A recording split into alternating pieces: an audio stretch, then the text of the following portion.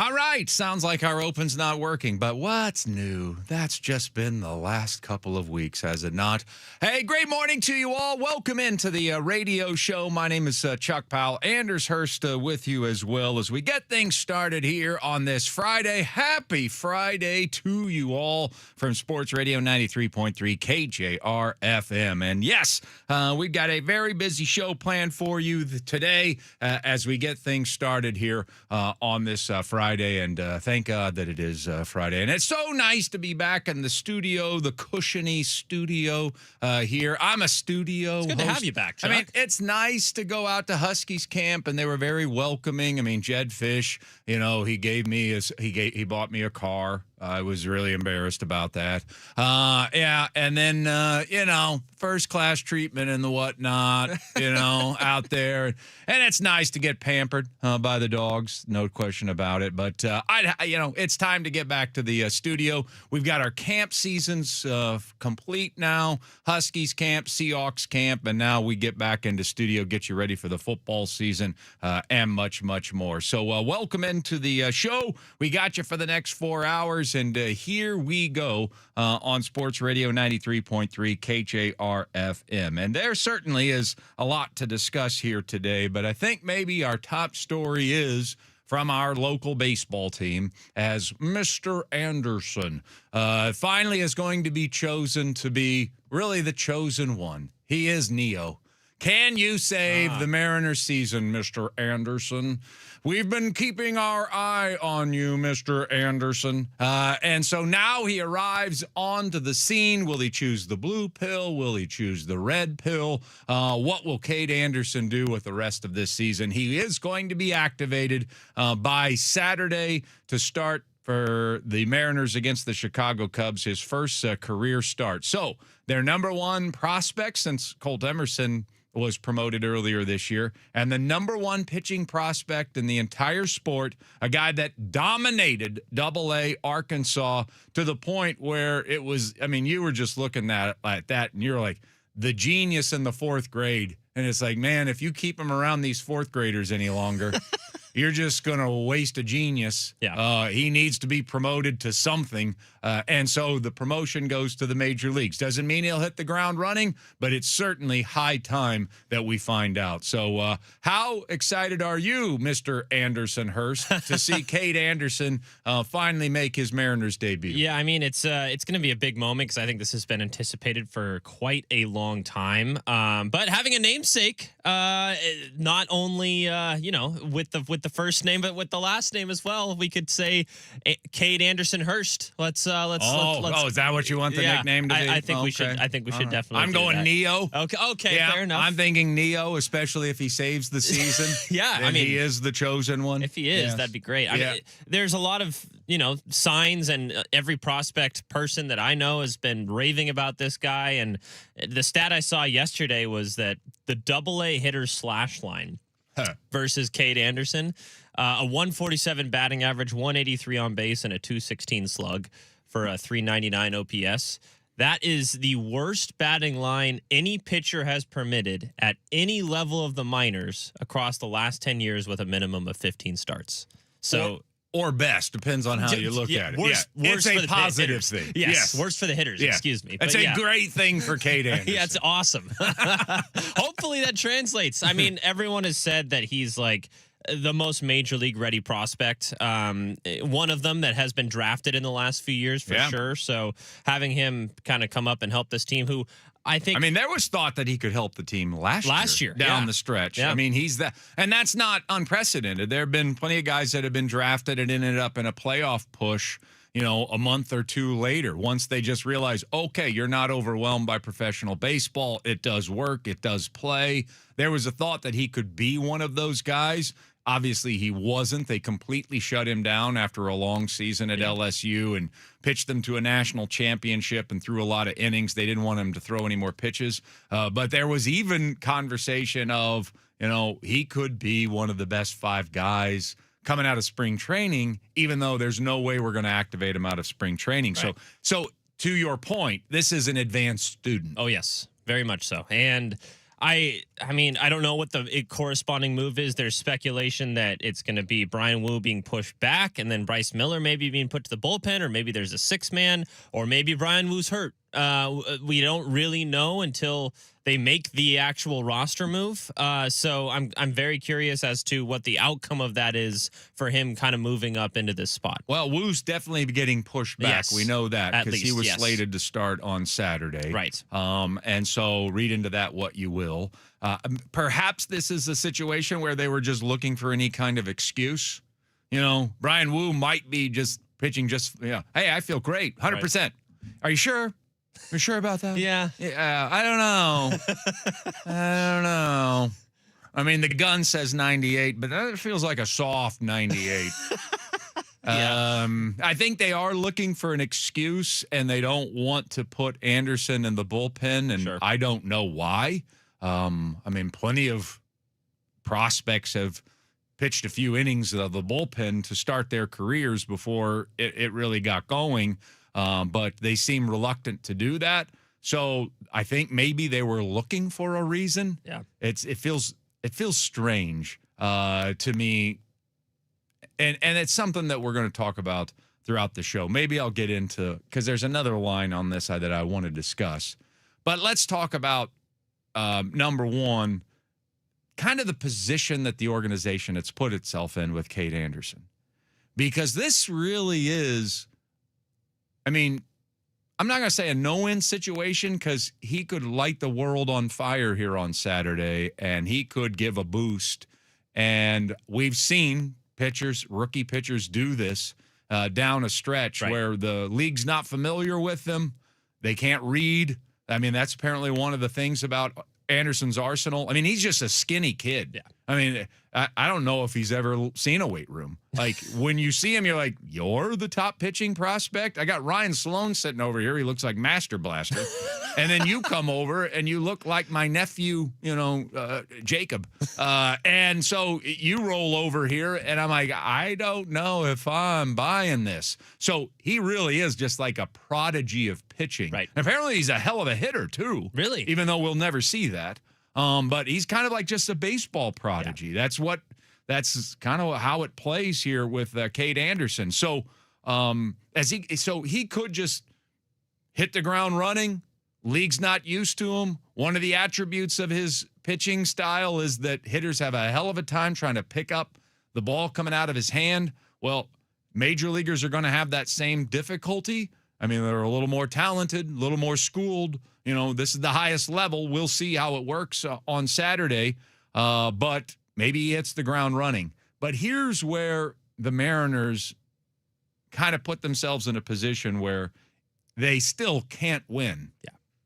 Because they could activate him, and he's successful, and we'll say, well, why wasn't he activated earlier? Exactly. I think that'll be the overwhelming emotion from this, but yes. Or they activate him and he's not successful, and the fan base will be like, why did you even activate him? Yeah. You waited this long. Yeah. You're 8 games under 500. Like, a starting pitcher is going to save the season at this point. So there's really this tug and pull with the Mariners with this decision. I think maybe I will get into that strand of conversation. It kind of speaks to like the mixed messages that I've gotten from this team in the last month and a half. Like, some things they do speak to urgency, and some things they do don't speak to it at all. And that's kind of the thing about urgency. I mean, I could look up the definition, I guess. Maybe I need to brush up on it. But that's kind of the thing about urgency. You always have to be urgent. If you're in a state of urgency, you don't get to then, I mean, if you're running out of the building because it's on fire, you don't get out to the stairwell and say, whew, thank God I got to the stairwell. I'm going to have a sandwich. Great. Yeah, and then you raise, okay, I better get out of the stairwell. I can smell the smoke. I got to get out of the stairwell. And then you get to the bottom of the stairwell and like, oh my gosh, I want to hear that new song by Drake. Anybody up for dancing? Yeah. Hey, the building's on fire. It's all right. let's dance. You know, if you're going to sort of even Dan Wilson's managing, like some games lately, he's like, I'm going to put Jose Ferrer into the fourth inning. But then 2 days later, I'm going to let Christian Yelich hit a 3-run homer off of my tired-ass pitcher to blow this game out, even though Ferrer's up in the bullpen and ready to go. Yeah, and with Bryce Miller having not had a good start in the last 6 before that. Right? Even yesterday, and granted, I didn't invest a lot in yesterday because I was spent. When you're an insomniac and you can sleep, you fall asleep when you can. Great. So I slept through. Once it was 6-0. Right. I ended up sleeping a lot. Had we come back, I probably would have rewatched it from the beginning. Sure. But I didn't. I didn't want to watch a loss. But you're not alone. So correct me where I'm wrong here, but you're down 2. You've been acting somewhat with urgency lately. Yeah. Gabe Spire threw 2 pitches the night before. You're a bloop and a blast away from a comeback of your own against the Milwaukee Brewers. And you throw Jonathan Diaz, who's going to get cut tomorrow. Yeah. Like, you're not really? Yeah. Like, are you urgent about this or not? And it's the same thing about the front office. Like, I called Cade Anderson at the beginning of the year the September Southpaw because I thought we were going to see him in September. I thought he was going to pitch some meaningful innings, but I also thought we would already have like a 9-10 game cushion in the American League West, and you could just experiment with Cade and try to figure out the right role. I have, in my head, thought Cade Anderson was going to be a part of our playoff roster all season long. Well, now we've got to somehow get in the playoffs for that to be even a possibility.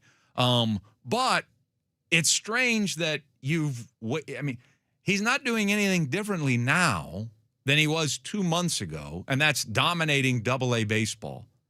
You haven't tested him against Triple-A baseball, and yet, yes, he's shown more domination. He's giving you more evidence, but not any different evidence. So this team, I think, should have been in an urgent mode, and some of the things that they've done, including the trading deadline where they added, have suggested urgency. Absolutely. And yet here you have, as we've discussed, this weapon in Cade Anderson, and then we're just going to wait. And so I'm like, okay, are we really doing we're going to wait till September call-ups and not start his clock? I thought we were done with that in Major League Baseball. And no, we're not doing that either. We were really waiting for a pitcher to possibly not make his next start. Yeah. After the whole piggyback experience and the 6-man rotation and the trading of Luis Castillo, they were still just waiting on an opportunity for Cade Anderson to make a spot start. Yeah. Is that what I'm reading at this point? So Anders is just like, let's make no mistake about it. You need to be in urgency mode across the board. That means Julio Rodriguez doesn't show up after a day and a half off and have one of the worst at-bats of the entire season with a runner at third and 2 outs.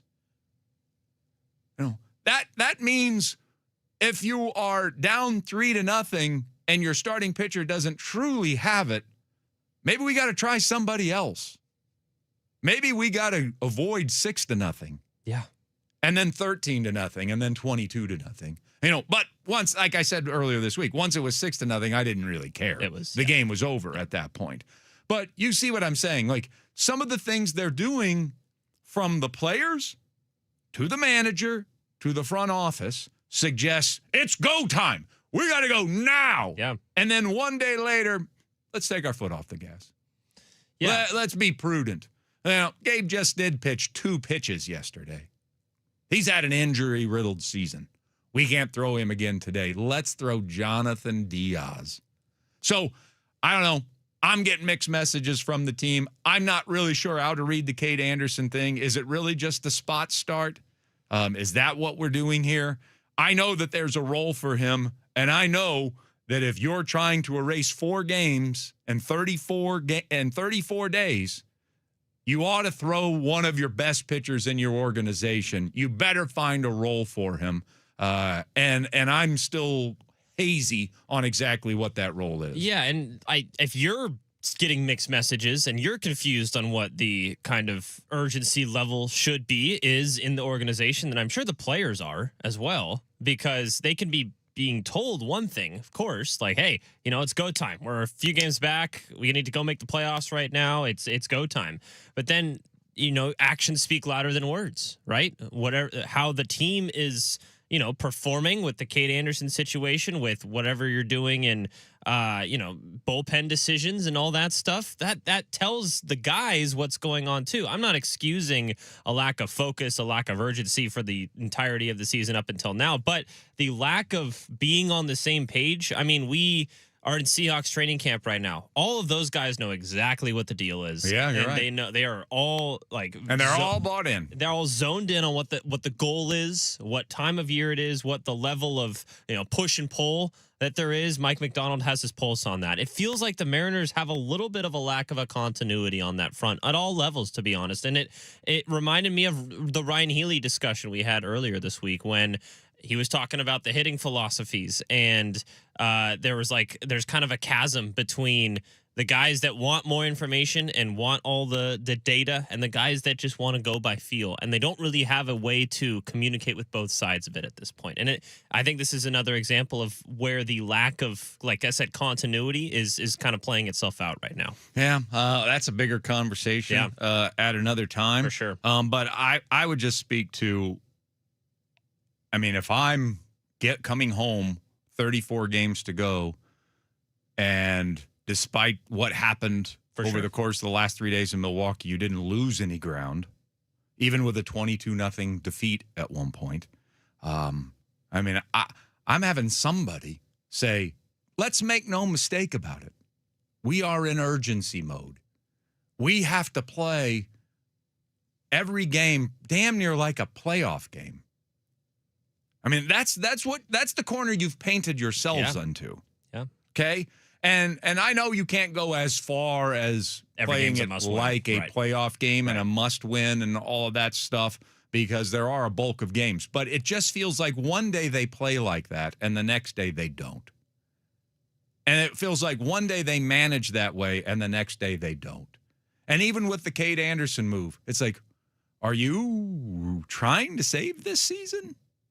Or are you just trying to get a look at Kate Anderson to see what you've got, to see if he's ready for this? I'm a little confused. I'm a little confused by how they're handling the last month and a half, and I'd like for them to get on the same page. You play with your hair on fire for 3 days in Houston, and then the first inning in Milwaukee, you are sleepwalking onto the field, even though you've had a day and a half off to get rested up. It's not like you got jet lag. Right. It's not like you flew in from Amsterdam. Yeah. So why the lack of energy? Why the lack of focus in the very first inning of the first game that set the tone for a 22-0 bloodletting in Wisconsin? So, if they're not on the same page, if the message is not clear, I get it. We keep asking for them to have meetings and closed-door meetings and ass chewings and everything else, because we don't know what's really going on behind the scenes. But my gosh, if you are having these conversations, it's not soaking in. No, it's not. And I would love for that to start tonight. All right, let's find out what's on tap. May I have your attention, please? This is What's on Tap, brought to you by Emerald Queen Casino, bringing you the best in live music, entertainment, dining, and gaming. Emerald Queen Casino, always entertaining. For more info, visit emeraldqueen.com. So the 60 and 68 Mariners in action tonight at home against the Chicago Cubs. My goodness, at the beginning of the year, this was a weekend that I circled. Oh, man, how great is that going to be? Yeah. Cubs are going to be vying for the division title. Mariners are going to be trying to put their playoff positioning together. We could probably start having a conversation about how you would set your roster and your rotation for the playoffs at that point. World Series preview? Ha, ha, ha, ha, ha, ha. Very fair. Yeah. Completely different scenario. It's like, win! Yeah. No! Wake up! No other qualms about it. Just win, please. Mariners 4 games back at the Houston Astros. Emerson Hancock starts tonight for us, and of course the Cubs are going to throw a lefty. I'm sure they reshuffled the entire Sure deck they did. to make sure that they threw a lefty against us. So we'll face David Peterson. NFL preseason week number 2 got started last night. The Las Vegas Raiders won somehow over Houston, 22-20.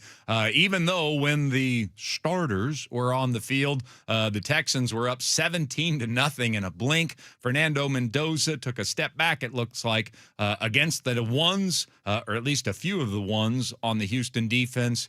He was 8 for 15 passing. He threw a pick 6 last night, and Houston 1 point at a 17-0 lead before the end of the first quarter. Then in the second game, San Francisco just demolished the Los Angeles Chargers 41-17. And this is the problem. This is what I hate about preseason football. And I really am to the point where I hate it.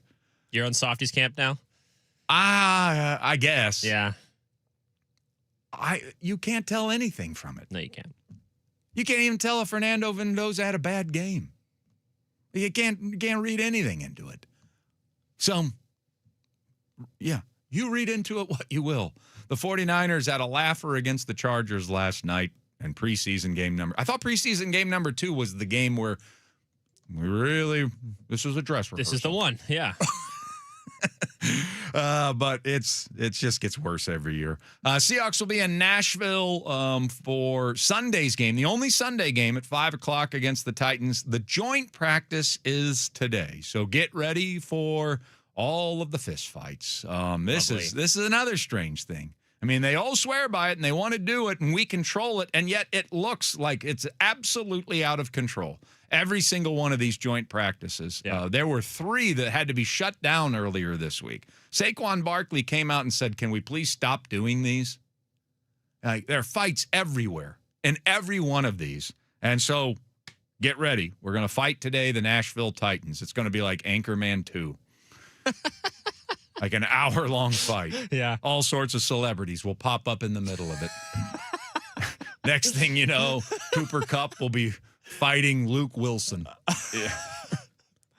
Richard Sherman will come out and just lay some punches. Yeah, Richard Sherman versus Tim Robbins right in the middle of the field. Huskies camp continues without us. I guess they're going to continue, even though we're not out there today. The mock game tomorrow and Fan Fest at 4:20, so a busy day out there on Montlake. And the Sounders need a win desperately. They'll be in Cincinnati tomorrow at 4:30 to try to snap their 8-game losing streak within the MLS, taking on FC Cincinnati, which is a pretty new franchise. But they have a winning record. Yeah. Weird. Yeah. Kraken, take note. Yeah. Mariners Morning After next. Sports Radio 93.3 KJR FM.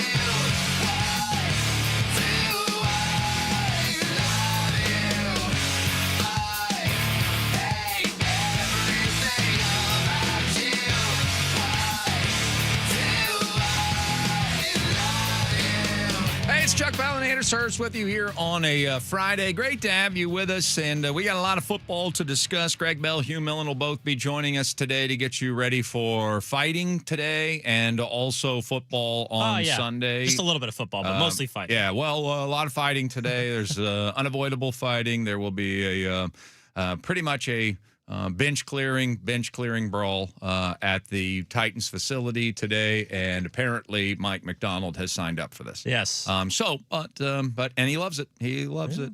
So we'll talk with Greg Bell about that at 7:05. Probably talk more about the game itself with Hugh Millen coming up at 9 o'clock today. But it is time for Mariners Morning After. We do have to recap the Mariners game from the day before. Even when it's a day game, we do Mariners Morning After. It's our post-game show, a highlight, a soundbite, a preview of what's going on tonight. And yesterday, I mean, you want to talk about things happening fast. I was driving home from Huskies camp and our Huskies camp coverage, and I'm listening to the start of the Mariners game, and I'm thinking about the sushi I'm going to buy from my friend Perry. Yes. And taking that home and watching the Mariners game, little late morning action. Very excited about it. Ended up in a phone conversation where, pull back the curtain, got in a huge argument with my girlfriend. Excellent. Over the phone. Very angry. Hung up on her. Oh. In the parking lot. Went in, saw Perry at the Woodinville Bodega. And I walk in and he goes, he's just shaking his head at me. And I'm like, what? I know I haven't seen you in a couple of weeks, but, you know, it's your old friend Chuck. Is there got a booger in my nose? What's going on? Yeah. What's happening? Do I look old? What? Did he overhear your phone conversation? Did I say something? Yeah, exactly. You think I'm mean? You didn't like the Jed Fish Damon Williams interview? What? What's going on? And he goes, well, you don't know? And I go, what? What's happened? And he goes, 6-0 already. I'm like, no, it isn't. Because I'd forgotten that I spent more of the drive than I realized, arguing with the unicorn. And so by the time that I got back to thinking about Mariners baseball, the team was already down 6-0. What happened to that whole pitching advantage nonsense that we were discussing yesterday? Robert Gasser versus George Kirby. We had the edge in that, but unfortunately, George did not bring his edge. High chopper, that's into the outfield. That's going to chase home 2 more. Yelich is going to score. Ortiz is going to score. And Kirby's afternoon has taken a drastic turn. It's a lonely place to be. Trust me, I've been there plenty where you come out and all of a sudden 5 runs. They've only got the 1 out for George Kirby. I feel like any kind of contact they're making is finding the outfield somehow. I wasn't going to rewatch this. No, you don't want to. Let me guess. Was there a bloop hit at some point in the first inning and he just stopped being competitive? Bingo. That's exactly what happened. And this, honestly, I did not watch it. I wasn't going to go back and watch a 6-run inning on a Friday when I'm struggling with insomnia and had a chance. In fact, I wasn't going to do it. This hit that I just played, Garrett Mitchell, he chopped it against the ground. It goes over Josh Naylor's head into the outfield for a hit. Well, that was already 5-0. Right. That what made I'm it asking 5-0. is, was there anything before that? Yeah, there was a couple close ones. One goes down the line, barely stays fair. Because that's the MO. That is him. And we've seen it with Wu a little bit on the road this year, even though I think he's a competitive dragon. Maybe too much. But I think that was like some psychological damage to Brian. He was like, he goes in every time like, this is going to work out this time. Oh, no, it's not. Yeah. And then the roof caves in, and I think there's an issue there. Well, with George, this has been sort of his bugaboo. Yeah. And that is if he has a little bit of bad luck, if a guy beats him on a pitch he thinks he shouldn't have beaten him on, then the next thing you know, he's not competitive on the mound. And that's the only thing I could think of. Like, how do you fall behind 6-0 with a talent like George Kirby on the mound when we're supposed to be operating in this time period of urgency.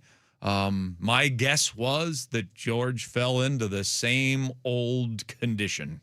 Yeah, I think maybe it wasn't like full on like, oh my God, Bermuda Triangle parachute ball or something like that, but it was just contact. Like there was the double down the line from Gary Sanchez to make it 1-0, I believe, was like a foot from being foul, right? Something like that, and it wasn't like smacked hard or anything like that. It wasn't a full on line drive. It was like a pretty like halfway down the line, and But there was a woe is me. Yes, 100%. Look at my crappy luck. Yep. Oh man, Gary Sanchez should never get a hit off me. It's true. Kind of mentality. Yeah, and that's kind of exactly the vibe and it was like, okay, well, game over, first inning. Like, It does feel that way with this team. Yeah. They did come back. They did score twice in the second. They scored twice more in the fourth, to George's credit. They fought to the end. Whatever conversation, well, I don't think that. Whatever conversation was held with him between the first and the second inning, he dug a little deeper, kept him in the ball game. It was 6-4, but then you don't score another run. Chad Patrick is too difficult to solve. Yeah. And so you don't score another run, and you're within a bloop and a blast, and Dan Wilson puts Jonathan Diaz in the game, who had just been activated. Garrett Mitchell hits a home run to make it 7-4, and then that's pretty much all she wrote. Yeah. Mariners do lose to the Milwaukee Brewers 7-4. They do lose the series 2-1. Here is Dan after the game. Whoa. That's not Dan after the game. Felt like, this is a team that even when you get to 2 strikes, they're going to put some, they're going to make you work. And just seemed like we couldn't put guys away there in that first inning. And then they were able to find barrels and keep the line moving on George. And, oftentimes we talk about it, if you can get to a guy in the first inning, that's, when you want to do it. And, before I think George was able to, get settled in, that they were able to get to him. And I thought to be fair, I thought after that first inning, he did his best to give us as much as he had today, which is what we needed. But the damage was done early, and we just weren't able to overcome it. Dan Wilson after the game. Emerson Hancock starts tonight against the Chicago Cubs, who are in town for a weekend series. It'll be a 7:10 first pitch tonight. And forgive me, I was previewing in my brain 2 different games because we have the Cade Anderson start on Saturday. Anderson will be facing the left-hander David Peterson. Ah, okay. Okay. Tonight we'll face left-hander Matthew Boyd. Wrong lefty, Chuck. Yeah, exactly. But I mean, at this stage, it's pretty clear. Teams are just like planning weeks in advance to throw as many. We are facing 3 left-handers this weekend. Oh, lovely. Yeah. Yeah. Boyd, Peterson, Imanaga. Yeah, and let's give Cade Anderson his debut against the team that hits the lefties the best, by the way, in the Chicago Cubs. Yeah. So, teams have realized your weakness, yes, and they are attacking it with fervor. So Matthew Boyd, local product, former Mariner, will start for the Cubs tonight. First pitch is at 7:10. We'll certainly be talking more about this a little bit later on in the program, including more on Cade Anderson. But coming up next, a bold move by a local, and I hope I didn't have anything to do with this. Sports Radio 93.3 KJR FM.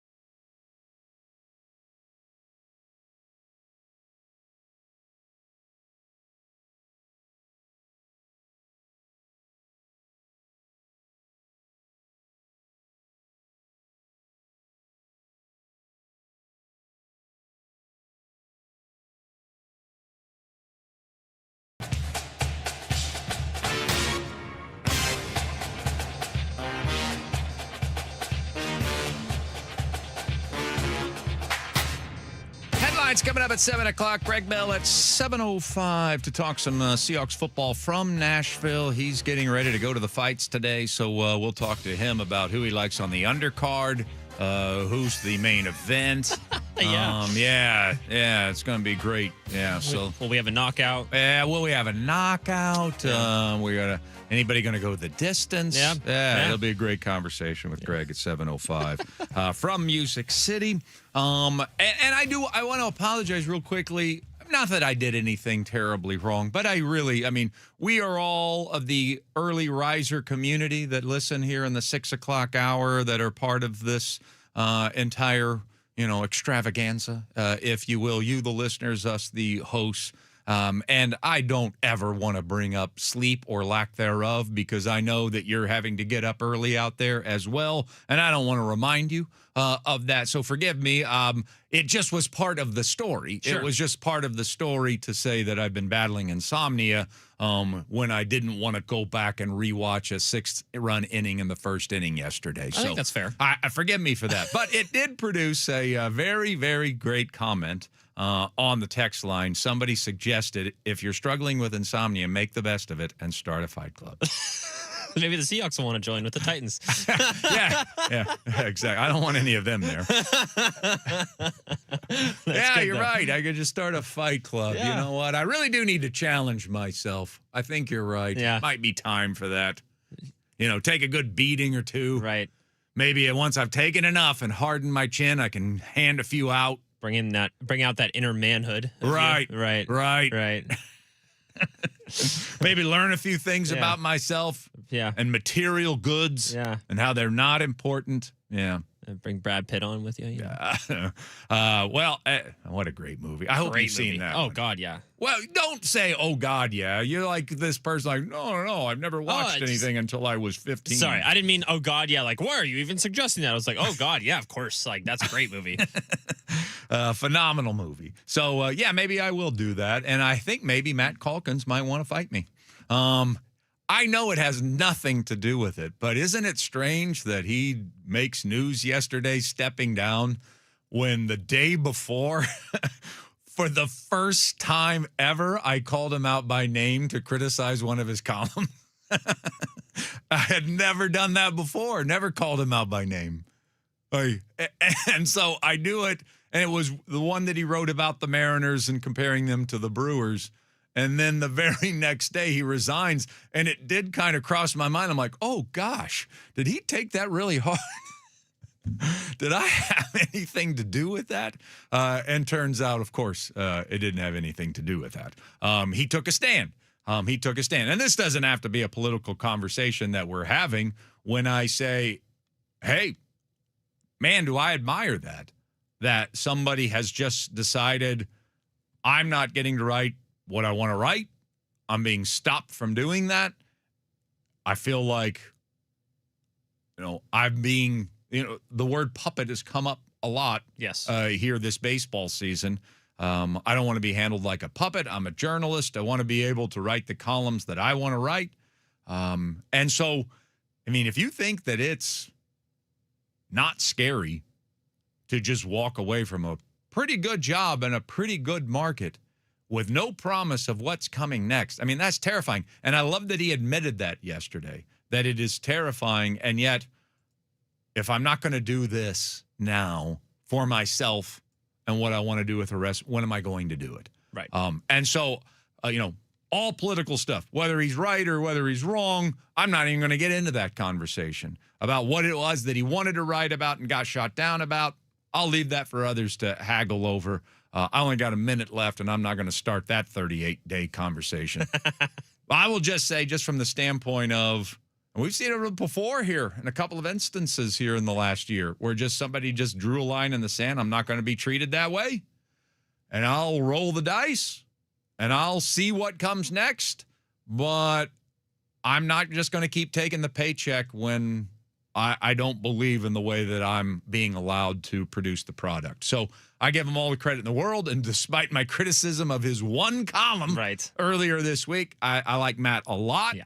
I think he's done a good job here in Seattle. I know that the staff over there likes Matt a lot. He's part of a brotherhood over there with the local newspaper. And so I'll just say I wish him the best. And I don't know where it's going to take you either, Bud, but I hope it's in a good place. Yeah, I don't know Matt personally, so I can't speak to the personal relationship side of things, but everything I've been told from people in the business is he's a great dude. I listened to the interview with him and Softy and Dick yesterday, and that was awesome to hear from him. And and I totally agree with you. Like wherever you stand on the actual issue, stand. The quote is, you got to stand for something or you'll fall for anything, right? So.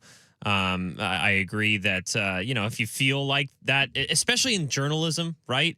It's one thing to in another line of work. I'm not going to give an example, but if you feel like you're just kind of a shrew or a puppet, like so to speak, but you're collecting a paycheck and you're not affecting someone else. Journalism, you are like reporting to the world, or you're giving your opinions to the public, right? And that's where it feels like, hey, if I'm not allowed to do that, do my job in the right way, I need to find a place where that will be the case. So good for him. And you're right, it is scary, just kind of jumping off ship for not knowing what's coming next. So the good news for Matt is he will continue to be a ladies' man in Bellevue.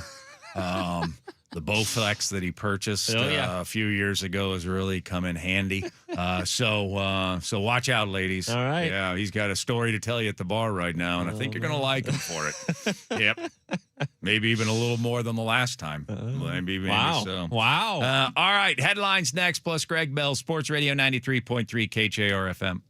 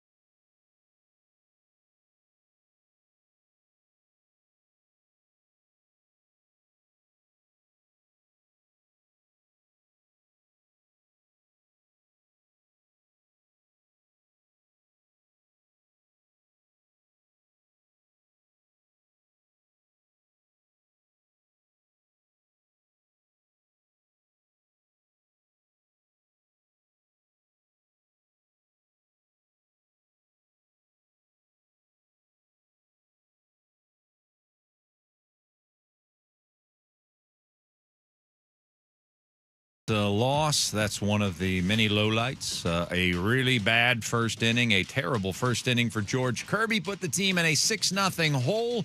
They did do a little rallying, but stopped scoring themselves after they cut the lead to 2 and end up losing 7-4 to the Milwaukee Brewers. They end up losing 2 games out of 3 in the series. And here's the thing. When they lost 22-0, they didn't lose any ground to the Houston Astros. When they won 7-5, they didn't gain any ground on the Houston Astros. And when they lost yesterday 7-4, they didn't lose any ground to the Houston Astros. And so they sit at 4 games back in the American League West, despite the disgusting 8 games under 500, 60-68 record that they have right now with 34 games to go. But that doesn't mean that damage wasn't done by losing 2 out of 3 to Milwaukee, because obviously it has cut down the amount of games that you have left to play to try and chase the Astros down. So, again, the same key remains. This team has to play with urgency. They have to approach nearly every game like it's a damn playoff game. I'm not saying to go all in and do that, but a lot more urgency than what the manager's showing, the front office is showing, and certainly what the players are showing right now. You can't just show up every other day. And so we'll see if it kicks in at home tonight against the Chicago Cubs. 7:10 first pitch against the Cubs and PCA, who we'll talk about a little bit later on this hour. And your pitching matchup is Emerson Hancock for the good guys, and for the Northsiders, it will be a former Seattle resident, a former Seattle Mariner, Matthew Boyd, will get the start tonight for the Cubs. Is he a lefty, Chuck? Yeah, he's a lefty. Oh, we will okay, face cool. 3 lefties. For the Cubs, this is sort of like when you're planning a vacation and you're like, well, we want to get there when the weather's the best. So you plan it in advance. Yeah. You use the Farmer's Almanac. You want to make sure that when you go to Aruba, you're getting the best kind of Aruba conditions there are. The Cubs a year ago were like, where can we face a team where we can throw all 3 left-handers? All right, let's circle this weekend. There we go. Seattle. In Seattle, yeah. So, yeah, we're going to face 3 lefties over the weekend. Should be fun. Some other news in your Frostbrewed Coors Light headlines. Huskies camp continues without me. I know it's going to be hard, but Jed, you stay strong. You're going to be all right, young man. Damon, keep it up. Okay. The Huskies will have their mock game tomorrow at 6:30. Their Fan Fest at 4:20. If those things interest you, and they should, it's a chance for them to reach out to you and say thanks. So get on out there. Sounders in action tomorrow at 4:30 against Cincinnati. The Sounders, it's just really weird for the Sounders to be in such a funk, but they have an 8-game losing streak in the MLS. Brian Schmetzer's team seems lost for answers right now. Maybe they'll find some tomorrow in Cincinnati. And if not, go have some chili with spaghetti underneath it. Gross. It always makes you feel better. Finally, NFL preseason week number 2 started yesterday with Vegas winning over Houston 22-20, despite Fernando Mendoza's poor play being the headline. And the 49ers defeated the Chargers 41-17. There'll be games tonight. There'll be games tomorrow in the National Football League. And then on Sunday, the Seahawks will finally play. They'll have the entire day to themselves. It's the only game on Sunday in Nashville against the Tennessee Titans, which is where our own Greg Bell is right now. Let's check in with our Seahawks insider. As part of our continuing NFL coverage for the 12th man, this is 12th Man News, part of Chuck's daily visit with our own Greg Bell. Brought to you by Emerald Queen Casino, bringing you the best in live music, entertainment, dining, and gaming. Emerald Queen Casino, always entertaining. For more info, visit emeraldqueen.com. All right. Let's find out what you did yesterday in Nashville. I mean, you had plenty of chance to get rested up, get some hot chicken or some barbecue in your belly. What did Greg Bell do with Wendy to paint the town last night? Well, first you had me walk all the way to Vanderbilt in 95-degree heat and humidity. I love campuses. I love college campuses. The Vanderbilt area, the West End, past Music Row is really cool. That whole area is really neat. So we walked from downtown to all the way to Vanderbilt and back. So that was a little unusual. People were staring at us like, "Why are you outside?" It was so hot here. And then we went to an Indian restaurant, which people here were like, "What?" No, Huh. I've been to 1,000 barbecue places here, but Okay. vegetarian Like it. white. We Yeah. went to the Indian restaurant. Yeah. And then Okay. we'll hit up some barbecues later. Okay. And Broadway and the stage, and it was good. Yeah. She's used to seeing you eat meat, though, even though she won't touch it herself. Correct. Okay. All right. All right. Yeah. You can have some barbecue, and you did Indian, and that's a good little balance right there. That's the thing about Greg Bell. There's a lot of things to admire about Greg Bell. Good at his job, military background, the apple of his parents' eye, throughout his entire life. But I think what I admire most about Greg is that he and Wendy don't sit around in a hotel and watch a movie. They go out and they do stuff. She's thinking about going to Dolly Parton's place, which is way, way out in the Smoky Mountains, like 3 hours from here. Dolly's sick right now, and she's a legend. You might have to do a little tip of the cap to Dolly while you're there. I don't think that's a terrible idea. Yeah. She loves Dolly Parton, everything she stands for. Yeah. That might be what Wendy's doing while I'm at Seahawks Titans today.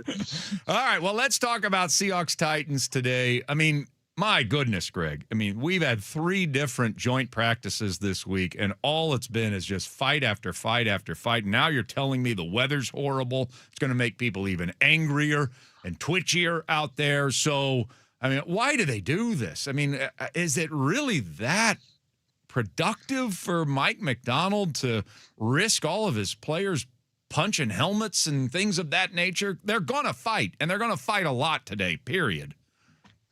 Right. But yes, it is worth it. Okay. And he's counting on them to be smart about, like, don't take your helmet off.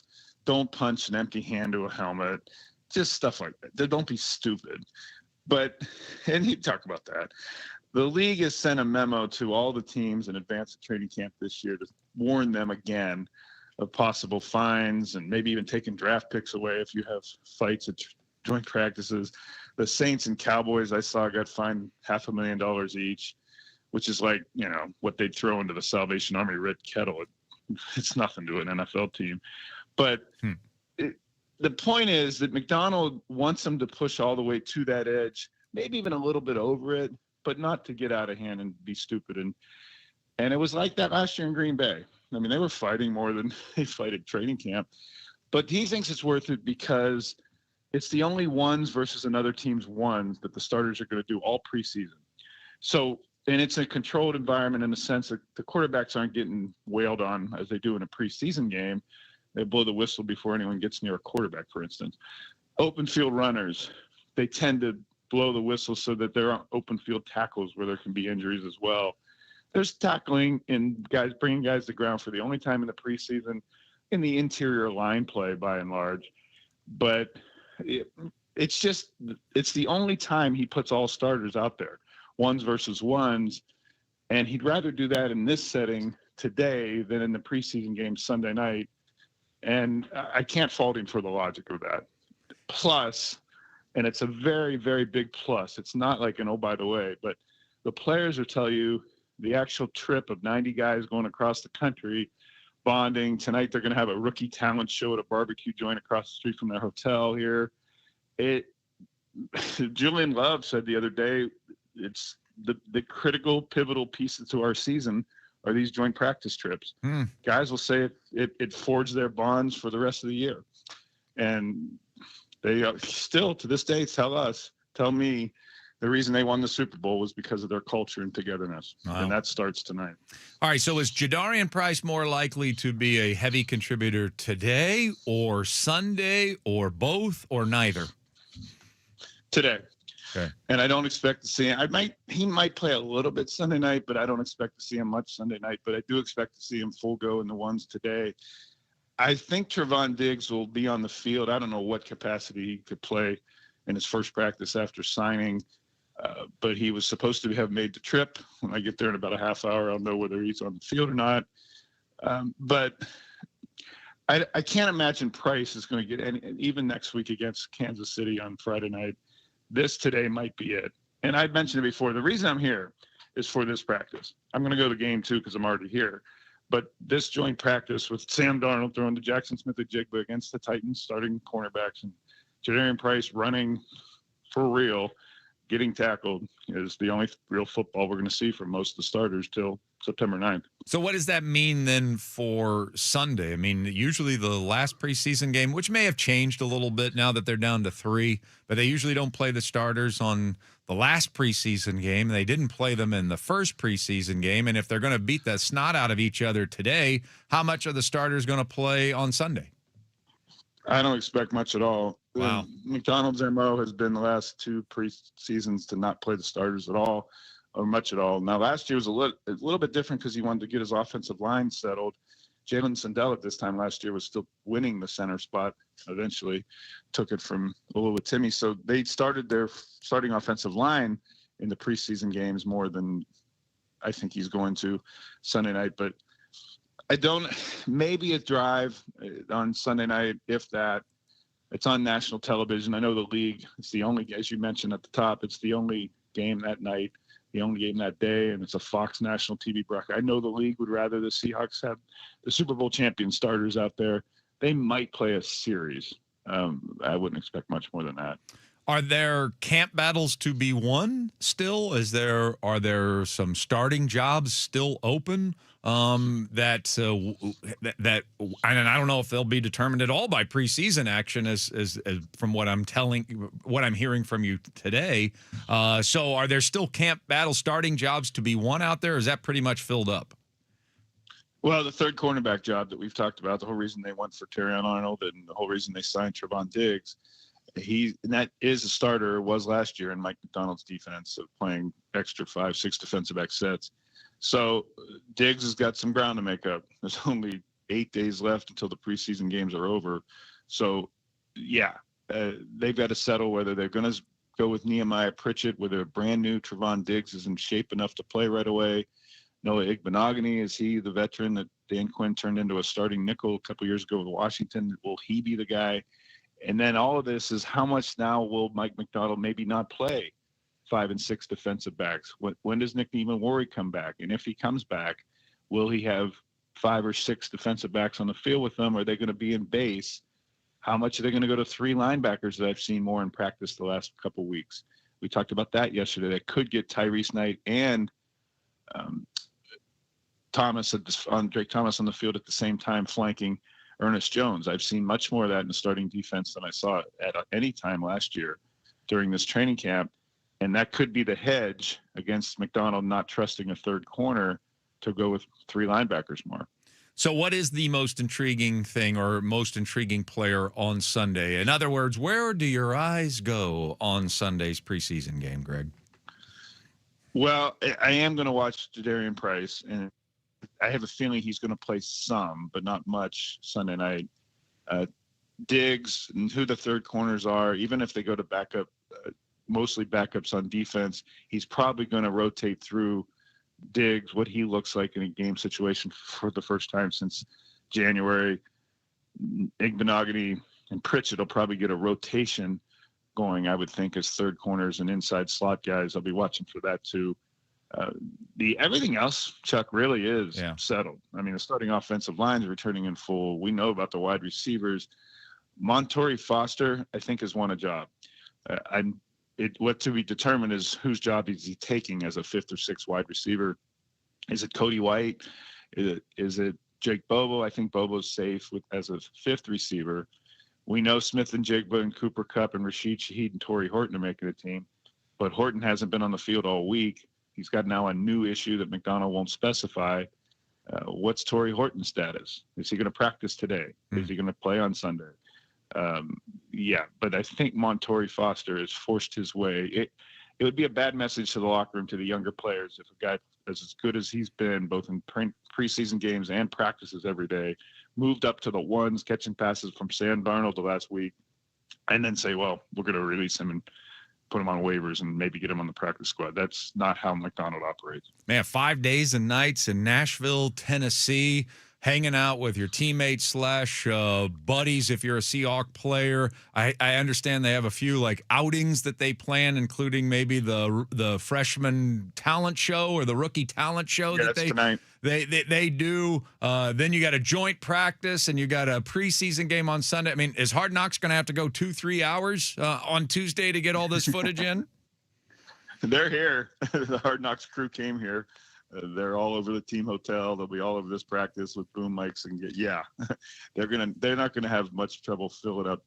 Put it this way, there's not gonna be a scene of Sam Darnold's spiral for 15 minutes in this upcoming episode. They're gonna have enough other things to cover. You know how much Hugh Millen enjoyed seeing that 15 minutes. He slowed it down. Yeah, he put it into slow mo so it would last 45 minutes. Yeah, that's porn for Hugh Millen. He's probably got that on a beta tape right already.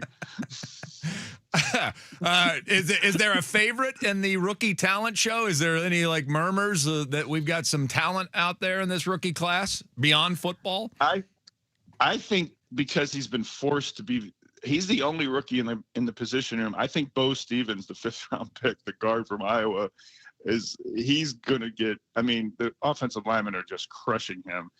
They made him, John Benton, the offensive line coach, made him be the MC hype guy for the fans at every public practice that they had out there. I think you heard him a couple of times when you were out there. Yeah. John Benton put him up to that. He's the only rookie on the offensive line, so he's been getting all kinds of stuff from everybody else, including Gray Zabel, who had to do it last year. There's a lot of pressure on Bo Stevens to have a good performance in that talent show tonight. Isn't that crazy? It's so strange for him. He told us this. It's like, I was a captain. I was a leader. I was the alpha male in the room. And now I'm the guy being picked on. It's been a strange experience for him at camp. And I get that. Yes. He'll never feel more picked on in his life probably than tonight. And especially if he doesn't perform. There are guys around this camp this week, Chuck, that have been talking more about this talent show and looking forward to it than the game and the practice. Not for just the bonding, but they want to see who steps up. Montori Foster actually could win a roster spot tonight at the barbecue joint over on the field this afternoon. I hope Bo Stevens sings like Pavarotti and dances like Usher. That's my wish. Like, they just leaves them slack-jawed. They cannot believe they're watching one of the great talents that's ever taken a stage. That's what I hope for. Gray Zabel, farmer from South Dakota, was singing Future at this event last year in Green Bay. And I take it you don't get a ticket to this? You don't get a front row seat? They keep this to themselves?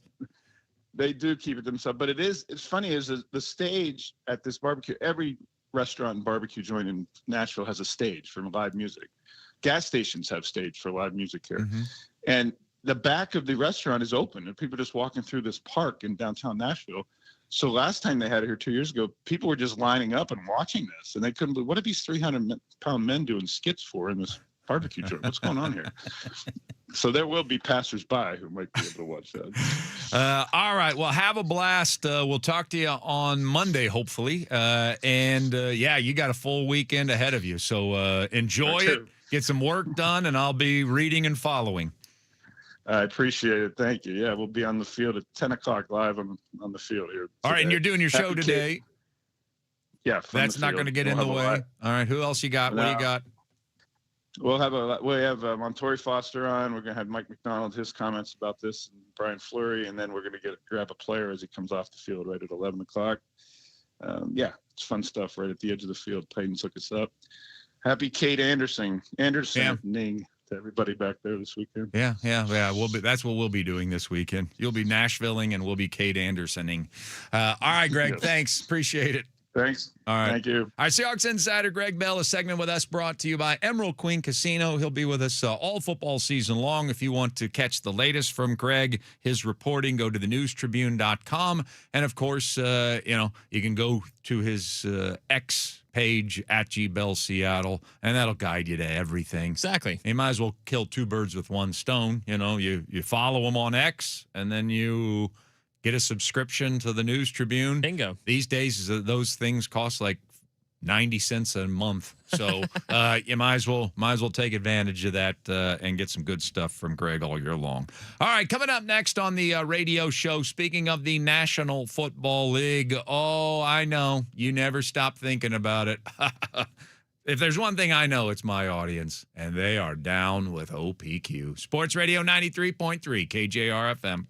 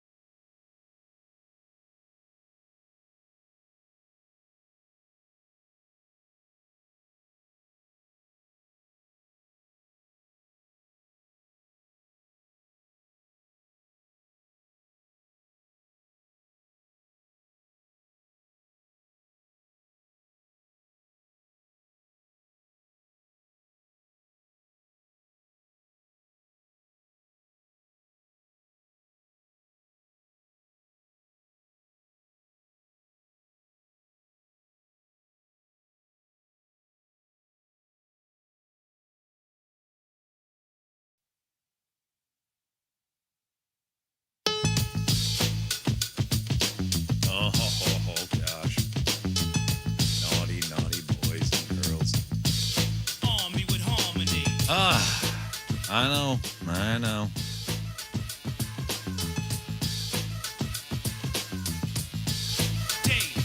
You're down with OPQ? Yeah, I know you. You're down with OPQ? Yeah, I know you. You're down with OPQ? Yes, I know you. Naughty characters. Yeah. That's the thing. You see me in the club, I don't want to smell your fingers to see if they smell like Joe Burrow. Okay? Don't even pull that with me. All right? I just know you're down with OPQ.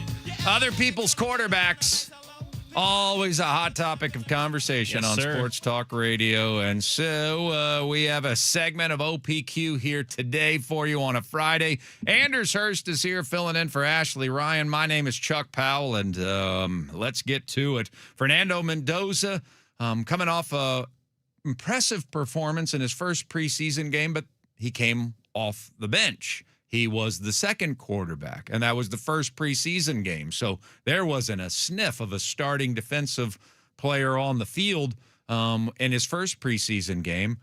Last night, he got the start. Kirk Cousins didn't play at all, even though Clint Kubiak has suddenly been very dark about whether or not he's fully committed to Kirk Cousins being the starting quarterback on opening day. I mean, we thought heading into camp that was already settled. Like the first few days of camp, there was some sort of story. I mean, I can't recall it 100%, but there was some sort of story that was leaked out there that Kirk Cousins is going to be the starter and Mendoza is going to, eventually be the starter, but they'll figure that out as the season goes along. But then after that first preseason game, I even heard Jason Smith talking about it on our airways, the national guy, talking about how he's sure Mendoza's going to end up being the starter on opening day, and was reading into a few things, maybe more aggressively than he should be. But Mendoza gets the start yesterday, and against a few starters from that Texans defense, struggled.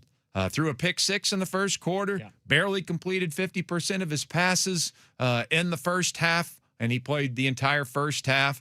And so suddenly it's pretty obvious Fernando Mendoza has a lot of work to do to be as good as Kirk Cousins in an NFL football game, or at least that. I mean, I don't know if it's obvious, but it seems like it's not a foregone conclusion like some are making it. So, I mean, I don't know why you'd be in any rush. Anders, kind of like it. If I'm a franchise that's not on the cusp of winning my division, I mean, I think it benefited Patrick Mahomes to sit. I think it would benefit I think it would have benefited Peyton Manning to sit rather than take a beating his first year. Troy Aikman to sit rather than take a beating his first year. But they pressed him into the action. They wanted them to take that beating, to get used to things, let the game slow down. And then by their second years, the greats like those two, they hit the ground running from their second year on. And they were number one overall picks. And that's what you've got in Fernando Mendoza. So he's supposed to be special. But I certainly don't hate the idea, if I am a Raider fan, that we sit Fernando Mendoza for most of the season, let him learn, don't take the enormous beating that he's likely going to take, and let Kirk Cousins try to guide us close to the playoffs. I think I'd be okay with that scenario. Yeah, and there are multiple ways to look at this, because on one hand, you definitely don't want to expose him to the Sam Darnold treatment at the Jets, right? Where he just gets it. I'm seeing ghosts, so to speak, right? Oh, gosh. I know. Who's coming on later? I know we don't like Don't that. I know we don't like that statement, but there is a lot to say about, letting the young guy watch from the sidelines, kind of learn the ways of the NFL and kind of get his feet wet, sort of thing. There are plenty of examples where that has benefited the player, whether 100%. they hate sitting on the bench or not. Yes, but then the other part of me thinks, okay, well, how much are they actually going to develop in the year that they're not playing, if that makes sense? Will reps on the field, going through their lumps, making mistakes in big time situations, but then learning from those mistakes, will that give him more of a fast track of a development than just watching from the sideline and then going through those things the next year, right? So that's where I'm kind of thinking both schools of thought can definitely prevail, but I think more often, that's the age-old debate. Right. But my argument is it's not the worst thing in the world. There are plenty of examples of guys that were in far worse quarterback room situations, guys that weren't even wanted on the team by the starting quarterback. You don't have that situation. Kirk Cousins knows the score. He knows Mendoza's eventually going to take the job from him. He just doesn't know when. Apparently, Cousins has made it clear, I'm not here to be his mentor. I'm also trying to accomplish some things as well. But if he can pick up some things, I'm certainly not going to get in the way of that, where some starting quarterbacks in the past have looked at that person as a threat, have mistreated them. Exactly. Favre mistreated Aaron Rodgers, and yet he still benefited from being around one of the all-time greats and Brett Favre. Joe Montana mistreated Steve Young, from what I've heard. Yep. Now, I've also heard Steve Young earned that by being a bit of a tool at times. But he benefited certainly from watching one of the all-time greats, whether he was embraced or not. Cousins isn't one of the all-time greats, but he's also, by everyone's account, one of the great teammates in the National Football League. Great leader, too. Yeah. And so I think Fernando Mendoza could benefit very easily from just sitting the entire year if it works out that way, because we've seen plenty of examples of guys that have benefited from that. Yeah, I think so. And it's probably like more often than not, that is what, especially with quarterbacks, right, where so much of the game is mental, right? You have the physical tools and you're going to go do that and kind of develop those year after year. But so much of the game is mental and learning about the process side of things more than the physical side of things. And that's where I think that's why those guys have developed the way they have when they have sat the year, right? Because they see it from a different perspective. They're hearing every play go through their headset, right? And they're kind of learning the playbook, and that's where I do think that it does become a little bit more of a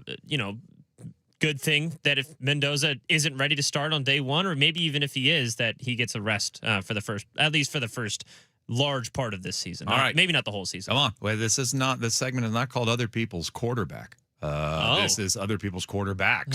So we got to get to more than just Fernando Mendoza here today. I want to talk about a tweet that Ryan Paginetti sent out. Now, you might not know the name Ryan Paginetti. I didn't either. But apparently he was an assistant coach for a few different teams, Eagles, Jaguars, and Raiders. And apparently he is he's turned to the media. He's like a strategy analytics coach. And so Ryan Paginetti had a tweet that he sent out this week that not almost everybody, but a lot of NFL players were retweeting this week. And it's something that we've talked about on this show a lot, as a matter of fact. Maybe we'll ask you about it at 9 o'clock.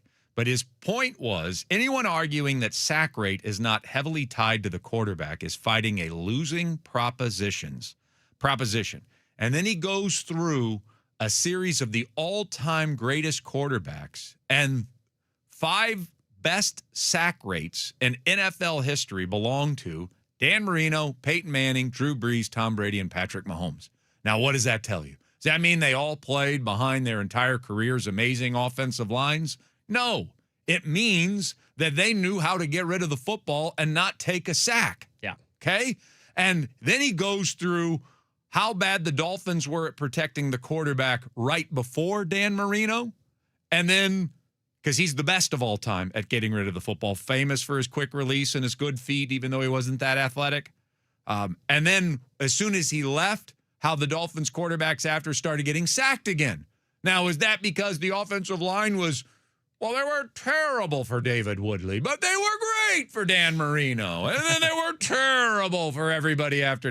No, it means Dan Marino knows how to get rid of the football. Truth of the matter is, his line didn't turn him into Dan Marino, the Hall of Famer. Dan Marino turned Dwight Stevenson, the center, into a Hall of Famer. True. Okay?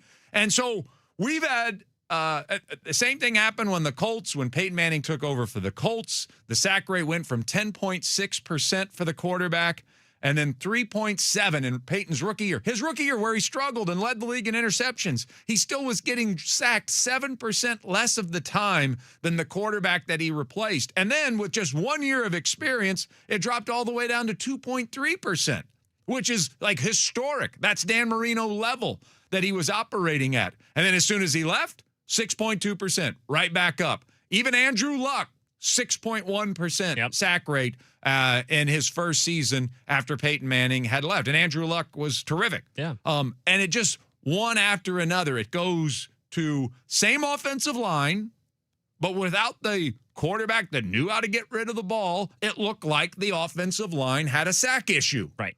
It looked like the offensive line was terrible. And then magically, once they had a great quarterback that knows how to get rid of the football, suddenly the offensive line looks spectacular. Exactly. Now let's apply this locally. I was saying this for years. I think Seahawks fans, I think 12s owe an awful lot of Seahawks offensive linemen an apology.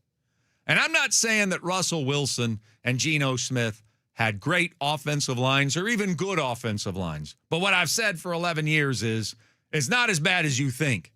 And the quarterback is having an awful lot to say about how often he's getting sacked.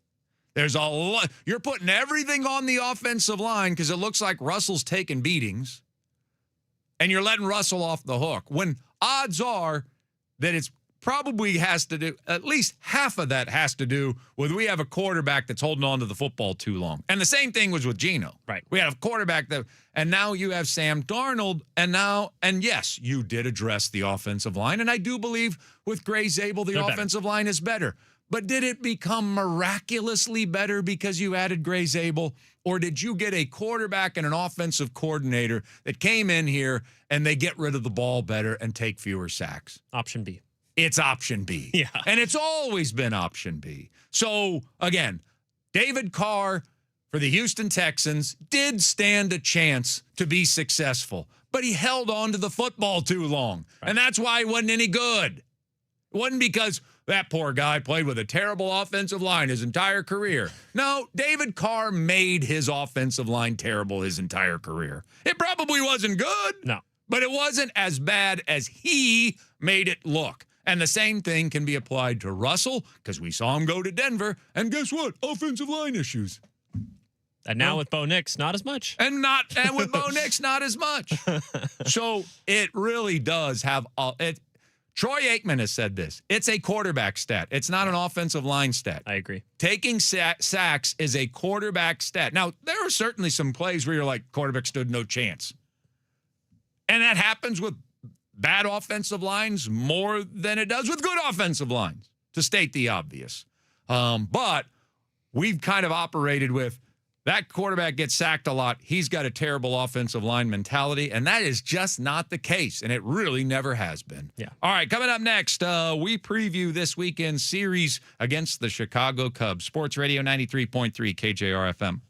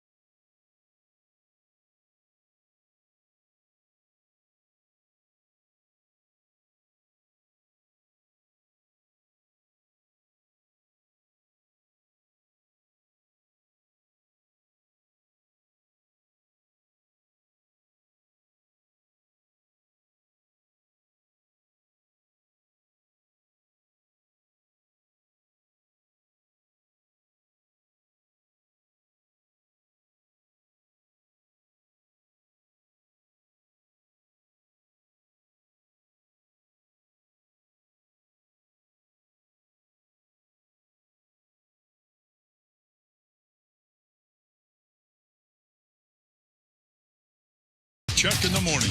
Brought to you by Tulip Resort Casino. When all you want is everything. Everything Tulip.com on Sports Radio 93.3 KJR FM.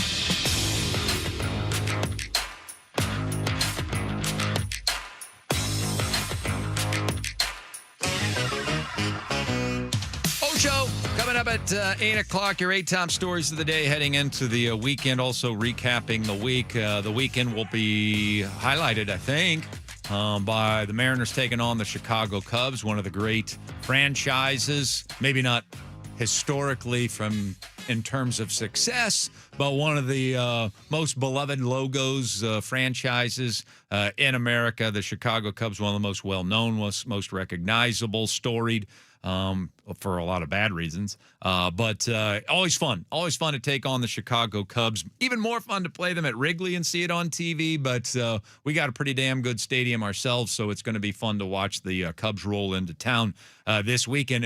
And we always provide a preview before every series. I want to get to a question for Anders in a second, so I'm going to go through the preview pretty quickly. The offense is really, I think, maybe the envy of the entire sport. I guess you could throw the Dodgers in there since they're just 1 through 9. Yeah. Good. Yeah. But in terms of like lefty, righty, power, speed, feistiness, putting the ball in play, veterans, youngsters, like they've just got a really good lineup. Yeah, I think it's arguably the most balanced lineup, right? The Dodgers have all the big names, and then they can go a little quiet sometimes if those big names aren't performing, but it just seems like they can score in any way the Cubs can. Yeah, and it's shown up. I mean, they've been very productive this year. So that's a really good lineup. Hopefully for this weekend, it's true that our backdrop is impossible to hit a baseball against. Yeah. Yeah, because they do definitely have an offensive advantage. Now, pitching-wise, they've been a mess this year. They've got 3 lefty starters going at it. They've ironed things out a little bit. Peterson's actually been of quality since they acquired him. He was terrible with the Mets before they acquired him. Matthew Boyd just continues to be steady Eddie out there. And Shoto Imanaga will have to face him as well, and he's probably their best starter at this point. But they've had a mess, both starting and relief pitching. So maybe we'll see a few runs scored this weekend from the Chicago Cubs. But the thing that I wanted to bring up in our couple minutes that we have remaining, where are you with the PCA versus Shohei MVP conversation right now? Because it's looking like it's those two head-to-head the rest of the season. Yeah, I think the big argument for Shohei, obviously, is what he does on the pitching side, but he hasn't done a ton of that this year. So where it gets to the point where I don't really value that as highly as I normally would. I mean, I don't have the innings pitch in front of me, but I know he hasn't pitched. 86. Something around there, 85, So it's 86. not a ton. I mean, it's not nothing also, but it's also not a ton. And the fact of the matter is PCA's right now the best defensive center fielder in baseball while almost having a 1.0 OPS, right? So that's where I think offensively they're pretty even. It's all about what you value more on their other things, where PCA gives you more defensively, obviously, but Shohei has the pitching. They're probably around the same in terms of the base running side of things. I probably, just in terms of the storylines, would go PCA because the Cubs are, even though they probably don't have the same record as the Dodgers right now, but they have had a great season, and he's the big reason why. Shohei, it feels like that even though he's still playing fantastically, it's a weird down year for him, and yet he's still in the MVP conversation. It's not a down year. Look again. It is not a down year. He's got like a 400 OPS. He's hit 30 home runs. He's got a 290 batting average. He's having a phenomenal year. And if you just compare offense to offense, Shohei versus PCA is pretty even. Yeah. It's a pretty even battle. So then people say, well, then you get the edge because Shohei pitches. And even if he only made 14 starts, there were 14 really good starts. And who can measure up to that? I say not so fast to that. I do too. I say when you have a Platinum Glove award-winning center fielder playing every day and bringing that defense every day versus a sometimes starting pitcher for the Los Angeles Dodgers who's only made half of his scheduled starts so far this season, I would argue that PCA's everyday Gold Glove, Platinum Glove defense in center field outproduces the Shohei pitching element. And then you add the stolen bases. They say he's the fastest guy in the league. It's either him or Bobby Witt Jr., PCA. Right. You add the stolen base. He's already a 30-30 guy with a month to go, so he could get 40-40 before it's all said and done. Shohei's done 50-50, by the way, in the past. I mean, right now, Fangraphs WAR has Pete Crow Armstrong number one in total WAR at 8.3. And that includes Shohei's pitching as well. Shohei is second at 7.0. That is a full run and a third better than Shohei Ohtani for second place. I mean, let's do a Hugh Millen. No, actually, it's not that far. Yeah. Another 1.3 gap. You only have to go down to 4. So it's definitely those two guys. But I think PCA, I mean, batting WAR, 8.3 WAR for PCA versus Shohei's 4. Yeah. Of course, Shohei doesn't play any defense, and that gets factored in. Of course. But I think it's PCA. I think it's Pete Crow Armstrong who we're going to see tonight. He will be the leadoff hitter. He will be the first person Kate Anderson faces Saturday in his major league career. How about that? Yeah, that's going to be a weird one. And when I say Shohei's a down year, it's like he's had the 3 previous years were 1 dotting OPS, so a 940 OPS does seem like a relatively down year for him. He got off to a slow which start. Is crazy to and me. he's really picked it up Yes, he as has. of late. Yes, he has. All right, coming up next, it's your Ocho, your 8 top stories of the day on Sports Radio 93.3 KJR FM.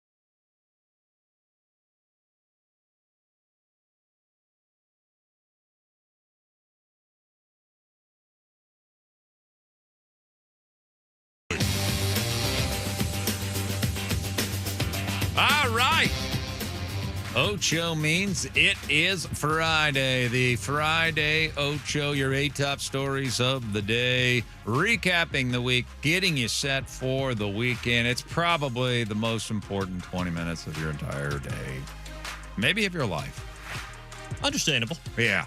Isn't it? You know? Yeah, especially. So I guess what I'm saying is if you're torn right now between sticking around because you think your child's going to take its first step and listening to the Ocho, pretty clear and obvious, you want the 8 top stories of the day. Yeah. No question about it. Yeah. There's going to be a lot more of those steps. Right? There's not going to be that many more Ochos. Yeah. Maybe there is. I don't know. And You never know. And let's be honest about that. The first step's usually the worst one. Like, it's the least sound. You know what I mean? It's true. Yeah. So, I don't know why you're making such a big deal out of it. Come on over to the radio, listen to the 8 top stories of the day, and actually have something meaningful happen to your day. As a dad that's close to having his son walk for the first time, this hurts my soul. But I agree with Chuck Powell. This is the worst advice anyone's ever given on radio. All right, you get the point. The Ocho's important. It's very important. Here we go. Your 8 top stories of the day. We're going to start with Cade Anderson. As you can see, we've had our eye on you for some time now, Mr. Anderson. Yes, he's here. Is Cade Anderson, the Mariners' #1 prospect and the top pitching prospect in all of baseball, the chosen one? Is the left-handed Neo here to save the world? The Mariners season, I mean? Who's the machines in this situation? The only reason the Mariners were able to select Cade Anderson is because they narrowly missed the playoffs after a previous brutally difficult season. Yeah, we've had a few of them. And then benefited from the second ever NBA lottery system and ended up picking 3rd in that Major League Baseball draft. Little over a year later, Cade Anderson mastered Double-A baseball. He could not only bend his back to dodge oncoming bullets, turns out he also had a 1.06 ERA this season for the Arkansas Travelers. Which one's more impressive? I think it's the 1.06 ERA. I think so, too. Yeah, I really do. Melting metal, not that big of a deal. Nah. 1.06 ERA in your first full pro season. Wow. Yeah. Well, he's now a Seattle Mariner. Anderson is slated to start Saturday's home matchup with the Chicago Cubs. That's Saturday, not tonight. Cade will enter the Matrix at precisely 4:15 with his first pitch, and it will be against the previously discussed Pete Crow Armstrong to start his career. Welcome to the big league, son. Taking the red pill. Yeah. Yes, take the red pill. Don't take the blue pill. I mean, this is exciting, and yeah, I realize that there's a lot of anger right now. And it's been a very frustrating season. But I remember the time that Steven Strasburg, I was trying to call him Salisbury for some reason. Steven Strasburg made his debut, and the whole nation stopped to watch it. They did. For the Washington Nationals. I don't know if it's quite on that level. Anderson was the 3rd overall pick after all. And also, he wasn't called the greatest pitching prospect in the history of the sport like Strasburg was. But Strasburg didn't have the success at the minor league level that this young man has had. I think this is a long time coming. Anders and I felt like this should have happened a while ago. Long time ago. I thought that Cade Anderson, you could have found a role for him on this team, even if you didn't want to make him a starting pitcher. It just felt to me, Anders, like you have this tremendous weapon. He's making mincemeat of Double-A. And how many more times are you just going to watch him dominate Double-A hitters before you give him a promotion of some kind? It's like having a 4th grader reading at a college level, right? And yet you still want him in the classroom, trying to figure out what a noun is. Like, he's ready. Doesn't mean he's going to just take the league by storm and is going to shut out the Cubs and going to strike PCA out on 3 pitches the first at bat. He might struggle tomorrow, but there's no reason to keep him in the minor leagues. No, and we talked to No PQ about Mendoza resting and, what that would do. But and that is good for his He's not going to get hit in the face one time. Well, and that it's not – hopefully not. It's not – that's his situation, right? But with Cade, it's like he can't do any more developing in AA.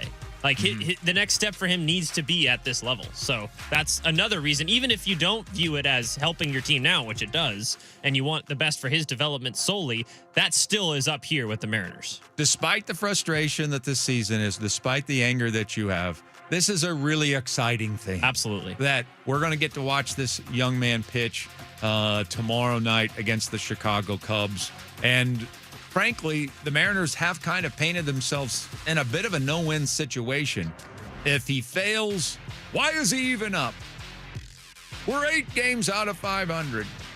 What does it even matter trying to save this season? Might as well put him in bubble wrap and rest him for next year. But if he succeeds, if he's dominant, oh my gosh, how are we not going to say, and we just kept this guy in Arkansas? While our record just kept dropping and kept falling in the standings. So I don't know if this is really a win-win for the Mariners, but it is a win that we get to watch Cade Anderson play tomorrow. 100%. And it might be one of the best pitching prospects the Mariners have ever had make their debut. So yeah, that'll be interesting in I'd and of say itself. Probably the. Yeah, I didn't want to go too hyperbolic, but I think it is. I think it's the. Yeah. There were questions about Randy Johnson, the prospect. Felix, too. Felix kind of, let's face it, international guy, so he's not in the draft, so he doesn't get quite the hype that drafted guys get. Totally. So I'd probably argue that he is the. The Mariners, of course, fell to Milwaukee in the last 3 days, 2 games out of 3. You had a chance to win the series yesterday, but George Kirby got roughed up early. High chopper.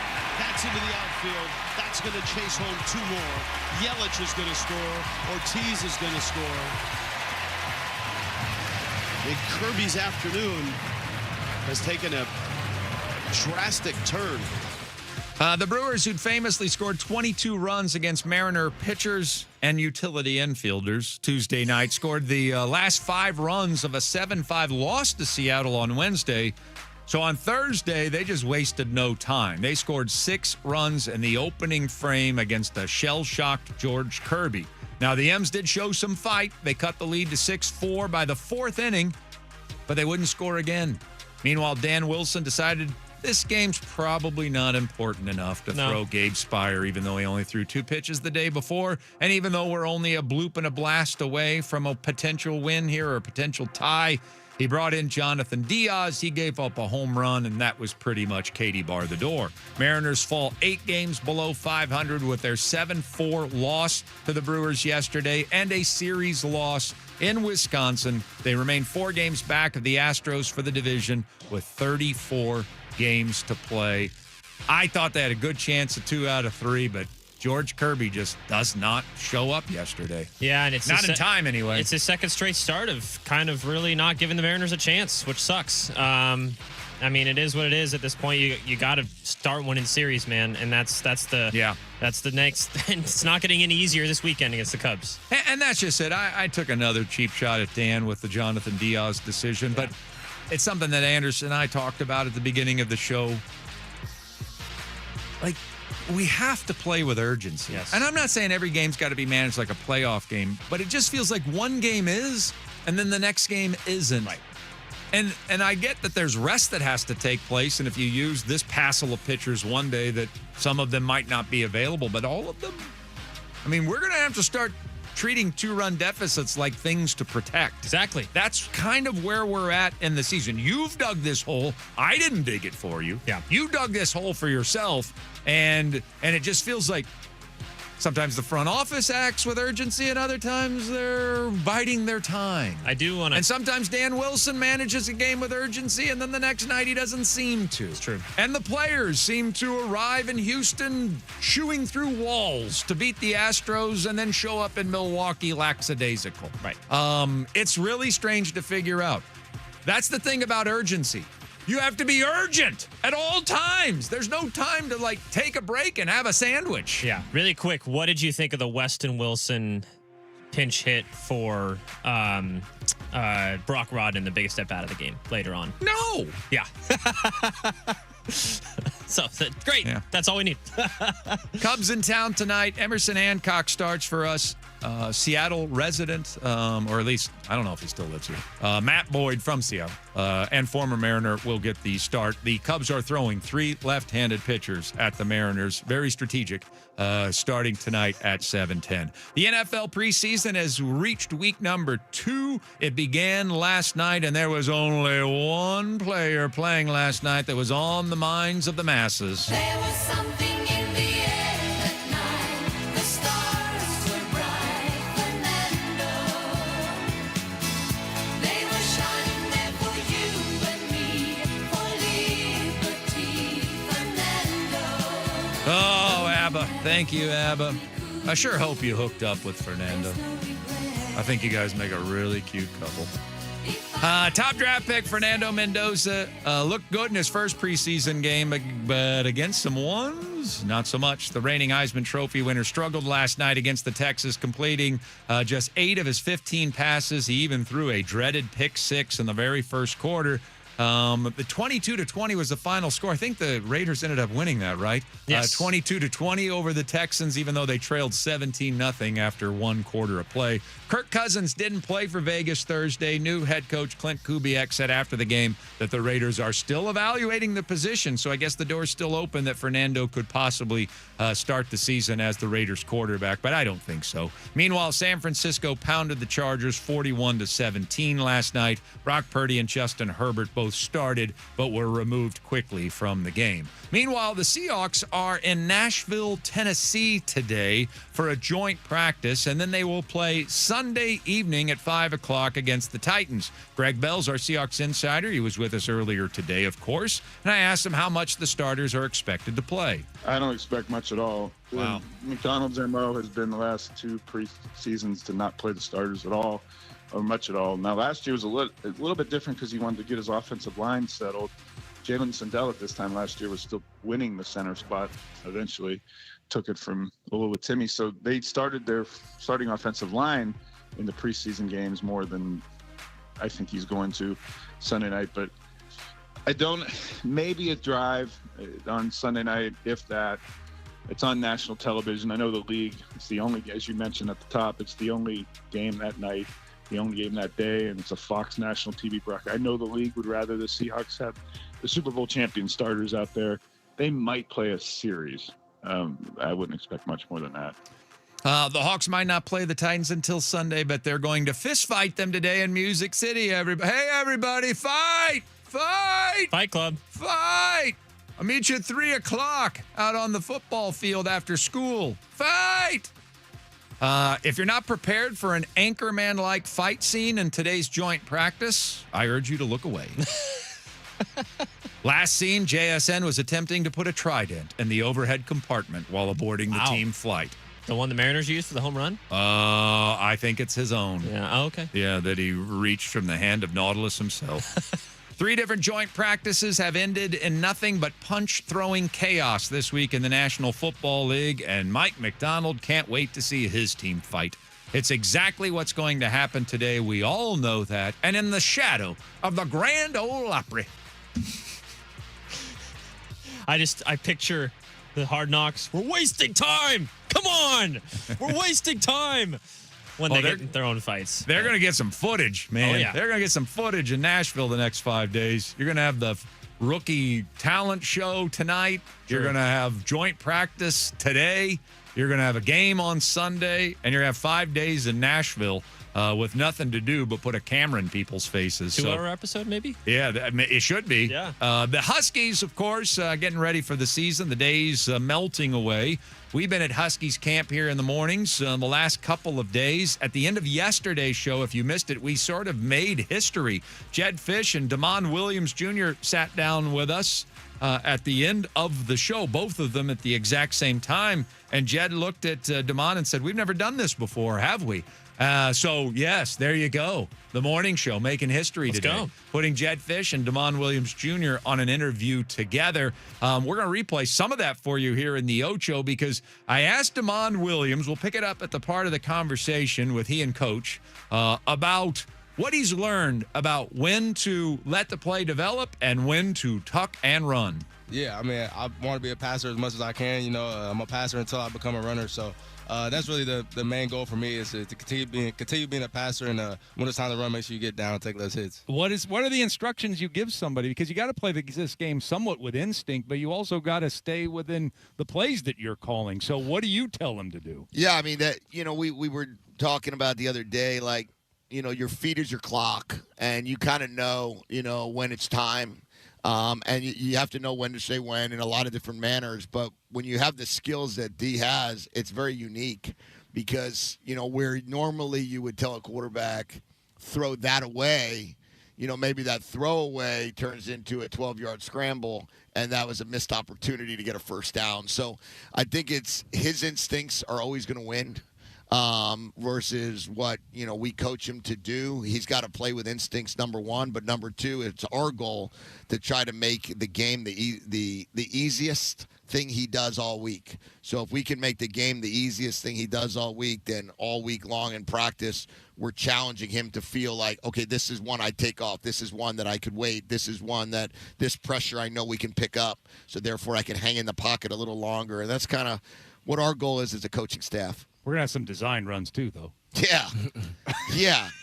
I mean, let's not forget the tools in the toolbox, right? I mean, that would be coaching malpractice if we don't take advantage of every asset. Well, I'm going to take advantage of having you two here together. So give me, and I don't care what it is. Maybe you don't like his dance moves. Give me your favorite thing about your quarterback, and then give me something that drives you nuts about him, and then I'm going to ask him that about you.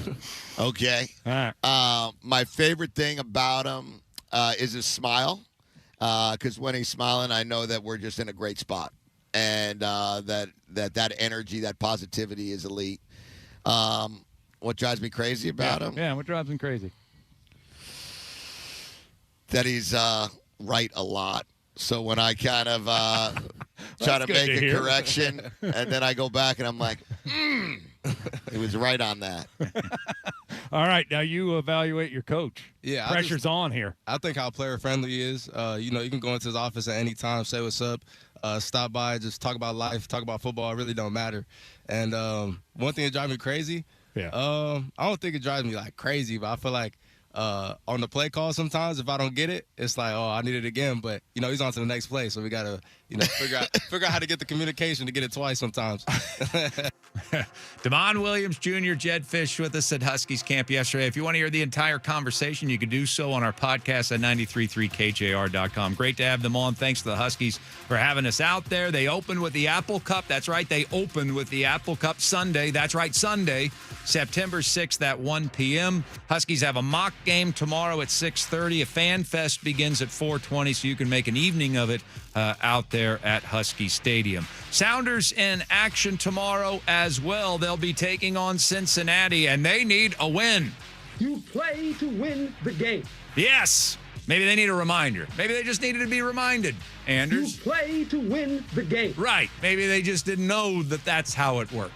Yeah. Herm Edwards needed to just rattle some cages. Yeah, maybe. I hope that's the case, because if you're trying to win, and that's what's happened in the last few months. Wouldn't that be something if Schmetzer just came out and said, you know what? We haven't been trying to win, and that's been our problem. That's our issue.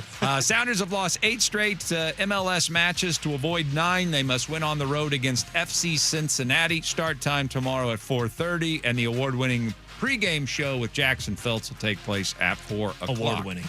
Finally, yesterday, Seattle Times' Matt Calkins decided my integrity won't allow me to continue with my current job. Apparently, Matt had a few stories he's wanted to run, columns he's wanted to run over the last few years, and has been shut down for, can we say it, political reasons. And he said, enough is enough. I don't have a plan for what I'm going to do next, but I don't want to be here. He wrote that he is leaving on good terms, he believes, with the paper, with his co-workers, but that he wasn't going to continue operating in that fashion. He was on with our own Softy and Dick Fain last night talking about his decision. That was really it.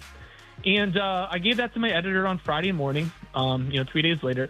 I didn't say it needed to run in Sunday's column or anything like that, Sunday's paper. I was like, hey, if you want to take a look at this, I think it's good. No rush, though, because it's, complicated. And he said, well, we'll look at it. But it can't run for Sunday's paper. It's not ready yet. We're going to have my boss take it to the two main bosses on Wednesday. And at this point, I'm going, Dan, this is like an event right now. Like, it's been 5 days already. And then on Thursday, I got a call saying we're not going to run it because you didn't tell us what you were doing beforehand, which I kind of called BS on. I'm like, that's not the reason. You would have spiked it right away. So to me, this was another example of them not wanting to run something that kind of challenged prevailing narratives in the newsroom. Might have gotten the outrage mob mad at them. And to me, I was just, at that point, I was ready to quit. As soon as he said it's not going to run, I said, okay, I'm out.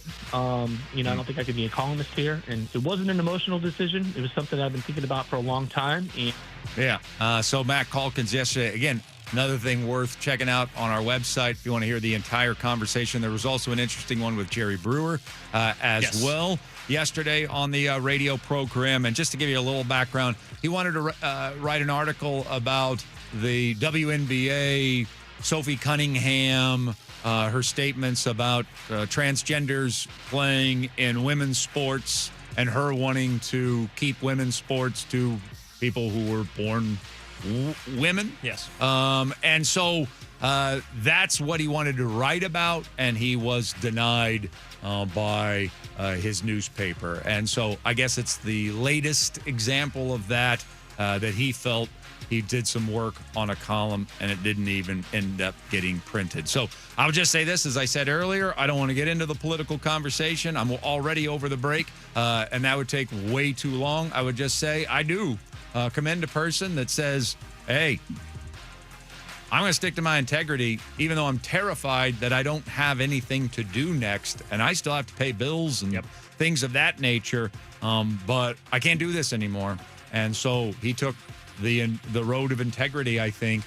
His values were his values, and those got crossed over in his mind, and so he just did not want to work there anymore. So best of luck to Matt. I think he's a really good dude. Every interaction I've had with him has been terrific, and so I do wish him the best. Coming up next on our show, more on Cade Anderson and whether or not he's going to pack the house tomorrow. Sports Radio 93.3 KJR FM.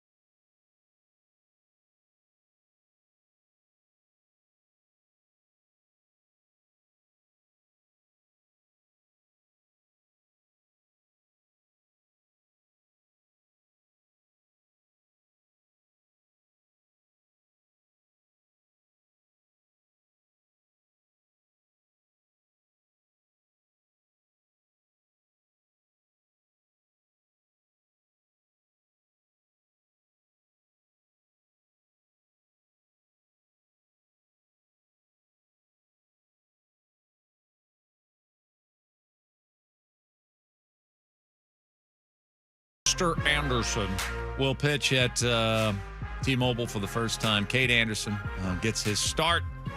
Long awaited. I won't say long awaited. He's only been in the organization for 13 months. But somehow it does feel long awaited. It does. And there have been just so many people that have been writing, not locally, nationally. Locally, As you I can get see, it. we've had our eye on you for some time now, Mr. Anderson. Yeah, locally, I get it. Your team's struggling. Like, they're not picking it up. And you just keep seeing highlights of this skinny kid down in Arkansas that apparently never gives up a hit. Even though he only throws like 92, 93, 94. Or walks. Yeah, or walks anyone, just strikes out. Everyone. Everybody that he faces never gives up a run. So I get why the local, like, why aren't we activating this dude? But even nationally, they're like, what are you waiting for? And that's always the push and pull with something like this. When is the right time to activate them? Right. I mean, think back to how right it felt watching Colt Emerson burst onto the scene earlier this year. It's true. And then a few weeks later, what happens? Why is he here? He can't play at this level. Get him out of here. He's killing the team. Became the conversation on social media. So, I mean, everybody's going to go through ups and downs. I don't know what we'll see on Saturday, but I, for one, am excited that Cade Anderson is being activated. I think he could have been activated earlier. I think they could have found a role for him, even if it was out of the bullpen. Even though I'm the guy that tabbed him the September Southpaw, this season hasn't gone the way that I thought it was going to go, or that you thought it was going to go out there listening. So if it's going off the rails and you've got this weapon down in AA Arkansas, then why isn't he being used to help us if he can help us? And so that's the push and pull. Whenever you're activating a young prospect into the major leagues, you think he's going to perform well, but you truly never know until you see him out there. Yeah, and we had a very similar discussion when Colt Emerson got sent down. It's like there's two ways to think about it. Number one, what's best for the team, and number two, what's best for the development of the player. And when both of those things are that the outcome of that's happened now, it's time, right? Yeah. And I wonder how much he can really help this pitching staff, which obviously isn't the glaring weakness of this team, but I also think hasn't been as elite lately, especially than we've have come to used to see. And that's fair, but still good enough. Yeah, I mean, we still absolutely. lead the league in quality starts where our starters go 5 innings by a mile. Yeah. And we're still amongst the leaders in ERA and things of that nature. So still been very good. Still been much better than what our record should be. 100%. That's for sure. Totally agree. But they see this little window. They were looking for a creative way to get Cade Anderson and let him start a game. They didn't want to use him out of the bullpen. Brian Wu has a little bit of a question when he comes out of the last game, and so that's where they decide. Here's our window. Let's put Cade Anderson into, and I'm not going to say into the rotation, but let's introduce him into the major leagues on Saturday. We shall see. Now, there was a reaction. A lot of people, I heard this with Softy and Fane last night before they eventually almost came to blows on the air. I heard them talking about, there was a texter that said, it's only being done for money. They know that the fan base is angry, and I want to cool your jets a little bit. They had already sold like 40,000 tickets for that game. Yeah. So that was going to be a well-attended game no matter what. It's the Cubs, for goodness sake. Yeah. And we are still in a race. I mean, so much so that we're nationally televised on Sunday. We're going to be nationally televised on Saturday. Not tonight, thank goodness, so that we can actually watch it. So I mean, they're still nationally relevant, and this was going to be a big game no matter what, with the Chicago Cubs coming into town, and Cade Anderson's just going to make it that much bigger. All eyes are going to be on this game. So they're going to pack the house for it, and it doesn't have anything to do with ownership trying to sell out a stadium. Yeah, the only thing that does kind of it is weird timing is that after everything that went on in the Brewers series, it does scream a little bit of, okay, don't pay attention to what's actually on the field. Look at this shiny new toy right here. A little Kate Anderson. Like, it's more the timing of everything. Well, right? yeah, I would say to that argument, like the New York Yankees pretty much put an entire left-handed lineup out there. I said at the time, activate Kate Anderson for this weekend. 100%. We could really use him. They got 77 lefties in their starting lineup. 77 lefties? 7 lefties in their starting lineup. And we don't have but 2 lefty pitchers out of our pen and not a single one in our starting rotation. Would this not be a good time to activate him? But I think that there is an element to that texter's point. Yeah. There is an element to they saved him for home. Yeah. Now, I think there's an argument to also say, well, it is a rookie, and don't you, if you could manipulate it, want him to have that soft landing when you're expecting him to be such a big part of your future? Wouldn't you like for him to show off his stuff if you can orchestrate it at home? But when you are in a pennant race, I mean, that sort of sentimental crap needs to go by the wayside. Is this a soft landing, though? It's the team that hits best against lefties in the entire league. It's softer than Yankee Stadium, I would think. Yeah.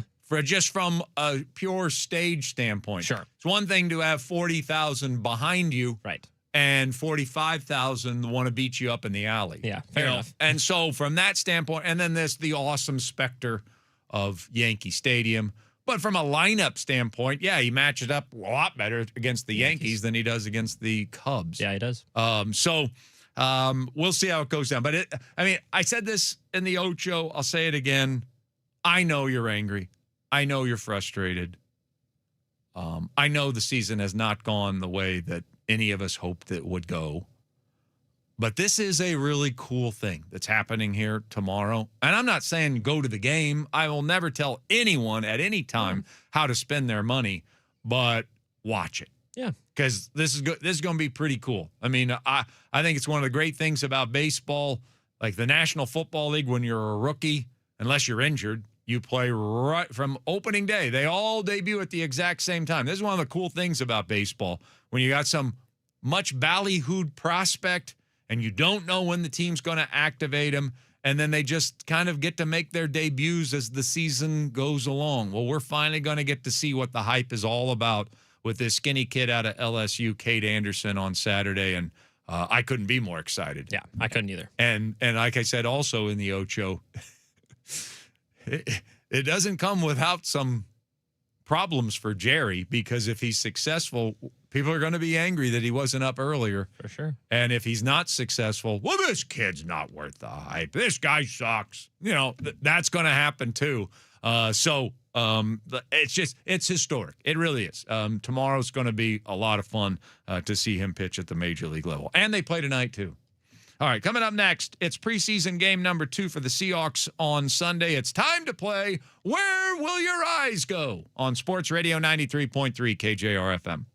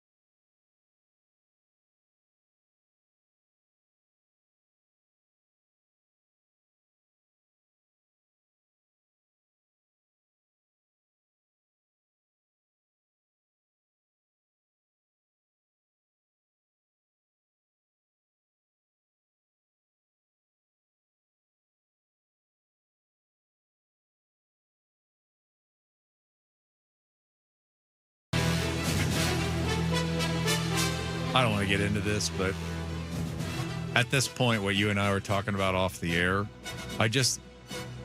it's like being chafed in the crotchal region. Like, you hitting me with a wiffle ball didn't hurt, but I'm already chafed down there.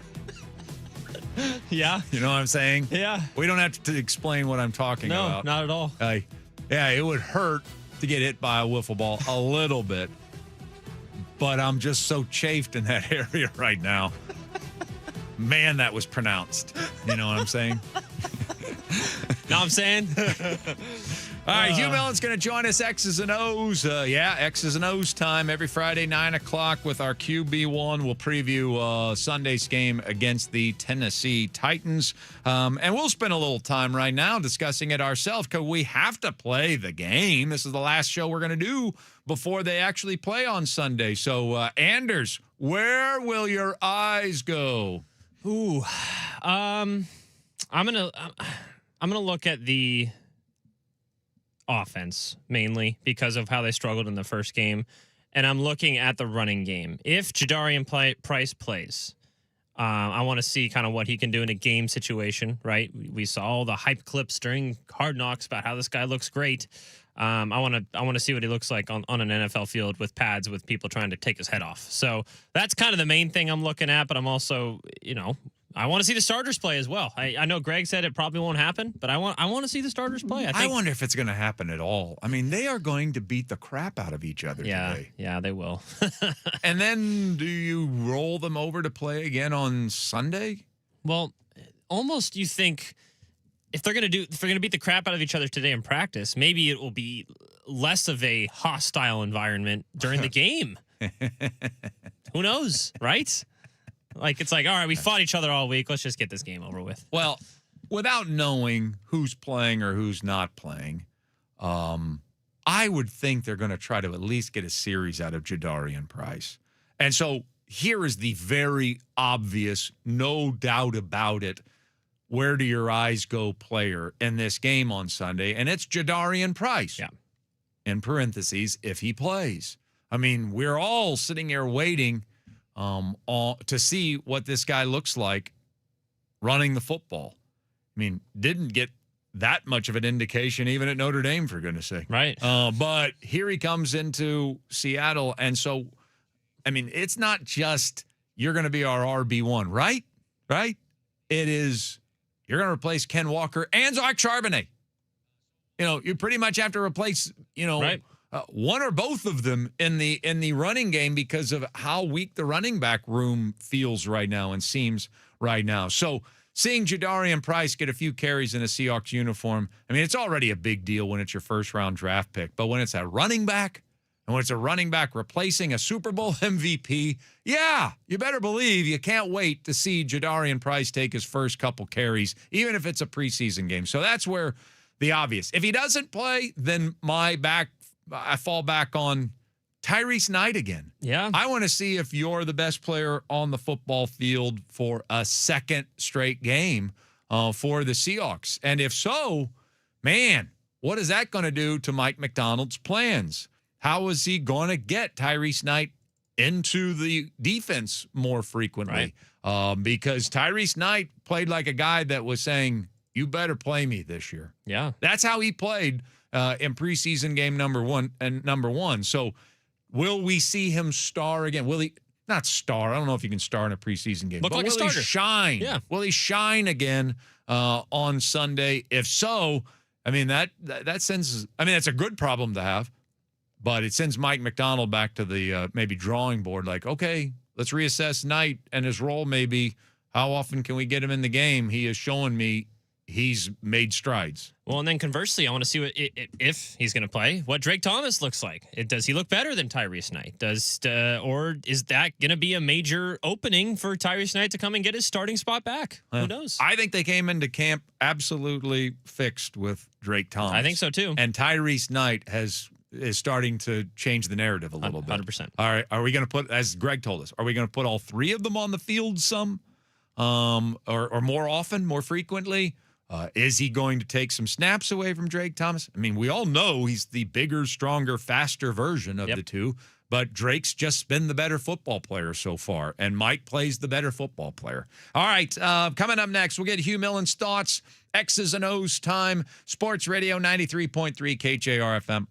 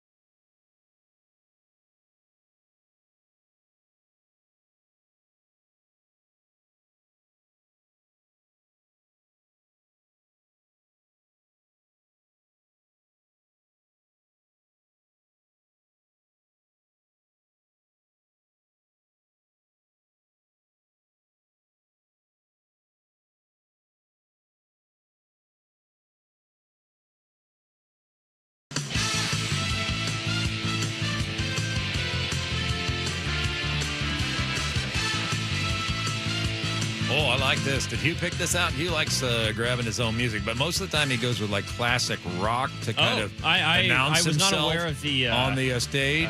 the process here. I should have asked you what he wanted. I just did some NFL primetime. Well, this is a little upbeat football music. This feels very Hugh Millen-y. I bet you he likes this. Yeah, I'm down for this. You're Yeah. all right with this? Anything that reminds you of football. Okay, Yes. okay. There Let's you go.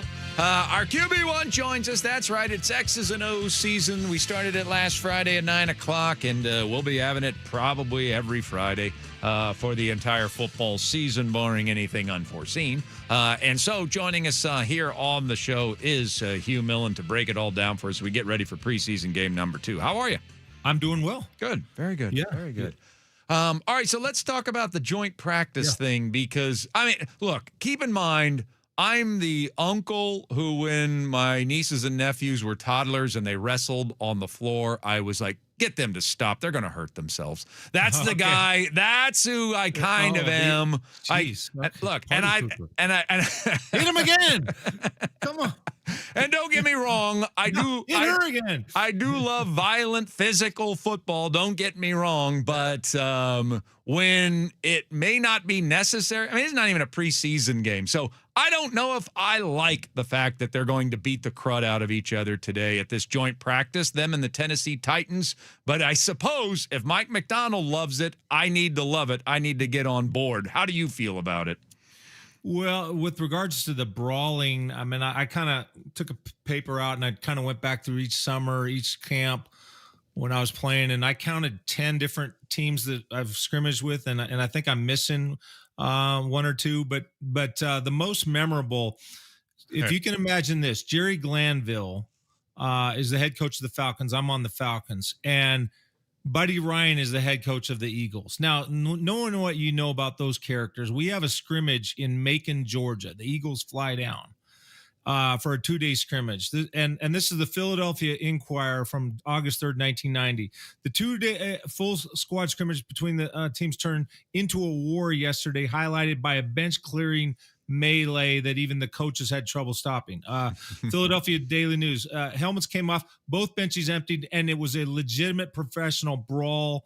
And it goes on to say it lasted 5 minutes. And then 20 years later, in 2010, there was an article, The Macon Scrimmage chronicles how a violent 1990 brawl between the Atlanta Falcons and Philadelphia Eagles forced the NFL to change how it conducts joint team practices. So I tell you what, Chuck, whatever image you have of it, it was like a Civil War movie or something, just like the entire field. There was a north-south element to that as I describe it. But here's the thing. Different coaches have a different take on it. And, like when I was at the Rams, we went up and scrimmaged the Cowboys. And when Tom Landry is so close to your huddle that he can almost hear you call the plays in the huddle, it tends to kind of, class up the joint. But but getting back to that Falcon deal, I remember going by the coach's office one time, and they're in their meeting. They got their feet up. They're eating popcorn, sunflower seeds, and they're watching the video of the brawl, the entire like with the recessed camera back, and they're just having a good old time watching each and every fight. And even aside from the fight, actually, they were trying to glean something that pertained to football. They wanted to see who the fighters were. Now, I'm not saying every staff would do that, but they literally were like, hey, who has the inclination to help their teammate? Who is not going to back down? And they made some decisions on special teams based on what they saw in that brawl. It sounds silly, but some teams do it. Do you agree with that? Do you like that? Do you like an element of that? No, I mean, it's not black or white. Do you fight or do you not? It's 256 shades of gray. And as I just described, the darkest one, but there's always going to be little fights. It's just, does it get out of control? I think at some point it gets unnecessary and it's taken away from time. But I think that, there's an element of, hey, it's hard because football obviously is a testosterone-laden sport, and you got a bunch of guys, being taught, hey, we don't back down, and then you throw them in that climate, it's hard to regulate. And so it is what it is, and hopefully nobody gets hurt out of it. Yeah. Why is it that they tell me, I don't know if I'm catching you off guard with this, why is it they tell me that we can glean more from one of these joint practices than we can in a preseason game?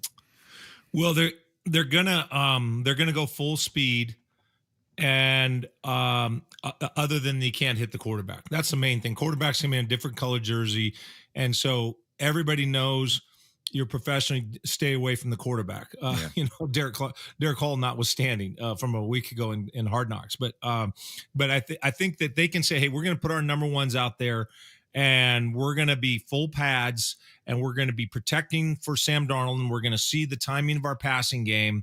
But if, God forbid, somebody gets near Sam Darnold, he's not going to take a shot. We're not going to experience what the Chiefs experienced when Trent Green got hurt, or sorry, Rams, Trent Green, and then of course Kurt Warner came in. So I think the main thing is just the protection of the quarterbacks. Hugh Millen is with us, our QB1 X's and O's Friday here as we get set for the second preseason game on Sunday, and we'll have a Monday morning quarterback session for you with Hugh, starring Hugh, on Monday. All right, let me ask you, before I ask you about the preseason game, Trayvon Diggs added to this team. So I'm starting to wonder if we should feel worried about not having enough cornerback depth on this roster. Terrion Arnold first, and now Trayvon Diggs, who Hugh got off to a tremendous start in his NFL career, but here we sit in August, mid-August, and he didn't even have a team. I don't know how he went south so quickly in terms of his status, and yet the Seahawks are going to try to salvage that career. What do you see in Trayvon Diggs? Well, he had an ACL, and then he had a concussion that he suffered putting up a television on a television mount, and so there've just been some quirky things happening. I don't know. I threw on the team or the tape. It is number 7 for the Cowboys, is number 28 for the Packers, and I think it's all just kind of decent, but the one overriding observation is there's no suddenness in what he does. I should say, I don't want to say no suddenness. He doesn't have elite suddenness. I think that'd be a more accurate and more fair way to put it. I just don't see elite. I mean, there's a reason he got cut in the middle of the season, right? I mean, the Cowboys were the worst pass defense on planet Earth. So you can't expect me to come in here and be throwing a bunch of bouquets at the guy. Now, he had 11 interceptions back some time ago, but if he's got an ACL that he never healed from, it's pointless to go and throw that tape on. I would say this just speaks to me. I would identify as the player on the Seahawks who has lost the most in terms of stature in this training camp. I would answer the Nehemiah Pritchett because the very first rep of the very first practice, Nehemiah Pritchett was going with the number ones. And so now he's kind of been replaced. You see Igbenogany replacing him. Now there's different personnel groups and formations and how they utilize them. And we can talk or not talk about those details. But I think Pritchett, there was a thought that he, in his third year, he'd bulked up. He's going to be more physical and what have you. But I think it's really clear the Seahawks are telling us with a bullhorn that they're not happy with the corner play. Yeah. Because of what they're doing with Arnold and with Diggs.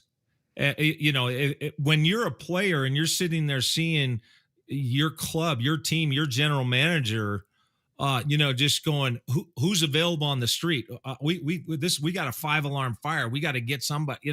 It's not how they wanted this August to go, in my opinion. There's no way that this is just the plan, right? And so I think that we're being told there's some corner issues. You drafted Julian Neal with the 3rd round. He hasn't been healthy.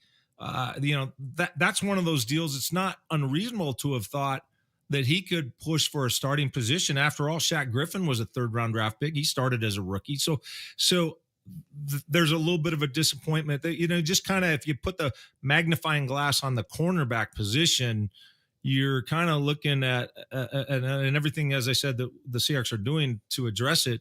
It leaves you to feel a little bit uneasy. Yeah, and I thought Pritchett was improving as the end of the season unfolded, but it does seem like he's in the crosshairs right now. I don't know why else you'd be doing this.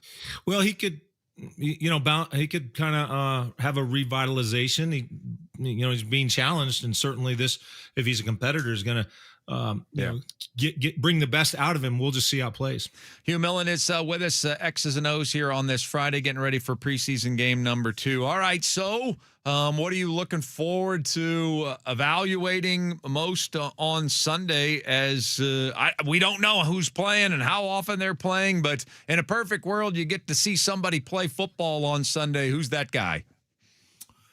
Well, I would say I'm looking at the guys that could really potentially help. I thought Bud Clark just kind of had one of those nondescript games. It'd be like saying, I want to scout the range of a center fielder, and then you watch the whole game, and then the ball never gets hit out there. It's going to right field, left field, and to the shortstop, but never seems to find the center fielder. So I think there's more to watch on him as a second round draft pick, and knowing how Mike McDonald feels about him and wants to use him. I think that intrigues me. I think the backup tackles were really poor, and I used the plural sense. I don't care if tackles are poor, but we need one to be good, because the swing backup tackle, who last year was Josh Jones, and in August he was playing really well. And then when he was forced into duty at the end of the season, including against the 49ers in the vital game in Week 18, not only did he play, he played well. There was no mention of him, which is exactly what you want from an offensive tackle. No news is good news, right? Mm-hmm. So he's not quite performing at the level he was performing at in August of a year ago. So that would be a factor. And then I feel like the receivers, the twos receivers, it feels like there's a drop off. And Torrey Horton's absence is certainly a factor in that, but Jake Bobo, I think, is very limited. I don't know. I just feel like, maybe it's just what it is, but I don't know that the depth is great there, but those are some of the areas that I'll be looking at. And then, I'm going to be looking at the structure of the offense, understanding that we didn't see the starters, and that obviously goes into the evaluation. I use the term evaluation, but I'm looking at Brian Fleury with a very curious eye as to, okay, what is it that he likes? But I'm also looking at how the offense is structured, even down to details like, hey, if you're going to run an out route, a speed out route, why is your outside leg forward, which creates a 7-step drop when 95% of the league goes inside leg forward, which means it's a 6-step drop, which means the quarterback doesn't have to take a hitch. It times up with when you want to hit the corner who's kind of bailing out too fast, that 6-step out route, it fits the quarterback's eye. It's time tested. They've been doing it for 50 years. And, just to make sure that wasn't a dinosaur thought, I went and filtered the NFL stat video for all that. And I'm sitting there watching Joe Burrow and Pat Mahomes and Justin Herbert and all the, and Jordan Love at the Packers. All these guys are really getting a lot of completions out of that route. And every single one that I just mentioned, they're all from a 6-step drop inside leg forward, which means third inside step. So little details like that. I could go into other stuff, without a napkin, it might get confusing, but I'm really looking at the offense and how they're structured, how they're coached, and the detail. Well, considering the position you've taken with George Halani, is Jadarian Price to you at this point like bubble wrap him, save him for the start of the season, or do you think we need to see him in a couple series here before the start of the year? No, I would want to see him. Okay. I mean, if he's that fragile, then that's going to be exposed. We're not even going to get to Halloween if he's that fragile. Yeah. So No, I would want to see him. If he's healthy, I'd want him to get some reps. If he, I would want him to be behind the number one offensive line. I mean, he's your starter, and he's not. And my position is regarding Helani is not a terribly difficult to grasp. I think he's a valuable football player. I described all the different positions he plays in special teams, and he can fill in a pinch as your halfback. Yeah. That's anything beyond fill in a pinch, break glass type of deal. Anything beyond a break glass status for him as your running back, then the Seahawks offense is in trouble. That's my opinion. So, yeah. I want to close with this. I pointed something out a little bit earlier in the show. There's Ryan Paginetti is his name. I guess he's an analytics coach and has been used in a few different organizations. But he did something on social media this week talking about, if you haven't figured out that sacks are a quarterback stat more so than they are an offensive line stat. And the greatest of all time usually have the lowest sack totals for a reason, then you're just not paying attention. And he got a lot of professional football players to like what he said and to comment on, he said, some of the research that he did statistically with it. I wanted to get your thoughts on that. I mean, we spent a lot of time bashing the offensive line when Russell and Geno were at quarterback for the Seahawks. And I did wonder how much of that was on the quarterback keeping the ball too much. So I don't know if you saw the article, but Dan Marino, Peyton Manning, Tom Brady, Drew Brees, Patrick Mahomes, they have the best sack ratios in NFL history. And I think maybe it's because they knew how to get rid of the football and not take a sack. Yeah, it's interesting that Mike Tannenbaum, who heads the 33rd team, asked me to do a presentation on this. So when you're making a presentation to guys like Bill Polian, you tend to want to make sure that you got your ducks in a row, right? Mm-hmm. So I had an 11 sheet PowerPoint, and just the highlights of this. What I did when you kind of look at the group, and this is some of these names it's going to be this probably I did this 2 years ago, but I had gone back to, I believe it was 2010, and when you kind of look at the group. You know how in basketball they say the 90-50-40 club, 90% free throw shooting, 50% from field goal, and 40% from 3 points. So they say that if you can be 90-50-40, you're a hell of a shooter, That's right? pretty good. So within that inspiration, the scramble group was this, the 17-7. That is less than 17 dropbacks per scramble, right? So the lower the number, that means the frequency of the scramble, and then over 7 yards per scramble.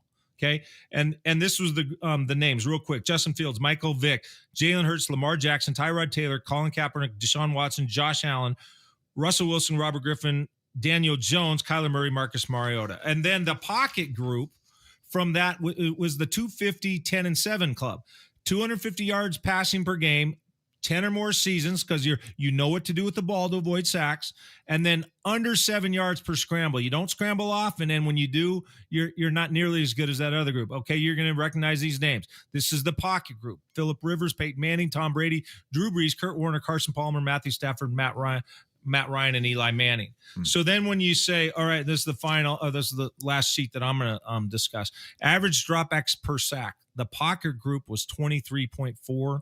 The scramble group was 13.6. And it's interesting. I've color coded it blue for the passers because the ball's in the air and the sky is blue. And then the runners I color coded with green because the grass is green and you're running on the grass. When you filter it, I'm looking at this and filter it sort it rather for dropbacks per sack. Every single one of the top guys is blue. All the blues are at the top with one exception. Josh Allen is kind of stuck in the middle. Every single one at the bottom, every single one is green, meaning at the most sacks per dropback is all green. Now, there are a lot of explanations for that. Somebody could say, well, the guys with the athletic quarterbacks, they tend to not fortify their offensive line, or really what you said. Remember when Jalen Milroe took that sack on 4th down? What really happens is a lot of these guys, they try and extend the play. Yeah. And they take more sacks. But in the year that I did it, Tom Brady in the guy who had the best sack avoidance rate in all of the NFL for 2 straight years was Tom Brady, and the guy who had the worst was Justin Fields. Now, who's more athletic, Justin Fields or Tom Brady? But and I'll give one anecdote and let you go. In that tape, watching the tape study, there was an example. It was opening game against Pittsburgh for Tom Brady one year. He's on the left hash. He's got a 3-man concept over to his right. So his attention is looking to the right side of the field. A defensive lineman disengages from the right guard, and he's right in Brady's face.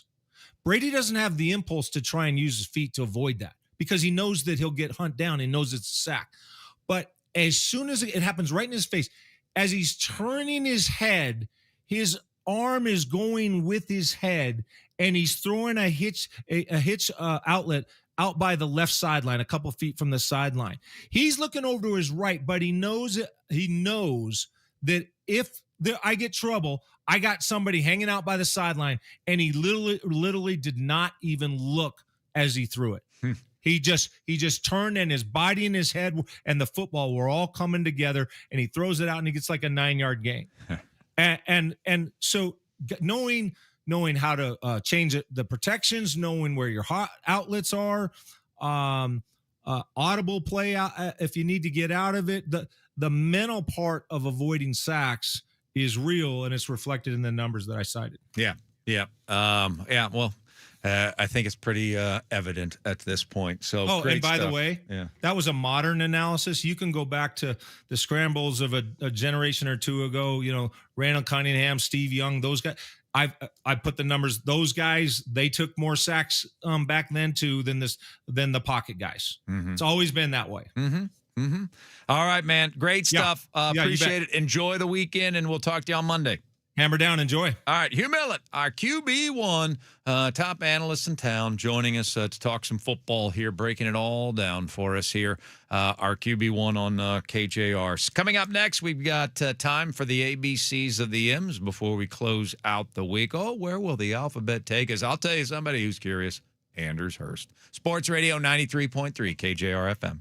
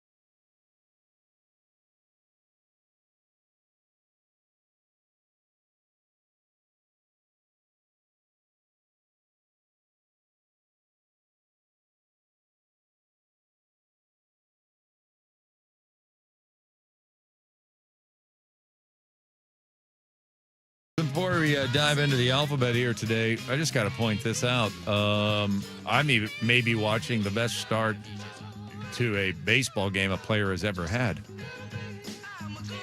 Yeah. Cooper Thiessen, Little League World Series for Iowa. Nice. Facing California. And he's already struck out the first 5 batters that he faced and hit a home run in the bottom of the first. Take that, Shohei. And has already shown up the umpire.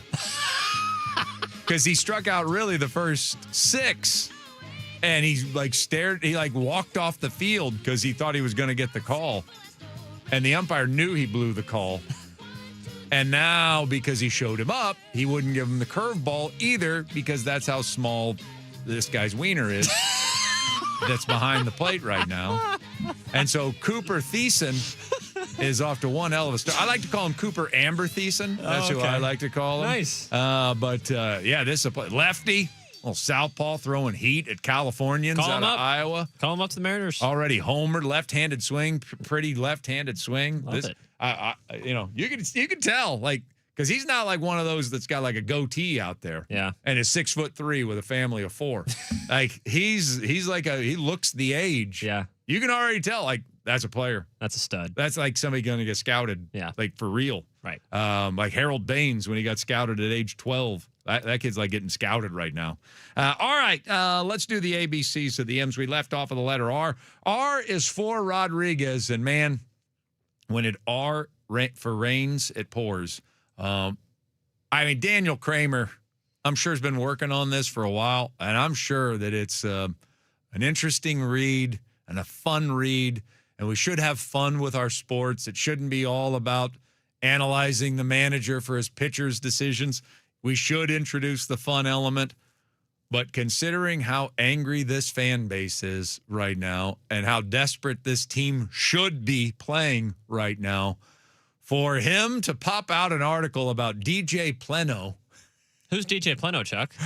Julio Rodriguez. Oh. It's an article about his passion for being a DJ, how it came about, how much time he spends trying to perfect it, and what he wants to do with it for the rest of his life. I don't know, Daniel, if this was the best time to bring this up to Mariner fans, because anybody that reads it, I know this fan base by now is going to react with, well, if he wasn't spending it so much time spinning records, maybe you could come through in the clutch once in a while. Yeah, it's exactly what the response is going to be. It reminds me that last night after they lose the series, the Brewers, the first thing they show is Ryan Wolin-Smith going down the slide in Milwaukee. Yeah. Yeah. Yeah. They don't do themselves a ton of favors in terms of the timing with a lot of this stuff. Oh, I agree. I do not disagree. Do not disagree. Man. 22-0. Oh, Brad Adams eating pie.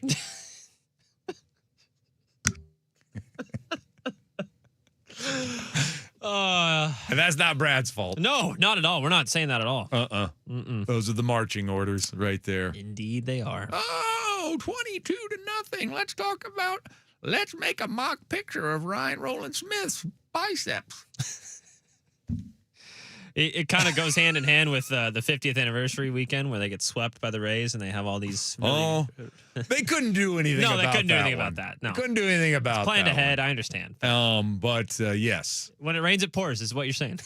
But there is an element to okay, I get it. You committed DJ Pleno to being the DJ during the home run derby, but I'd rather you not look so happy doing it. Yeah. Right now. Yeah. All right. S is for the September Southpaw. Here he is, Cade Anderson making his debut. I said at the beginning of the year that's what I dubbed him, the September Southpaw, at the very beginning of the year. That Cade Anderson's going to play a mighty role on this team down the stretch. But that was coming from a person that was predicting really good things for the Mariners. Like 95 wins and stuff. Yeah, and you can afford to wait until September to call up one of your best pitchers. Yeah. I think somebody accused me recently of guaranteeing that they were going to win the World Series. I never did that. As a matter of fact, I don't even think I predicted them to win the World Series. That they thought they could. Yeah. I said, when somebody says that this is a World Series Contender, team, it means they have the potential for that. Of course. And I don't think, most people thought that was the case going into the year. Yeah. Right. But what I did say is that I thought this was going to be a comfortable year in the American League West, and that we would be at August 21st, 8-9 games up in first place, and you could slow play Cade Anderson to the majors like they did anyway. Yeah. And you could experiment with him in September and try to figure out what kind of role he was going to have for you in the playoffs. I wasn't expecting to be at August 21st, 8 games under 500 and needing a tear just to get into the playoffs. But nonetheless, here's Cade Anderson, 10 days shy of September, and he's going to be our September southpaw, it looks like. Yeah. I still don't know what the role's going to be. Is this just a spot start, S's for spot start, or is he entering the rotation? Are we going back to an S's for 6-man rotation? Oh, God. What are we doing here? I don't know. But we'll get our first taste of him tomorrow, the September southpaw. Yeah, I'll tell you what I would do. I would start him in Bryce Miller's spot in the rotation just because something looks off with him. And I wouldn't be surprised it has something to do with the surgery he didn't have in the offseason with his elbow and that kind of falling apart with him recently. So and especially since he's been bad his last 7 starts, it makes a ton of sense just to put Miller into the bullpen or shut him down. And then have Cade Anderson start those. Don't shut him down. Put him in the bullpen. Yeah. Then. Yeah. Like, he does look like he's fatigued. Yes. And I don't know why he looks so fatigued right now. I mean, he came into the best shape of his entire life. He didn't pitch for the first part of the season. Right. He's already exhausted. Yeah, and he looks exhausted right now. So maybe he'd be great in a 2-3 inning role here down the stretch. To try to get him back on track, if nothing else. Yeah. So we'll see. I don't think this is Cade Anderson's coming up and then being sent right back down to Arkansas. I don't think so. I think he's going to be here for the stretch drive. We just don't know what that role is going to be. And finally, I just want to mention this because we didn't mention it this week. T is for tornado. We had a fire alarm when we got to the building here today. Yes, we did. And we are so numb to fire alarms that nobody even moves. We actually go into the building. Yeah. It was going off, and I was driving into the building. Right. I entered the fire alarm. You're right. It's one thing to not leave. Right. I've heard these before. Yeah, right. It's another thing to enter the building where the fire alarm's going off. But that's how numb we sort of are to it. But I think all human beings are this way now. Think about what happened earlier this week. There was truly a tornado warning going on in Milwaukee. I'm from the Midwest. I know what those sound like. They are terrifying. It's a different alarm than you've ever heard before in your life, and it'll creep into your soul when you hear a tornado warning going off. Like a citywide one? Yeah. I mean, theirs was inside the stadium. Sure. The one that they were hearing and contending with. But if there was a tornado, that was going on inside the entire city of Milwaukee. And that is an ominous tone. You can trust me on this. And you could see outside, like there's cats flying around. Like a cow hurtling through the sky. Car. Yeah, somebody's house. Dorothy Garland. Right. Bicycles, surf boats, everything's like going by outside, and no one left. No one looked. No one moved a muscle. They didn't pause for a pitch. Rich and Ryan Roland Smith just like broadcasted right through it. Hey, just so you know, we have a tornado warning going off inside the building. And meanwhile, the Grover family is just like, well, I'm not going to put down my hot dog, and I got half a beer left. Right. They're going to stick it out no matter what. Isn't that crazy how we are? Those things are there for a reason. Yeah. Supposed to protect you. And we hear stuff like that anymore as a human, and we're just like, it's no big deal. Nah, we're good. It'll blow over. We'll get sucked up into the oblivion, and we'll come back down eventually. What are the chances we're really going to be hurled through space? Yeah. I just bought nachos. They are the Brewers, so they do take their beer seriously. All right, coming up next. Maybe if I had to go pee, maybe I'd step outside to Maybe. see. But I just went. So I'm just going to sit here. One last thing's going to close it out next. Sports Radio 93.3 KJR FM.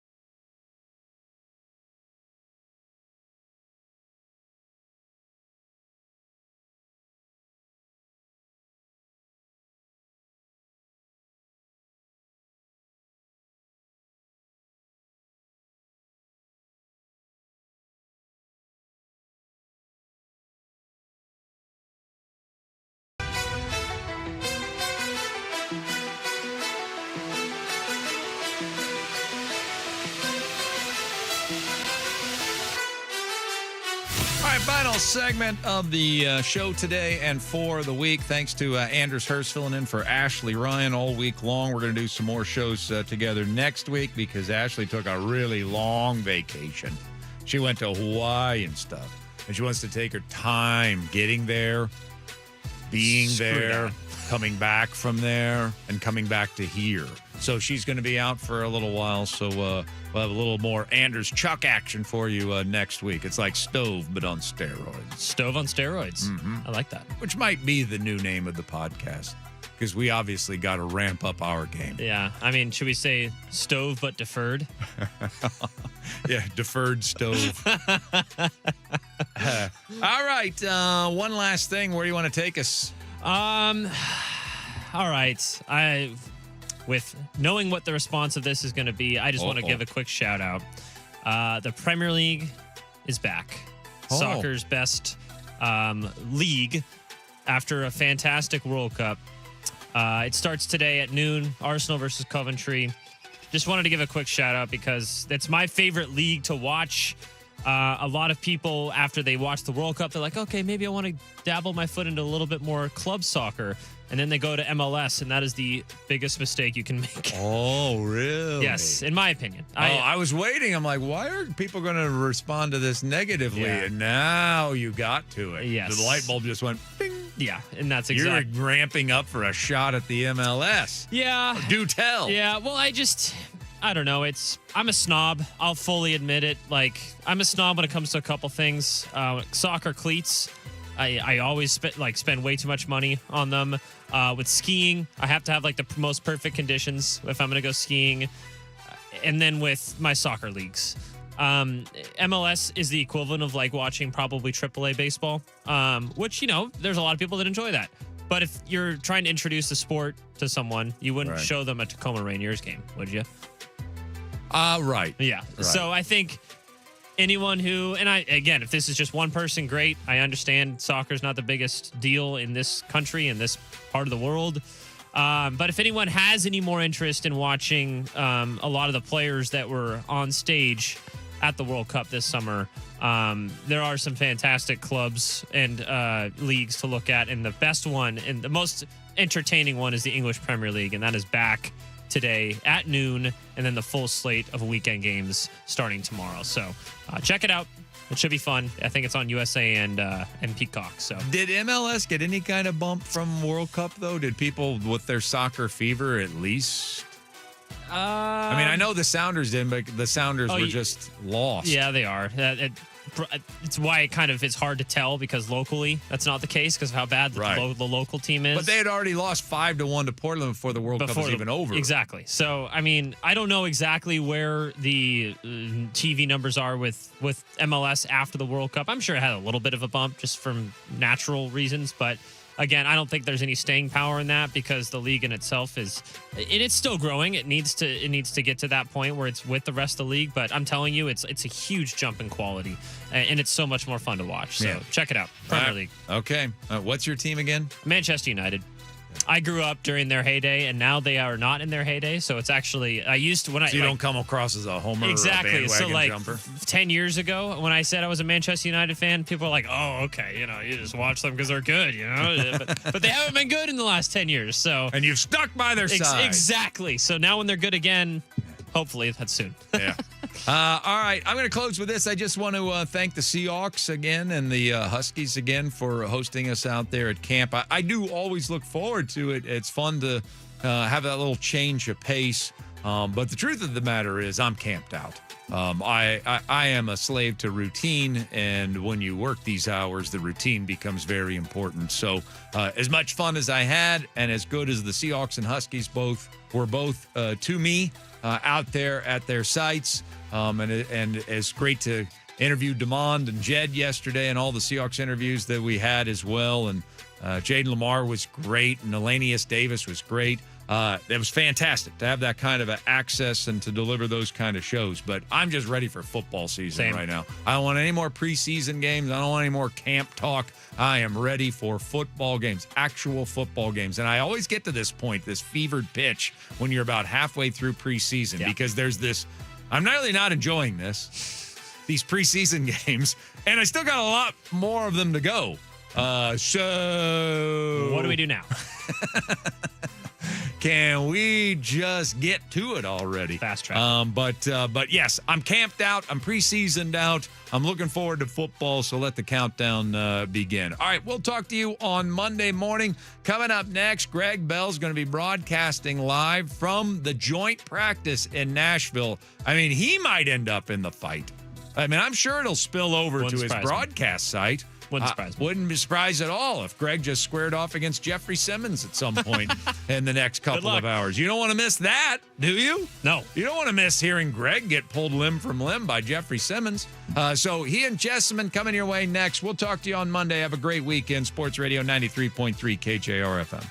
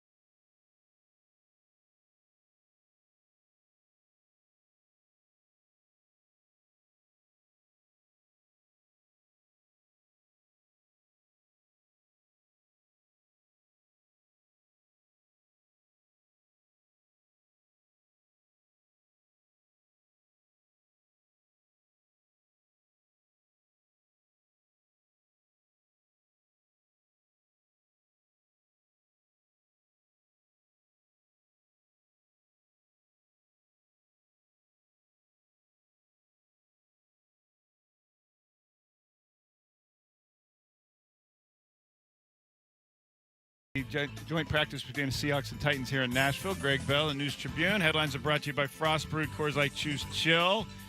In this joint practice that's still going on, wide receiver Jake Bobo carted off with a really bad-looking leg injury.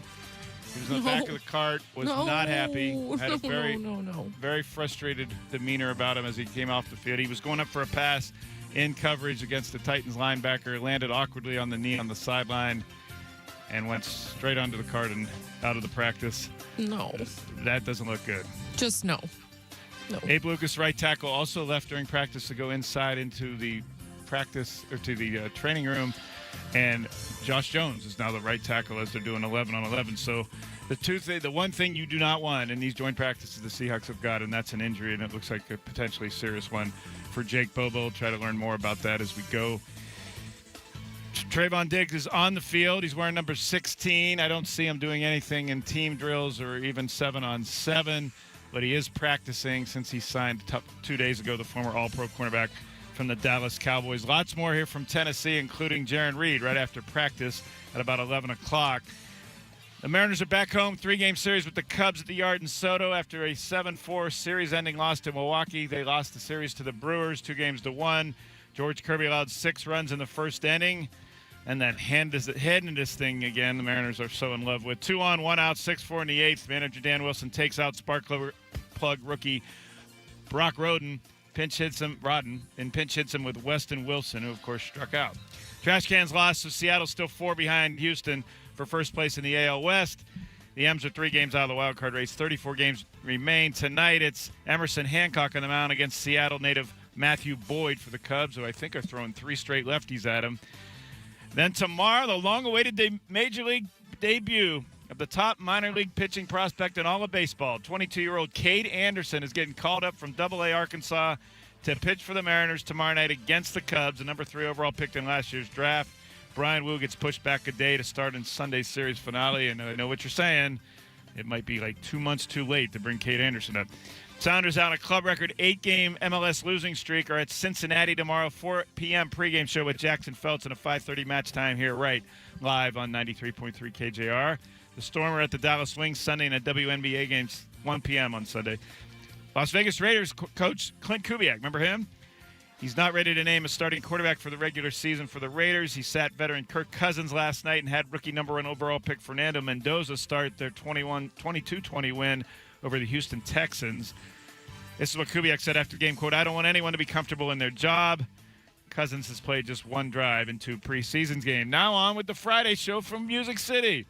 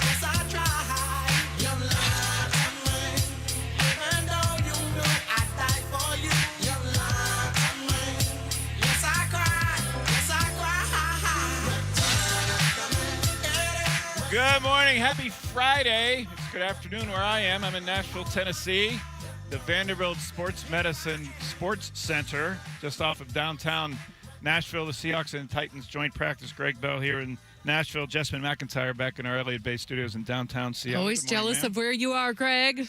Good morning and afternoon. Good morning. Good morning. Thank you. Yes, not a good morning for Jake Bobo, and fan favorite, a favorite in the locker room. Special teams mainstay, wide receiver, going on his 4th year. The former undrafted rookie from UCLA and Duke, who forged his own way onto this team and into an NFL career, got a new 2-year contract just this offseason that the Seahawks matched from the Jacksonville Jaguars. Well, Jake Bobo carted off today with an apparent leg, maybe knee injury. I don't want to suppose too much, but I'm just telling you, the body language on Jake Bobo and the tenor of the practice was that was a serious injury. He got carted out. Both teams went on a knee as the cart came on the field. He was jumping onto the on the sidelines, along the sidelines. The Tennessee Titans linebacker right under him. Football play, nothing malicious or anything. Both went up for the ball. And it can Jake happen. Bobo It can happen awkwardly. anytime. Yeah. Yeah. The one thing you do not want in these situations is an injury like that, and they got one, it looks like, with Jake Bobo. Abe Lucas, starting right tackle, left. He was walking off as though it might have been an upper body injury. He went into the locker room here in Nashville about 10, 15 minutes after Bobo got carted off, and I see Josh Jones in at right tackle in the starting offense now instead of Abe Lucas, who I don't see returning to the field. So two injuries for the Seahawks. My two favorite people on the team. Yeah, the Coug, and I know Jake Bobo, your nephews get hooked up by Jake Bobo. Well, my nephew's name is Bo, B-O, and yes, he has sent videos to him in the past and stuff just because it was always just a fun thing that we had. That his name was Bo, and we always wanted a Bobo jersey for him. And so those weren't readily available at the time, and but he would send some videos. I would record them and send them to my nephew, and he loved them, and he's so nice and kind. Jake Bobo was my guest here the last time they had a joint practice 2 summers ago, right off the field after the 2 years ago, the joint practice here. Looks like he could be out a little while or long while. It's cold to talk about, but in the next man up mentality of the NFL, Jake Bobo's injury may clear the roster spot for Montorie Foster Jr. to make the team. We were talking about how impressive the wide receiver from Michigan State and Lakewood St. Edward High School outside Cleveland has been, and just every day making plays, and now is playing with the ones, including out here today. Well, we were talking about whose job is he going to take, whose roster spot he's going to take, a 5th or 6th wide receiver. But now Jake Bobo's injury, if it is as serious as it appeared as he got carted off the field here in Nashville this morning, that may be the roster spot that Montorie Foster takes to make the 53. I'll talk later in the show about everything I've seen so far today at this practice. It is not cool here in Nashville. It is smoking hot. And you knew what you were getting into. Oh yeah, we've been here. I've been here in August. It's not cold in Nashville and humid. I'll talk to you about what I've seen. At 10:25, you'll hear from Montorie Foster. We had him on the show a couple of weeks ago before his star turn to where now he's a Hard Knocks national TV celebrity for being the star of camp. And you'll hear him talk about what he was doing during last Seahawks season. While the Seahawks were marching to the NFC West title, Montorie Foster was a cut Seahawk in August, and in September was a substitute teacher teaching Latin to freshmen and junior kids at Lakewood St. Edward High School, his alma mater, just west of Cleveland. He got his real estate license. He bumped into some schmo at a gym, just like 24-Hour Fitness, Planet Fitness gym, who said, "Hey, I heard you were in an NFL camp this summer. I used to be a high school quarterback. I can throw to you." And Montorie Foster looked at him like, "What are you talking about?" You know what I love about that is that they both just wanted to play. Right. They wanted to Like continue kids. playing. Like kids on a playground. So, yes, exactly, Jess. And then this guy has ended up being Jake Haener. He's a quarterback in the Lakewood, or the Mayfield Village area of Cleveland. And he became his personal quarterback all last season and kept Foster sharp for when, sure enough, the Seahawks called at the end of December, offered him a practice squad spot. He was on the practice squad through the end of last season, including was at the Super Bowl. Then signed him to a futures contract, which means you get to do off-season and then the preseason practices on the 90-man, and that's where Foster has made his star turn to now it looks like being one of the surprise adds to this 53-man roster of the Super Bowl champions, especially in wake of Jake Bobo's serious-looking injury getting carted off today here in Nashville. So 10:25, you'll hear from Montorie Foster. At 10:45, you'll hear from Coach Mike McDonald about his summation of camp so far, about his new offensive coordinator, Brian Fleury, who's on the field here in Nashville in front of me, calling plays with his walkie-talkie into the quarterback's headsets. 10:45, you'll hear from the head coach, Mike McDonald. At 11 o'clock, we'll talk live here in Nashville, expecting to get Jaron Reed as he walks off the field, the veteran starting defensive tackle, one of the sole guys of the locker room. Talk to us about what he got out of today's practice and what he gets in general out of today's practice, and who he's looking forward to at the rookie talent show at a barbecue joint in downtown Nashville tonight. That's the highlight of the trip for many of these guys. I mean, if you're gonna do it right, they are doing it right. Yeah, there's a chance for rookies to make a name for themselves tonight at a barbecue spot in downtown Nashville. We'll talk to Jaron Reed as he comes off the field shortly after 11 o'clock. 11:30, your text. Talkbacks, go to the iHeartRadio app or our website, 933KJR.com. Jessamine loves herself some talkbacks. I do. I'm very selfish. The red microphone button at the top of those pages on the website or on the iHeartRadio app, 933KJR, and you leave a 30-second or shorter voicemail, and Jessamine will play them back. And she'll play back whatever you say. I mean, if you say, honey, bring home some milk and cheese, she'll play that back. Let's not get a little crazy here. I do have some discretion back here. There are some that are not airworthy that I do get. I wonder sometimes. Sometimes they're fun. They are. Jessamine does filter some, so stay colorful, stay appropriate. But we'll read them back at 11:30. We'll read back your text on the Tacoma Dodge text line at 49451. The Seahawks starting offense is back on the field in 11-on-11 right now with Jackson Smith-Njigba in his bright green shoes catching a quick out route. A lot of passes to him today by Sam Darnold. What else I've seen? I've seen a new number 16 for the Seahawks. That's Trevon Diggs, the new cornerback, the former All-Pro for the Dallas Cowboys from 2021. His last full season in the NFL, 2022. He signed on Wednesday, and here on Friday he's practicing, or at least is on the field in practice uniform. I haven't seen him, though I'm across the field from where the defense is practicing. Excuse me. The offense is right in front of me, but I cannot see from a distance that Trevon Diggs is doing anything in team-wise 2 days into his Seahawks career. I don't expect him to play in the preseason game here on Sunday night. What else I've seen? The first running back, interestingly, in pretty much every scrimmage drill I've been able to watch, in every 11-on-11, the first running back has been George Halani and not Jadarian Price. Some of that is that Price is just coming off the leg injury that he missed a week's worth of practice with the upper leg soreness. But George Halani, as he was to begin training camp, the third-year undrafted running back from Boise State, is the number one running back here in Nashville in this joint practice with Jadarian Price, the number one draft pick, the first-round pick, alternating in. I mentioned the headline news so far of the practice is that Jake Bobo was carted off with an apparent leg injury. Didn't look good. He did not look happy, to say the least, as he got carted off, landing awkwardly, trying to catch a pass along the sidelines. And then Abe Lucas walking into the locker room has not been the right tackle in 11-on-11 since then. He just got a new contract during last season to be the bookend to Charles Cross at the two tackle spots. So, yeah, that would be a loss as well. And now another Seahawk goes down right in front of me. A reserve receiver on the second. Who is that? The roster is still very big right now. And so for everyone to know, there's 90 people out there and only 53 will make the team. So you're not expected to know 90 guys by heart. No, I'm just seeing it from such a far distance. There's a crowd of players going around him. I'll try to get to. He was leaping for a pass and he landed hard on his hip. Well, we don't like to see any of that. So this isn't good. The one thing that Mike McDonald doesn't want from this, obviously, from any preseason activity, but a joint practice come 2,000 miles and have injuries. And they've had a couple today. 11-on-11, I saw an interception by Ty Okada, pick six on the Titans starting offense, run the other way. And, of course, Devin Witherspoon and his friends ran along the sidelines with him and celebrated in the end zone. And can't see who that is, actually, still. All right. But suffice to say, not a blue ribbon all-around day for the Seahawks here in Nashville with the injury to Jake Bobo. Do you think this will deter them from future joint practices, or do they need to get into football shape? I think this has been, one of the debates that has gone on for a long time, whether it's worth it. Right. I don't think it'll deter Mike McDonald. I do think it could happen at any time a guy steps on the football field. It is the caution they take, and they know, and that is the risk to doing any kind of 11-on-11, even in practice back in Renton.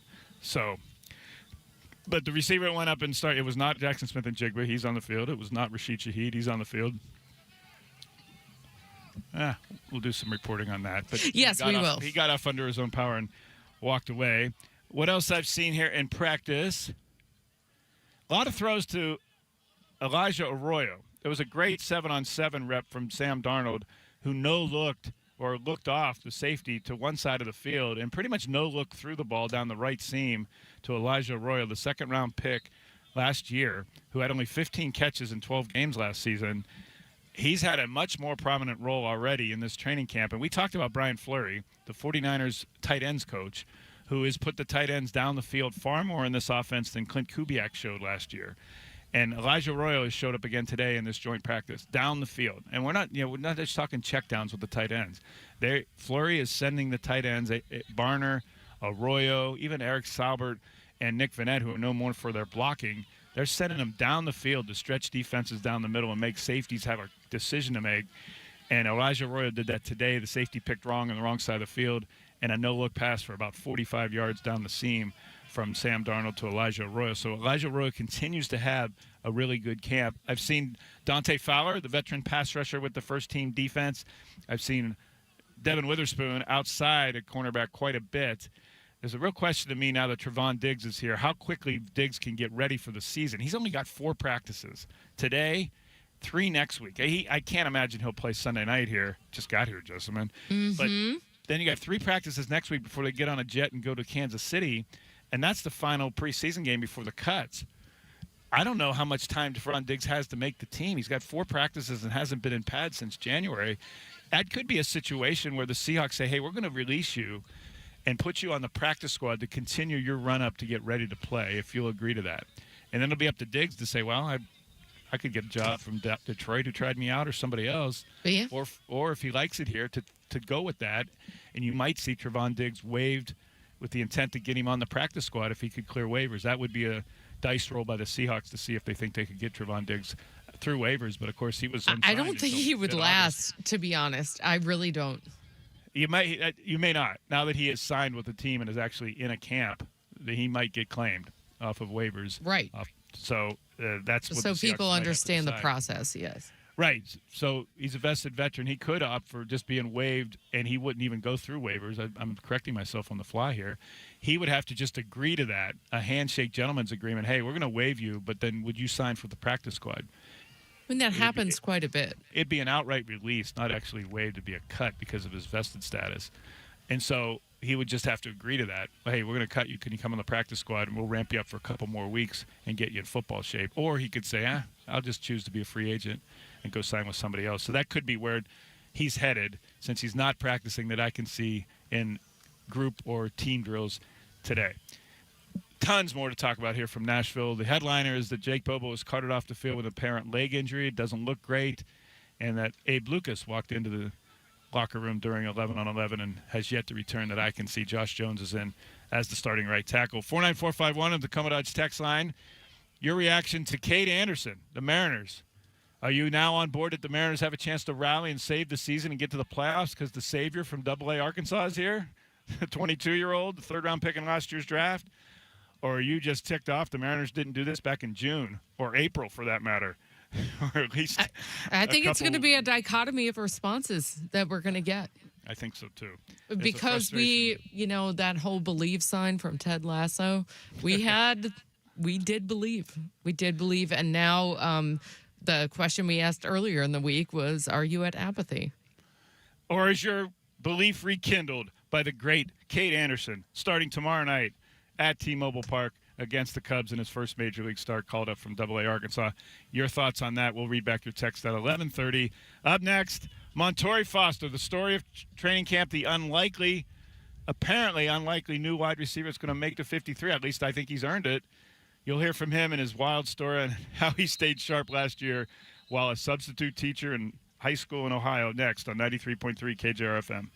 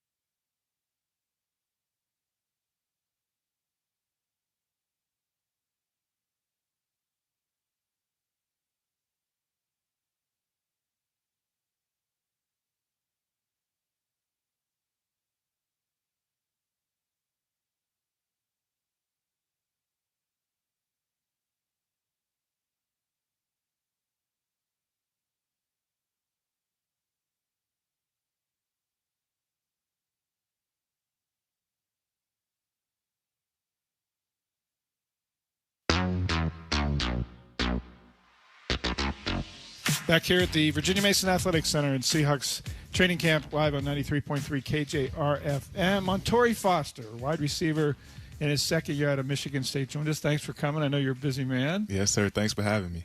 This is your second training camp. Last year, as an undrafted rookie, the Seahawks signed you in May. You had it was a hamstring injury this time last year, right? Yep. Yes, sir. Waived injured hamstring.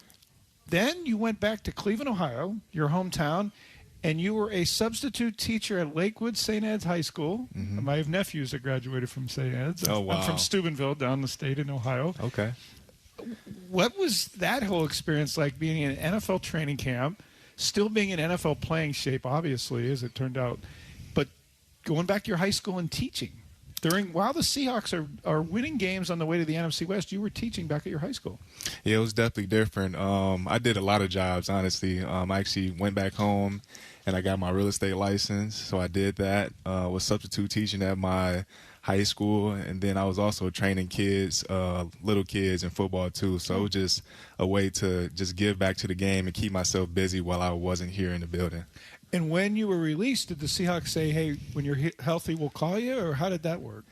Hey, I had no clue, man. Yeah. So, I would go to gyms. I live in Ohio, so we got, winters. So I'm trying to find a quarterback, trying to find indoor facilities to throw and just stay in game ready shape. So, I was ready, so I didn't have to get ready for sure. How did you do that? Did you end up finding quarterback? Did you find indoor facilities? Did Yeah. you go to a gym and a basketball floor? Or how did you work out? Yeah, it's crazy. I actually found one of my quarterbacks in a local gym. Just by luck? By luck. Yeah, this random guy, he was like, man, if you need a quarterback, I'll throw to you. And I was like, I thought he was just BSing, but we got together and we started throwing together, and, that's still my guy to this day, and we get extra work in the off season for sure. This was a high school teammate of yours? No, it was a random guy. He worked at this local gym, and we just started talking and conversating. He was like, "Hey, man, I could throw the ball to you." So I'm like, "Oh, I don't know about this," but I gave him a shot, and he was great. He was great for me for sure. And he got you ready to the point that the Seahawks called you again in December and re-signed you to the practice squad. Yes, sir. Why don't you shout out his name? What is he? We'll give him credit for Yeah, it. definitely. Jake Dostal. Yeah, yes, sir. Former Mayfield High School quarterback. Okay, there you go. Jake Dostal is a part of the reason that Montori Foster is sitting in front of us right here at Seahawks training camp. So the Seahawks call you back in December 30th. You signed on the practice squad. Yep. You were on the practice squad through the Super Bowl. Tell us about the Super Bowl experience and joining the team in the playoff run after not being here the whole time. You knew some guys, and you knew but that was probably a surreal experience. Yeah, it definitely was different for sure. And then, being on practice squad, getting to go to the games and seeing the atmosphere, like, it was just second to none. Like, the 12s, the fans are great, man. I love them and everything. And it was also a great time to just hone in on my craft and go against a lot of the top cornerbacks that were Super Bowl cornerbacks too as well, that helped me sharpen my game as well too.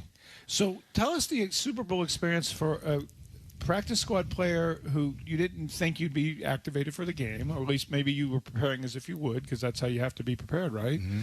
But enjoying all of the festivities, the big enormity of the Super Bowl without the pressure of having to play in it. How different was that experience? Were you, I'm not you were along for the ride, but that's a pretty cool deal to just walk into that situation. Yeah, it was pretty cool, man. It was, like I said, I'm truly grateful just to be in that experience. It was awesome. The festivities, the fans, everything about it. And then especially like the gear and stuff. I have so many like just items like sunglasses, shirts, sweaters, and everything that, it's just something that I would never forget. You didn't play basketball or football until your final year of high school, Lakewood St. Anne? So I actually played when I was younger, and I stopped when I was like 10 years old. Okay. And then I was just a hooper all throughout high school. Then my senior year, I was like, man, let me try out football again. And, kind of went from there. Was it on your own, or did a coach encourage you, or how did you get back into football? Yeah, so my high school coach, he would come up to my locker every day since my freshman year in high school and was like, hey, man, you need to come try out football. Like, I think you could be a stud. And I was like, I don't know. I just want to play hoops, man. Those guys on the field over there, they just too big, man. I don't want to get hit. But, my last year, my senior year, I came out and just had fun and, made some plays and got some offers, and now we're here today. His first career high school start was week 2 of his senior season for St. Edward's High School. Am I correct about that? Yeah, I think it was week 2 or week 3. Yep. Yet Michigan State and others offered you a scholarship. You were second team All-Ohio for just playing 1 year at wide receiver. And Michigan State, other offers, why Michigan State? Was that the one that were on you first? Yeah, that was the only big school that was on me first. And then I had a couple other friends that went to Michigan State as well. So, it was close to home. My family could come to the games, and it was just a perfect scenario for me. Goes into the Big Ten, and then as a 5-year letter winner, you stayed all 5 years, which, as you know, in this day and age of college football is not usual. You went through a coaching change. Mel Tucker, the staff that hired you, fired, and then Jonathan Smith's staff came on at Michigan State, right? Mm-hmm. How important was it, and did you give thought to how meaningful it would be to stay all 5 years and what the NFL might think of that? I wasn't really thinking about – I'm always thinking about the next level, but I wasn't really thinking about that next step, the NFL. But for me in that time, I think it was just the best move for my family. And, I love Michigan State to death. Like, I bleed green. So, I wanted to stay home and, try to, turn things around at Michigan State. And, that's what I tried to do. I put it all on the field, and that's what I did. How close were you to accepting the Akron and Eastern Kentucky scholarship for basketball? Were you close or no? No, it was on the back burner after Michigan State came. I was like, let's make a business decision. Let's make the smart decision right now. Exactly. This is Montori Foster. He's a wide receiver in Seahawks training camp for the second consecutive year, joining us here on the Seahawks training camp at 93.3 KJR. This is a crowded wide receiver field. They always are. You've shown out. You seem to have a rapport with Jalen Milroe catching passes as well. How do you assess how it's gone and where it stands for you in the whole roster shuffle here? Yeah, with me, I'm just focusing on like what I can do, what I can control each and every day. So it's not about outside noise or me making a play or whatever. I want to do this like consistently. So I have a standard that I hold myself to. So every time I step on the field, I'm trying to uphold that standard. You were here this time last year with the rest of the offense learning Clint Kubiak's offense. Now you're learning Brian Fleury's offense. What are the differences? What are the similarities? I would say it's still a little similar, just different verbiage. So I would say, it's not too much of a learning curve with everything because I kind of been in the same system, the West Coast spread offense kind of system. So it's been going pretty smooth so far. And what teams are you on? Special teams you're on? Yeah, so I'm on punt. I'm on punt return, and then maybe KOR, and actually all 4, honestly. Okay. So, yeah, all 4. And how important may that end up being for you to make the team as a special teams player? Yeah, it's huge. It's huge for sure. So that's why, I'm trying to pay attention to details and, learn from, my mistakes each and every day and just get 1% better each and every day in that aspect as well. Cleveland, I got to ask you, LeBron James fan or not? You feel spurned? Huge LeBron James fan. So I was hurt about that trade to the 76ers. I was super hurt. You were hoping he's coming back home. Huh? Exactly, yes. Were you a Browns fan growing up on the east side of Cleveland? I am. Okay. Yeah, definitely. Huge Browns fan. Okay. Yeah. All right. In your wide receiver room, as I mentioned, very crowded, but you have veterans in there. Jackson Smith and Jigba's performance speaks for itself. But a lot of the guys in there talk about Cooper Kupp. Coach in that room. How does Cooper Kupp's mentorship help you, and what do you learn from him? It's been great, man. I feel like we had a situation yesterday. We had a competition drill, and he was coaching me up on my routes and what I could have did in the situation. So just seeing him come to work every day, him put like the hard hat on and go in there and block, it just shows to a testament of who he is as a player, but also just he is a perfect example to look up to. So that's kind of what I've been doing each and every day, just learning every day from him because it's been great. You still have the substitute teaching on if you need it? Are they going to invite you back, or is that still an option? Yeah, that's my home, man, for sure, definitely. They're trying to get me to coach. So I'm they like, are? Hey, not yet, not right now. What was the reaction of you as a Super Bowl champion when you went back home? And Was that a big deal at St. Ed's? Yeah, it was. It was a big deal. I actually brought the Super Bowl ring back to my high school and stuff, so they got to see it. And They had a ceremony or whatnot, or it wasn't a ceremony, nothing Yeah. big. It's just kind of like I just popped up on him and stuff, and my coach got to see it because he played a huge part of me just playing football in general. So, I just wanted to show him that ring to just attest to all the hard work I put in, and to be able to show him that was just a blessing. That was the coach that would bug you in the hallway to come Exactly. out. What was his name? Coach Lombardo. Coach Lombardo at Yeah. St. Ed's. I think he's been there a while, hasn't he? He's been there for a while, yes, legend. sir. Yeah. For those who don't know, I grew up in Ohio, played high school football in Ohio. Lakewood St. Ed's is a Division I monster program in Ohio. It's a big deal about Yes, sir. football in Ohio. Montori, I know you're busy. I appreciate you dropping by. All the best. You best of luck for this coming season. It's great to chat with you. All right, thank you. Yes, sir. Montori Foster, Lakewood, Ohio, St. Edward High School, substitute teacher, real estate agent in Cleveland. And you know the area. I do. My nephews went to that high school. And he's going to make the team, it appears, especially today with the during practice, the joint practice with the Titans here in Nashville, of Jake Bobo coming off of the field with an apparent leg injury, carted off the field, not looking very good. Very happy about Carted it off either. during a joint practice is really, it just says something. As the amount of time I've covered college and football and the NFL, that is not good.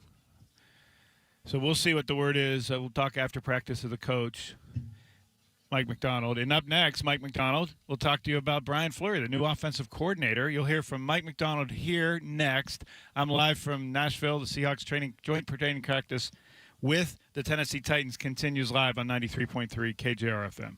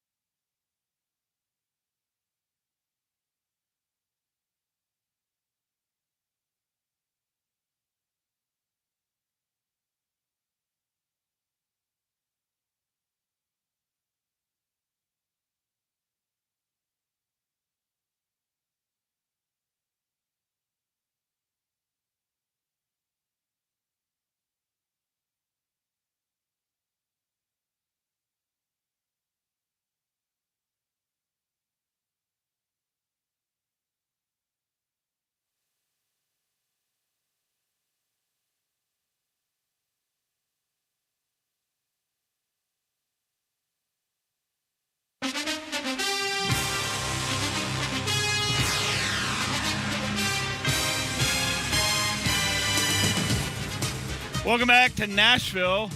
The Seahawks joint practice with the Titans has just ended. Not a good day for the Seahawks. Now Montori Foster has gone down injured. Making a No, we leaping just catch. heard from him.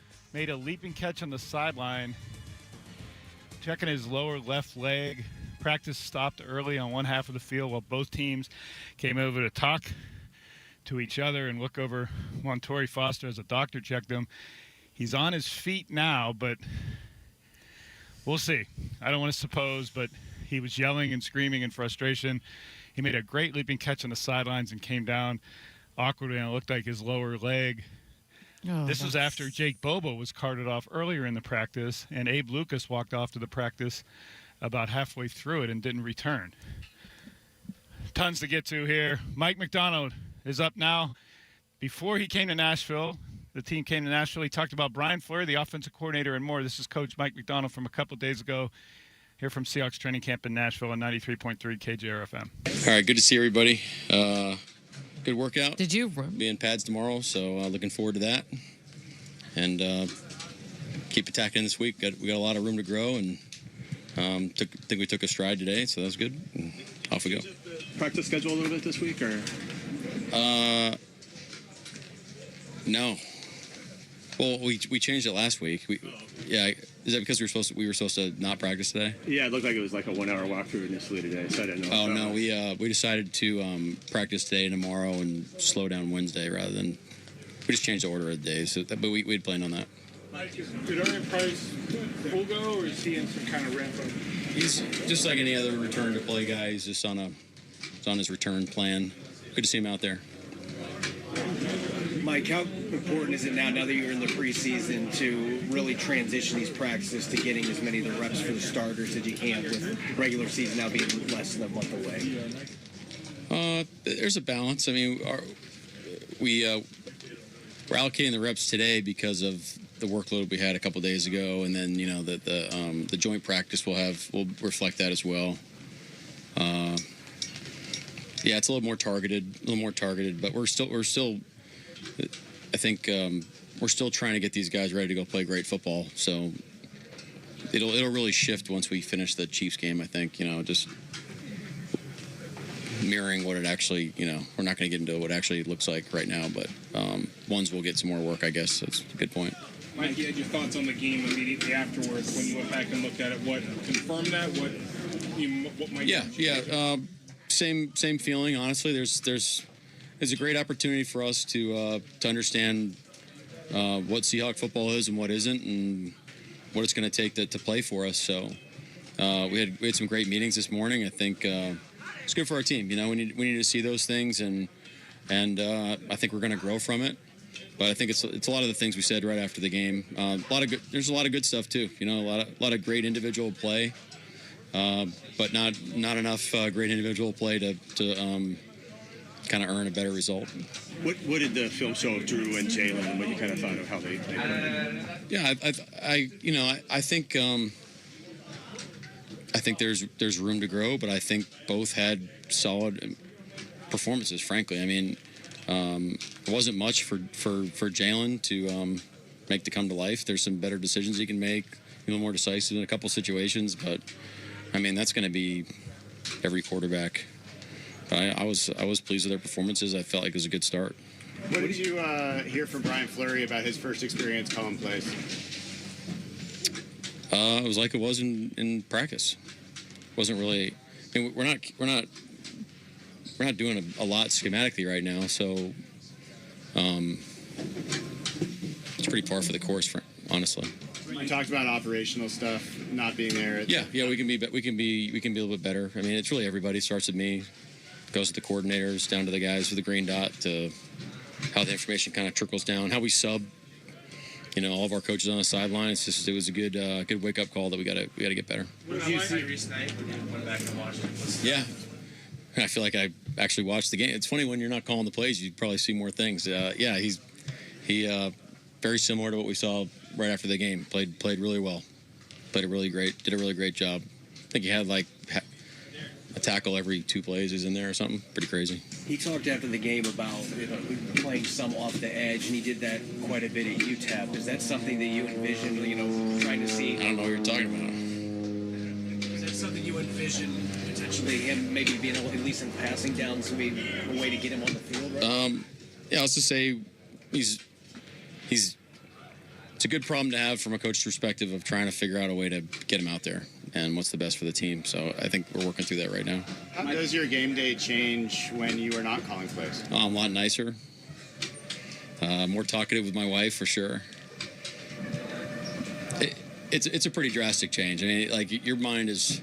But I mean, if I wasn't calling plays, I'd be in a regular season game. I'd still be like really involved with what we're doing. So I'd imagine I'd probably feel the same.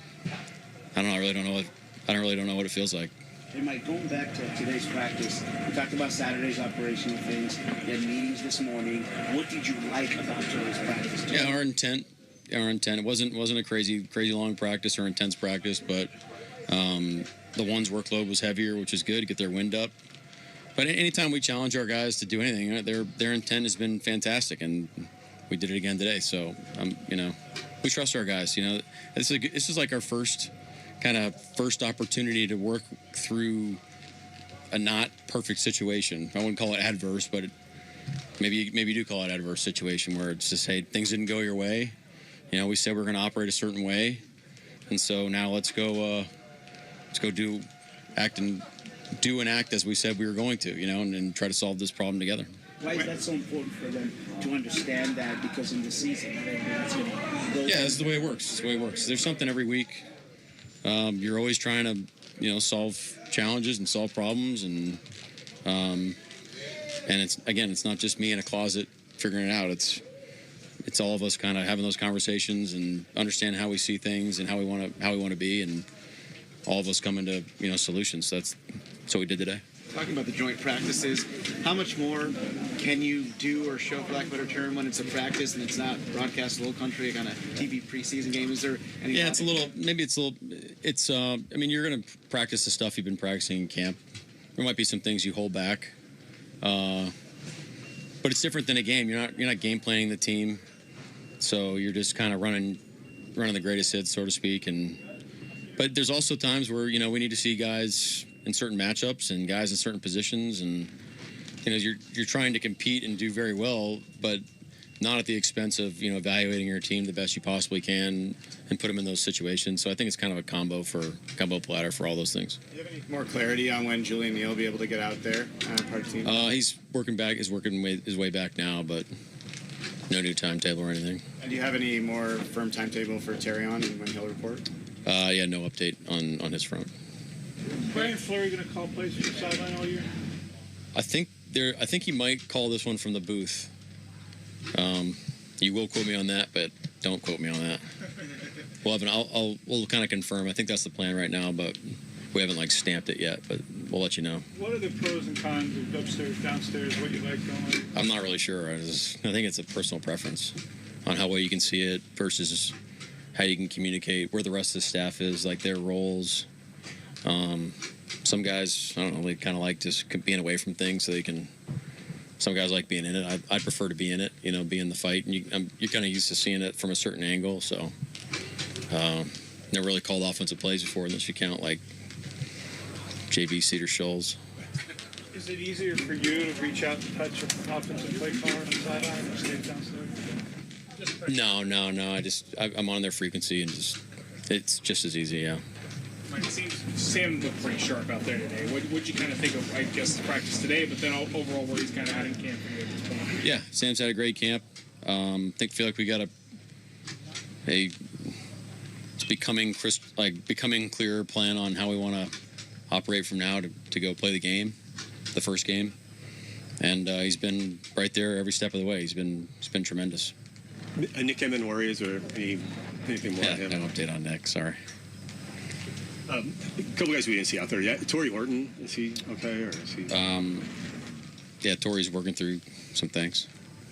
Yeah, not a lot of updates on the injury front right now, but we had a couple guys down today. seemed like Jared Ivey was extremely disruptive in the game on Saturday night, and we didn't see much early in camp. But how have you seen him take some step forward here? Yeah, did some good things on the edge. Great competition there, but he definitely had some really good plays. So that was positive. That was good. With Jalen Gaines in the same vein, what do you thought of his camp so far? Kind of what he's done? Yeah, Jalen's had a good camp. He's had some splash plays. I think his Jalen he cares so much. Like, it just matters so much to him. And so sometimes we just want him to let it go rip, man, because he's a talented guy. He's strong. He can play the edge. He can rush. You know, he plays with a lot of energy. And when he does that, he's a dang good football player. When he kind of, thinks about too much or whatever, that might slow his game down a little bit. But he's doing a really good job. Back at Seahawks joint practice in Nashville, Tennessee with the Tennessee Titans. We're joined by Jaron Reed, the soul of the locker room, veteran defensive lineman, right off the field. You lost a few LBs maybe today, huh? A little hot, Jaron. Can we try that again? Mic check. How about now? Mic check. All right. Jaron, you might have lost a few. All you guys lost a few LBs today. Definitely, man. We could use the pounds just lost out here, man. But it's good to come down here to the South, man, get some good work in, man. Face some adversity with the heat. Something that those guys are accustomed to, man. But overall, we came out here, man, got some good practice in there. What had stood out to you the most today about how your defense played, ones versus ones? Probably the only time you'll do it before the real game. Yeah, I think we did a good job. It's still not real football, but, it's kind of like real contact. It's nice to go against somebody else, man. The whole camp, we've been battling against each other. I mean, there's ups and downs in practice, man. That's the way it goes. We can go check the film, and I'm trying to get better off of it, man. The only thing that's really real is the line of scrimmage when plays like days like this. How did that go physicality-wise, do you think, for you guys? I think we did good, man. I think, our physicality up front, showed pretty much. We did a real good job, but that's just, what we bank ourselves on. What's life like as a Super Bowl champion now? You've been playing in the league so long, and then you finally get to the mountaintop. Did life change for you at all so far? No, not at all. It actually made us want to go harder just because, I think we're going to be what they call the hunted now, whatever everybody's has going on and want to say. But we don't focus on that, man. That was last year.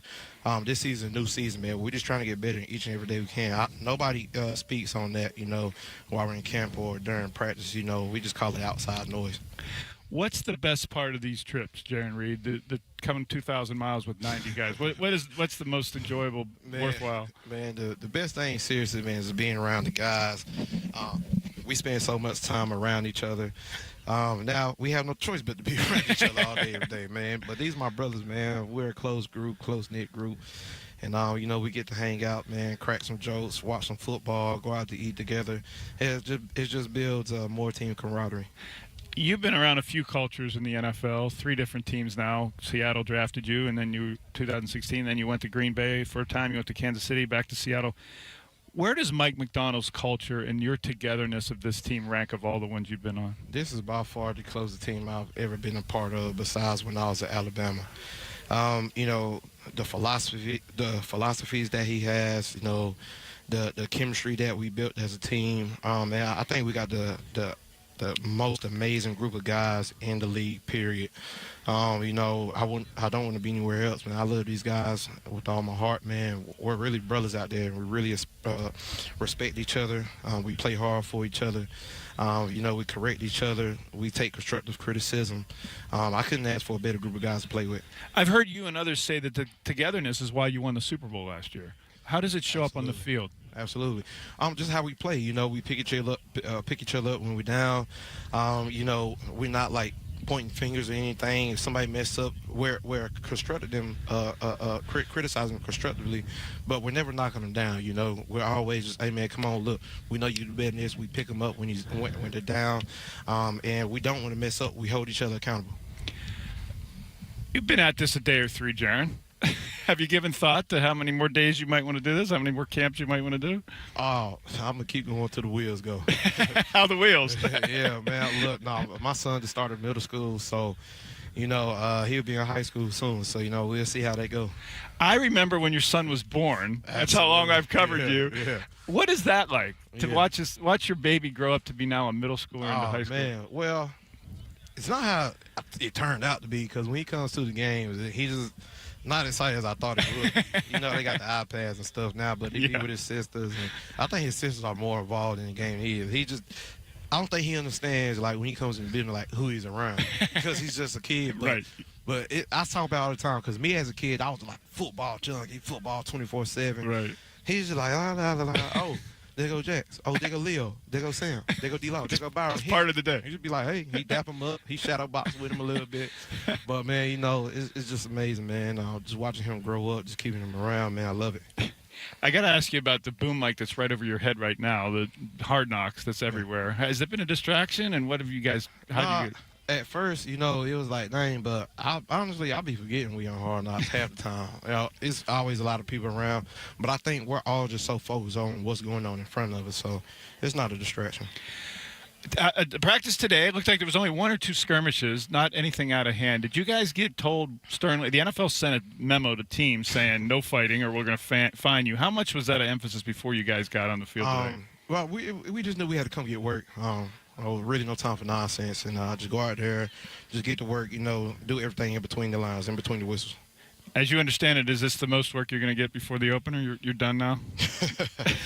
We got more camp to go. Camp is Beside camp, but I mean game-wise, against another team. Look, I've been doing this a long time, man. Whenever my number's called, I'm ready. Your defensive line rotation, Riley Mills joining it really makes you deeper. But are you satisfied personally? You've been around some deep defensive lines around here. How's the depth, do you think? You're going to need 8, 9, 10 guys. Yeah, I think the depth is good, man. We can roll in guys at any time. Everybody can play anywhere. Anybody can rush from anywhere. And definitely getting Riley's a huge addition, man. He's had a great camp. I don't think nobody can stop him out there, man. He's showing off. Just let him get his feet back on him real good, get some more games under him. Just let the game slow down a little bit, man. He's going to be great, man. He rolls how we roll. So, it's just another person to add to it, man. More bullets in the chamber. This is Jaron Reed right over the side of the field here in Nashville, live on 93.3 KJR, friend of the Seahawks-Titans practice. What do you expect out of Byron Murphy, year 3? And can you describe to people, I've tried to describe the way he takes on double teams by dropping to a knee and how hard that is to do. Man, look, the way he plays the game, period, is top tier to none. I don't think he gets the respect he deserves in this league yet, man. I don't know why. But guys around this league, all the PFF and whoever, the what's his name, Adam Schefter, the inside, I just feel like he needs the respect. He's definitely top 2. In my opinion, I'm always boost my guys. I think him and Leo are 2 of the best defensive tackles in the league, man. The way that he plays double teams, the way he goes and rush the passer, I don't think nobody really looks at it because we're inside. Nobody really understands how hard that is unless you're playing the game, And just the way he takes about it, he doesn't complain. He doesn't say anything. He just works all day long, man. And I just keep telling him every time, don't pay attention to it. You can't pay attention to it because that's a popularity contest, It's all people's opinions, but us in the football world, we know. And he's going to get what he deserves one day.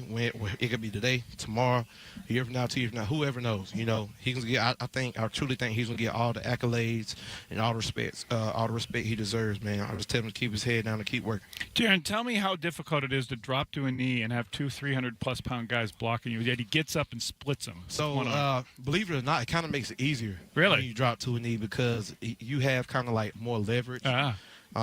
It's kind of a leverage thing, like kind of like in wrestling, the lower man wins type of ordeal. So, it just kind of makes it for the O-lineman for a reason, right? They don't want to go that low. So, it's a change up sometimes because a lot of guys are used to way bigger guys and, they could just roll on and stand them up.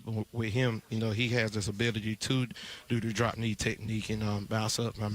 That's stuff that it's been coached for a long time. You rarely see people use it, but he's a dozen and a dime in a dozen, if I said it right. You did. Why is that? Why do coaches coach it, but players don't do it? They give you all the type of tools to use in playing. There's all different ways to play blocks, and some people take it, some people don't. It's all on the player. So it's an instinct thing. You can coach it, you can teach it, but the player has to do it. So it's an instinct thing. All right, what are you looking for tonight in the rookie talent show at the barbecue joint? Oh man, who you waiting to stand I out? want my rookies to do something. Who needs to step up? Eastern? Eastern, definitely. Eastern. Devin Marvin, Eastern, a rookie nose tackle. No, Adrian Hubbard needs to step up. Adrian Hubbard has now joined the defensive line. He wasn't an outside linebacker at Northwestern. Yeah. He's got some work to do. He's so quiet, man. We try to get him out of a little shell, man. But I'm excited to see what he does to him. What kind of performance does he need to put on to impress you? What does he need to do? I think he needs to imitate Coach AD. I think that would be hilarious. and dirty, the defensive coordinator. What do you? I'm joking, but what do you guys get out of that too? Because I've heard guys, Julian Love and others, say that bonds you guys. Just those experiences are key. It's good to look. We all, everybody that comes in the league has a rite of passage. This is like a rite of passage. We want to see the young guys make us laugh. Everybody's so and locked in the meetings and quiet. This is our time, to let your character show, show your personality, show who you are, and make us laugh. And, it's all love. We're going to laugh at you, but then we coming, and then we're going to show you love at the end of it, man. Just to let you know, man, now, like, you're a part of us for real. Jaron Reed, an Alabama man who doesn't think this heat in Nashville, Tennessee is anything. We appreciate you stopping over, sir, and all the best for yet another good season. All right, thank you. Jaron Reed here from Nashville. More from the Seahawks-Titans joint practice next on 93.3 KJR FM.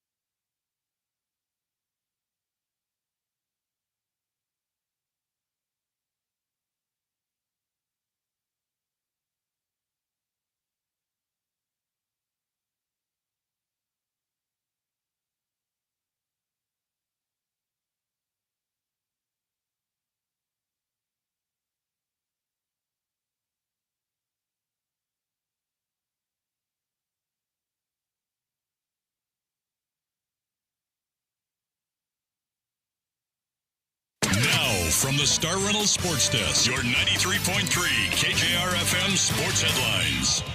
Hi, happy Friday from Nashville, right on the sidelines of the Seahawks Titans joint practice. Your headlines are brought to you by Frost Brewed Coors Light Choose Chill.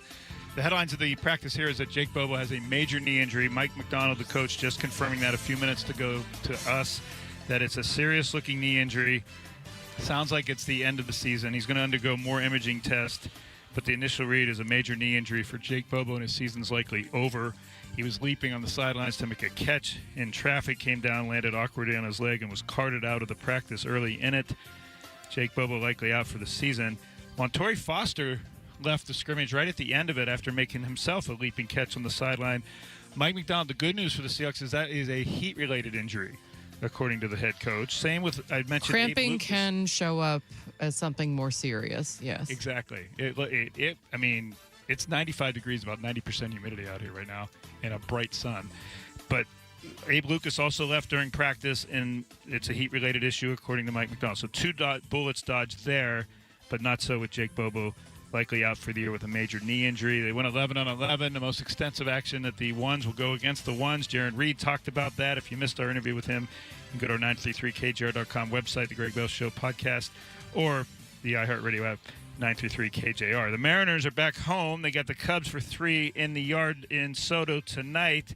Yesterday, they lost 7-4 in Milwaukee because George Kirby allowed 6 runs in the first inning. Trash Cans also lost, so Seattle's 4 games behind Houston for first place in the AL West.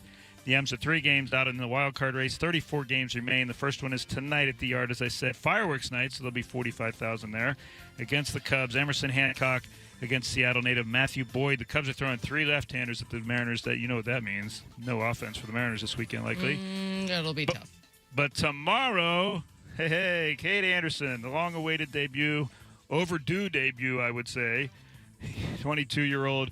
3rd pick in the 2025 draft, coming up straight from Double-A Arkansas to be in the Mariners rotation tomorrow night and get the start. That pushes Brian Wu back to Sunday. He gets a day extra rest. So the Cade Anderson phenom era begins tomorrow night at T-Mobile Park. Seahawks, after today, I get to go to the barbecue joint tonight and have a rookie talent show. You heard Jaron Reed say he was on the spot for that.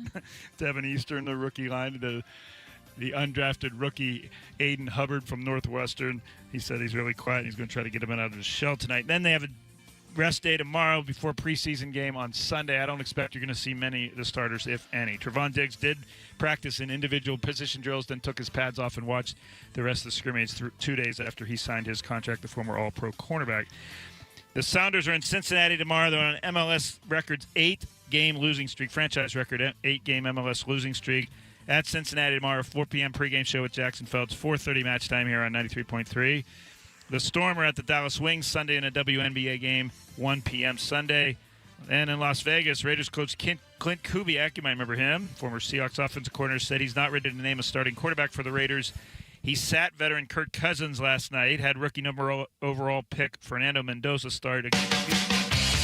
I don't want anyone comfortable in their job, is what Kubiak said. Cousins has played just one drive in the 2 preseason games. All right, catching you up on what just happened here today. The practice is over. Not a moment too soon for the Seahawks and some of the guys they lost. 3 guys went out of practice. Jake Bobo, Abe Lucas, Montori Foster at the very end. 2 of them are heat-related, Foster and Abe Lucas. And Jake Bobo not heat-related. It's a major knee injury. Coach Mike McDonald said initial tests are it could be a season ender. Oh, I mean, when they say initial, you know. Exactly. If he has further imaging going on, you know.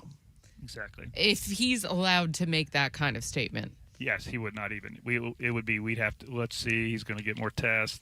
But that means they've done some lateral testing, some flex testing, and the knee just doesn't respond. And that's bad. That's usually been there. Yes. I can use my own experience when it comes to that, and yeah, it sucks. So Montori Foster Jr. is likely to benefit from this. That's a cold way of putting it, but that's the way the NFL is with the next man up. Foster, unlikely to make the roster entering training camp, is now squarely in with the ones in the plan for the Seahawks, especially with Jake Bobo likely out for the year. Foster's going to be the number 5 receiver with Bobo's injury. And he didn't do anything today that would say he's not going to make the team. The play that he left practice on, he made an amazing leaping catch on the sideline. I thought the ball was going into the parking lot, and he reached up with one hand and pulled it down and then landed and never got back up. And said it was a heat injury is what Mike McDonald said. But you heard the players saying, way to go, Montori. And, I mean, he's in there. He's a star with this emerged. team. Yeah. And I was telling some people about Kason Williams. A lot of you remember the Skyline High School, University of Washington star who was a summer camp star for the Seahawks year over year, yet would not make the team and would end up on the practice squad. The difference between Foster and the reason why Kason Williams wasn't making those teams is special teams. Because Montoya Foster is on all the teams. He's a gunner who can replace Derek Young, who signed with the Raiders after last season. He can be a kick returner. He's on the coverage teams. And that's something that Kason Williams did not do and didn't have any experience doing. And that's why he never made those Seahawks teams out of the training camps that he was selling in at wide receiver. But Foster can play special teams and will, and that's going to be his path on the roster. So nothing today saying that it will not be Montori Foster as one of the 53 guys on the team. Rosters are to be set on August 30th, 2 days after the final preseason game, which is 7 days from today in Kansas City. The Jake Bobo injury clouding really what was otherwise a pretty productive and positive practice for the Seahawks. I will say this. It was a pick six. The Titans picked off one of their cornerbacks, 24 picked off Sam Darnold in 11 on 11. And you would have thought the Titans won the Super Bowl. And they were going crazy. And Jeffrey Simmons was yapping the whole practice. I mean, by the time we came out here, I thought maybe you could have heard him over our microphones earlier in practice. And he was all over the Seahawks. Because Super Bowl champs, blah, blah, blah. Super Bowl champs, huh? That's what he was the whole practice. The Titans were using this as their chance to get a shot at the champs. The Seahawks were using this as another training camp practice to get ready for the regular season. And the Titans were tightening up, as they say here, tighten up. I mean, they were on it, and Simmons was nonstop. And the Seahawks noticed. They mostly ignored him. There were only a couple scrapes. There were no outright fights compared to the last two summer joint practices. There was a bigger fight last year in Green Bay between Ernest Jones, Devin Witherspoon, and some guys for the Packers. Today, I only saw a couple skirmishes and not much, and it ended pretty quickly. Just a little pushing and stuff. No haymakers and no helmets thrown or anything like that. So that was different. A couple of years ago when Jamal Adams was on the Titans, and it was very contentious and a lot of pushing and shoving after 2 years ago here. Not today. Nothing I noticed that was anything like we've seen with the Cowboys and Saints this week get fined $500,000 each by the league for. So for those wondering that all they do is fight at joint practices, today that was not the case here in Nashville. And Jessamine, that makes it a little more productive when you're just not separating fighters the whole time. Yeah, it does. And that's the whole point of it. But I also do understand that aggression. Like you're going against your own teammates the whole time, and you come in, you're in your best shape. You haven't hit anybody yet. You haven't, because you're not going to do that to your teammates.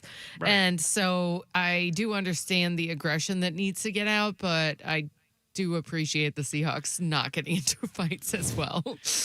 Yeah, they had enough going on, especially with the Jake Bobo injury. It put a damper in the whole practice, honestly. Oh, what else I saw? He's a locker room favorite, isn't he? Is. Yes. And McDonald went on and on about how special a player he is in that locker room and how much he's respected in that locker room going into his fourth season after he made it as an undrafted rookie. Sam Darnold was talking to us after practice, and he said it hurts. He said that it hurt during practice. It hurt he said it was hard to continue practice. Both teams came off the field and took a knee around Bobo as the cart came out and took him off. And Mike McDonald said the Seahawks said a prayer for Bobo. And, I mean, it's the nature of this sport. It's the nature of professional athletes and professional sports in general. But it reminds you of the finality of this and how guys that want to get paid when they can get paid. Bobo got paid. I'm so glad he did. Undrafted free agent who ran a 4.99 at the combine. Exactly. You know, like he was the underrated. He was the one of one. He got his 2-year contract that the Seahawks matched with Jacksonville this offseason. So he is paid, and that's thankful. He's recently married. But, yeah, he's out for the season with a major knee injury. Mike McDonald says they're, of course, expect him to come back and attack the rehab and be back in 12 months, but that is no sure thing. Anyone who's at an ACO, including Jessamine, can tell you that takes a while. What else I saw today was Noah Igbenogany The veteran cornerback was the third cornerback today, yet again above Nehemiah Pritchett. I think that's where they're heading now until Trevon Diggs can get ready. And McDonald talked about Diggs afterwards, saying, yep, we're trying to ramp him up. It's going to be a while. I think Diggs could be a candidate to be released at the end of training camp on the agreement that, hey, can you come back to the practice squad for us for a couple weeks? We'll stash you there until you're ready to play football in mid to late September.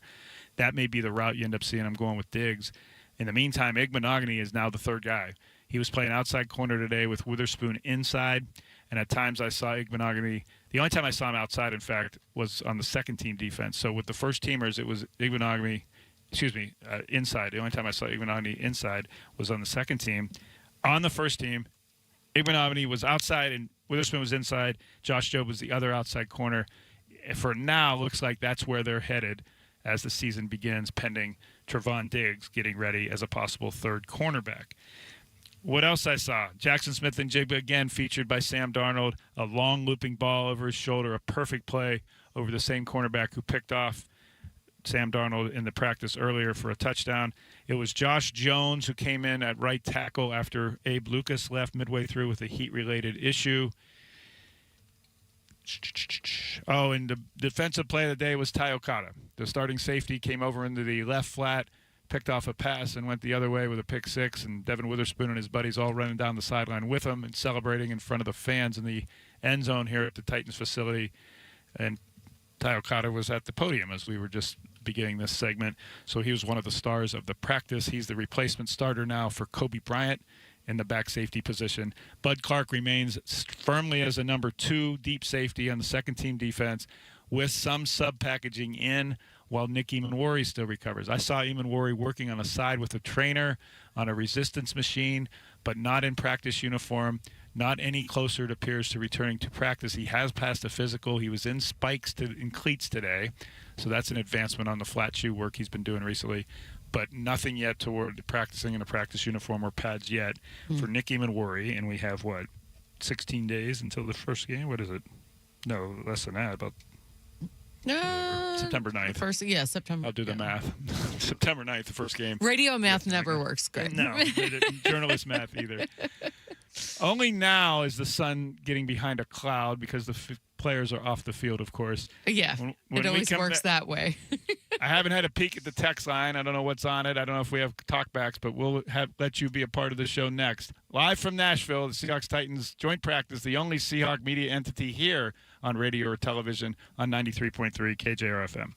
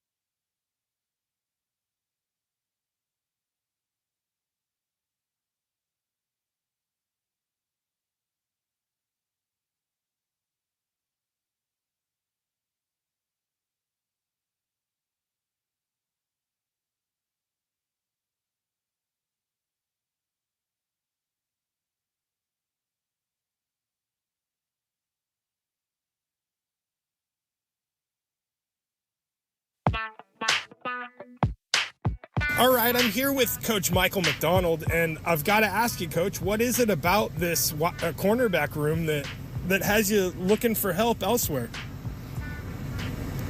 They've been telling me the things they're gonna do for me, but I ain't blind and I don't like what I think I see. Pulling them off the streets, oh Lord, pulling them off the streets. Holy catfish, it's the French Steve Rebel. Well, hi there, friends. Hey, Jess, and hello there, Greg.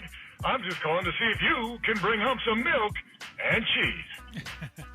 Well, people are kind of picking up on the fact. Close listener. Yes. That's close listening. 49451, the Coming Dodge text line here from Nashville in the joint practice. I love how people are in there. The climate of the Pacific Northwest, the 206, heat related. It's only 89 with 54% humidity in Nashville right now. Are you here, Chuck? Only? I mean, come on, man.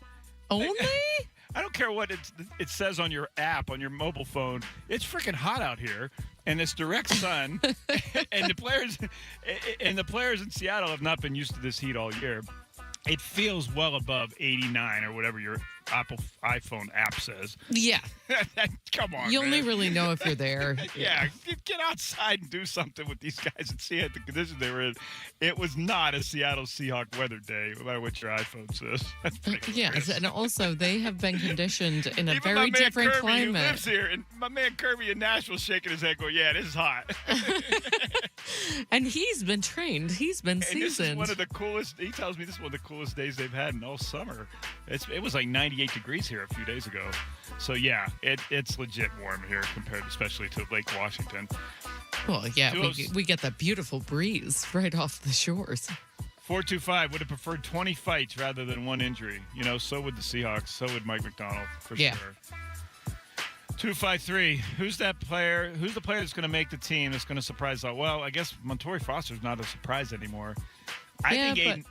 Yeah. Go ahead. Go ahead. No, I was gonna say, like, he was 3 weeks ago. He would have been the surprise. Now it's almost a fait accompli that he makes, Mhm. especially with the Jake Bobo injury. I've been having my eye on Aiden Hubbard. He hasn't really flashed yet. These last two preseason games were really important for him. The undrafted rookie from Northwestern. In the Big Ten, he was an outside linebacker edge rusher. He's the 5th all-time sack guy in Northwestern football history. And yet they got him here, and they put him right on the defensive line. He's now a hand-on-the-ground defensive lineman. He's actually playing positions like Leonard Williams. He's sometimes out as an end. He's sometimes as a 5 technique. I've seen him as a 3 technique inside the guard as a tackle. But Aiden Hubbard's moving up and down the defensive line. He's got real opportunities Sunday night here in Nashville against the Titans in the second preseason game and the third preseason game next Friday in Kansas City. They'll give him a long look. He played the second half against the Cowboys, but not all of it. He alternated in. Aiden Hubbard, he's 93 when you watch the game on Fox 13 on Sunday at 5 p.m., but he needs to make a move. I've been waiting for him to do it. He's in a position of need. They need depth at the outside linebacker position. By the way, Derek Hall did not participate in the joint practice again today. He hasn't been on the field in more than a week since he left with a leg injury during a scrimmage. Mike McDonald has been very vague and not talking much about it, but it's been a week now plus. It was Uchenna and Wosu on his side at outside linebacker today. So we'll see what Aiden Hubbard can do here in the last 2 preseason games. A good point here from the 425. Well, is Mike still a fan of these joint practices after today, Mike McDonald? Because no major injuries occurred at the VMAC during regular training camp. And yes, we talked about this. This is, Jessamine, I think, brought up, this is the downside, the risk you run of having joint practices against another team. But frankly, this is the risk you run every time you put cleats on and come out with a helmet. It is. And it's the nature of the sport. Knees especially are not made to do what a lot of these guys can do, cutting and strength and speed and explosiveness. And sometimes it fails. And Bobo had a hamstring issue last week that he just came back from. I thought he was limping through some of the practices. It looked like he tweaked his hamstring early in the week in practices, but he kept going. And They now always today, do. Yes, they do. They always do. And now he's out with what is a major knee injury, Coach Mike McDonald says. But that's a good point, though. I mean, you could keep him in a bubble and stay in Renton, but that's not going to make them better as a team. So that's why they don't do that.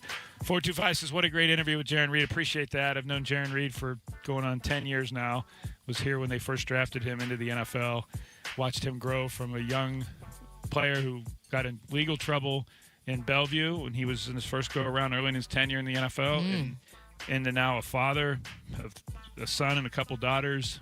He heard him talk about his son growing into a middle schooler, into a high schooler, and how that blows his mind. It's pretty funny. He says he brings his iPad to the games and doesn't even care that he's hanging out He with. doesn't realize how cool it is. Yeah, exactly. He was cool before it was cool, I guess. 206, enough of the damn injury reports today, Greg. What the hell is going on over there? Well, let me tell you a couple things about how the sausage is made. One, I can't tell you every single thing that goes on at practice because some of it is restricted from live reporting. Then we can report afterwards. But the Titans themselves have restrictions on what they can report, what media can report during the live access. The fact that they give me a tent and a radio setup right at the edge of the field means I have to abide by certain rules, and one of them is you can't tell play-by-play or real-time descriptions of what's going out on the field. Yeah. So I can't say Darnold drops back to pass. He's looking to throw. He throws over the middle. No, that's a literal play-by-play. So I'm sorry, Yes. 206, if that's what you tuned in for, but I am just not allowed to do that. By the way, you get credentialed by the teams, and they control how that credential is used.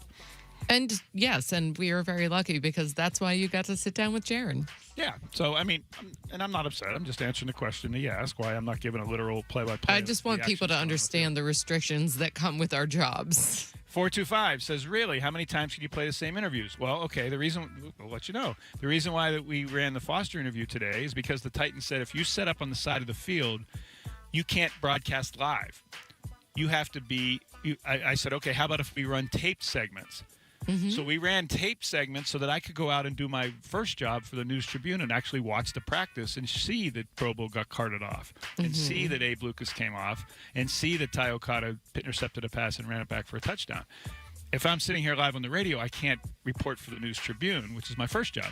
So we ran a tape segment so I could watch 25 minutes of practice while you listen to that interview. Well, there was also a production element that came to that. When you suggested Montori, I was like, well, yeah, he's becoming a bigger star for this team. There's a good reason for you to hear from him if you hadn't heard from him earlier.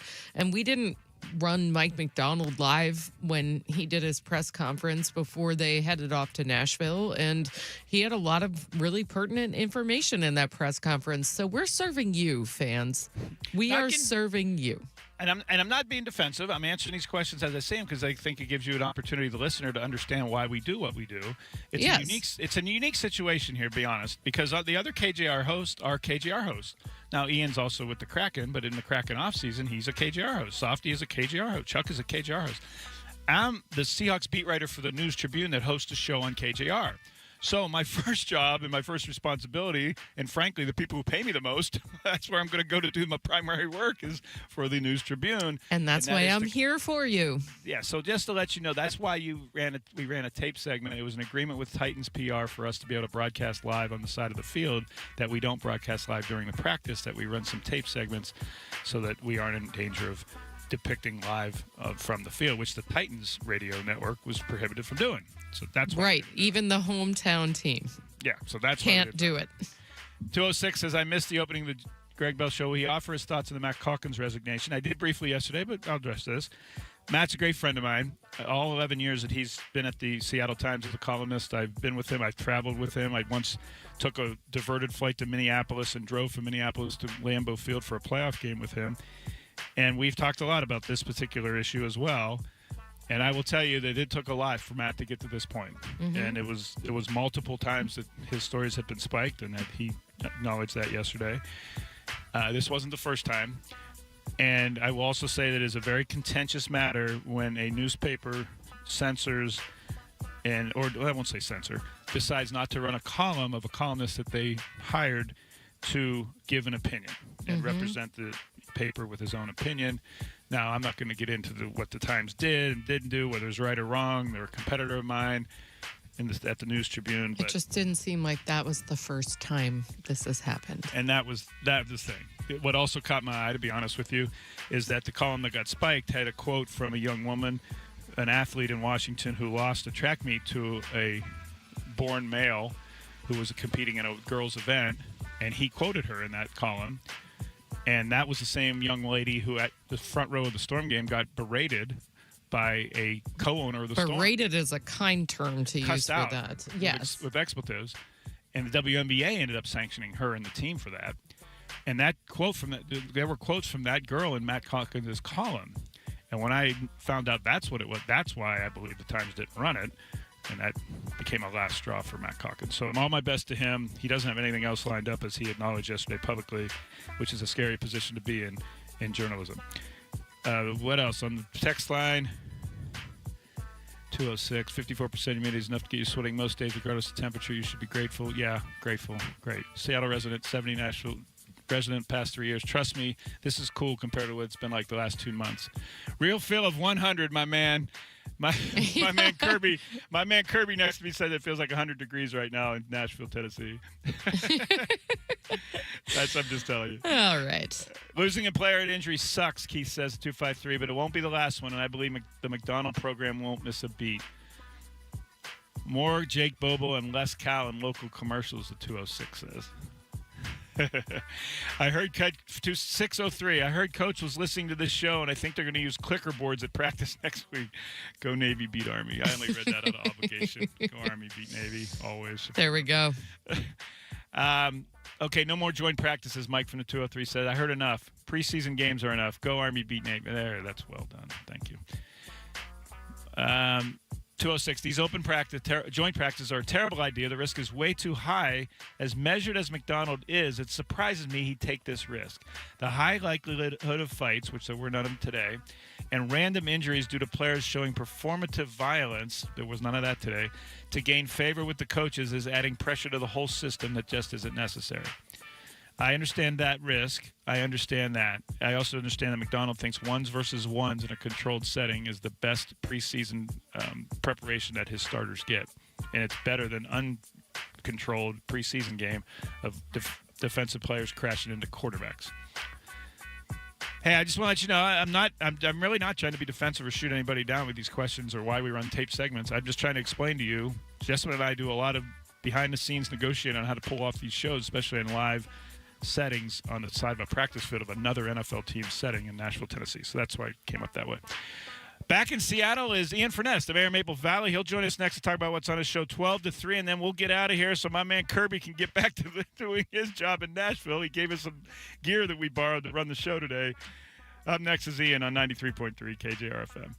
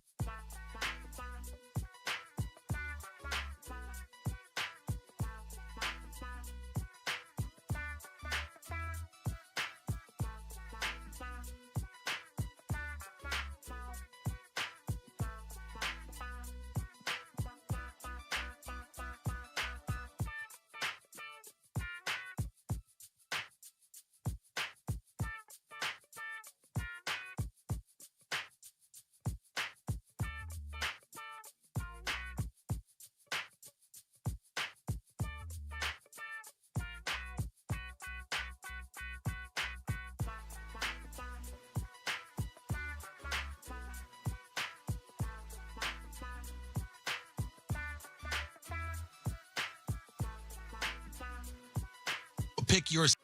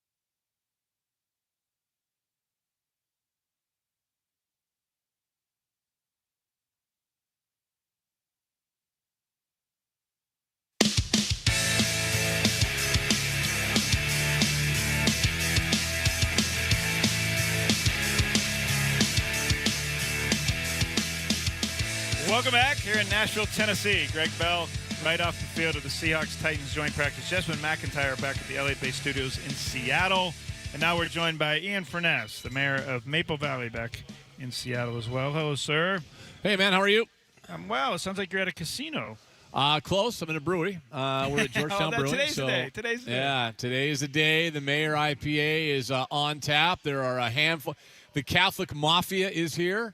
All right. So we've got them getting after it on a Friday already. We got O'Day representative. We got Seattle Prep representative. We got some guys from Columbia Distributing behind me. So, yeah, it's we're getting people trickling in here at noon for a little a fun party all afternoon to raise money for some great causes with a great beer.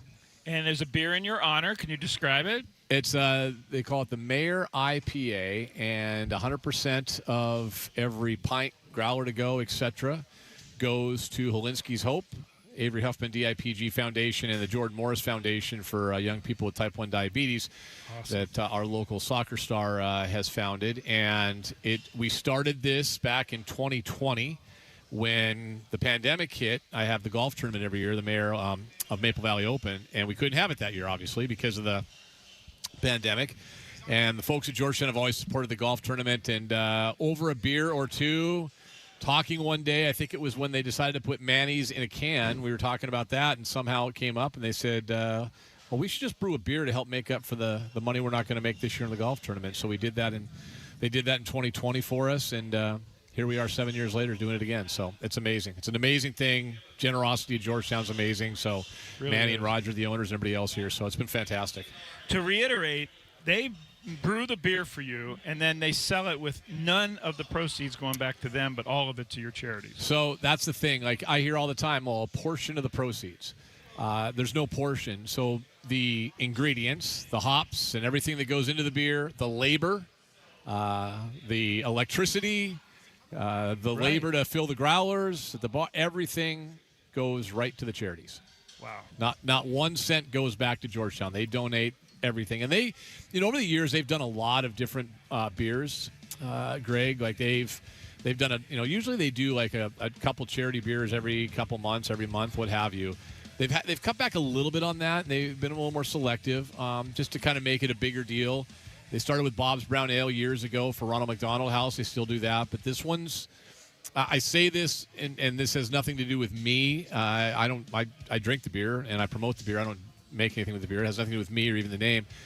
This beer sells out quicker than any of the other ones that are limited release. It's amazing. It's a great beer. It's easy to drink, and it's become a big thing for our listeners and for people all around the area, for beer lovers. It's become a really big thing, and we'll probably see it gone somewhere in time in the next 7 to 10 days. Well, I can attest. Attest. It's an easy-to-drink beer. It also speaks very highly of you, my friend. And what Thanks, you I do, appreciate the work that. You do. You're welcome. What do you guys done today?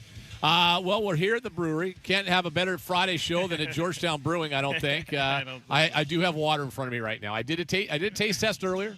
but I've got water in front of me now for a while. We got a lot coming up today. Obviously, the news from the Mariners with situation with Kate Anderson coming up. Danny O'Neil is going to join us in the 1 o'clock hour. We'll check in with him at that point in time. Brendan Huffman's going to be by later on today. We've got Rob Rang on today. We'll hear a little bit from Jalen Milroe today. So we got a busy show coming up today. Appreciate it. We look forward to listening to you from Georgetown Brewery, and hats off to them as well. Go get your Mayor IPA if you're anywhere near Soto and go down to Georgetown Brewery and do that. Thanks, Ian. We'll have you from 12 Take until care. 3. Greg Bell in Nashville. I'll be here again Monday to do the second preseason game. We'll wrap it up and talk Monday morning from Nashville. Thanks for listening. Thanks for the texts and talkbacks. Thanks to Jessamine McIntyre back in Seattle. Ian's up next on 93.3 KJR FM.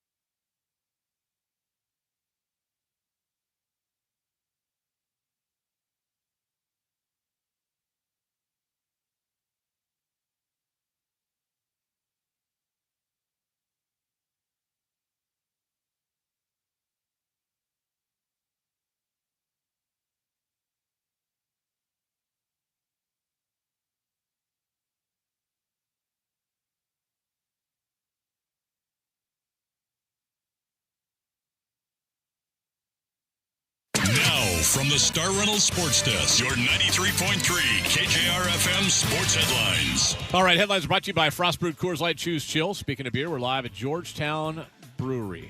We'll tell you why in a second. Seahawks in Nashville, they just wrapped up their joint practice with the Tennessee Titans. There's really bad news coming out today. Jake Bobo carted off the field.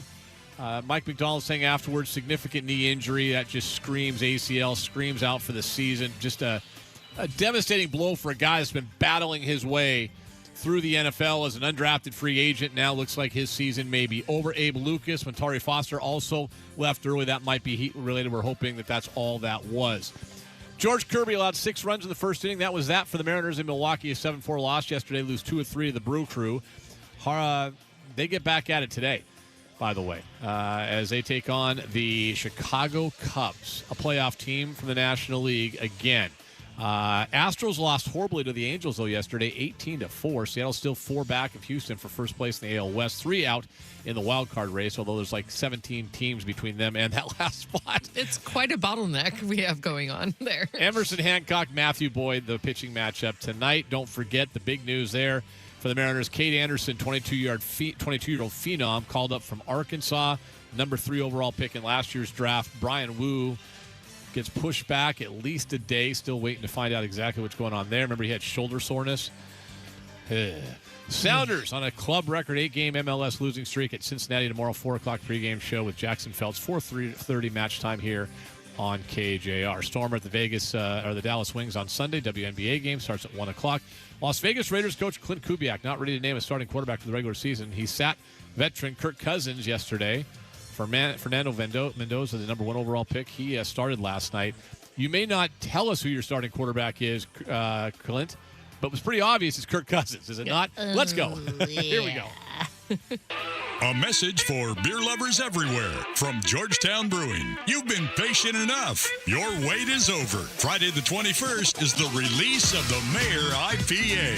And Ian Furness couldn't be more proud. Bright, golden, unfiltered with a slight hint of citrus. A darn tasty IPA. And what makes it go down easy? Every cent from every pint in the tap room or growler goes to Helinski's Hope, the Jordan Morris Foundation, and Avery Huffman DIPG Foundation. The Mayor IPA release. It pairs perfectly with Ian complaining about our World Series chances. Join him live noon to 3, Friday the 21st at Georgetown Brewing with Sports Radio 93.3 KJR FM. And indeed, we are here at Georgetown Brewing.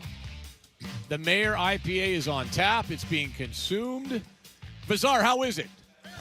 All right. Hammaker, good? Yeah. All right, we got. All right, we have confirmation. As if there was any doubt. As if there was any doubt. Never a doubt. Never a doubt along the way. Here at Georgetown Brewing. Sorry, Jess, I'm getting verklempt here all of a sudden. Oh, well, it's a big day for you. I'm not, actually. I just had a little something caught in my throat. We are here at Georgetown Brewing. It's the annual release of the Mayor IPA. I'll tell the story in a second, but let me just run down the radio show because we do have a sports radio show to do here for the next 3 hours here at the brewery. We'll keep it, by the way, don't worry, Jess. Keep it in between. I got water in front of me right now. We'll hit it hard about 3 o'clock. You don't need to lie to me, Ian. No, I got water. I'll take a picture. Well, do it in between. Now, I did taste it earlier, so Water and one. Water and one.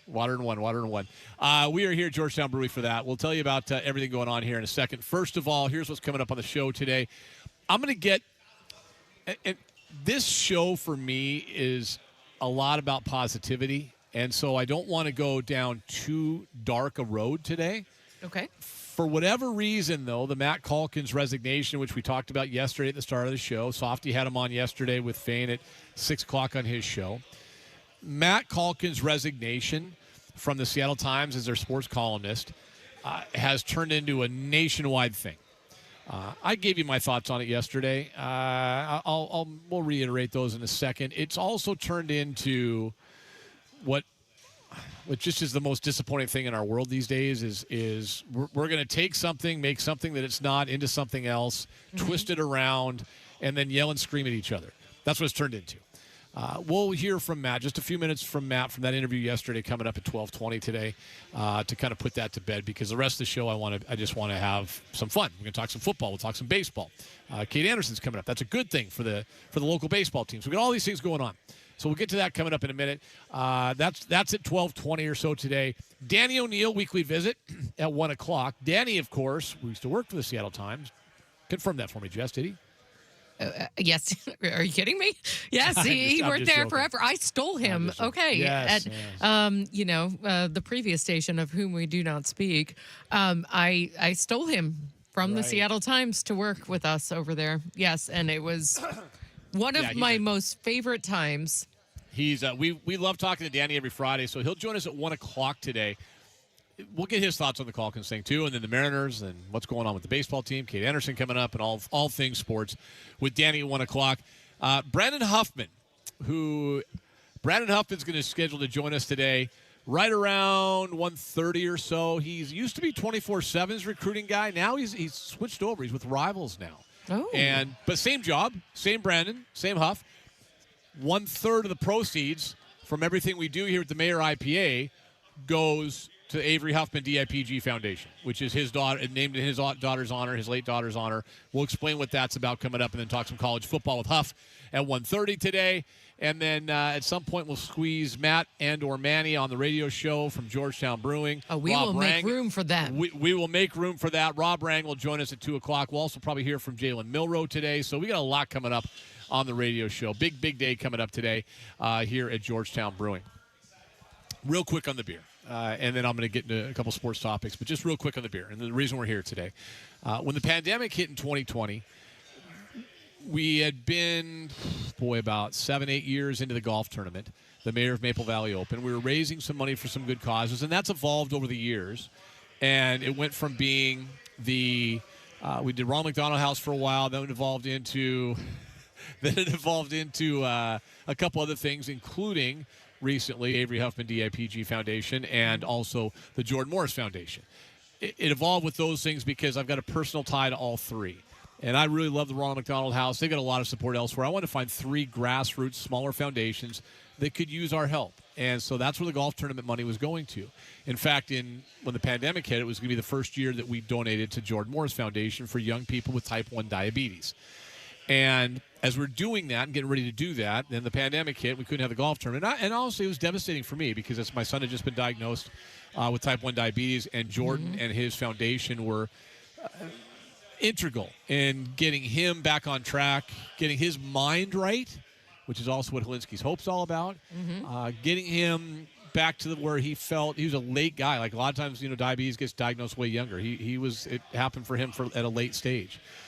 Upended everything he was doing, and then boom, we couldn't do anything with the golf tournament the first year we were going to do that because of the pandemic and golf courses not allowing us to have tournaments. And that's when the Georgetown folks stepped up. They've always supported the golf tournament in a huge and a massive way, gift cards and other things they support it with. Manny, Roger, the 2 owners, and then everybody here. Matt Connolly is our sales manager, Dave Forrester is our retail manager, Pete, Jack, Ingrid, Crystal, all the sales staff. These guys are unbelievable. Matt Edwards is the brewer. And somewhere along the way, Matt and Manny came up with the idea, let's do a beer. And we'll name it after the golf tournament, the Mayor. I love so it. They did a beer. And back then, if you guys remember, I hate to bring up the pandemic, but if you remember the pandemic, you couldn't go out to eat. I think a lot of us just whitewashed that whole thing. Like we're just if you wanted to go out, if you want to go and have a beer, if you want to go and have a drink, you couldn't do that. Everything was done at home. If you wanted to get food, you got it to go. And so they made the beer and in growlers only, and it sold out in 5 days. It was unbelievable and crazy, the success. And I kind of thought it was going to be a one-off. It's not. Here we are. I don't think they do one-offs. No. If I know anything about Georgetown Brewing. Well, they believe in some certain things. And so here we are in 2026, and we believe this is the 7th year of the Mayor. They've got an incredibly talented group, a dozen or so brewers in the back here. I'm looking through at all the tanks. The guy that's kind of in charge of a lot of stuff and the research and develop, he's kind of moved into research and develop now, Matt Edwards. And for all you beer lovers out there, when you're at T-Mobile Park this weekend, you're watching Kate Anderson, you look around the ballpark, Jess, you've seen this, all you see are orange cans of Bodhi's Offer, right? Yes. It's my husband's favorite, so Well, yes, I'm well acquainted. Matt Edwards is the brewer that came up with the recipe for Bodhi. That's a whole different story. It's kind of a mistake. We should tell that story. I was going to say, like, Matt, I have a word to have with you because it is my husband's favorite. It's the most popular beer right now of the craft brews in the state, maybe in the Northwest. Anyway, Matt's the guy that came up with it. He's the one that developed the Mayor recipe, and it's taken off. And our listeners come down every year and they buy it, and hopefully a lot of you will be coming by as the afternoon goes along. I'll be off at 3. Have a pint with me, and let's raise a glass and raise some money. The beer itself, light body, smooth citrus flavor, hints of tangerine and orange, crushable summer beer is how it's described. That was actually described by somebody who works here that tasted it this morning, and they're just like, wow, like dangerously good. Like you can drink That's a a lot good of word for it because it is it's a strong beer, but it's strong. so drinkable. 6.9 It's ABV, so as they say. drinkable. 6.9 ABV, the same as Bodhi, but I love Bodhi.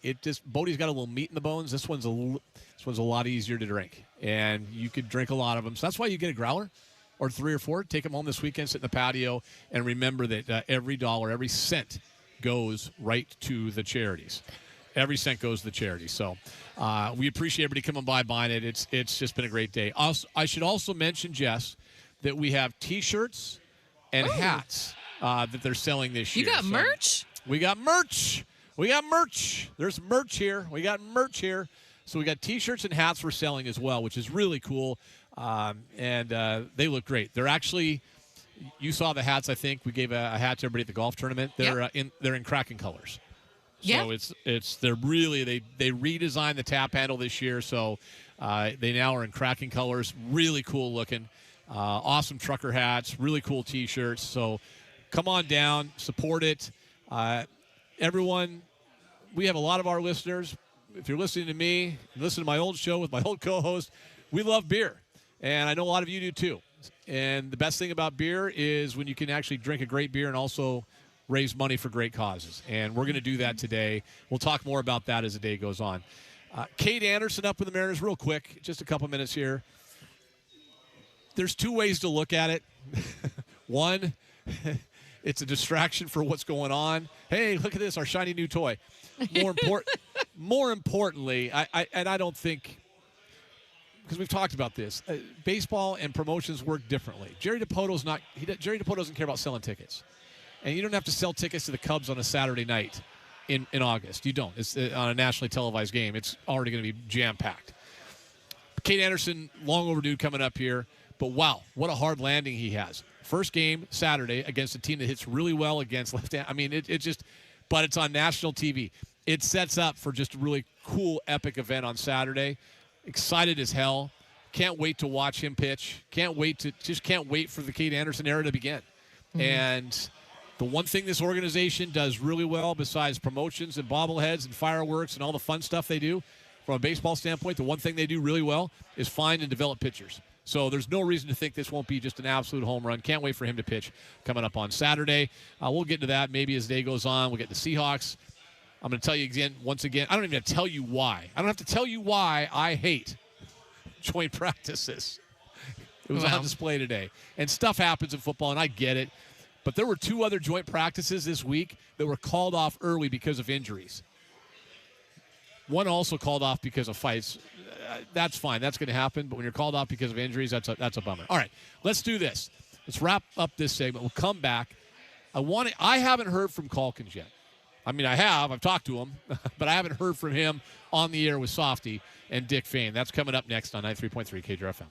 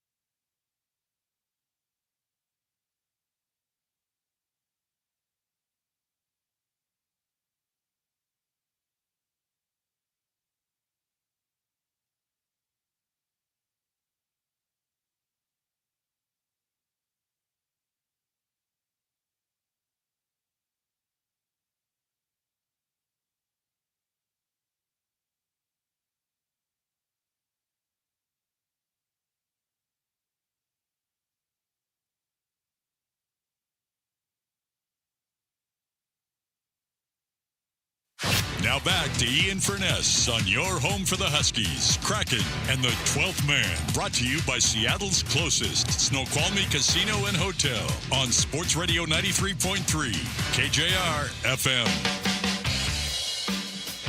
All right, we are back at Georgetown Brewing on a Friday afternoon. Oh, man, one of my favorite days of the year. It's the Mayor IPA release, and I just cannot thank my friends at Georgetown Brewing enough for their support. I know that I would echo the same sentiments from Helinski's Hope and also from Jordan Morris Foundation and Avery Huffman. We'll hear from Brendan Huffman. Will be here a little bit later with us, hanging out. Can't wait for that. So that's coming up today.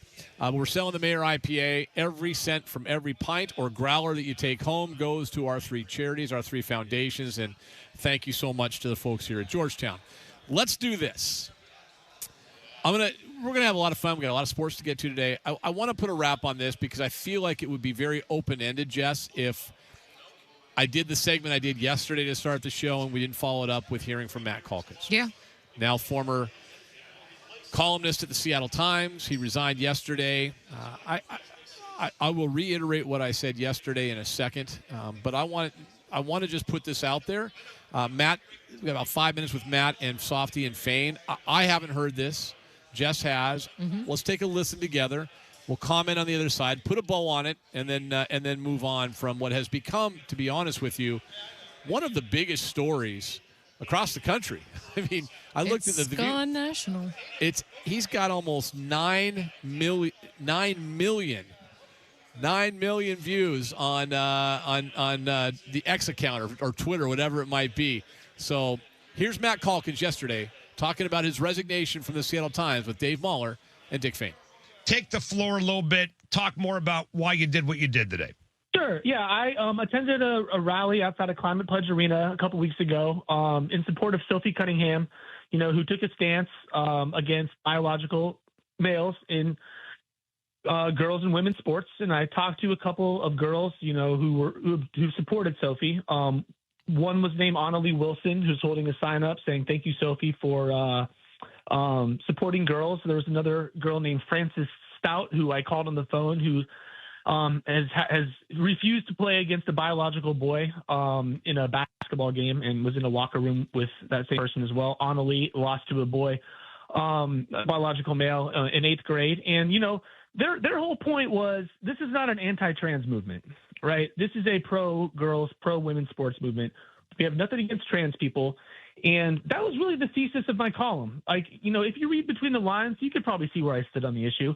But what I was really trying to get across is, look, just because you support someone like Sophie or someone like Annalie or someone like Frances, it doesn't make you transphobic. Let's stop hurling these labels around in, when we're talking about this very delicate situation, because it's a complicated subject. And I think it's unfair to label people. That was really it.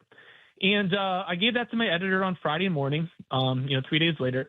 I didn't say it needed to run in Sunday's column or anything like that, Sunday's paper. I was like, hey, if you want to take a look at this, I think it's good.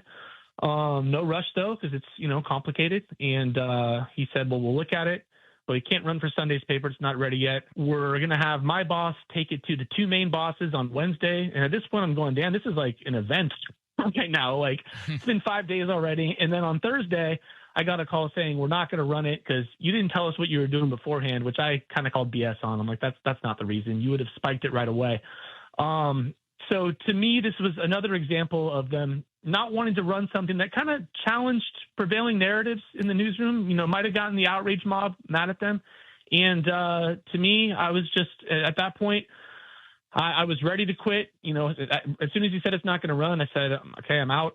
I don't think I can be a columnist here. And it wasn't an emotional decision. It was something I've been thinking about for a long time. And as I said in my Substack, I'm scared blankless of what's next. But, I felt like it was something that I had to do.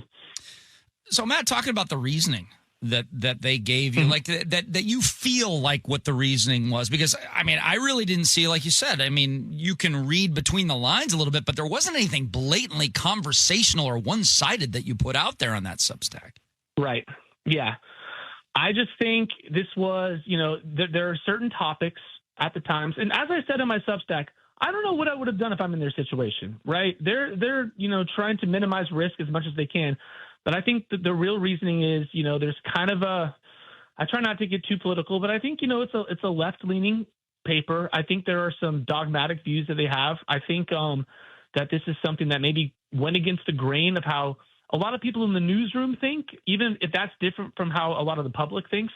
And if I had to guess, I don't think the editors wanted to deal with that. I don't think they wanted to deal with the potential blowback from some of the louder voices in the newsroom and maybe some of the activists out there. So I think they just said, it's better if we don't run this, and just kind of hope it goes away. I can't read their minds, but that's the sense that I got. Well, Matt Calkins, who stepped down today after 11 years as one of two columnists at the Times, really there's only two of them in the city, right? Because the Tribune, I don't think, has a full-time, right, Dick, sports columnist over there. Mm-hmm. So it's been Mike Varell and it's been Matt Calkins for a long time. I mean, Dick and I, Matt, grew up in an era with, there were 4 or 5 of them in the city. A couple of the Times, couple of the PI, couple of the News Tribune, going back to the John McGrath days. So to be sitting here with right now today one in town is amazing. How this industry, and he's a good one. He's a very good one. Mike's the man. Hey, let's not go crazy. He's okay. All right, but no, I'm kidding.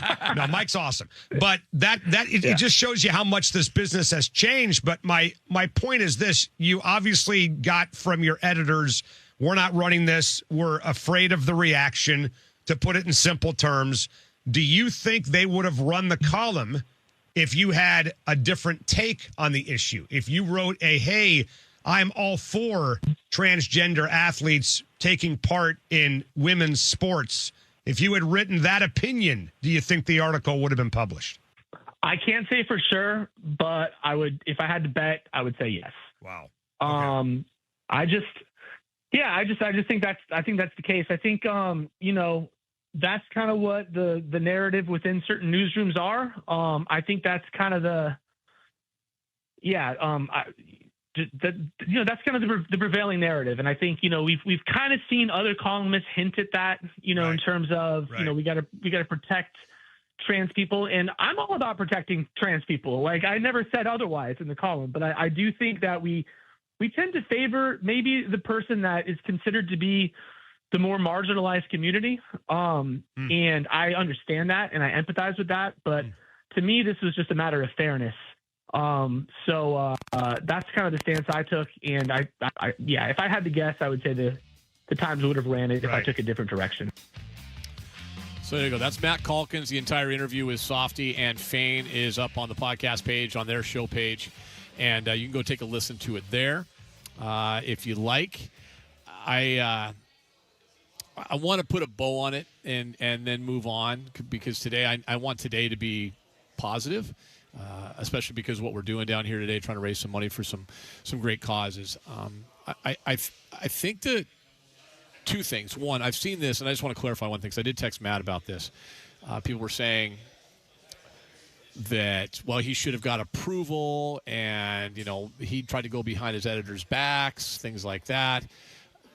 Couple things need to be pointed out. One, as far as that's concerned, Calkins told me we usually tell, and this is columnists, and Danny O'Neill joining us at 1 o'clock, and he's in that business. He'll tell us. We usually tell our editor what our plan is for the week, but we often change that up. We never had to tell him what we were working on in advance in regards to reporting. Sometimes I give them an angle 2 hours before I turn it in, and it was just fine. Mm-hmm. I spent my career giving editors finished columns on bigger issues and asking, what do you think? So this isn't like, hey, I've got to get approval or I went behind their back. This was the normal course of action to write a column. More importantly, I think this is the thing that we should point out. This was not the first time. Matt Calkins did not quit because he wrote a story saying that as he just said, he wrote a story with some people saying that they didn't believe that they should have biological males competing against girls or in female locker rooms. No. And reported on that rally. That was a column. It's on a Substack, and go read it. So understand that that's kind of what it was. But he had a half dozen other columns over the years that were of content that makes sports and politics that were also nixed. I had this conversation with him, I think it was in 2023. We were in Arizona. Covering the Seahawks, and I remember having a conversation with him, and he had expressed to me his frustration. I don't think I'm speaking out of turn here. He had expressed his frustration with the Times because they would not run a couple things he had written over the last couple of years that maybe didn't go with the prevailing whether it's majority or maybe loud minority in terms of not minority in terms of how you look, minority in terms of feelings, voices that sometimes are overwhelming. And it was frustration on his part. He's a columnist. He's paid to write an opinion. If you don't like the opinion, you digress. Newspapers should be giving you opinions that you have to think about and you have to discuss. That's what we do. I look at our text line and I'm just amazed by the absolute ignorance of people at times. And what I mean by that is, well, for every great text we have others that are calling him a racist, which I'm trying to figure out that part of it. How are you a racist? How are you a racist? Help me out. Define Anyway, there's like literally 3 of those on the text line right now. He's a racist. What? I don't really get where that comes into it. Let me just ask, what is wrong with you people? I know he got a lot of flack for the column he wrote about Michael Bennett. Just wondering, why after he went after Bill Wixie in the locker room after that Dallas game. Right. Oh, and then, but it wasn't, his whole column was basically being like, why do you keep doing this? It wasn't. It had nothing Why do you snap? to do with race. I think if you went back over his 11 years, you're going to find a lot of columns that you agree with and a lot of columns you disagree with, and then that tells me that the columnist is doing his job. That tells me 100% he's doing his job, and I love that. I see if you all want. I'm going to read this text. If you all want to have these types of conversations, move to the South. What? That is what? So we live in a world now. Where if you express an opinion that someone would disagree with, then here's the thing. If you disagree with it, you're either woke and nuts and, left, blah, blah, blah, all those, but woke's a big word, or you're a racist on the right. You're one or the other. We paint these broad brushes. And there's times I get frustrated, like right now, with reading some of these comments. And then there's times when I say, maybe like a lot of things, it's a vocal minority of idiocy that just is prevailing sometimes on things like a text line, which, by the way, I'm going to point this out to you guys. When you text in, we see a history of everything you've texted to us. Oh, yeah. And we also oftentimes see who you are.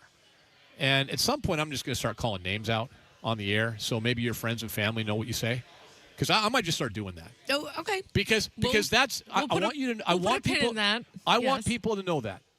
When I look back and I see something, when you're calling someone a racist or a bigot or this or that or whatever else you want to call, right? We can very easily look over and click on the little number on the left and see your phone number and see what you have texted since the day we started texting the text line. And the funny thing is, a lot of you guys just text in nothing but negativity. I'll give you an example. I hate Ian. I hate Softy. I hate Fane. I hate Chuck. Mark James is the worst. Mark James is no longer here. Mark James is now the best. The morning guy that used to be here. I loved him. Actually, I used to hate him.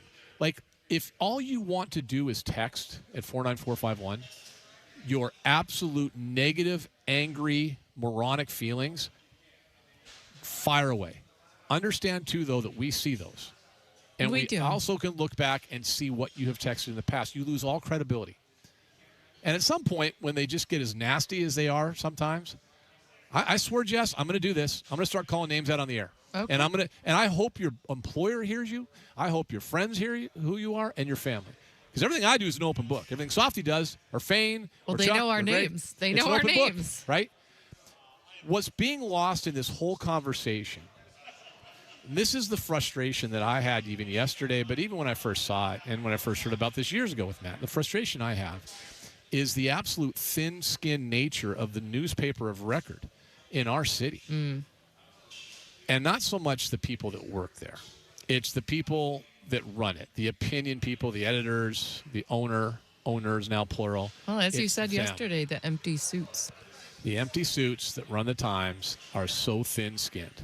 So thin-skinned that they don't come on our radio station anymore. They pulled all their people off it, even though we have relationships, way more so than the guys across the street. We have relationships, friendships, not just relationships, friendships with them. And I'll lay this on the table. I reached out and tried to bridge. Yes, I tried to rebuild that bridge. Yeah. And I'll put that out there, and it was met with nothing.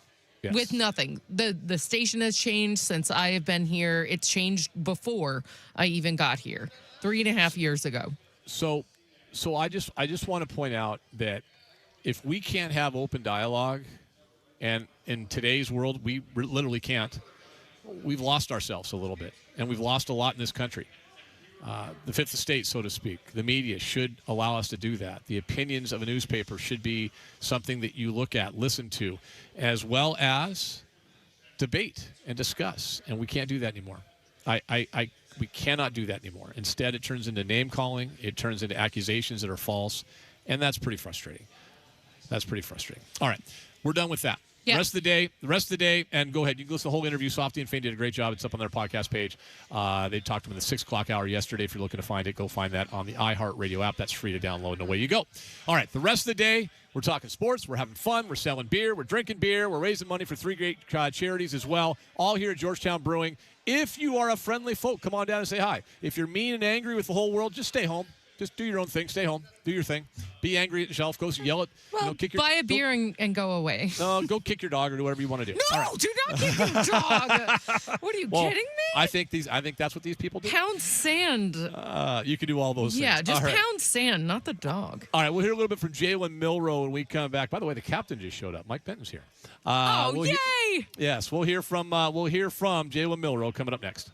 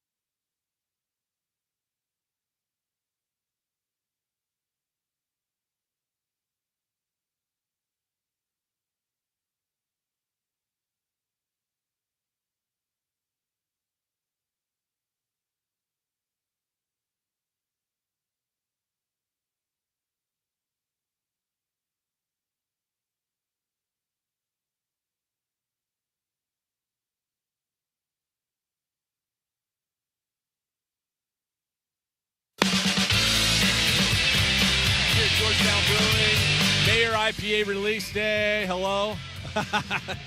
We got a great crowd here. Thanks for everybody showing up so far. We'll be here for a while. I'm going to be here until probably at least 5 or so this afternoon. So come on by, say hello. Hope everyone's well. We'll tell you more about the beer in a second. Let's get to some Seahawk conversation. Tough day in Nashville today. Joint practice. You had Greg Bell from our station and the News Tribune, but Greg broadcasting live from next to the field. Unfortunately, not all the news was good. Jake Bobo looks like he's going to be out for the year with a knee injury, according to Mike McDonald. A couple other guys, Montori Foster, Abe Lucas, left practice early, both heat-related. That's good news. Jalen Milroe is going to get some time coming up on Sunday again. He's looked good in camp so far. We like what we've seen from Jalen Milroe.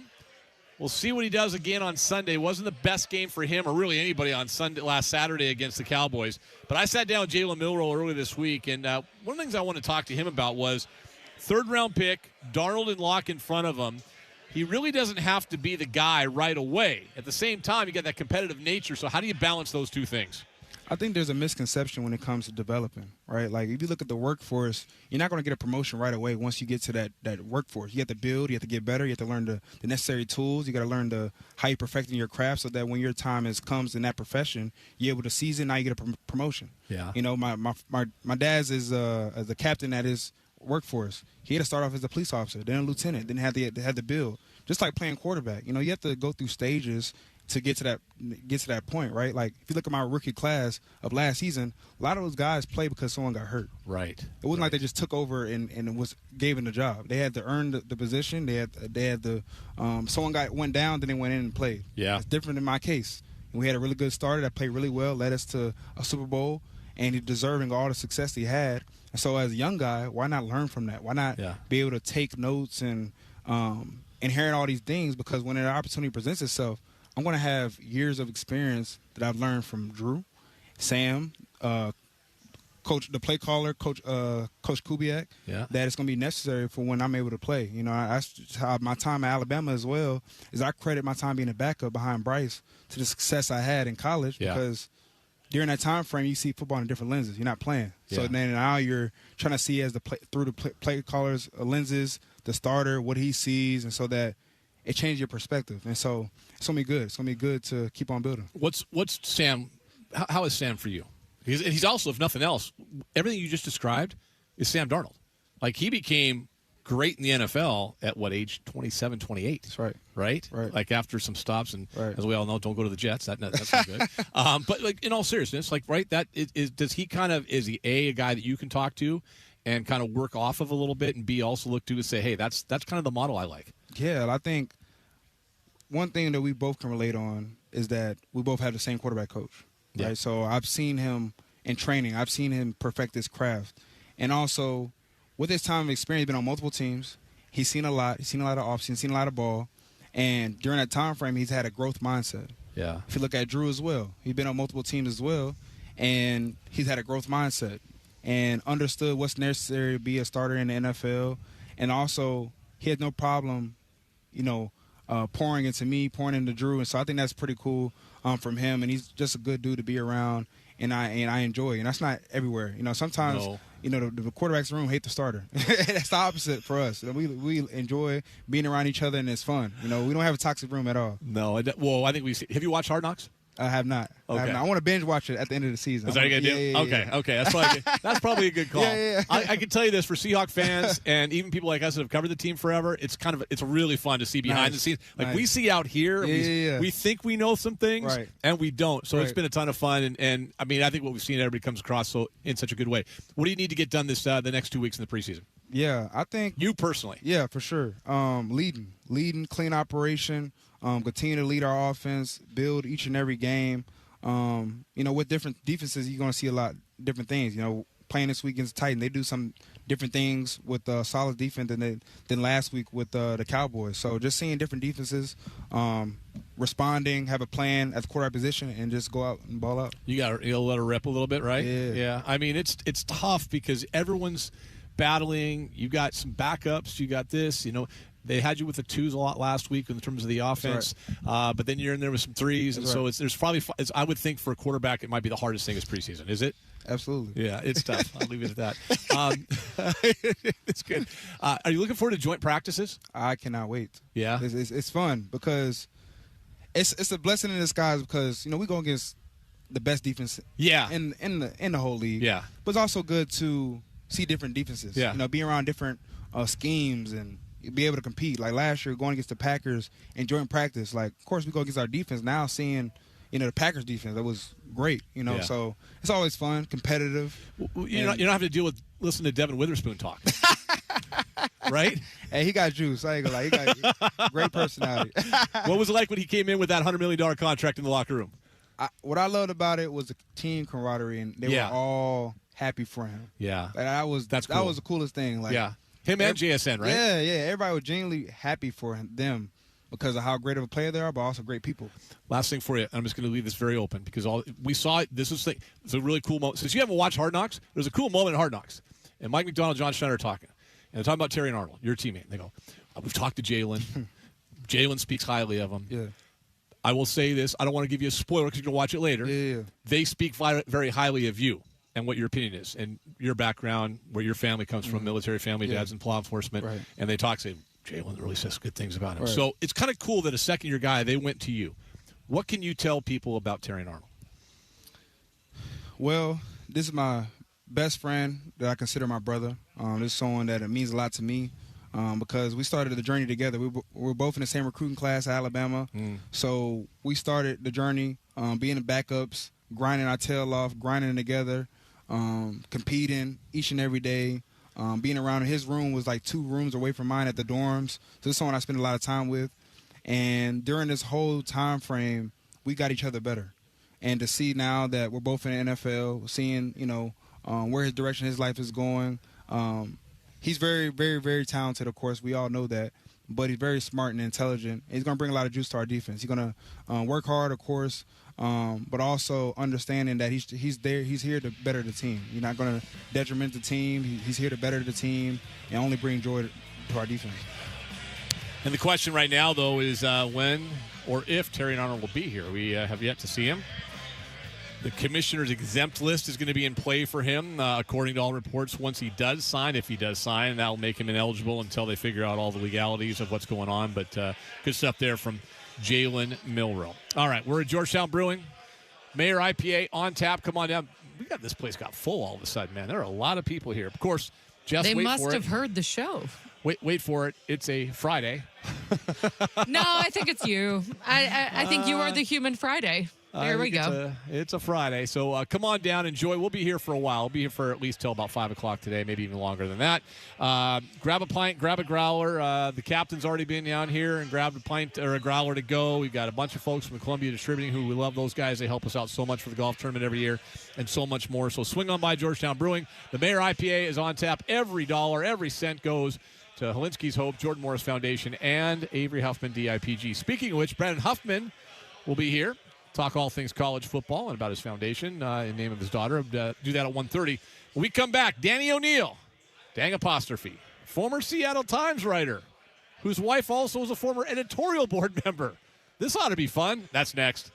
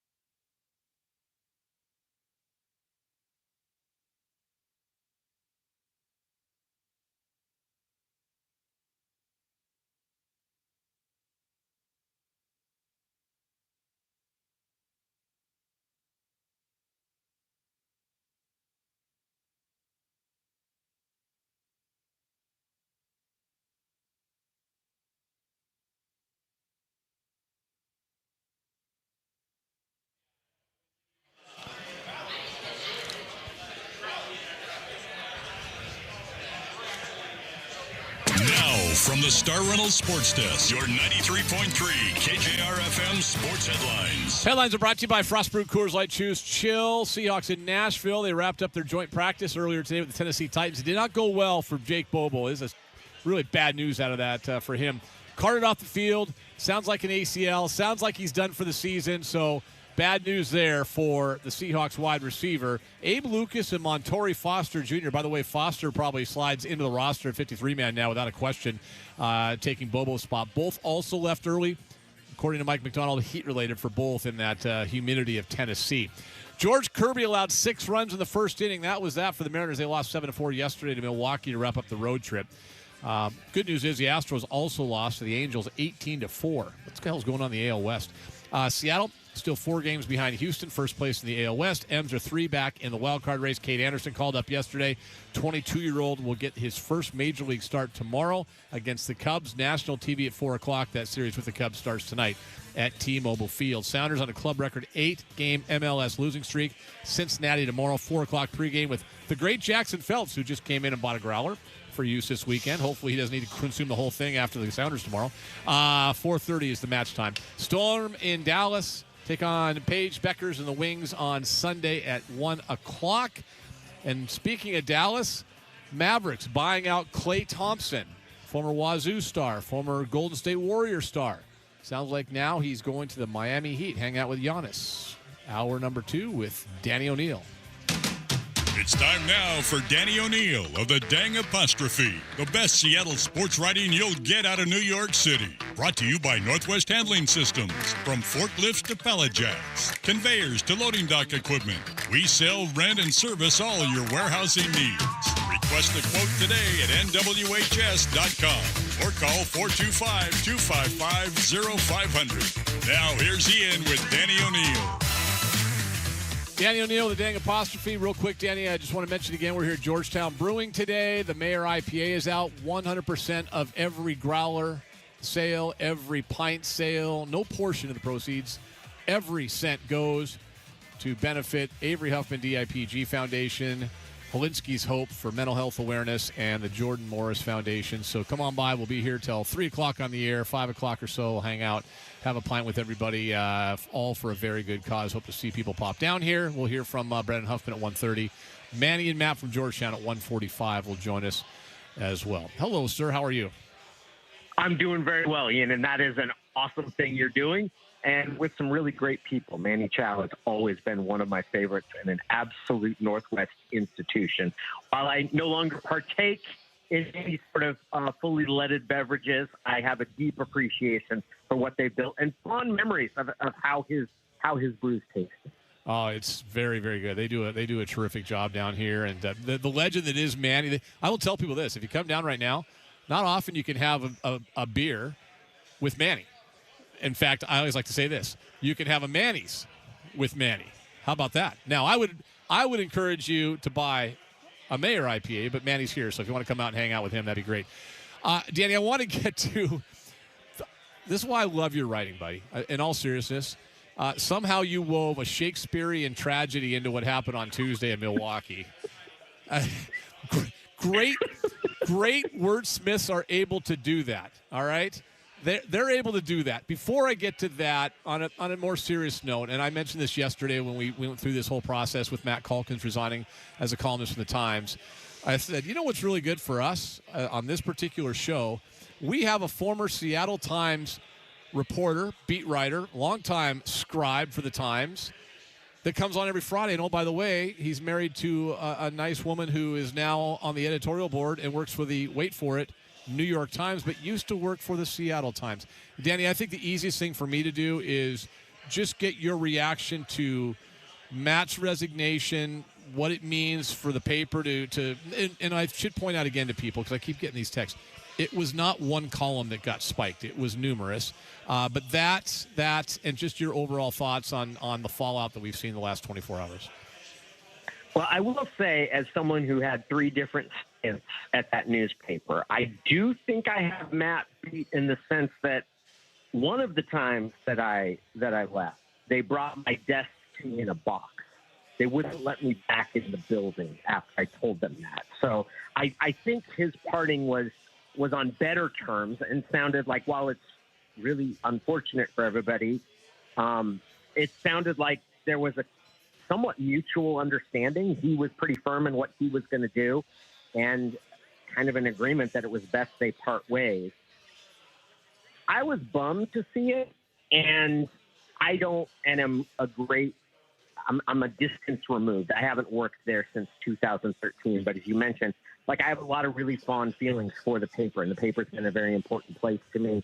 I worked there when I was in college. It was where I met my wife. We were actually on strike when we kind of started talking and hanging out and started dating pretty soon after we went back to work. And I was bummed to see it, because I do think that it represents, like, columnists it's a very rare position. It's a dying position in some ways in today's economy. And to get to a point where one of those were the premium jobs when I was coming up as a journalist, and to get to a point where one of your columnists feels that he can't continue to work at the paper because he's not allowed to speak on things that he feels strongly about, it's a bummer all around. Like, I am bummed for that. I understand where Matt is coming from, and frankly speaking, I think that if you feel as a columnist that you can't write about the things that you feel strongly about that pertain to sports, and you're a sports columnist, I get where he's coming from, and I could totally see that. The idea that, hey, we're just not going to let you write about this topic at all, the column in question about Sophie Cunningham coming to Seattle with the Indiana Fever, and we're just not going to run that. I get why that was a tipping point for him, and honestly, I think that the solution to that is, instead of saying, hey, we're not going to run it, is finding a way to work and edit the column and the ideas that are in there into a way that is acceptable to the paper, while allowing the columnist, whose job is to express opinions, sometimes controversial ones, sometimes ones that are unpopular, to be able to express that. And I would say from the flip side is, if the Times did not want to have him writing his opinions, he shouldn't have remained a columnist. They should have done something else. So that's kind of my big picture opinion on it, that I do think that it was a situation that was coming to a head. I get where Matt's coming from, and I think that the answer was, if the Seattle Times didn't like his perspective as a columnist, they should have changed either his role or his position earlier on, before it got to this point. Could you have, and the last thing I want to do on this, but I'm just curious just how news, because I do chuckle sometimes when people, that are not in radio try to, explain how radio is or works or what have you, or maybe in television even more so. I get that a lot, and I feel like in TV I hear, I don't like to criticize other television networks. I feel like if I say something about what the Mariners do or somebody like that, it comes from a place of knowledge. Like, I understand how those things work. You understand how newspapers work. If Matt's column, could they have published Matt's column, and if people on the editorial board or ownership of the paper felt so strongly on the other side of it, could they not have had someone write an opinion piece opposing what Matt wrote and balance it out if that's what they wanted to do? I think that there are alternatives, and what you mentioned was one of the things that I thought of. I would also say this, and when I worked at the newspaper, there were constantly things in the op-ed section of the paper that people on the staff vehemently disagreed with, and at times were even offended by, that had been written. I think that those types of disagreements or arguments or disconnects, I think those are a healthy part of a newspaper. I don't think that the staff should agree with the opinion on that every opinion that is expressed within the newspaper. I will say I can see, after reading Matt's column, what the reservations were, and I can understand why there obviously was a reluctance to run it as it was.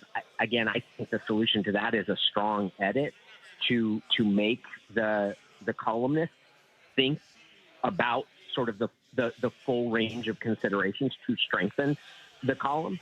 But I do, in the overall, there are a lot of options that a newspaper has. And I think their decision that, hey, we just don't want him writing on this, that's a hard line to draw when it comes to a columnist. I also, in general, my feeling is, and this is very much a new media, something that has come about within the last 10 to 15 years. I think you, if you're willing to defend your ideas, you should have to go out and defend them. If you've got an unpopular opinion, that the idea of being protected from that or not having that, I do, because I disagree with Matt's point. In general, I disagree with a lot of his political points, but my reaction to it is definitely that there should the idea of just not having the conversation, I don't think is the right approach. I agree with you. I mean, I think that at the end of the day, if we can't have discussions and conversations and opposing viewpoints and everything's going to be of one ilk, I mean, we're in the wrong country, to be honest with you. Like, we're in the wrong country. And now, unfortunately, we're kind of getting to that point at times, too, where one side says something, the other side says no. There's no conversations anymore, Danny. There's no healthy debate. Yeah, I would tend to agree, and it's something in a topic like this. Like I said, I am trans kids participating in sports. I also recognize and understand that creating gender division and a difference. I don't want men playing in women's categories either, and so I understand that there has to be a scientific application to determine sort of the divisions in gender competition at the highest Olympic levels, the elite levels of competition. I think the way that we get to a workable policy is by communicating about it and not shouting and screaming each other down. I know that what I said is going to piss some people off, and I'm okay with that because I think that I know that I come from a place of wanting to get maximum participation so everybody gets the benefits of youth sports. I understand and respect that people are going to have strong opinions about that the other way. And I definitely am for honest, respectful dialogue about the ways we feel. Great stuff. Well said. Danny O'Neill joining us, Dang Apostrophe. So how do you weave Shakespeare tragedy into 22-0, sir? Well, it goes back to, I'm not sure when I reached the tipping point, but at some point, it has to be some point before Friday night's game in Houston, where I was just past, I had given up hope. I no longer had hope that the Mariners were going to pull some sort of playoff berth out of a hat or their hind part. I was done. I was ready to move on because I watched the end of that game on Friday night, and I did feel some excitement when they came back and took the lead in the 10th, and all right. But when Christian Walker hit that 3-run homer, I didn't hurt at all. I kind of chuckled. I turned the TV off. I brushed my teeth. I went to bed. And that's kind of the setup because on Tuesday, went to what's called Shakespeare in the Park here in New York City, our little communist haven. They put on a Shakespeare production each summer. It's at an outdoor theater in Central Park. Tickets are free.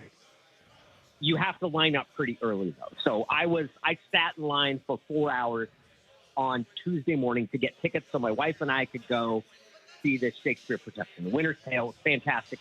It ran 3 hours and 20 minutes. It was a long play, Ian. It was a long play. I waited 4 hours to watch a 3 hour and 20-minute play. Oh, and as we're taking the crosstown bus to get back to our place after the play, which is great, standing ovation, whole 9 yards, I look, the first thing I see on Twitter is Julio throwing the ball in the outfield stands with only one out. And my reaction is, oh, man, people are going to be so pissed. I thought of that time that Robinson Cano drew a walk and he was on third, thought the bases were loaded, on a walk, came trotting home and was tagged out. And that kind of brain fart. And I'm like, oh, man, people are going to hate him. And then I was like, but that pitch looks kind of slow. I was like, what the hell was that? And I'm like, oh, it's a position player. I was like, oh, this is not going well. And then I see that it's 19-0. Oh, my God. And this is the point where I wasn't mad. I wasn't mad at all. I thought that was hilarious. And that's kind of where I am. So I saw Shakespeare and missed the tragedy. It was that, a tragedy. I should point out, I mentioned this earlier, I mean, the Astros gave up 18 yesterday. So it's not all Mariners related, but that was ugly. There's no getting around it. That was absolutely ugly. Can you ignore 22-0?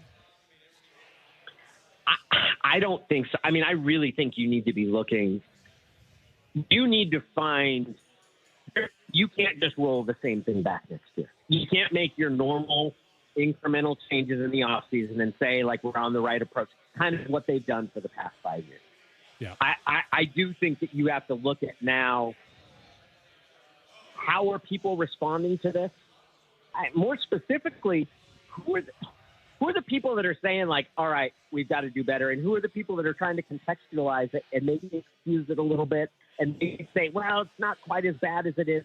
No, I don't think you can order. You were there during the Jim Morris season, how that season, like, just tanked at the end.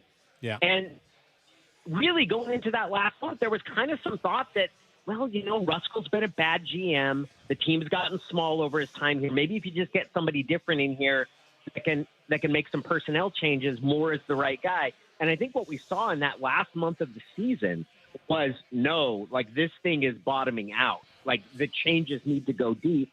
And I think if the Mariners don't put together any sort of run, which, like I said, I have no hope that they will, I think you might see the same sort of conclusion here. Is it enough to just change the manager? I feel like you need to find an edge. You need to find somebody who is going to come in and create some sort of edge for your team. Because no, 22-0 is an unacceptable result. Well, and I think, you know, the Julio play, while it didn't affect anything in the reality of the game and the score, I think what it does show, and, you know, everyone's watching Hard Knocks now, and everyone's kind of getting into that, and I get it. I think every sport's the same in this sense. The culture in your building, your locker room, your clubhouse, whatever, the culture around the team, which is basically dictated by the guy in charge, whether it's the GM, the coach, the manager, or a combination thereof, is important. And, you know, you mentioned the Mora thing. Yeah, I've been here, I guess at that point, 3 years, and had just started doing a midday show a year prior. But I was at every Seahawks game, and I remember being critical of the Seahawks for firing Mora after just 1 year. I said, got to give more than 1 year, right? And my now boss, who hired me 17 years later or 15 years later to work for the Kraken, Todd Lywicki, comes up to me after the press conference. He pulls me aside, and he says, you were at every game. I saw you in the locker room. I saw you in those press conferences. Yeah? And I said, yeah. And he says, you understand why we fired him. And it took me a second. I'm like, yeah, I get it. Yep, you're right. And it had to happen. I think in the case of what's going on now, the fact that you have a guy, even at 18 or 19-0 or whatever it is, your star player decides he's going to chuck a ball into center field because his give a blank meter is at 0 at that point. That's a telling thing. That's a telling. God, can you imagine if someone had a brain fart like that with one of the two following people I will mention, Danny? Mike Holmgren or Lou Piniella? Yeah. Yeah. I mean, can you imagine? I mean, oh my God, right? Like, you just can't do that. I will forever remember Mike Holmgren in one press conference saying, he said that when a guy makes a mistake, you come to him and you explain to him, nope, here's how I want you to do it. Now, if he makes that same mistake again, you come to him and said, maybe I wasn't clear the first time. Yeah. So just to be extra clear, this is how I want it done. And if he makes the mistake again, you got to grab him by the throat. You really do. Yeah. Not speaking literally, but that's sort of like, yeah, I would tend to agree with you. Throwing the ball into the outfield, some of the things that we've seen from Randy Arozarena over the course of this season that can be infuriating. You look at it like, man, something's off here. Like, this isn't just guys had an off year and everything didn't break our way. They need to change the formula for what they're doing. I firmly 100% believe that. I mean, I think yesterday's a great example. They had a pickoff play. They threw the ball to first, and Naylor just dropped it. And the lack of effort was stunning, to be honest with you. Like, just stunning, the lack of, like, give a blank. And, yeah, I just think, Julio, this team's only going to go as far as your best players, but sometimes those best players need a message sent to them. And, I mean, Matt Hasselbeck was a Pro Bowl quarterback under Mike Holmgren. I don't think Mike ever backed off from him, did he? Last I checked. Matt will tell you that. I believe at one point they instituted a rule where Mike and Matt didn't talk on the sidelines during games. They had to communicate through different assistant coaches. That was the best way to get the communication done there. Danny O'Neill joining us. By the way, brought to you by our good friends Eric Gordon and Northwest Handling Systems. They have everything from forklifts to pallet racks, conveyors to loading dock equipment. We sell, rent, and service all your warehousing needs. Request a quote today, nwhs.com, or give them a call, 425-255-0500. I got time for just one more. I'm just going to do this real fast. Kate Anderson's coming up tomorrow. Long overdue, just in time. Thoughts on that? I think it's the right time to bring him up. I do have questions about why Colt Emerson kind of sat in the major leagues, even when it was pretty clear that the results were not going out. It's hard for me to reconcile the approach with Colt Emerson this year with the fact that Kate Anderson has stayed down. But ultimately, I go with the starting staff has been a strength of this team.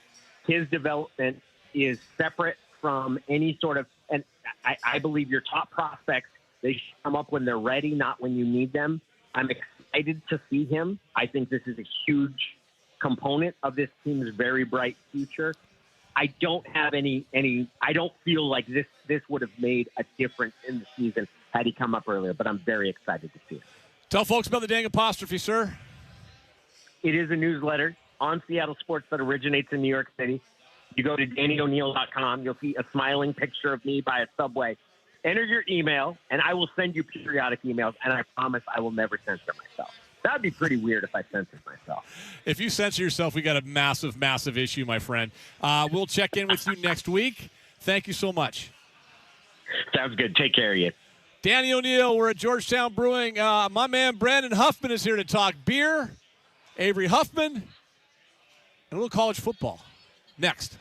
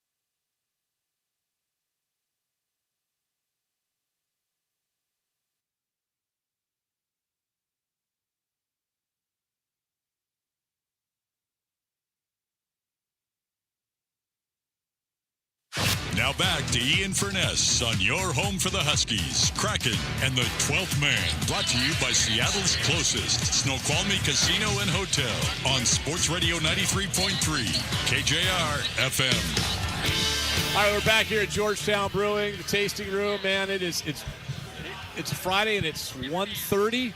Place is buzzing right now. It's the Mayor IPA release day. Ian Furness with you. I feel like I've got my family here, and I say that, and my wife's not here yet, my son's not here yet, my daughter not, but my family's here. And I mean by that, my beer family, great friends, Manny, Dave, Matt, the whole crew, Pete, everybody down here, Jack at the brewery, are phenomenal folks. My sister's here, my niece is here. I got great friends, kook friends, all the great people from Columbia Distributing that mean so much to what we do every year with the Mayor. Love the guys at Columbia Distributing. But also my family and Brandon Huffman as well, who just showed up. And now with Rivals, new gig. Yeah. New gig. New gig, new digs for the home, and a new gig for the work. We'll get to that in a second. Every cent from these pints and growlers that we're selling here at Georgetown Brewing of the Mayor IPA goes to Jordan Morris Foundation, helps out young folks with type 1 diabetes. That's a huge thing for our family with our son. Helinski's Hope, mental health awareness for young people all across the country, especially student athletes. And now they're branched out, doing a lot of stuff with the military as well, which I just love. And Avery Huffman, DIPG Foundation. Tell us about that. It's been great. I mean, I was up at Seattle Children's Hospital on Wednesday. One of the labs that we support is doing just groundbreaking work across the world. One of the leading just researchers and doctors treating this is right here in our backyard in Seattle, and we were able to go give our yearly donation to them, and they are just doing some incredible things. Watching some of the videos of the kids that they've been treating, to seeing how well they are responding to the treatment, it's what motivates us. It's what motivates us to continue to share every story. We're 10 years out from the foundation being established. We've raised almost $2 million. And this is an event that I couldn't miss. You know, it's just so great to come out here and just see people coming in here to support and to drink a fantastic beer, and just knowing that, you know, we got people here and they are here every year. They're at the golf tournament. They're here and they're helping us support these labs and these hospitals that are making major headway and trying to find a cure for this. You know, I mentioned our families here. I got my Catholic Mafia family over here, my guys from O'Day and Prep. It's like the Catholic Mafia just descends on things sometimes from Seattle, right? They just roll in. It's like, Prep. It's like the one time Prep and O'Day guys get together, Bizarre and Hattrop over here. But, you know, you mentioned the support and the people you see over here. Doug Lorenz is next to us over here. He's been – we met Doug first. We did the brewery tours back in the day when Puck and I did those here at Georgetown. And Doug's a big kook, but he supports this thing every year, whether it's golf or buying beer. Guys at Columbia the same way. Tell us about DIPG, Avery, and what we're trying to get done here. Yeah, I mean, Avery would have been starting her senior year in high school this year. So it's jarring to think, you know, we lost her when she was in the middle of first grade, and she should be starting her senior year. The options for treatment weren't available like they are now. And now we're seeing kids that when they are, unfortunately, if some are given this diagnosis, the prognosis is much more encouraging than it was when Avery was diagnosed, where we were basically told, you got 6 to 9 months, go make the most out of it, to now, like, there's years that kids are able to be treated. And we saw a story yesterday. I saw a video yesterday of a girl that is getting treated at Seattle Children's, and she's back playing softball with her softball team. Wow. And went in with paralysis on one side and vision loss, and now we're watching videos of her striking a double into left field. And the ability to be able to do that. And we never got the result that we had hoped for, but we're now seeing those results from these families. And that's why our foundation exists, because if we weren't going to be able to get that news, we want other families to be able to get the news that there is something that can be done. I want to get some college football, and before I do that, what exactly is DIPG? It is a pontine glioma. It's a tumorous cancerous cell on the glioma, which is right there on the brainstem. So it's inoperable. You can't do anything to remove it because of what it touches, where it's located. So you have different treatment options, radiation, infusions, but now this CAR T cell is able to shrink it and allow these kids who lose the ability to control their limbs, to lose their ability to see. It now is giving them a chance to not be as impacted by it. So it's a terminal upon diagnosis. It seems to usually be a matter of when, not if, but now that when is becoming much longer than we were told 10 years ago. With the help of guys like this dude sitting across from us, Manny, and Roger and the group at Georgetown and all the other supporters you have across the country, hopefully one of these days we're talking about a cure. Absolutely, and we will all drink to that. Yes, indeed. In the meantime, we raise money for it. And we talk college football. Now with Rivals. Same gig, though. Same gig.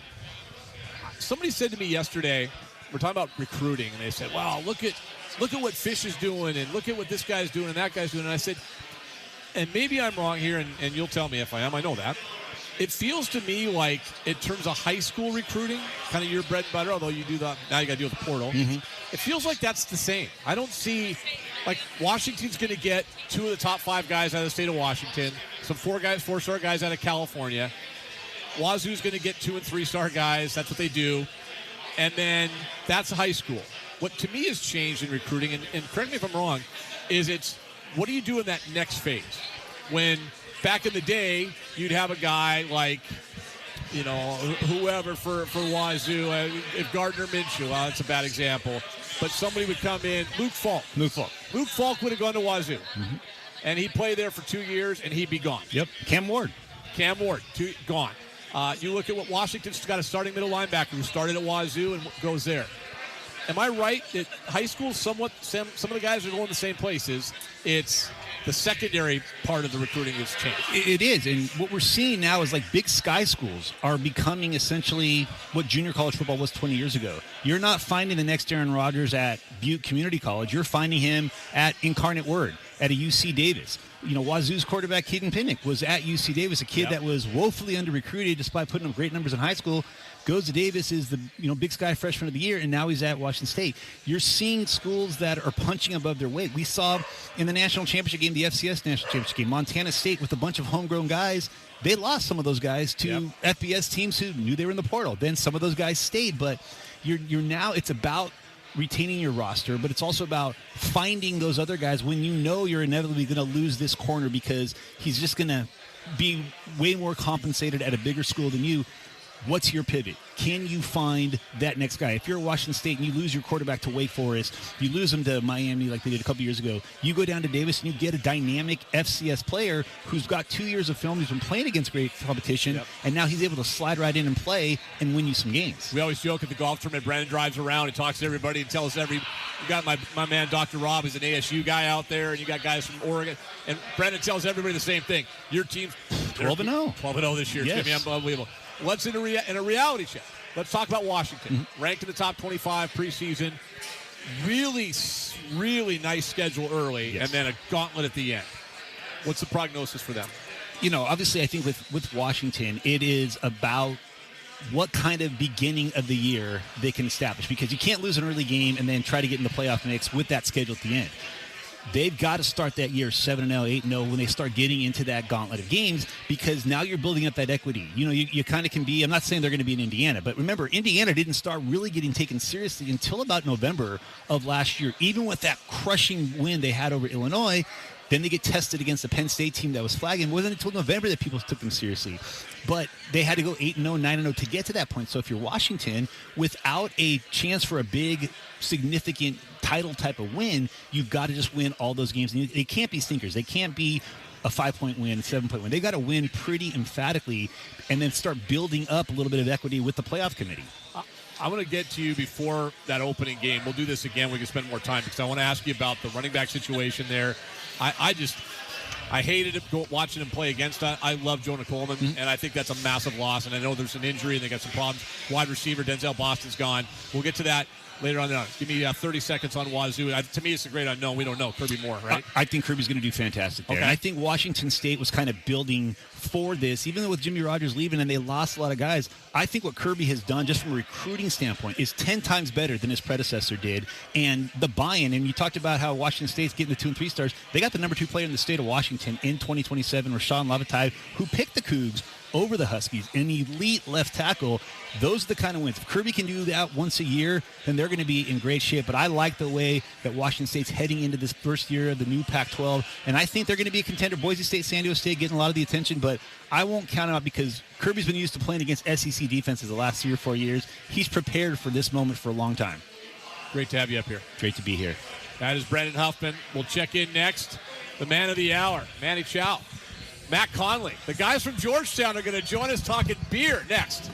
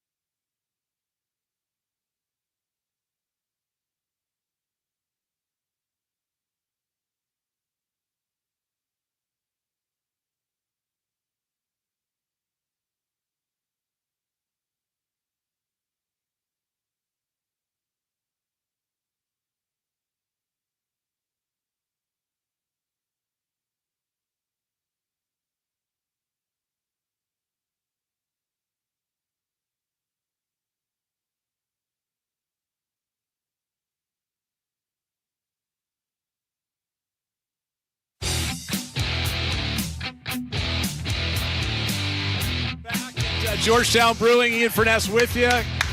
Somebody said this beer is crushable. We just saw evidence of that. The Mayor IPA is on tap. Every bit of it. The proceeds go to DIP, Avery Huffman DIPG Foundation, Holinsky's Hope for Mental Health Awareness, as well as the Jordan Morris Foundation. Matt Conley and Manny Chow are here from Georgetown. They're sitting down with us. I want to go back in time. I'm standing up. I know you are. Okay. Manny and I are sitting down. Matt, stand up. Manny likes being the tall guy here. Super tall. I want to go back in time. We've kind of told the story a couple times. How the mayor came out in 2020, I believe, when we couldn't have the golf tournament. Yes. And we were talking one day, I think it was Matt and I, maybe the three of us, and we were talking about Manny's going in cans during the pandemic. That's right. How did the mayor come about? Do you remember? Honestly, no, but probably because we were just trying to think of ways to sell more beer. Like, the world was different then.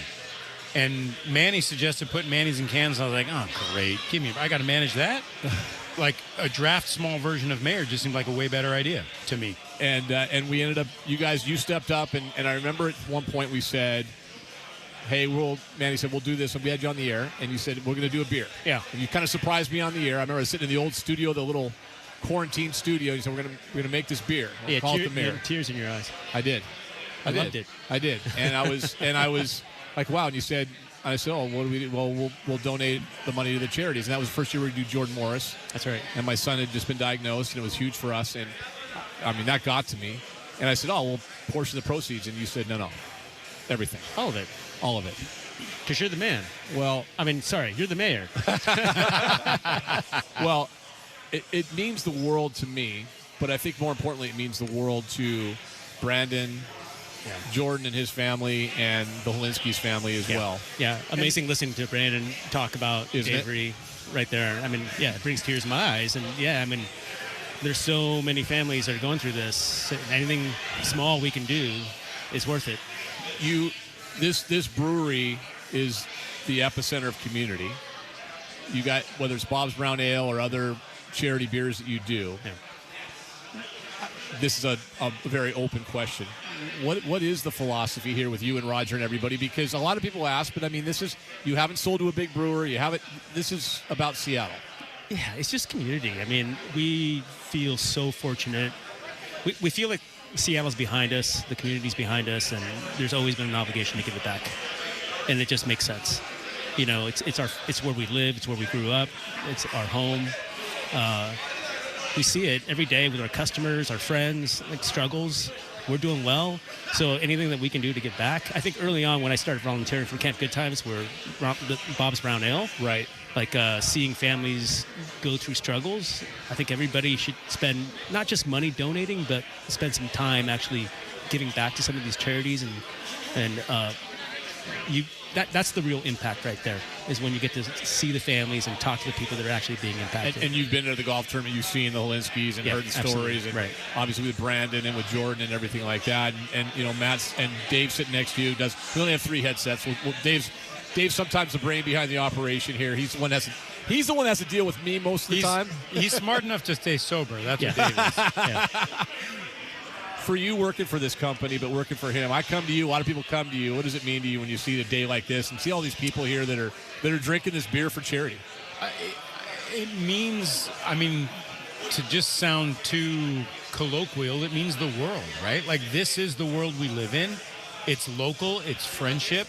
It's bonding. I mean, we're sitting here today with, other folks from 93.3 KJR.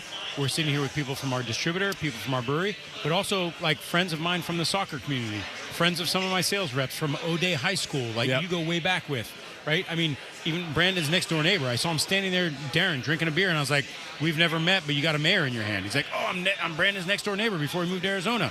Like, I just want to meet people and say hi and say thank you. And what it means is we're all here to support each other. And you've focused now on 3 wonderful, wonderful charities. But I'll say this, if the charities were different, if the need was different, the community would still be here. Yeah. The people would still be here. You want to come out and support each other.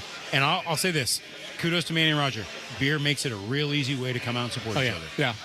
Beer's our conduit, is it not? It's absolutely the best conduit. Yeah. It is.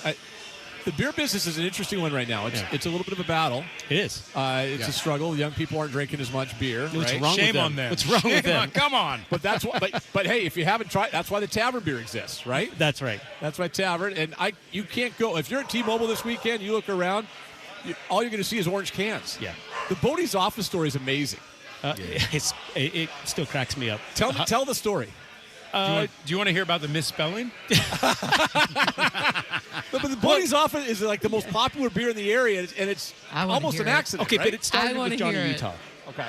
And honestly, I was on my couch after a long day of work watching Point Break for like the 25th time on cable TV, and I even own the DVD, and I was just too lazy to watch all the commercials. And I came to work the next day, and we were talking about making like a session IPA, which is like a low alcohol IPA.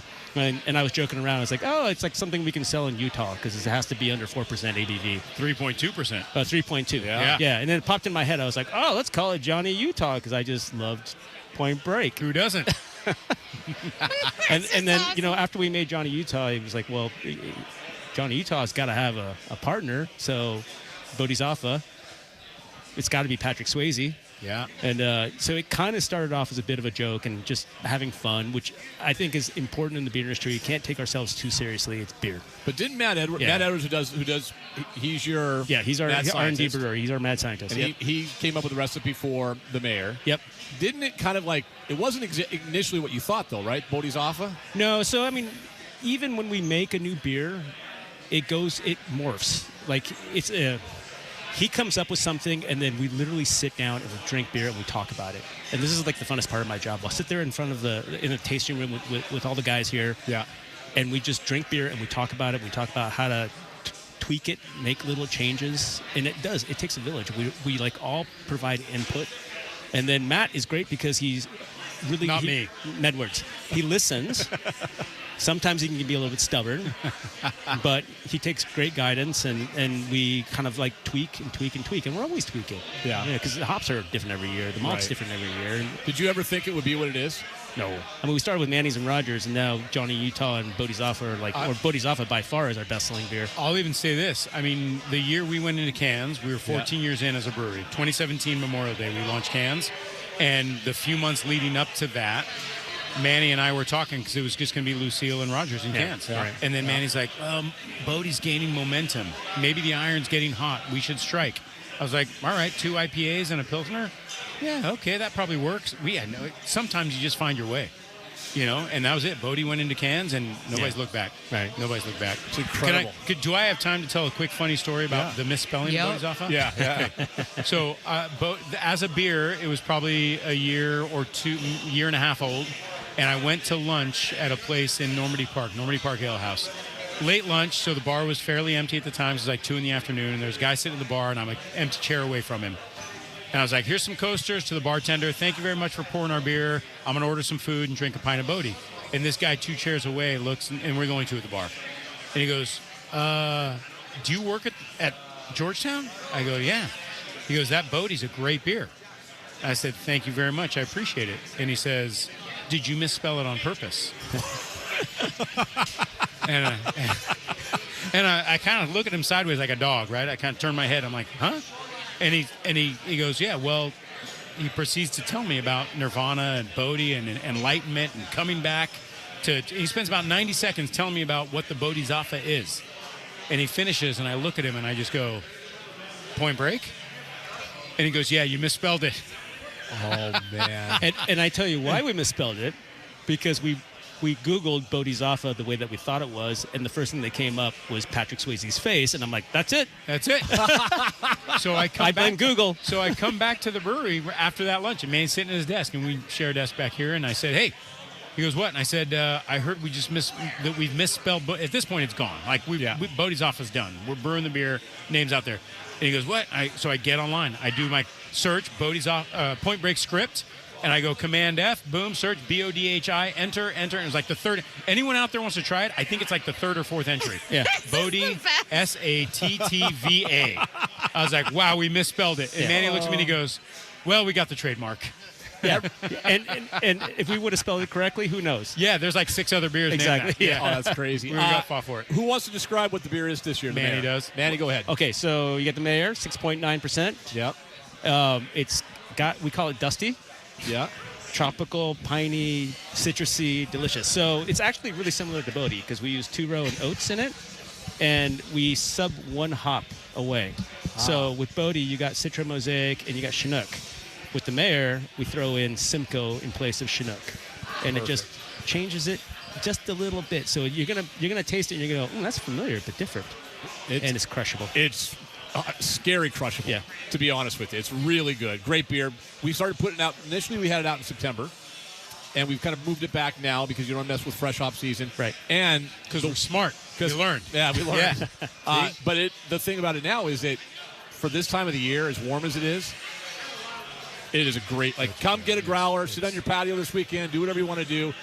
Last year it sold out in 9 days. I was just going to ask that. How many days? It was 9. It was, Yes. I would say 9. It was actually 8.5 days last year. Because day 9 it sold out. Day 9 it was gone. Yeah. First year when nobody could go anywhere, it was 5. Usually it's a couple weeks, but I would say if you want to get it, don't wait much past next Friday or Saturday. No. That's great. That call. might even be gone by then. Who knows? All you young kids that aren't drinking, come out and prove us wrong. Yeah. Prove us wrong. Show us that you've got it. I love it. I love it. You guys are great. I love you both. Thank you so much. Thank you. Ian, we love you. All Thanks right. for everything you do. That's Manny and Matt from Georgetown. Come on down. We'll take a break. Rob Rang coming up next.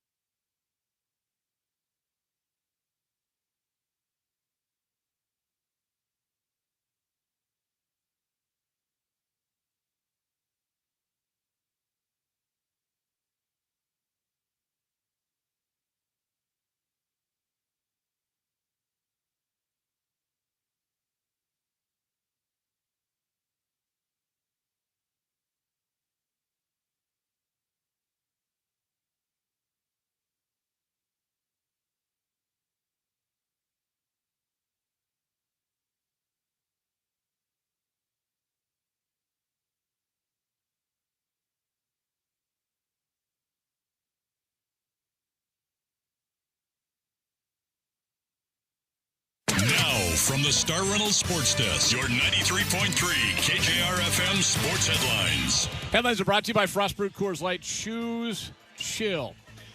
Seahawks in a joint practice day with the Tennessee Titans. Not great news. Jake Bobo goes down with a knee injury, feared to be season-ending knee injury for Bobo. Montori Foster, who probably is now a lock for the 53-man roster, also left practice early, according to our own Greg Bell. But that was heat-related, as was Abe Lucas leaving early as well, and the heat and humidity back in Tennessee. Mariners start a series tonight against the Chicago Cubs.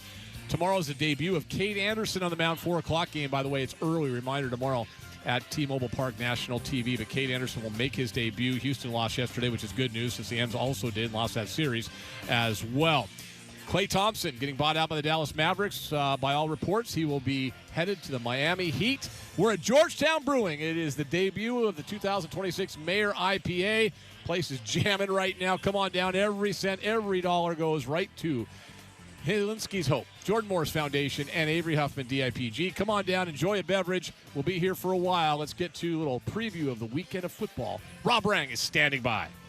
As part of our never-ending coverage of the NFL, it's time for Ian's weekly visit with Rob Rang from FoxSports.com. Brought to you by Forelli's Pizza, on your home for the 12th man in the NFL. Sports Radio 93.3 KJR FM.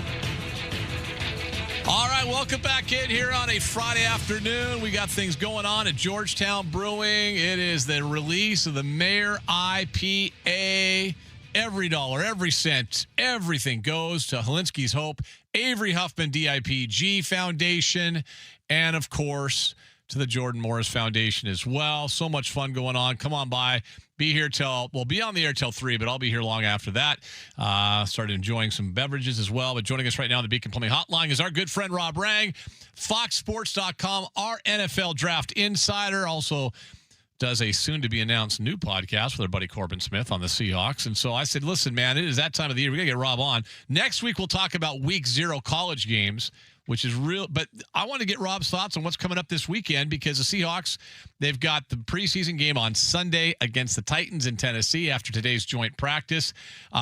14 rookies on the roster. We saw some of those guys in that first preseason game. We saw some hard knock stuff as well. Uso Ciamalo from Kansas State was featured in that. Didn't have the best of games in the world. Some other guys we want to talk about. Rob, first of all, how are you, my friend? I'm doing very well. Ian, how are you today, sir? I'm great. I'm a brewer. I'm at Georgetown Brewing. How could I not be great today? It's awesome. We're hanging out here, making money, drinking beer. It can't be much better than that. Let's go through. Now, obviously, a couple guys didn't play. Julian Neal, Jadarian Price did not play in that game for Seattle. So what's your general takeaway of what you saw on Saturday when the Cowboys were here taking on the Seahawks? Well, I think that that it was pretty obvious that the Cowboys, second and third stringers, were pushing around Seattle. We talked about that a little bit, Ian, a week ago. That the Dallas Cowboys. I was fortunate enough to go to Oxnard, California, for their training camp, and I was very impressed by just their power along the line of scrimmage, both on the offensive and defensive side of the ball. And I thought that was one of the reasons why Seattle struggled. I was very impressed by Brian Fleury as the offensive coordinator, his very first drive as the play caller in the NFL. I mean, obviously the Seahawks march right down the field. Drew Lock hits Montori Foster for the touchdown. They're running the ball. Everything looks great. It just felt like they basically lost all momentum after that. And again, I think a big part of that was because of the line of scrimmage, where the Dallas Cowboys kind of handed the Seahawks their lunch. So I'm eager to see how that Seattle responds this just a couple of days from now against the Tennessee Titans, a team that has maybe the best defensive tackle other than Leonard Williams in all of the NFL. And Jeffrey Simmons, they got a good pass rusher on the outside as well, and Jermaine Johnson, who followed Robert Saleh from the New York Jets previously to Tennessee. So I think that this is going to be a formidable challenge for a young Seahawks team, is trying to, do, as they say, run it forward and rather than live off of the success that they had a year ago. Rob, if I'm being honest, I think my biggest disappointment from that first game against the Cowboys was probably the the backup offensive line, the depth offensive lineman. You mentioned they got pushed around, and I thought, it was a great opportunity for guys like Bryce Cable-Dew, Mason Richmond, 2 second-year players for them, maybe even an Amari Kite who got a little bit of playing time last season, and then even this year's fifth-round pick in a guy like Bo Stevens. And I really was thinking, man, I was expecting better. You and I have talked. You've been out a bunch of practices with the Seahawks. You've been watching these guys. I think you expected more out of that backup offensive line, the depth offensive line guys than we saw. I was, frankly. I think that a couple of those players in particular I thought struggled. I thought Bryce Cable-Dew, again, it feels like he's living a little bit off of last year, where I thought that he was pretty impressive and looked like a future starter in the NFL. I do like his mobility. He was a right tackle at Kansas a couple of years ago. They moved him inside at guard, and he still looks like a tackle trying to figure it out at guard. And what I mean by that, Ian, is that a lot of times these tackles, when they move inside to guard, then they lack the core strength and the quickness just to handle the closer proximity. That was one of the areas in which he struggled a little bit against the Cowboys and even during training camp a little bit. And Amari Kite, I thought, played pretty well, but the player that was competing with him to be the young offensive tackle that Seattle is grooming behind your obvious incumbent starters in Charles Cross and Abraham Lucas, Logan Brown. And I thought that he really struggled. He had 2 missed blocks on 4th down attempts that, of course, the quarterback Jalen Milroe got a lot of pressure or a lot of, negative comments, I'm sure, from a lot of folks. But if you're not getting any kind of pass protection up front on the tackle position, then you're kind of dead in the water. And so I think that those are 2 players in particular, Logan Brown and a tackle, and then Bryce Cable-Dew at guard, that just didn't make the improvement in year 2 that I was expecting. Rob Rang joining us, and it's one game, but I think it was right there for everybody to see. Rob Rang, courtesy of Ferrelli's, Ferrelli'sPizza.com. Go look for a location in your zone, your area down the South Sound area. You mentioned Milroe. Let's go down that road for a second. I thought Milroe is an interesting day for him too. He's in a situation where he's kind of beholden to the guys up front. There was nothing behind him as far as a running back was concerned. I was a little surprised they played Helani as much as they did. But the running back situation is kind of a disaster right now with all the injuries. We may see Jacardia Wright on Sunday. I hope we do. But thoughts on Milroe? Was it just I'm going to throw this out there. You tell me if this is fair or not. I thought it was hard to evaluate Jalen Milroe in the sense that he was under duress the entire time. And same with Drew Lock to a certain extent. Well, I thought it was hard to evaluate those quarterbacks. You kind of take that with a grain of salt. But at the same time, I thought that Jalen Milroe looked very decisive at times. And at other points of the game, Ian, especially as the game went on, when it felt still like it was a winnable, situation, and especially on those 4th down plays, where I thought that he looked like a little still of the deer in the proverbial headlights, where he kind of froze. And really, to me, that's one of the reasons that I was interested to see the way that Brian Fleury is changing up of the play calling and the formations changed as the game went on. If you notice, Drew Lock was under center a little bit, as well as in shotgun. Jalen Milroe was largely out of shotgun, and I think that's because they're trying to give him the opportunity to never take his eyes off of the defense, and if he sees that they're playing man coverage and there's a lot of defensive backs carrying receivers downfield, then run. Take advantage of those legs. We know that Mike McDonald has said as much, frankly, on Hard Knocks and elsewhere about Jalen Milroe taking advantage of the unique athletic ability that he has. And we saw some plays where he did demonstrate that athletic ability. The tight line run down the sideline for that 1st down really showed his burst, his just natural balance. It's just he's got to be willing to do that a little bit more often. And there were times where he was very decisive and accurate with the ball. But unfortunately, there are other times where, he kind of ran himself into trouble rather than getting upfield as a runner or checking down or even throwing the ball away. But taking sacks is not something that is going to aid in his progression. So I do think that that is something that he continues to have to work on. And again, that's one of the reasons why I'm excited about what he might have here against the Tennessee Titans, because I do expect Jacardia Wright at running back that could be back onto the field for Seattle, perhaps Jadarian Price. I think that's a really exciting matchup, just because, again, like the Dallas Cowboys, I happen to see the Tennessee Titans during the summer training camps as well. They had a joint practice with the San Francisco 49ers. And to me, Ian, one of the things that's interesting about the Tennessee Titans is they've got, former Seahawks Cody Barton as a starting inside linebacker. They've got a kind of a splashy second-year player in Cedric Gray, and then they used their second-round selection this year on Anthony Hill, a linebacker out of Texas on very high. All three are absolutely dynamic athletes. And I think it's going to be a fun matchup to see Seattle's running backs against those dynamic athletes. They're not real stout, but they can run sideline to sideline. And I want to see Seattle's running backs be able to beat them to the sideline. Let me talk about a guy that had a decent game that kind of jumped out and everybody talked about, Montori Foster. The second-year player out of Michigan State, wide receiver, had the touchdown catch, also had a drop and a couple penalties. I'd say a mixed bag, but maybe more good than bad for Montori Foster. And he's one of the six guys battling for that sixth wide receiver spot on the roster. Montori Foster, he's an interesting guy as an undrafted free agent, here, gone, back here again. We know the story, substitute teacher, real estate guy out of Michigan State. Thoughts on Montori Foster? Well, I just think that he's been the most dynamic of the diamond in the rough type. You mentioned undrafted free agent and all the different jobs that he has held outside of football. I mean, he's certainly somebody that I think everybody is rooting for. What I like most about him is just what a different skill set and body type that he possesses than the rest of Seattle's wide receivers.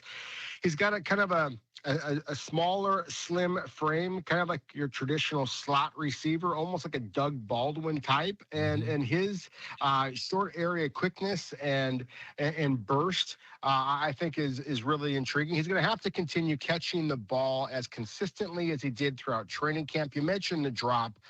He of course has had some spectacular catches, not only in training camp, but even in the game itself. I mean, obviously for the touchdown, but also on a third down conversion. The touchdown, to me, was the best play of the game from a Seahawks perspective, not only because obviously it put points on the board for Seattle, but that was a hot throw from Drew Lock, and it was thrown before Foster turned around to locate the football. When he did, the ball basically was going to hit him in the kidney, but he was able to react quickly enough to catch the ball, in very tight space. And so that shows excellent hands, excellent concentration, body control, all those things that you're looking for in a receiver like the Seahawks are. And that, as you said, Ian, in that fifth or sixth receiver spot, you need somebody who, if they get called upon, they are going to be successful. Montori Foster, I think, has the physical ability as well as the mental strength to be able to handle that spot. Rob Rang joining us courtesy of Ferrelli's Pizza, Ferrelli'sPizza.com.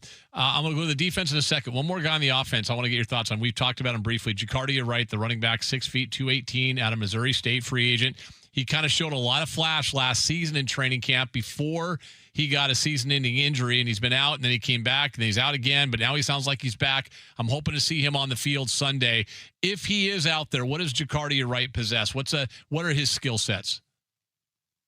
Very quick feet, very light feet for a big man. As you mentioned, 6 foot, 218 pounds, but he can make people miss in the hole. He has enough burst to him that, again, he can kind of beat those linebackers to the edge.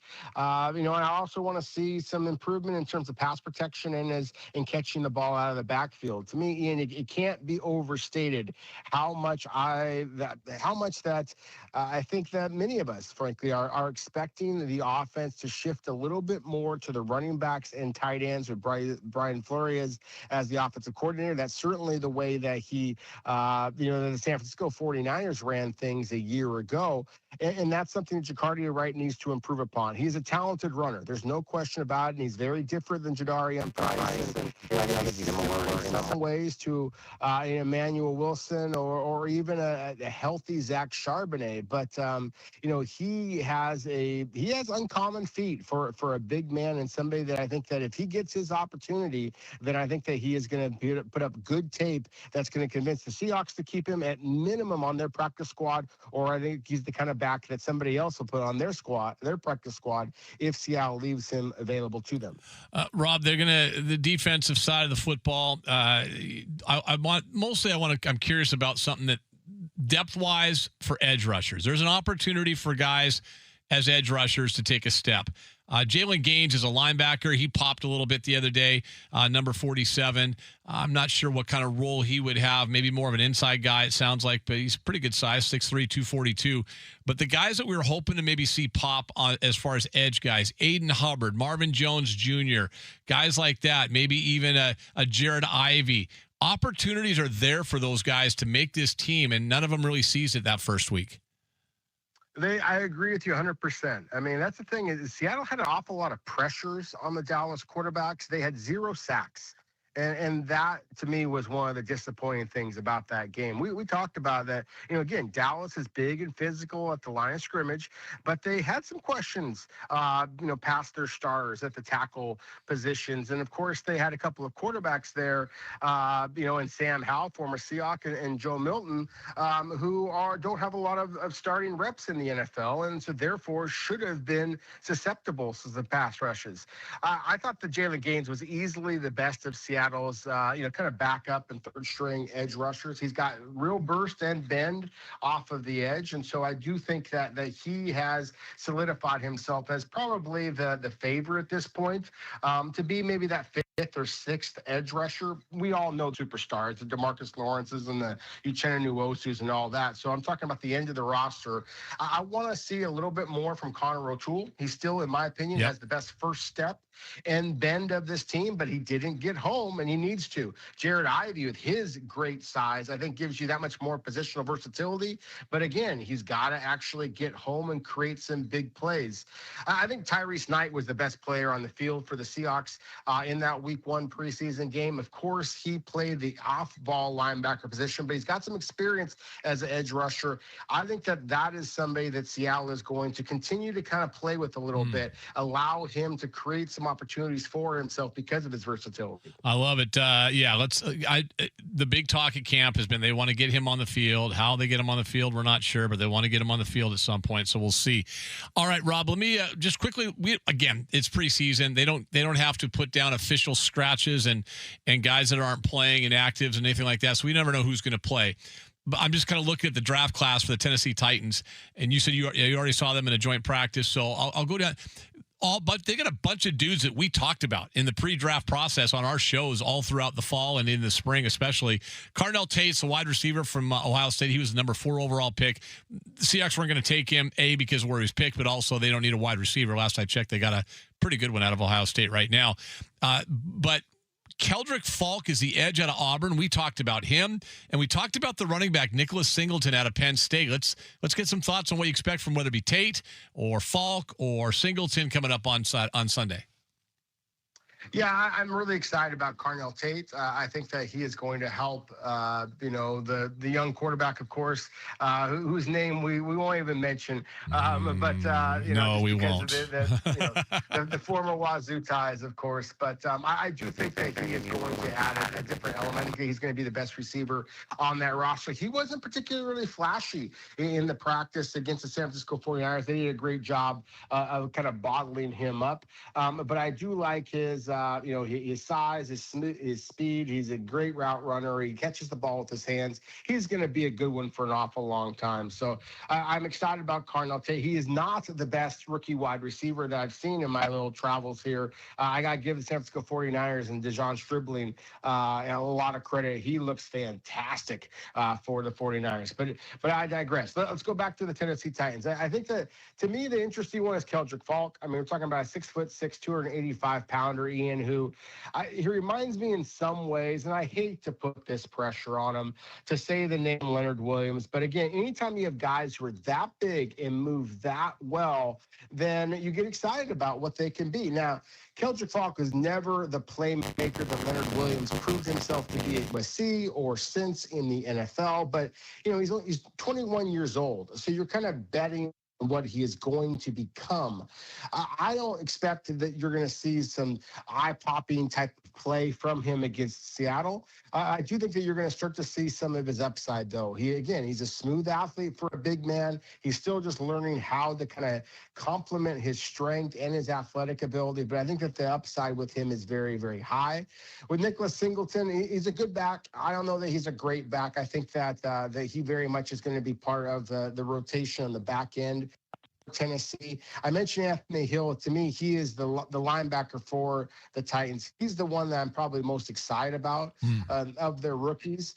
And then finally, just because I know that we're probably running out of time here on the show, one thing I do want to make sure I mention here is that we're seeing in college football with T.J. Harden, for example, the Seahawks back. Just recently released, and now he's going to be in a transfer portal in the back in college football. I mean, it truly is the Wild Wild West. What's going on from a scouting perspective, Ian? What I expect that we're going to see, and this is not just something that happened with the Seahawks, the running back T.J. Harden. We're seeing with pass rushers, we're seeing with tight ends. There's a lot of different players that were in camp 2 weeks ago, got cut, and now they're back in the college football realm. To me, what's been some of the scuttlebutt in conversations I've had with NFL scouts is that the NFL has always kind of had a monopoly on players. If you decide you want to go out early for the NFL and you don't make it, well, then your opportunities are basically over with, and you're going to the CFL, you're going to the Arena League or something else.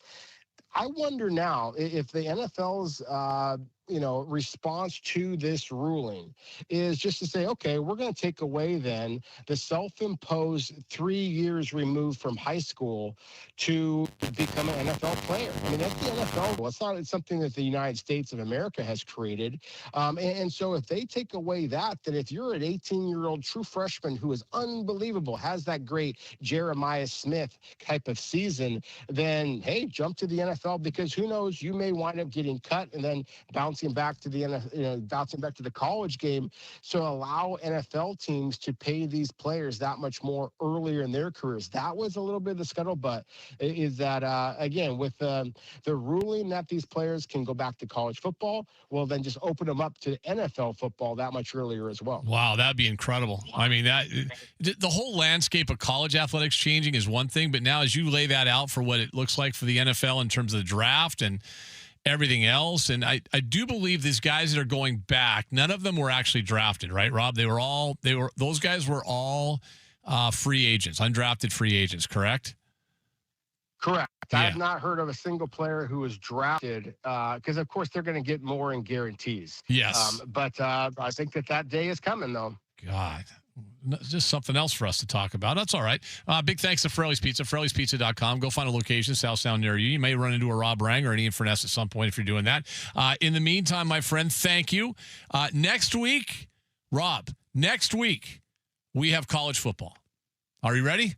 I can hardly wait. I was already starting to watch some tape in preparation in case it was this weekend, buddy. So, yeah, I'm excited for it. I love it. We'll talk to you next week. Thanks, Rob. Looking forward to it, Ian. Take care. Rob Rang, brought to you by Fraley's Pizza, Fraley'sPizza.com. We'll take a break. Continue. We're having some fun today. We're down at Georgetown Brewing. It's the release of the Mayor IPA. Every cent goes to Jordan Morris Foundation, Avery Huffman DIPG, and also Holinsky's Hope. More to come. 93.3 KJR FM.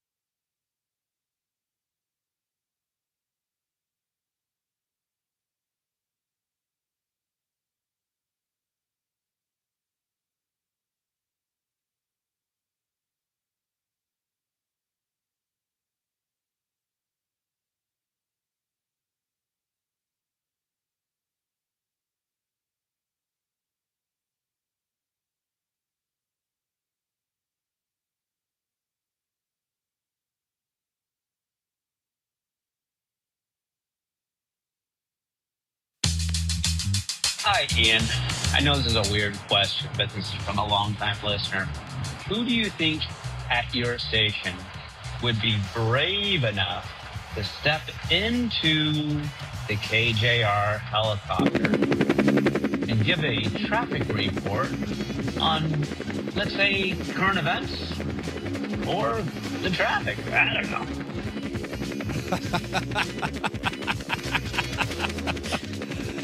Justin McIntyre here, reporting from the chopper. It would be me. Yeah, but he said current events. Well, I'm not sure. There's a lot of current I'm events. I'm not sure if brave is the term to use for talking about current events. Foolish might be it. That might be the better term, but I miss Chopper 950. I need to get a hold of. I wonder if Abker could put just one more, like a final Chopper 950 together for me. God, that'd be good. It sounds like it's still circling. I don't know if you were you here? You were No. at the other station. It I was wasn't. a Friday staple. We played it every Friday. God, it was offensive. and you know when I say that? Offensive in a good way. Like, it was just basically he torched everybody at the station. Except for it was me. a That roast. It was a Friday roast. That was my, and then my rule was you toast everybody but me. It's on my show. You're not gonna get me. Everybody else. You know who hated it the worst? Gas. Gas? Gas hated it. Did he not Gas. like being roasted? Yeah, he did not like it. Gas did not like it. I think a KJR roast is in order. Let me get a couple texts in here right now. 49451 206. The captain has already been at Georgetown. Is that the captain of Network Central? Or is that the captain of Chopper 950? No, it was Network Central. Network Central was here earlier. That was Mike Benton. He came in, picked up a growler, and left. In and out. He was stealth. He came in, gave me a fist bump, and left. Who else was here? Surgical strike right there. Jackson stopped by, yeah. All right, let's see. 49451. Jack says, great beer. Thank you, Jack. I had nothing to do with it, but those guys do a great beer. Wait, Michael before that, though, yeah. it was a double text. So before, okay. he said, hey, I work for Columbia Distribution for 35 years, and I've sold Georgetown beer forever. I just retired. So. Oh, thank you. I appreciate that. Michael says, will the mayor ever make it into a can? Probably not. Ooh. Limited release. Mm-hmm. We may, when I say we being Georgetown, may Yes. look at doing a bigger batch in the future. Okay. There's a lot to that, but we'll see. Okay. We will see. There we go. Let's see. Georgetown rules. Good luck with the Good luck with the fundraising. That's from the 206. This one was our buddy Marcus, and I think Marcus just came by. Oh, and I didn't see him. Oh like no! Or maybe he didn't say hi. Anyway, Marcus Dipped says, and "Mike." split. I think it was just like he did like an Irish goodbye. He did an Irish hello and an Irish goodbye. Hey, Marcus- we hug in the Irish. Marcus says might be better than the mayor from 2 years ago. I think it was. There's a lot of people saying that it's the best one yet. Now, part of it is we don't have the mayor for basically 11 months of the year. So sometimes maybe we just miss. So, yeah.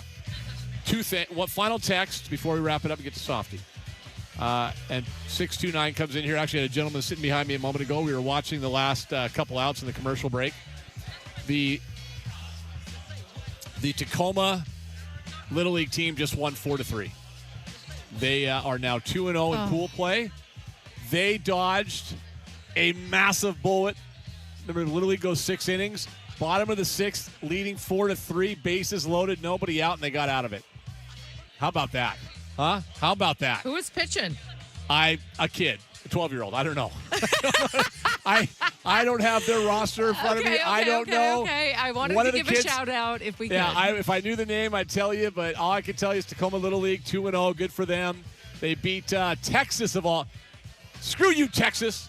Big win by Tacoma. T-Town 253. Let's go. They're 2-0. Congratulations to them in the 253. We're at Georgetown Brewing. We'll be here for a while because I'm off in about 20 minutes. Going to get after it a little bit. And the Mayor IPA is on tap. This has been an amazing afternoon, Jess. An amazing afternoon. This place has been humming since like 11 o'clock this morning. I can hear it in the background. It's crazy. It's been humming since 11. By the way, we have merchandise, hats, and T-shirts. The colors might look a lot like the local hockey team's colors. We changed it up this year, so come on down, get a hat, get a T-shirt, get a growler, have a pint. Come see us. We'll be joined by Softy coming up next.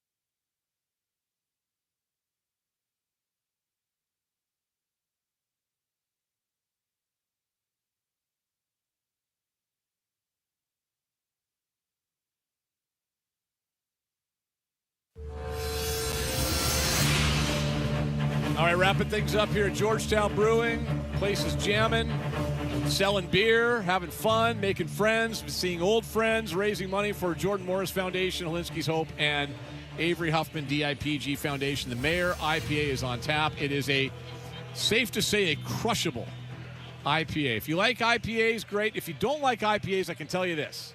My wife does not, I hate to say this publicly, Softy, I hate saying this publicly because I feel like Don't do it, man. I'm slandering my wife. Don't do it. Careful.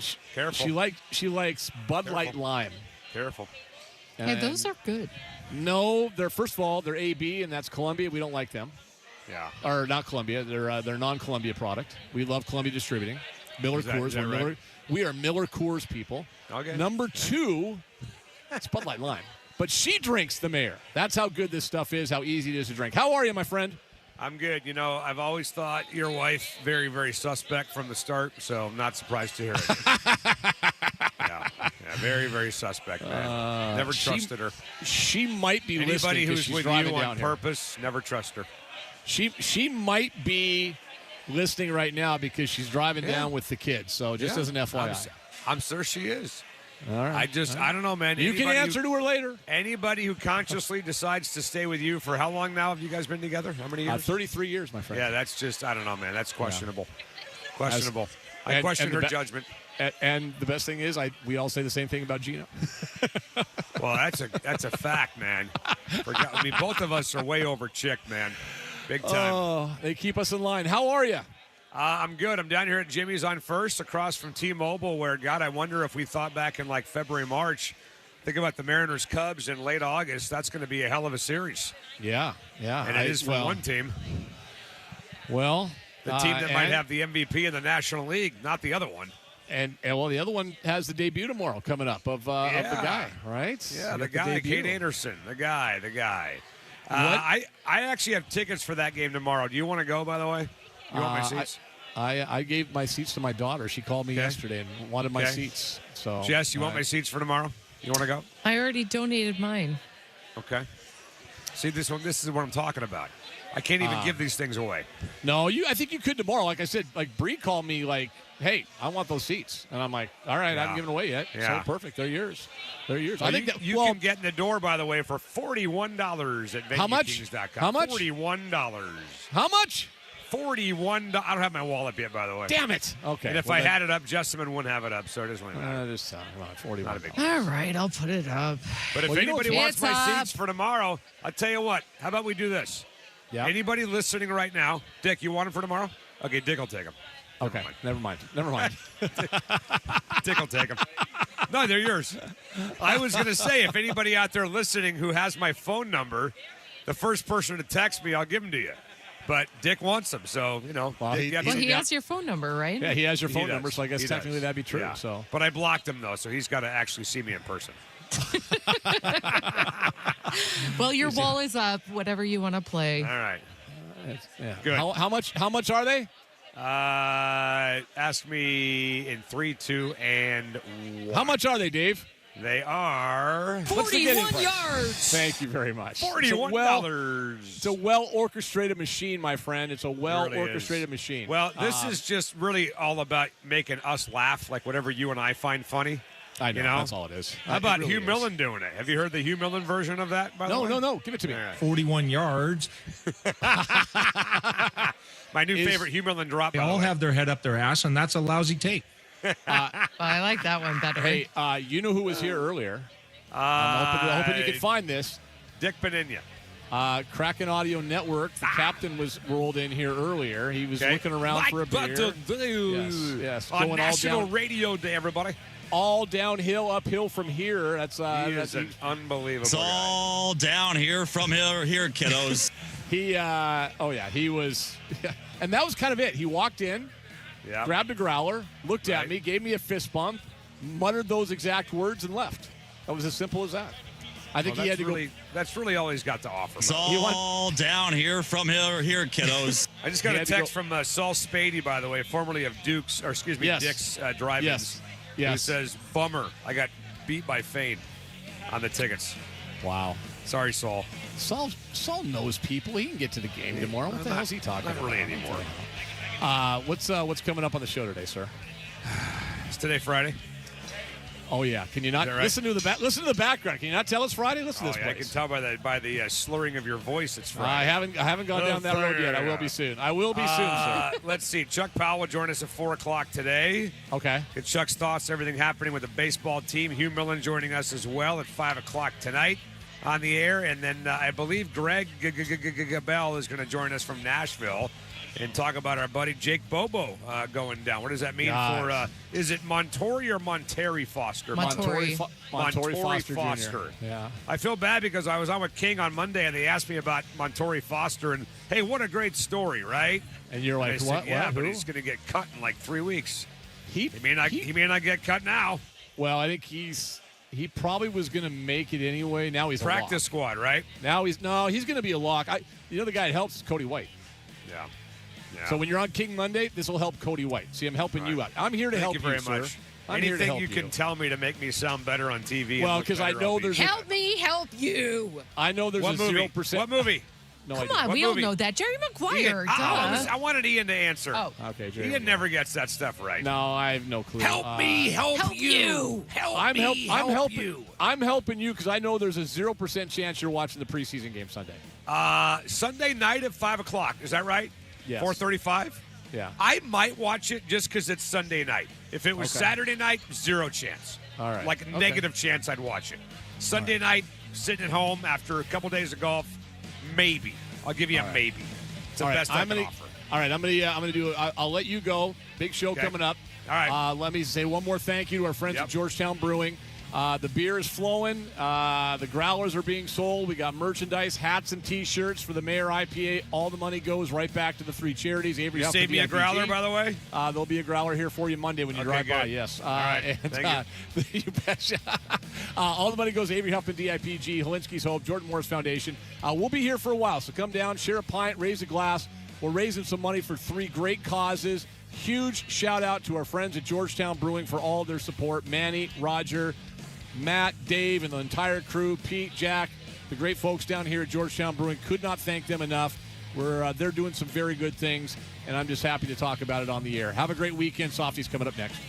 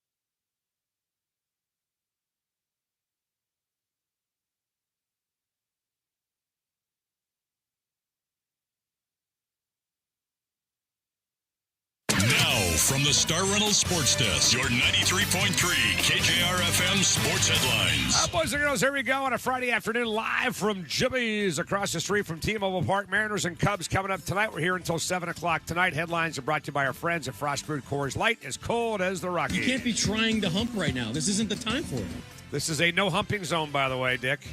That's unfortunate. Get your leg off me. No humping. All right? Don't do that. It's a Friday. You're a married man. Mariners 60 and 68. 3 with the Cubs tonight. Hancock, Cade Anderson tomorrow, and Brian Wu for now, but we'll see if Wu makes the start on Sunday with the sore shoulder. Matthew Boyd, the former Mariner, who's from Mercer Island, by the way, also went to Eastside Catholic, Oregon State. He's on the mound for the Cubs tonight. The M's 4 games out in the West, 3 games out in the wild card with 34 games left to go. Some very unfortunate news for the Hawks. Jake Bobo carted off the field during the Seahawks joint practice with a knee injury that appears to be season-ending. What else we got? NBA news. Klay Thompson is expected to sign a contract with the Miami Heat as soon as he's let go and clears waivers from the Dallas Mavericks. The particulars for Devin Witherspoon's contract came out. $55 million guaranteed at signing, 17 more due February 2028, and $25 million due in 2029. How about this? It'll cost them $5.2 more in cap space this year, but actually saves them $7 million next season. So you saw where Tai Ungalalele and Grady Gross were on campus with the Huskies. Yes. They got to leave for now.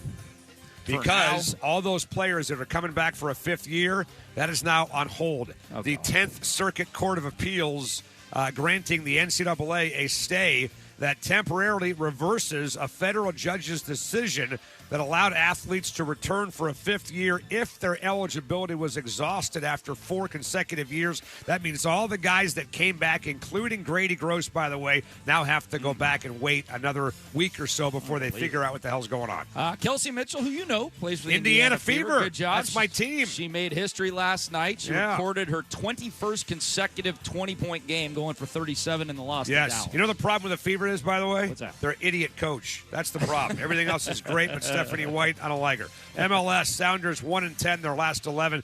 Jackson, is tomorrow's game on FM or AM, by the way? What's the deal? FM at Cincinnati tomorrow, pregame 4 o'clock, right, Jackson? Kickoff 4:30 against Cincinnati right here on 93.3 KJR. Here we go. And now, 2 goofy, wacko, out-of-touch homers. Just brutal radio. Just horrible. Live 41 yards. from Elliott Bay. Can you feel it now? This is Softy and Dick. Yeah, if I had to make 2 changes, Dick, to the WNBA, I'd make you the lead announcer. Three changes. Yeah, I'd make you lead announcer for all the national broadcasts on the WNBA. Okay. I would fire Engelbert Humperdinck, whatever the hell her name is. Kathy Engelbert, the commissioner. And I'd whack Stephanie White, head Okay, coach those of are the the Fever. 3. All Yes, right. that is my WNBA analysis for the day. Is that all fair? I think Stephanie White's a good coach. I can understand why she does things that you don't particularly like. She rubs but me I the think wrong she's way. I think she's a good basketball coach. I don't like her. I think she's a putz, or I'd fire her yesterday. That's what I would do. Well, I tell you what, Jackson, I was all set to give away tickets for the Mariners tomorrow night against the Cubs with Cade Anderson on the mound until Dick Fain took the tickets. So some unlucky bastard out there who never been to a Mariner game was all fired up to enter the contest and maybe win a pair of tickets off us on the radio station. Not going to happen because Dick just took them. You literally just took food out of somebody's mouth. Dick, I don't blame you. I would have done the exact same thing had I been offered. Well done, sir. See, here's the deal. Like, he was offering him to Ian. Yes. He didn't want him. And once I heard that Ian didn't want him, I didn't know he was going to do the contest. So I literally just kind of raised my hand. And as Softy was like, I was going to get him over. So I would not have tried to claim the tickets had he come out on the air and said, hey, I'm going to give the tickets to the 20th caller. Or I just got a text from somebody, or a email from somebody who lives in Olympia and says my son is dying and wanted to go to the game, and now he can't go. Oh, really? Did you? Because of you. Way to go, pal. Give me his email address, and I'll send him the tickets. Really? Can we get a screenshot of that email on Twitter? Nope, can't do it. What I thought. Send him the Can't tickets. do it. All right, well, here's what we got. 4 o'clock, Chuck Powell will be with us today. Hugh Millen joining us at 5. Greg Gabell will join us coming up at 3:28 from Nashville. Seahawks Titans on Sunday at 5 o'clock. I mean, look, man, this is a violent game.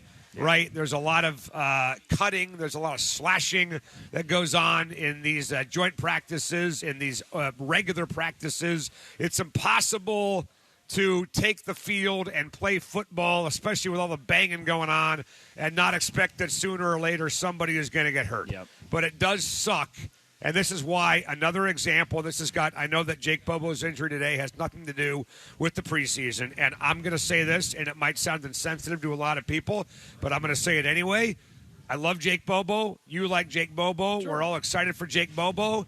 The Seahawks Super Bowl chances will not hinge one iota on Jake Bobo's availability for 2026. I'm sorry. It'd be great to have him. Fine, whatever, but this will not move the needle 1 inch with Jake Bobo getting banged up. And it sounds like he's out for the year with a knee injury. Yeah. We'll get some details from Greg Bell, but it could have been somebody else. Yes, it could have been a player of more significance, right? It could have been Devin Witherspoon.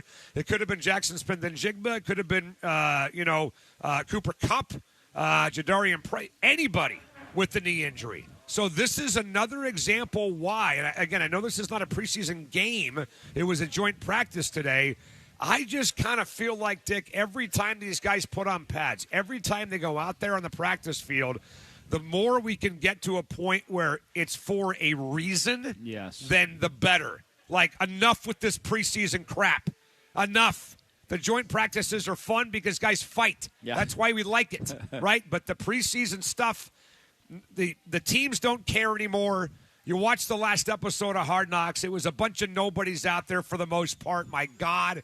I mean, the biggest story. They did a 20-minute feature on a guy I'd never heard of from before. Hawaii. I'd never heard of him who before. Played 8-man football, who's not going to make the team. I mean, Jackson, I was telling Dick, and Dick was actually the first one to bring this up, and I totally agree with you. I think Hard Knocks has gotten progressively worse as the series has gone on. Oh, yeah. I think it's clear. Episode 1 was fine. Episode 2 was meh. I thought episode 3 was kind of terrible. Yeah. I think they've gotten boring, to be honest with you. I don't think they've gotten boring at all, especially not for a Seahawks fan. They've gotten boring, but I think that's the point, though, right? I think for an NFL, a general NFL fan living in, say, Kansas City, right? Yes. I think 100%. that they are certainly getting bored by it. But that's Hard Knocks, Totally. guys. Is we knew this is the series, and this is what's been the series for the last about 8 years. The last good one was probably about 8 years ago when you could actually have the full cut downs, and there was a lot of drama, and nothing was off limits. Now it's Softy, you talked with the producer earlier this week. Correct. It's a different show now. Totally different. Yeah, I mean, I was watching it with my son, and I looked over at him and I said, why would any non-Seahawk fan want to watch this show? Right. He's like, I got no idea. Right. Because I'm with you. it's not, I mean, we love them.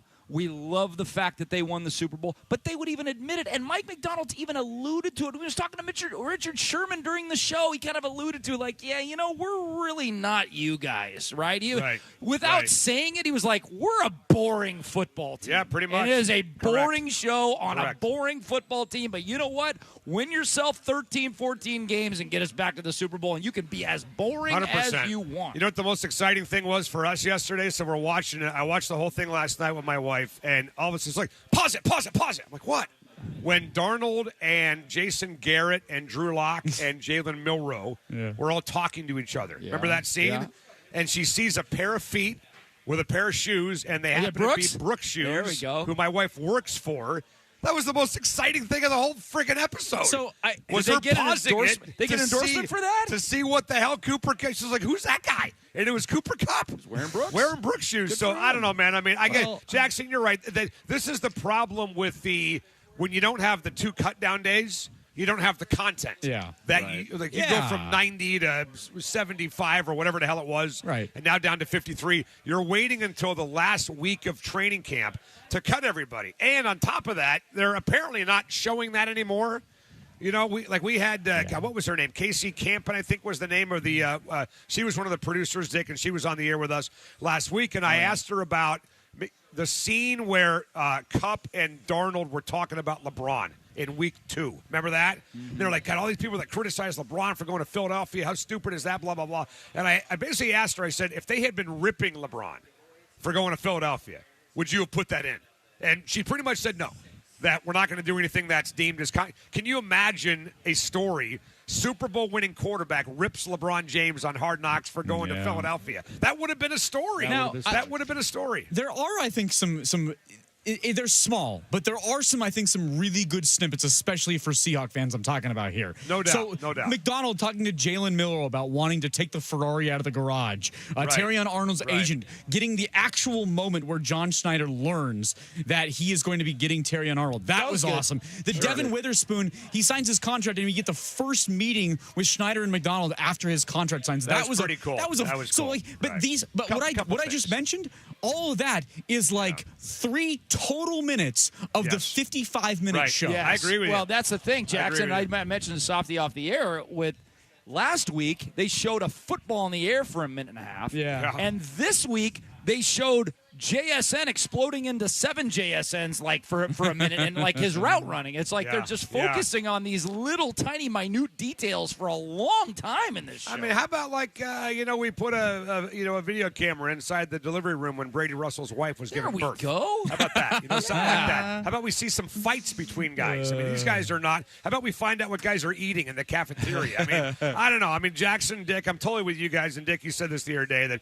if you're a non-Seahawks fan, it's kind of like, whatever. I mean, the only reason why we're watching, for the most part, a lot of us, I'll just speak for me, is because it's the Seahawks. Yes. If there was any other team in the NFL and they had this level of excitement or this level of content, I would probably not be enjoying it as much as I am now. But I'm looking forward to Week 4. We'll play some clips from Week 3 for those that haven't heard. Coming up tonight at 6 p.m. Mariners and Cubs tonight in a series that, look, I mean, it's a big series between two teams that are obviously in the playoff hunt. One team's in the hunt for a championship and a World Series. Other teams in the hunt for just getting in because the league stinks. And, this was supposed to be a gigantic series back in March when these two teams got together. I guess technically it still kind of is because the M's are 3 games out of a playoff spot. But this is what the Mariners were supposed to be. This Chicago Cub team is what the Mariners, in a lot of ways, were supposed to be. They were supposed to be one of the best teams in the league. They were supposed to be 20 games over 500 with an MVP candidate like Pete Crow Armstrong. Instead, Pete Crow Armstrong has a 7.8 WAR, and your top 2 players in Cole Young and Randy Arozarena aren't even at 7.8 combined on the baseball team. Now, that is actually more of a commentary, to be fair, on Pete Crow Armstrong, because nobody's doing what he's doing this year. Not even Shohei Ohtani is doing what he's doing offensively. The gap between him and the number 2 WAR guy in baseball is almost 1.8. Him and Bobby Witt. You got to go from number 2 to number 15 to make up that kind of gap. So if we're just looking at the best offensive player in the league, and we're not including Shohei Ohtani's pitching prowess, Dick, Pete Crow Armstrong should be the MVP of the National League. And this is what we missed. This is what we were supposed to have in 2026. A great baseball team that for 6 months everybody talks about having a chance to win the World Series with one of, if not 2 of, the best players in baseball. And none of that's happened. Win or loss tonight, I'm intrigued with tomorrow's game. Yeah. Because of Kate You're Anderson. going. You got tickets. I was took my tickets. I mean, I don't took them right from a baby's hands. Stole them from a dying kid. That's right. Yeah. If you can win tonight and the Astros can lose tonight, that makes tomorrow's game even more important and more interesting. I keep staring at the numbers, and I keep hearing from you they have a chance, and you're exactly right. I keep staring at the numbers, and I look at them like, yeah, that's not a 32.7% chance according to FanBro. I'm actually shocked it's that high. I mean, it's a 1/3, and I'm with Jackson. It's like it's hard for me to wrap my brain around a team that looks like this team does consistently and envision that team playing in October in a playoff. Let me give you a bunch of numbers here. Hang on just a second. Hang on.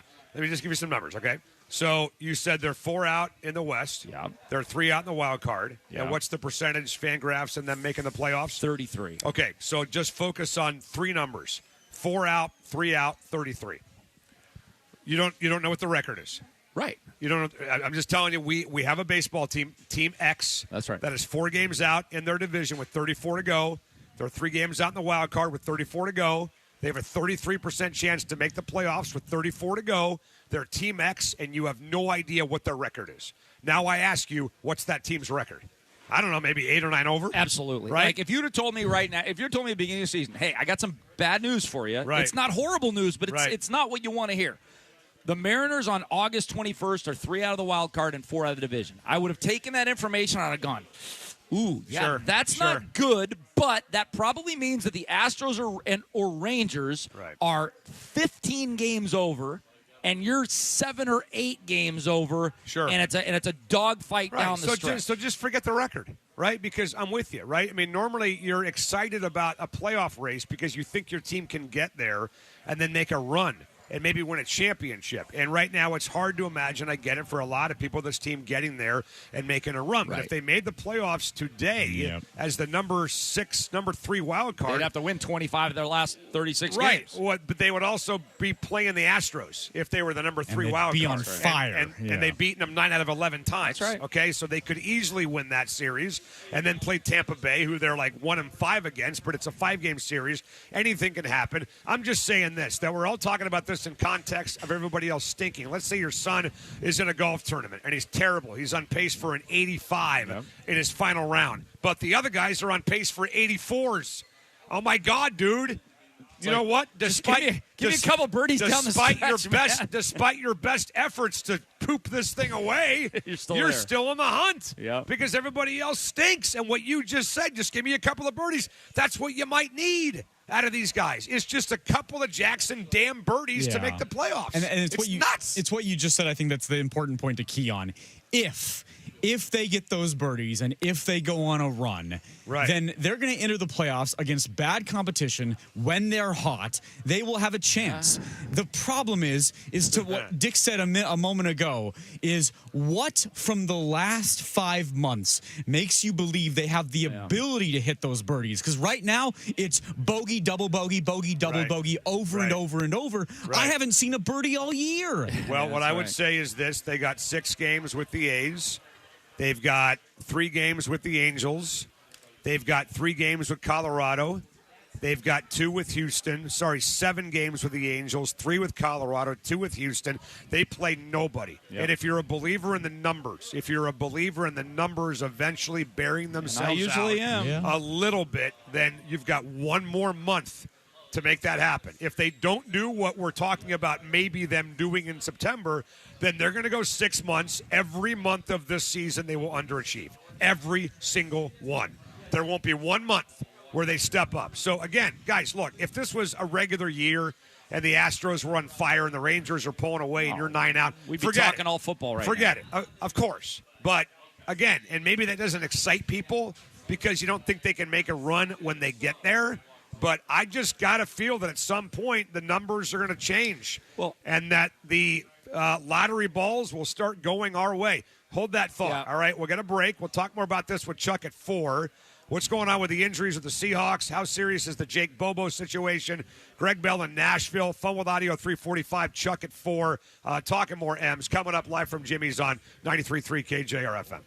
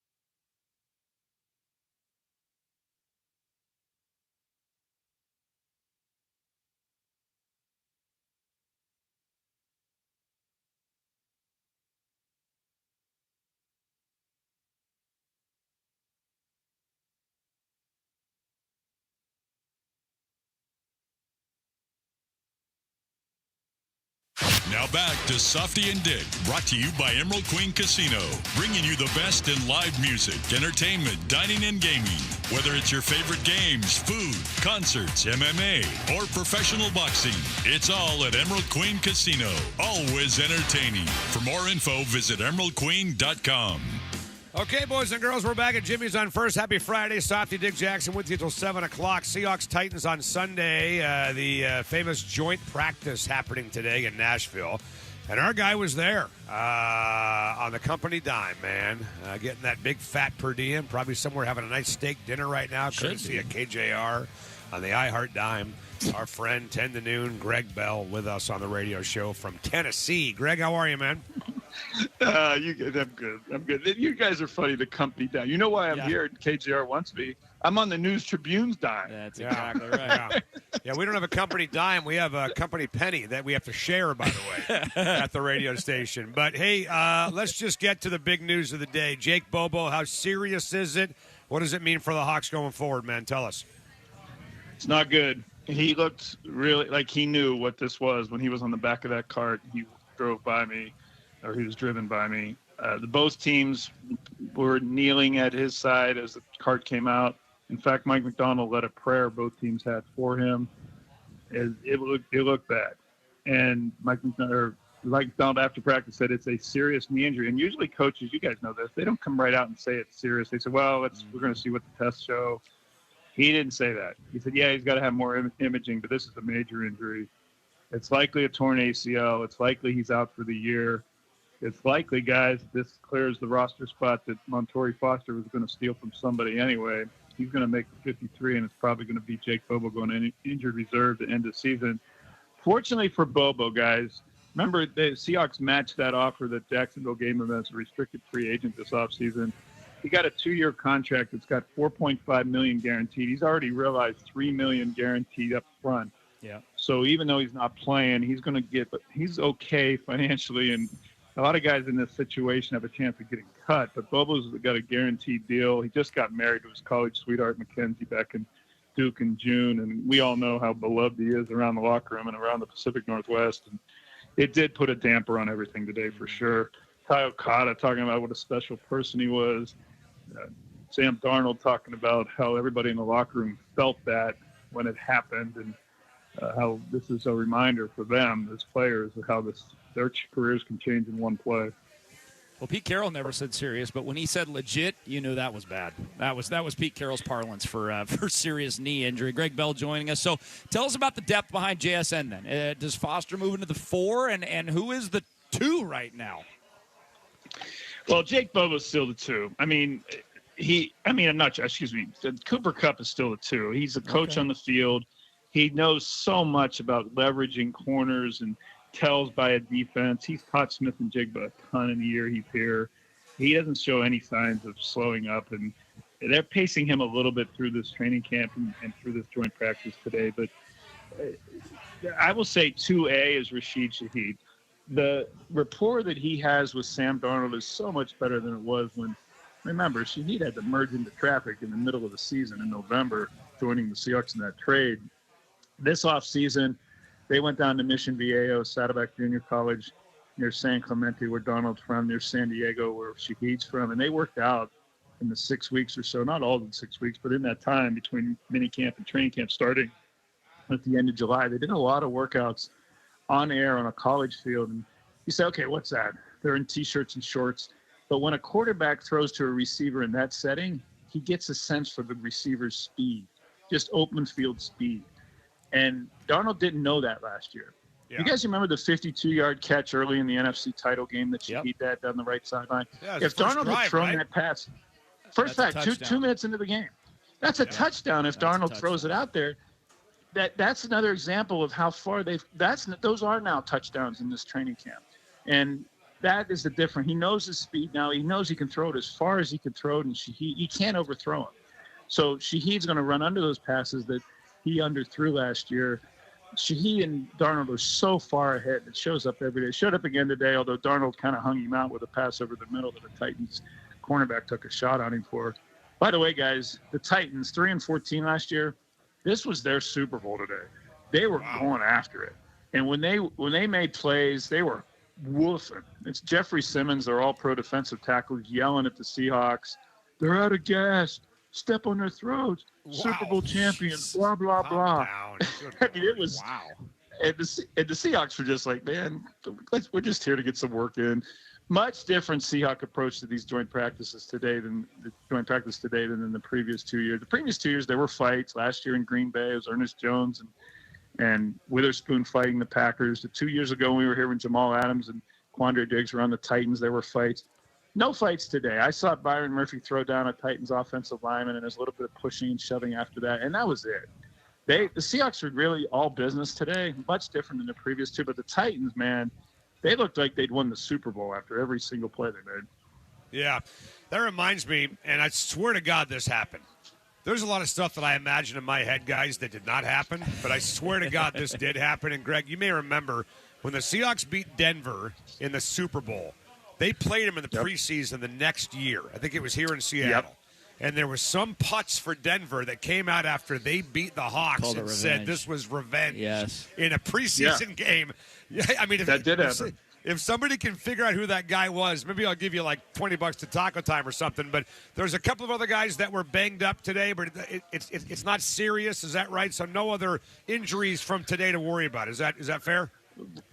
It looks like it. Abe Lucas left in the middle of practice. He walked off with a trainer. He was walking, so it wasn't a leg injury, but it turns out that was a heat injury. It was there was an on-field field-like temperature of 100 degrees today here. It felt like a sauna in the sun. If you just lock yourself in a sauna for 3 hours, that's pretty much what it felt like today. And the Titans players saying it was actually cooler. What next question you're saying is why are they doing this? Yeah, well, let me finish. Inside?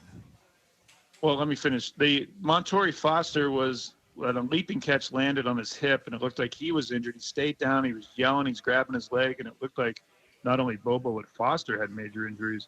Well, it turned out that was a leg cramp. And we know when you get leg cramps, it can be really painful. But that was heat and related, according to Mike McDonald. So Foster's okay. That was the other scare. But why would they not go inside? Because the Seahawks want this. They want some conditioning. They want some adversity. They want some mental toughness when you're tired and hot. Let's face it. It's near perfect conditions along Lake Washington for a training camp. It's 78 degrees and a breeze, and that's not how the rest of the NFL prepares for a season. So the Seahawks wanted this. The Seahawks also, a lot of people are asking me, well, if Bobo's injured, why take the risk of having a joint practice when you can have these injuries? You can have these injuries in minicamp and OTAs. You can have these injuries in going against each other in Renton. McDonald does this because this is the most extensive work. He gives ones against another team's ones. You're not going to see hardly any of these guys Sunday night in the preseason game. You're not going to see hardly any of the starters, maybe none of them in Kansas City a week from tonight in the third preseason game. Yeah. So this is the most work they get against another team's ones all preseason, these joint practices. Greg Bell with us in Nashville. Greg, Dick and I were talking the other day about the cornerback and the running back position and maybe some concerns about lack of depth there for now. Running back will eventually get a guy back in Charbonnet, but corner, you kind of got what you got, right? Are they kind of maybe having some second thoughts on how they approach the offseason with the cornerback position, the signing of Diggs, and the interest in Terrion Arnold? What does that tell us about how confident they are in the guys they already had here? Well, they won't say it. I think they regret letting Rick Woolen walk. He only signed a one-year deal for $12 million, but they're now seeing what life is without Rick Woolen as your third corner, and they don't like it. They had Nehemiah Pritchett at the beginning of training camp, the third-year guy that was a fifth-round pick from Auburn a couple of years ago. He's unproven, and Pritchett has fallen off a lot with the ones. Noah Igbenogany has been with the ones as a third cornerback, was again today with the starters. They had Igbenogany outside with Job, and they had Witherspoon inside in the slot when they went three corners today. If they were satisfied with their third cornerback situation, Dave, they wouldn't be looking at a guy facing 8 felonies and life in prison. Right. They wouldn't be signing a guy who hasn't had a full season since 2022, Trevon Diggs. Diggs came out today, did in full pads, did position drills, and then he took the pads off and watched the rest of practice. He only has 3 practices left in the preseason because they're going to play Sunday night in the preseason game. fly home Monday morning after the rest of Monday off. They practice Tuesday, Wednesday, and a really light practice Thursday. Then they get on a plane Thursday to go to Kansas City for that final preseason game. That's all Diggs has to get ready for the season.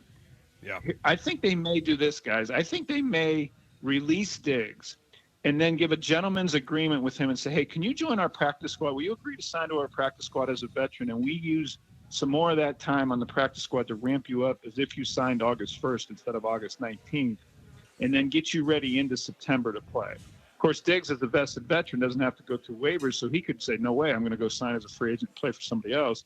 Yeah. But if he wants to play for a winner, he might agree to that deal.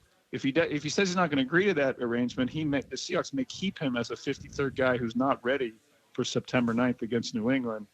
We'll see. But the fact he's here, the fact that they still seem like they're intent on signing Arnold, even if he gets suspended as soon as they do it, if they sign him, they're going to sign him on August 29th, right after the preseason game, the final one, and before the cutdown day on the 30th, so he doesn't take up a roster spot or someone in the meantime. But those two things say that they don't like the third cornerback. Greg, real quick before you go, we got to get an update on Terry and Arnold.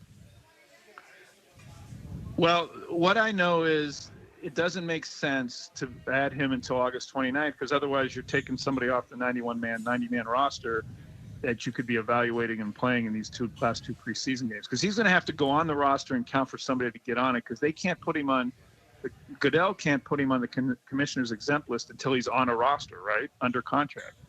You can't just take a free agent and put him on the exempt list. He has to sign a contract and be on a roster spot before he can be exempt from that roster. But to get on a roster, he's going to have to take someone's spot. So why not take someone's spot you're going to decided you already cut anyway after that final preseason game, August 28th. So I think he joins the roster August 29th as a layaway signing, knowing that Goodell's going to put him on the exempt list. He'll then be exempt from the 53 during the regular season. And then they hope the legal process in Florida plays out in his favor, that he could possibly play the end of this season. Here's the other thing to consider, guys. Because he still only has – this will be his third season in the league, he could be an exclusive rights or a restricted free agent next year. And the Seahawks, if they sign him now, would have the rights to him for next year. So this wasn't just signing him for August preseason. This was signing him for perhaps playing late this season and having exclusive rights on him for next season. Ooh. Greg Bell, great stuff, man. Enjoy Nashville. All right. Just remember, you're representing the company. All right. Don't go too nuts down there tonight. All right. Have fun. All right. I got my wife Wendy with me, so she's my governor. There we go. You're under control then. Good call. Yes. That's the governor. All right. Good stuff. We'll talk soon, man. See ya. Greg Bell with us. We're going to break. Fun with Audio next on 93.3 KJR FM.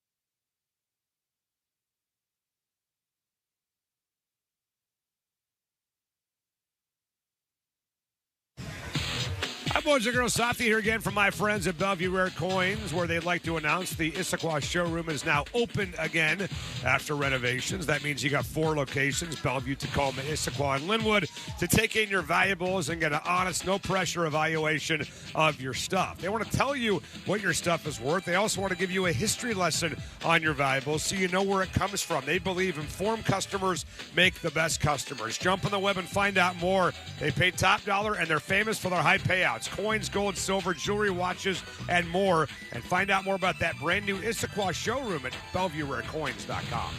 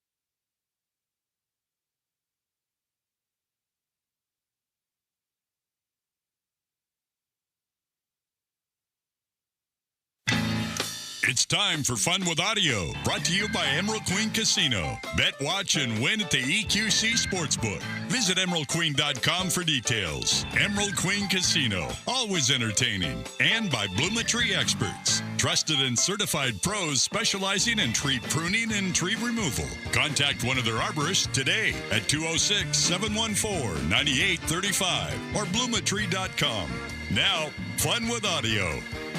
All right, we're back, and Jimmy's on first. A little Fun with Audio / Hey, did you hear that with Softy, Dick, and Jackson? Hey, Dick, did you happen to hear that? What's that, Dick? Let's start with our buddy John Kruk, who is in prime John Kruk form this week on the NBC Sports Philadelphia Phillies broadcast, starting with reacting to a foul ball hitting off a Bat Boy's family jewels. Knock it down. Knock it down. Oh, boy. Didn't need to see that. Poor Adam. He could possibly be the first Bat Boy to ever wear a cup. If he wasn't before, he should be now. Probably should go put one on. Well, the way JT throws him the baseball. Yeah, just that alone. Hey, you know what they say, Tom? If you don't wear a cup, adoption is an option. A few minutes later. One time, Larry said. Is Larry a Flo Rida fan? He's a DMX fan. Oh? Ain't that bike racing? No, that's BMX. Close. One letter off. One vowel. Wow. BMX. So good. I'm a big Flo Rida guy, by the way. I like Flo Rida. You guys like Flo Rida? Right Round? Yeah, Right Round's a good song. Okay. I mean, I'd have to hear some songs to know what's from Florida, but I'll play you one during a break. All right. Have you ever worn a cup during a radio show? No. I'm wearing one right now. The only time I've ever worn a cup in my life was 1 year of tackle football in high school. That's the only time I've ever worn It's a too cup. much for you, couldn't handle it? Too much. Well, I got an idea for a little bet with you and me on the air, and you wearing a cup is involved in one of the bets. Really? Yes. When are we doing this segment? We'll do that coming up later. All right. We'll get to it. All right. Hey, Dick, did you happen to hear that? What's that, Dick? After the Yankees scored 3 runs in the third inning of yesterday's game against the Orioles, Michael Kay had a new way of describing New York's offense on the Yes Network. For the Yankees, 3 runs in an inning. It's an offensive orgy. And this guy really needed it. Ramos goes the other way. His first RBI as a Yank. Ramos goes the other way. Can I hear that again, by the way? Because I want to make sure I thought I heard what I heard. Hit it again, please. For the Yankees, 3 runs in an inning. It's an offensive orgy. And this guy really needed it. Ramos goes the other way. His first RBI as a Yank. So Ramos is by? Is that what he's talking about? Oh, jeez. You go from orgy to that comment, Michael Kay? I'm just... I mean, he said it, not me. I can just What are imagine... you blaming me for? Just imagine a Michael. cabbie driving down Broadway, just kind of half listening to the game. Oh, he wouldn't have even and known. And like, what the bleep did you just say? You just say orgy? Hey, man, it's 2026. Bisexual people are people, too. Yeah. All right? It's true. Do whatever you want. Jackson, what do you always tell me? Love is love.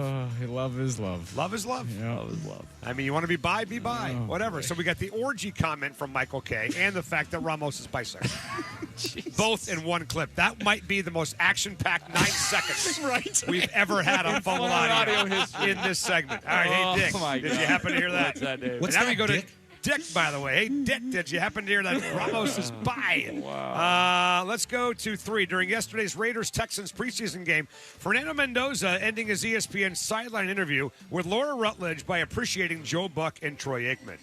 Thank you. Please do. And please tell Mr. Buck I say hello. Oh, we love it. There you go. What about Mr. Aikman? Oh, of course. I mean, he's a legend, you know. I think Mr. Buck needs some more love because, I mean, Mr. Aikman's already, you know. Well said, Fernando. You nailed it. Thank you. God bless. Back to you guys. See, there it is. Back to Mr. Buck. That's the stuff. I mean, he is unique. Something tells me, and this is just my thoughts of Joe Buck, Oh. something tells me that Joe Buck was secretly offended by that comment because he was not seen at the same level as Troy Aikman. But that's just Well, my wait own. a minute. That's my own He was the take one on- that pointed him out. No, he wanted to say he Hello called to Joe Buck. Right, but he said Aikman didn't need a low. He's an legend. Oh, gotcha. Well, I mean, he shouldn't be on the same level as Troy Aikman, right? Some would say Joe Buck is a broadcasting legend. He's a Hall of Famer. Yeah, but who's a bigger name, Troy Aikman or Joe Buck? honestly? It depends on it depends on the age of the person. I'm you asking ask. you. I'm asking I think you. Troy Aikman. Okay, good. But if you ask somebody that's 30, Yeah. he probably would say Joe Buck because I don't know Troy Aikman. I never even came close to watching Troy Aikman. You think Fernando Mendoza's on the spectrum? Ooh. Like it just nicked him? just a little bit? Just touched him? Yeah. You ever see the Shane Gillis bit on that, by the way? I won't go into that, but Jackson knows what I'm talking about, I think. Do you think he's on the spectrum? He reminds me of the know-it-all from the Polar Express. Yes. That kid. Yes, who tries to grab the package and take it with him at the bottom. He's just got that look on his face. He does. It's unbelievable, this guy. I think he's just a goofball. He looks like it. He absolutely looks like a total, complete goofball. Pretty goofy throwing a pick six. Yeah. Yesterday. Well, he played better after that, but I don't know. I'm rooting for the guy. I like the guy, to be honest I got with no you. problem with him. All right, we got time for one more. You want, No, Jackson, no. what do you want to do? On break? All right, we're going to break. Chuck Powell, by the way. We'll ask him if he's bisexual and into orgies. Next on 93.3 KJR. Told you, Jackson's going to be a weird show.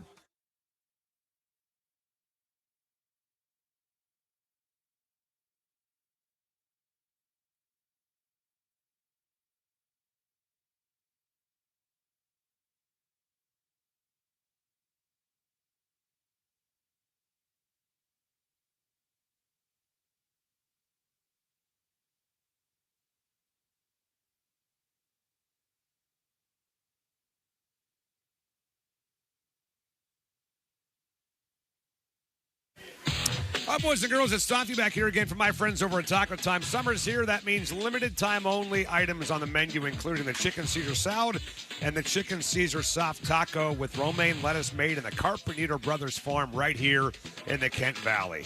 By the way, they also have Molly Moon's ice cream for the summer, including the famous churro flavor. What are you doing? Jump on the web and let's find a Taco Time restaurant tonight at tacotimeandw.com.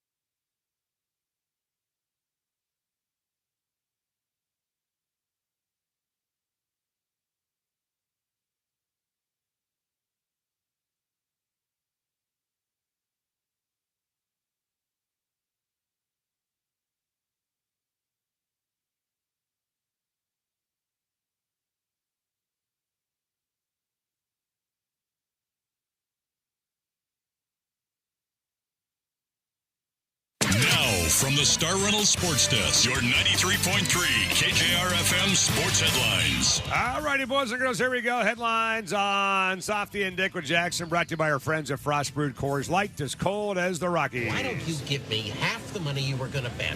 Then we'll go out back, I'll kick you in the nuts, and we'll call it a day. Kate Anderson's going to wear number 13, just like Dustin Ackley, by the way. Remember him? Oh, boy. Omar Vizquel also wore 13. It's kind of a weird number for a pitcher, isn't it, 13? Yeah. It's kind of random. What happened to your glasses? They just break? Fell off my face. 60 and 68. 3 with the Cubs starting tonight. Emerson Hancock tonight against Matthew Boyd for Mercer Island. The Astros, by the way, tonight are taking on the LA Angels. And the Texas Rangers have 3 games. The Astros have the A's. Rangers have 3 with the Angels in Texas. An Alabama jury has awarded over $9 million in damages after finding the New York Times defamed college basketball player Kai Spears by incorrectly reporting he was at the scene of a fatal shooting in Tuscaloosa. That is a big oops right there. Yeah, that seems like a problem. Seahawks-Titans on Sunday. Wide receiver Jake Bobo with a major knee injury today. No details on what's going on with Jake, but it doesn't look good. Doesn't look good for Ravens wide receiver Rashad Bateman right now either. He has been arrested on domestic violence battery charges. Every time you say Rashad Bateman, I think of Justine Bateman from Family Ties. Yeah. MLS Jason Sounders. Bateman? Yeah, Sounders are 1-10 in their last 11, and they're at Cincinnati tomorrow at 4:30 right here on 93.3 KJR FM. All right, let's get to it. Here he is, 4 o'clock. Been getting into a habit of joining us every Friday at 4 because there's nothing Chuck Powell would like to do more than before he starts his weekend, before he hits the town, by the way, than to jump on the air with us and talk some baseball. And he's with us now on the radio show. Chuck, how are you, man? I do love that you thought of Justine Bateman and not the still actively and really good Jason Bateman. That's like thinking of the Jackson 5 and be like, yeah, that Jermaine was good. Yeah. Tito was great. But here's the thing. If you're of my ilk, and you know what my ilk is, Justine Yeah, I know what Bateman. your ilk is. You know what I'm talking about with Justine Bateman. Really? Okay. Oh, yeah. Back in the day? Really? Oh, God. Chuck, are you with him on that? I think I remember thinking she was cute. I don't know if she would have been one of my childhood crushes, but okay. Hey, listen. I know his ilk. I know what Chuck, he's saying. We've already established this, and Jackson, you can confirm. Dick was in love with a cartoon character, all right? Or was that Jackson who was in love with a cartoon character? It was Jackson who was in love with the bunny. Jackson was in love with Jessica Rabbit. That's exactly right. Yes, you were. See, Dick, right? Remember that? You said it, so don't take his word for it. Ridiculous. Well, let's talk about this baseball team, man. What'd you see against Milwaukee? Do you feel better, worse, the same about this team's chances versus where you were a week ago? Well, I guess if I had the 3, I guess the same. I wasn't feeling real good going into the series, so it's not a good feeling. But obviously a heater, and you've won the division, and yet they've not shown any indication of being able to put that together. I mean, we're going on 5 months into this season. So I would say the same. I mean, you didn't lose any ground when you lost 22-0 on Tuesday. You didn't gain any ground when you won 7-5 the next day, and you didn't lose any ground yesterday. But what you did lose was 3 games of the year. You're running, a few more grains of the hourglass have slipped through. So 34 games to go, 4 games to overcome. Certainly doable, but we just keep waiting on this team to consistently play good baseball, which hasn't happened all season long. Well, Chuck, my goal is just for the best for the organization long term, and I believe what's best for the organization is not to have this manager anymore. So do you believe in the Bob Nightingale report that if they don't make the playoffs, he's gone? And if that's the case, is that maybe the better path than squeaking in and getting humiliated in the first round? No, I want to get to the playoffs because you never know what might happen. I do think that even with a playoff bid, that I'm not sure Dan's job would be safe. I mean, if you get in, with an 80 and 82 record and get bounced in the first round of the playoffs, does anybody go, well, thank God for Dan Wilson? So I think that maybe you root for the best of both worlds if that's where you're at. And as you know, I don't think Dan's the man for the job. So I think you root to get into the playoffs. And if he takes you on the run, to the World Series and he takes you on a run to the American League Championship Series under his guidance, and that's 2 years in a row that he's gotten to the Final Four or beyond, then, bring him back for sure. He's earned that then. But I do believe that there's a world out there that, you might get to the playoffs and be able to create some magic there. So that's what I'm rooting for at this point. I just want to get to the dance. Right. Well, look, man, the deal with Dan Wilson to me is this. I just wonder how much better this baseball team is after the first 128 games if they had a different manager for the last month. Because we saw 2 years ago they got rid of Scott Service in what, Dick? Mid-August, whatever, yes, something it was like right that. about now. Yeah, August 22nd. Right, and then they played better in the final 6 weeks of the year. 21-10. Yeah. They played and missed better. the playoffs by a game. Yes. Right. So, like in your world, and I'm not trying to be a smartass here, I'm actually, curious. Maybe you address this on your show. In your world, when you first called for Dan's head, which I think was about a month ago, 3 weeks ago, did you have a guy in mind that you would have hired in reality? Would you have been okay with just promoting Acta? Bringing somebody up from the minors. I mean, obviously going out and getting a guy like a Cora, for example, would have been great. But what was your idea then to replace him? And do you think this baseball team would be any better in the last couple of weeks with a different guy in the dugout? Well, I called for it coming out of the All-Star break. So that's when I officially called for it. And yes, I do. And it was Alex Cora. He was out there, managerial experience, World Series experience. Joey's got the connection, his brother, to Seattle, and also part of his staff was also fired with him, including Jason Varitek. And I thought maybe, you make a move of 3 or 4 different coaches on the roster. That would certainly send a message, shake things up, and give you an experienced leader who's been there and done that. So that was the thought at the time. We've heard that Alex Cora was not even considering that he's waiting for the Phillies job this offseason. That's another report, I believe, from Nightingale. I think it was in that same report that he's waiting for the Phillies job this offseason. I mean, I don't know. I wouldn't have promoted Manny Acta. I probably would have gone John Russell before I went Manny Acta down in Tacoma. But, there are a lot of guys on the beach and all you got to do is really just add something different.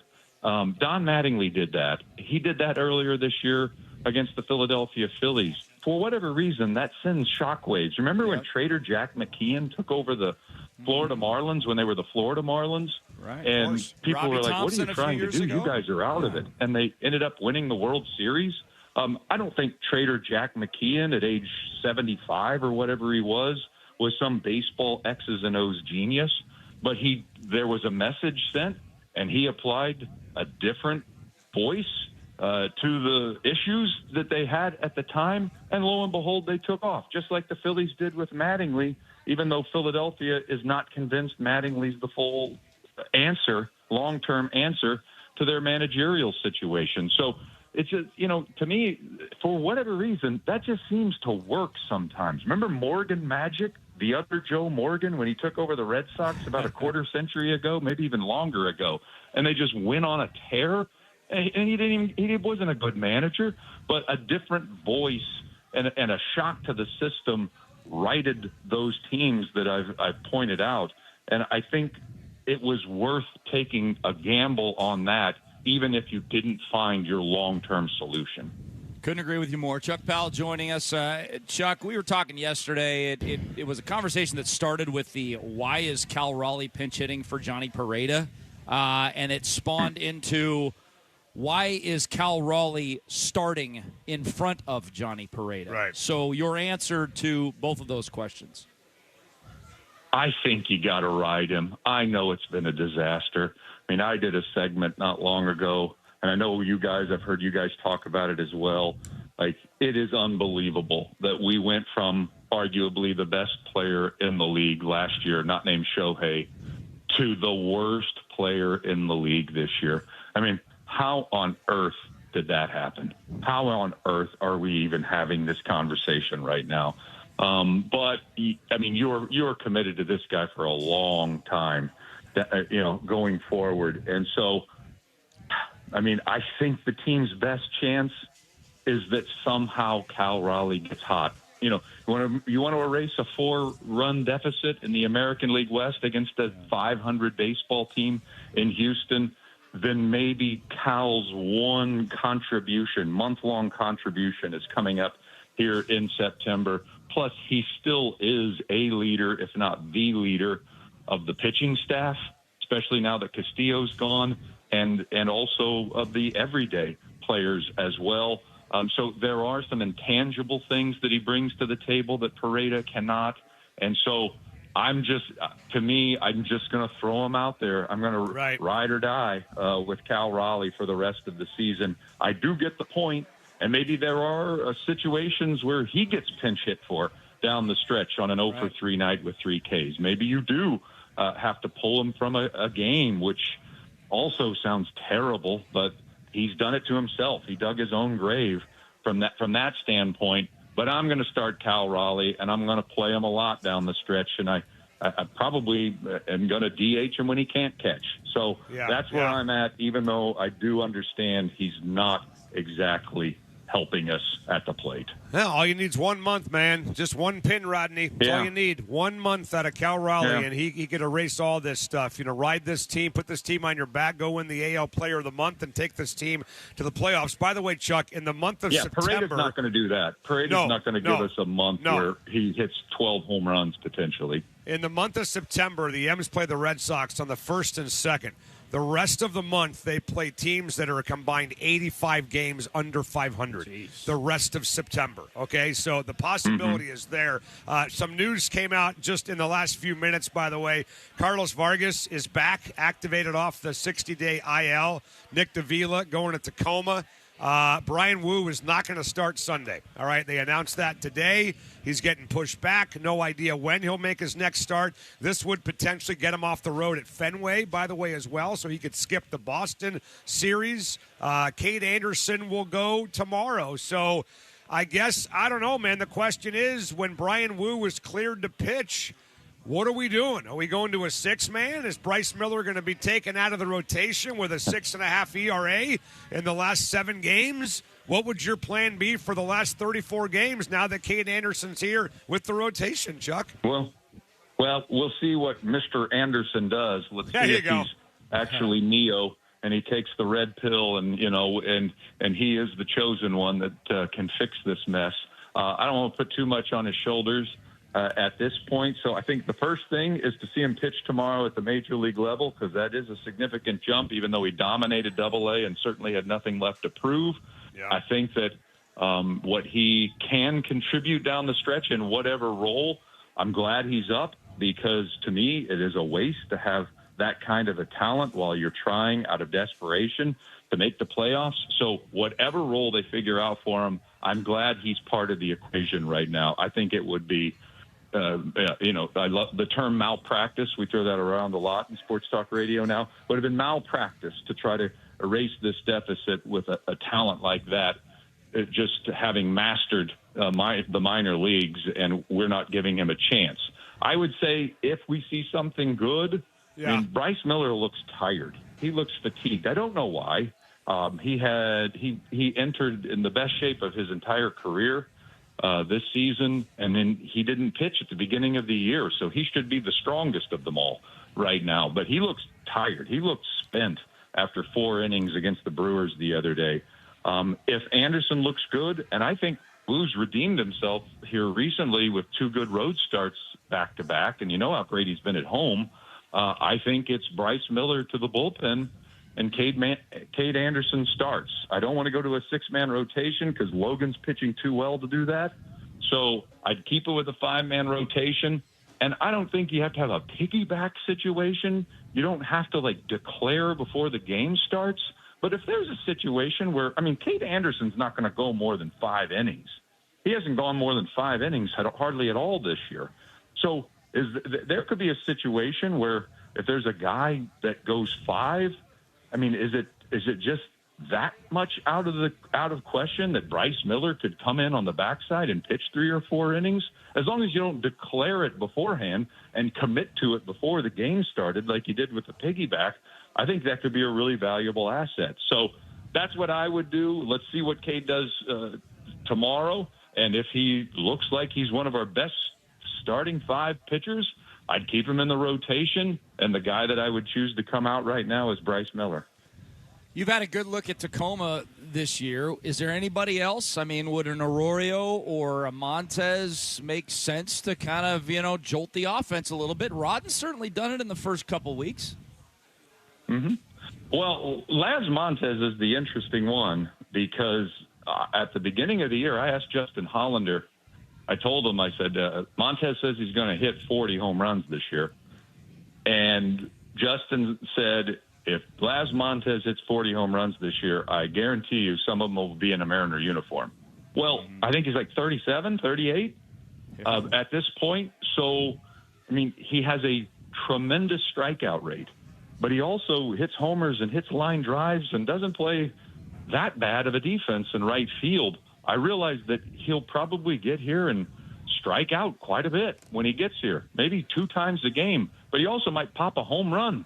Every 12, 15 at-bats, which we could probably use at this stage. So, there are some things about his profile that suggest he needs more grooming, but there's a lot more suggesting that this team could use a weapon in their lineup. So, to me, Laz Montez, I think, should be a candidate for call-up in September when you expand the rosters by 2 players.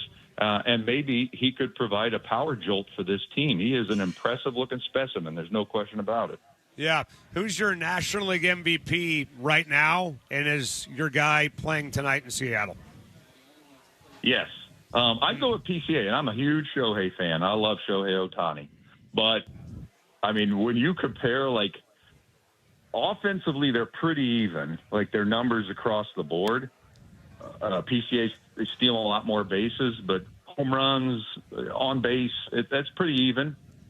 And I would normally value the starting pitcher, but when you think about a center fielder, a prime position, and a guy playing at a platinum glove level in center field every day versus a starting pitcher who's thrown 85 innings this year and made half of his starts, even though it's incredible that somebody could be one of the best hitters in the world and one of the best pitchers in the world, I actually think PCA's daily contribution to the Chicago Cubs this year has been more MVP-like than Shohei's. Chuck, I appreciated the monologue you had about the Mark Walter situation and why baseball needs a salary cap, and that was proof. Can you give our afternoon listeners a little bit of your rant that you went on? Well, the story, I feel like justified and angry and sad and I think it's hilarious. It sends me through all sorts of emotions because there have been a lot of national writers who have been saying everybody else is just jealous of the Dodgers because they created a new way to pay players and give themselves an advantage.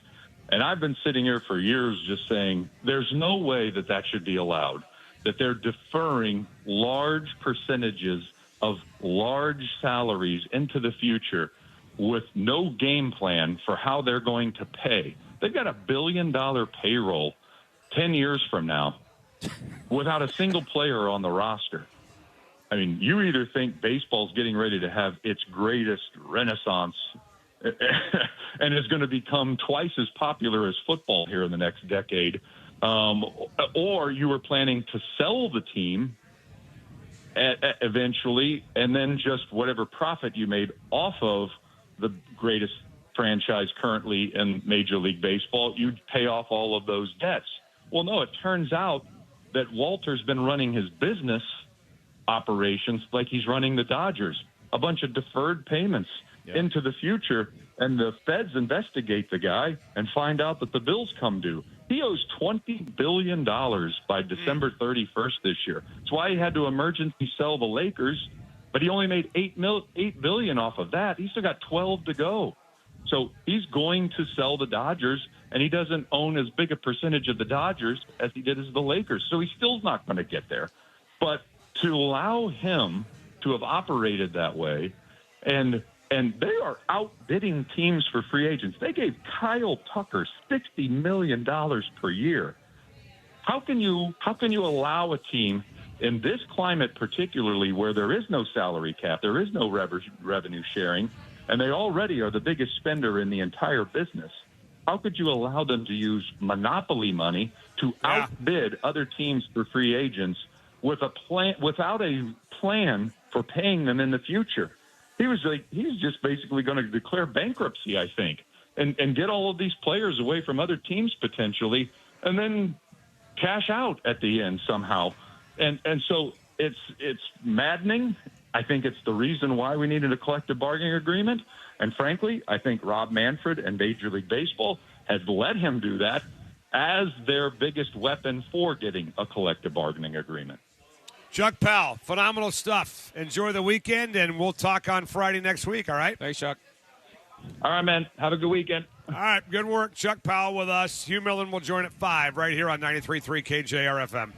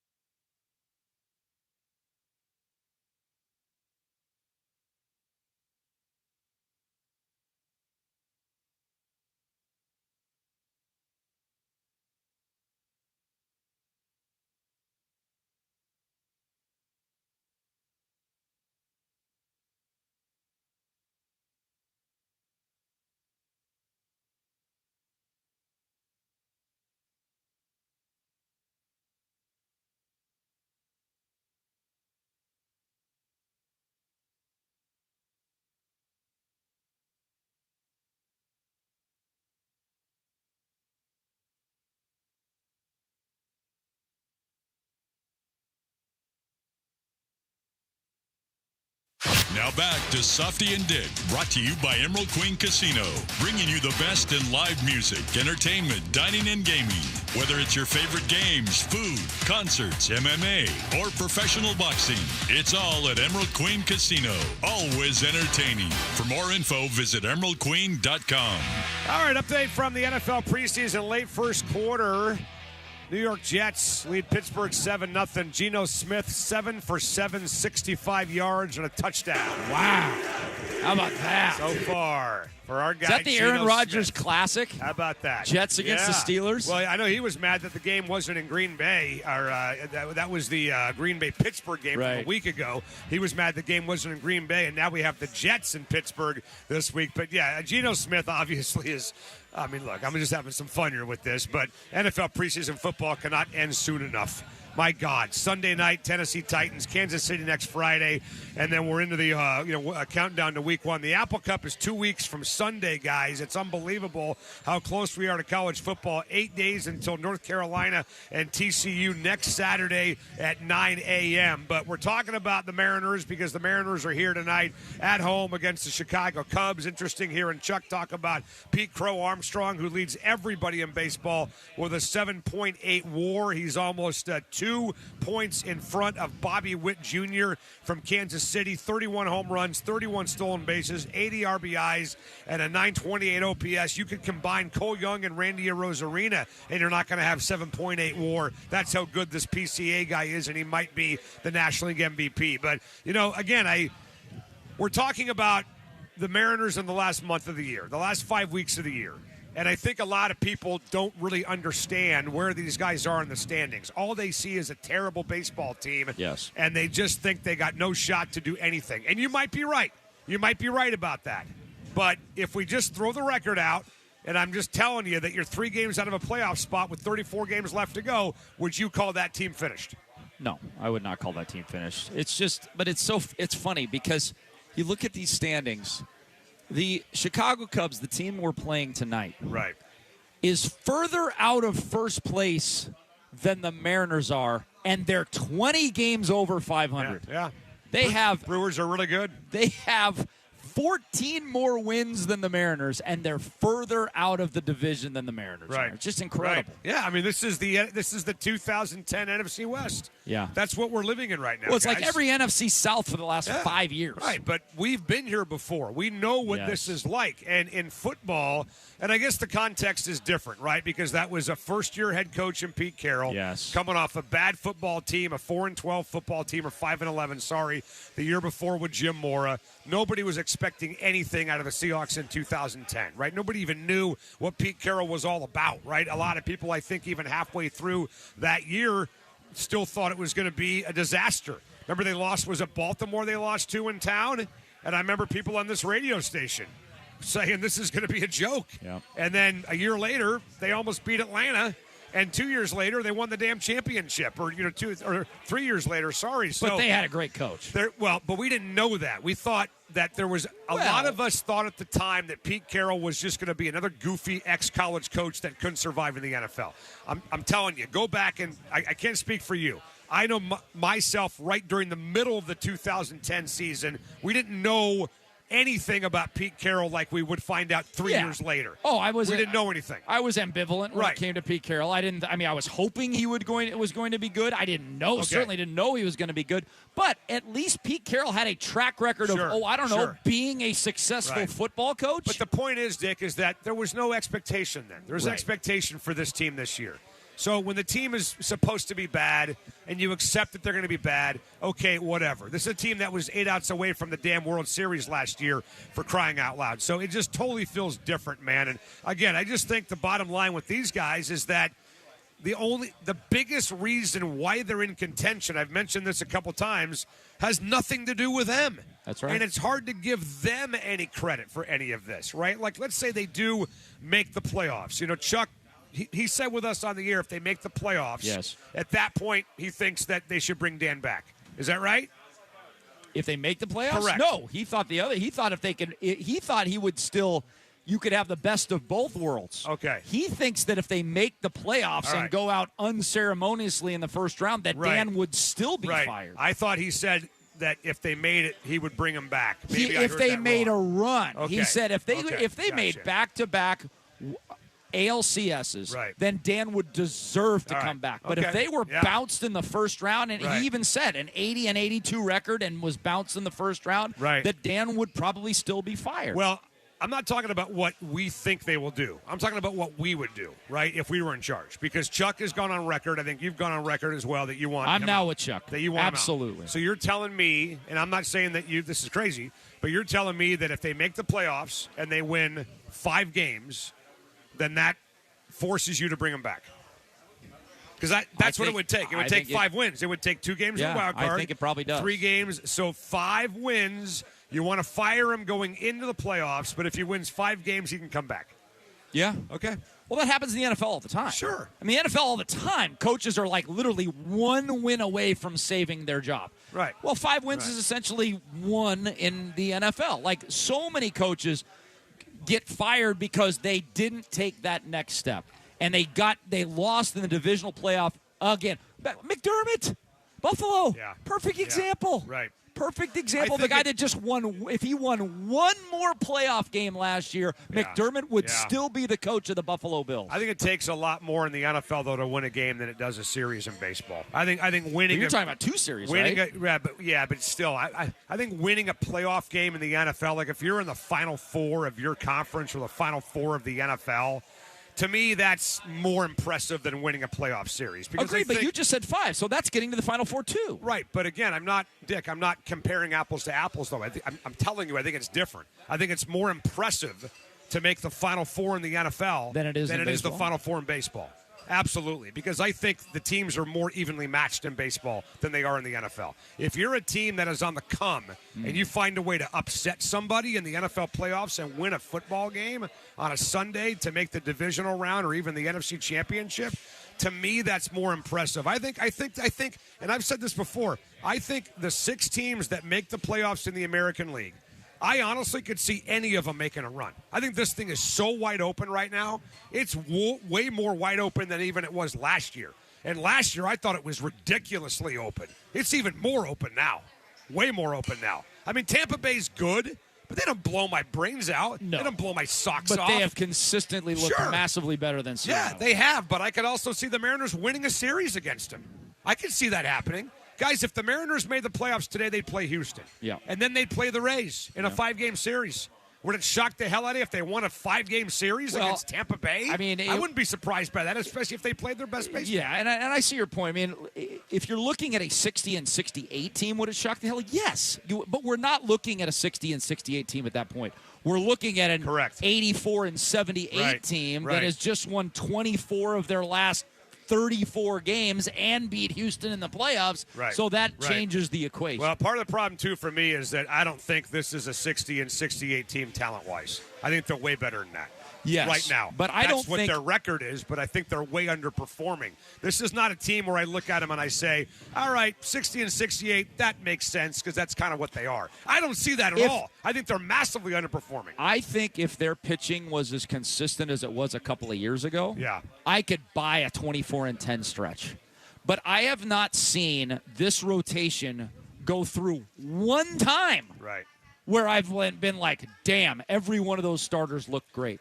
And that's I think the thing that gets me the most, where I can't envision a run like that because their pitching isn't what it was a couple of years ago. Now, if you're telling me Kate Anderson's going to come in and fire zeros for the next 6 starts in a row and become your second best starter to Logan Gilbert, then maybe I could buy something. I think if you went back and actually looked at it, I think if you studied it, and I haven't done it myself, but I'm assuming this is true, I think that they have had a run like that. This Mariner pitching staff has had a run like that this year.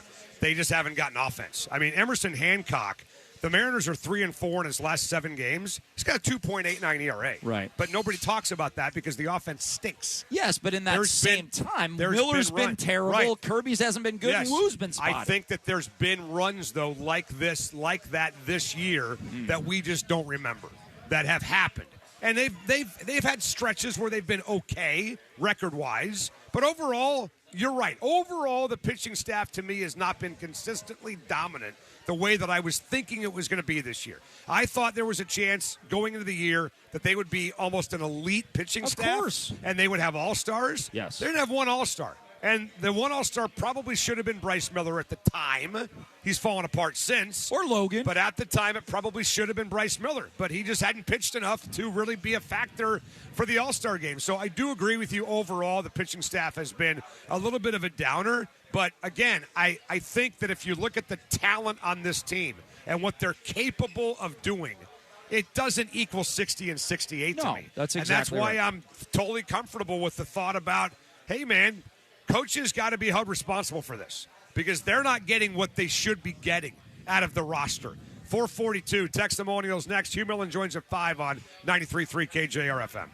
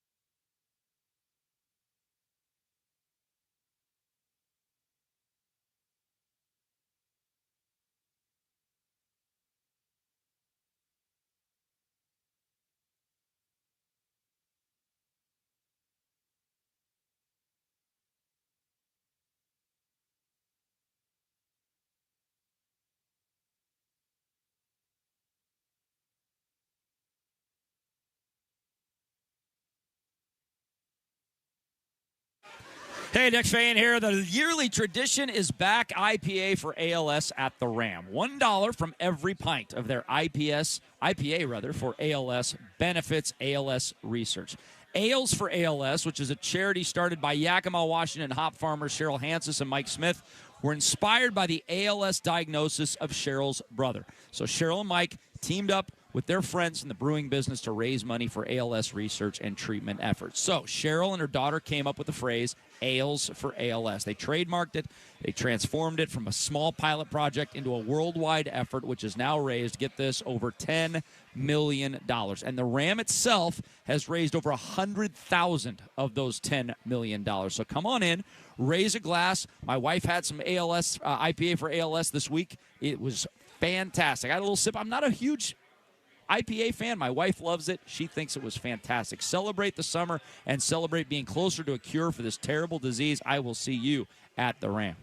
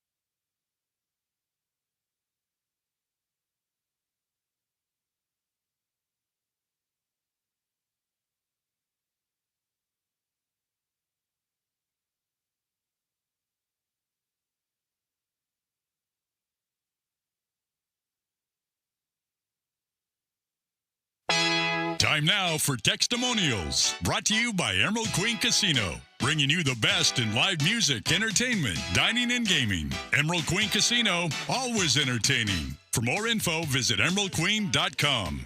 All right, big thanks to our friends at the Emerald Queen Casino. Don't forget about the Slahal Steakhouse Brunch, the Skyline Brunch, every Sunday from 10 to 2 at Slahal Steakhouse at the Emerald Queen Casino. Always entertaining. That guy looks like John Goodman, by the way, right there. That guy that just walked by. The Green Mariners jersey? Yeah, the teal Mariner jersey. Goodman, really? Because, John Goodman's lost a buttload of weight. Is that right? He's lost like 200 pounds. It's almost grotesque. I was Seriously. a big John Goodman fan. Well, who's not? Who's not a John Goodman fan? You got to be a jerk to not like John Goodman. That's what I think. All right, 49451, Textimonials. Jackson, what do you got? Softy, now you sound like Anders with Star Wars. Anders. Hard Knocks Episode 1 was the best. Episode 2 was pretty good. The later episodes are not getting better. That's what I said. They stink. That's exactly They've been right. getting progressively worse. So isn't that really, it's opposite episode 1, 2, and It's 3. opposite what Anders thinks. Anders thinks episode 3 was phenomenal. But Anders thinks the entire 1, 2, 3 was very good. So that's the joke here is that Anders thinks, oh man, they're just the first 3, and then it's progressively worse after the first 3. I think what we should do is just discount Anders' Star Wars opinions That's altogether. exactly. How's that sound, Jackson? Absolutely. You cool with that? Yeah. Just strike him from the record. Whatever Anders thinks about Star Wars, we just ignore it. Baseball, yes. Soccer, yes. Everything Star Wars, else, no. Star Wars, no. All right, what's next? Hard Knocks has been a great show. They just need to give it a new name. It is way more Inside Edition than it is Hard Knocks. I just kind of feel like it's like, hey, let's just plant a camera in this office, let it roll for 5 minutes, and let's watch. You know what's Right? you know what I'm thinking I should do? I should go back and watch a Hard Knocks episode from like 15 years ago. Right. And see exactly how different it is. Well, you're going to get a lot of guys getting cut that you don't see now in this one. I mean, obviously, you don't have the 2 cut-down days, right? So that's part of it. There's not as much content as there used to be. I don't know. I mean, maybe that bothers people that I think that. I just think the show was kind of boring. Episode 3 was kind of boring. I can't see how anybody that's not a hardcore Seahawk fan would sit and watch that for 55 minutes. How about we strap a live mic and a live camera to Schneider when he goes over to Dino's after practice? That'd be Let's better. watch that. Absolutely. Be phenomenal. How about Mike McDonald in the gym working out? How about I don't know. I mean, what would you like to see out of Hard Knocks that we haven't seen so far? I mean, maybe some family stories. Family stories. Yeah, some insight, little more at the house. Somebody fighting with their wife, whatever. One of the wives finds out the player's got a guma on the side. Let's hear about that. But a family story. I mean, God love the kid from Molokai, but Right. I mean, maybe a family story about somebody that we're going to watch play all year. Right. Exactly. You know what I'm saying? Not a guy that's going to get cut in 3 weeks. Right. Right. All right. What's next? One good month will erase this garbage season from Cal Raleigh? I respectfully disagree. Oh, Make the playoffs and make a run. Yes. That's all that matters, You're right? exactly right, Dave. That's a big if. That's a big if. Cal Raleigh hits 10 bombs and then hits a big one in the playoffs to advance him in the next round. You would sign up for that. You would sign up for $1.56 in the first 5 months every single time. Okay, so I think we figured it out. The first 5 months are okay as long as Cal Raleigh does that. If he Absolutely. does that, if he wins the American League Player of the Month in September and puts you on his back, carries you to playoffs, and then wins the series and hits a game-winning home run in the ALCS to put you in the World Series, all's forgiven. Of course. We're fine. You would have signed up for that in February. Can you imagine them clinching the World Series and we're jumping up and down going, God, this is great, but you know what? It would have been so much better if Cal was good from April to August. Nobody would say that. Just dumb. Just make it up. But that's going to be, look, obviously that's a big if. That's a gigantic if, okay? No question. I get it. What's next, Jackson? What is Dan Wilson gonna do if Cade Anderson, after 5, has not given up a hit, mowing them down with big Ks, but has a lot of pitches? Does he allow him to continue or take him out? Well, he did with Bryce Miller. He left him in. Yeah, but that's not Cade Anderson. That's a guy making his major league debut. I think it's not his call. That's what I think. I think he's going to be on. I think it's going to be on a pitch limit, and Dan will have nothing to do with it. Zero. Got the booze. Oh man, I will be zero. I will be apoplectic tomorrow with your tickets. Yeah. If Cade Anderson walks off that mound. With Actually, he wouldn't walk off the mound. He wouldn't come in the next inning. Right. Right. If he's at 92 pitches after 5 innings, there's no way they let him go. Zero chance. Oh, They just don't God. care about no-hitters as much as they used to, first of all. And then second of all, their desire to protect his arm from falling off will outweigh any desire by them to see him pitch a no-hitter. What do you think the pitch count is? We're obviously talking about a crazy hypothetical scenario. What if he has a perfect game?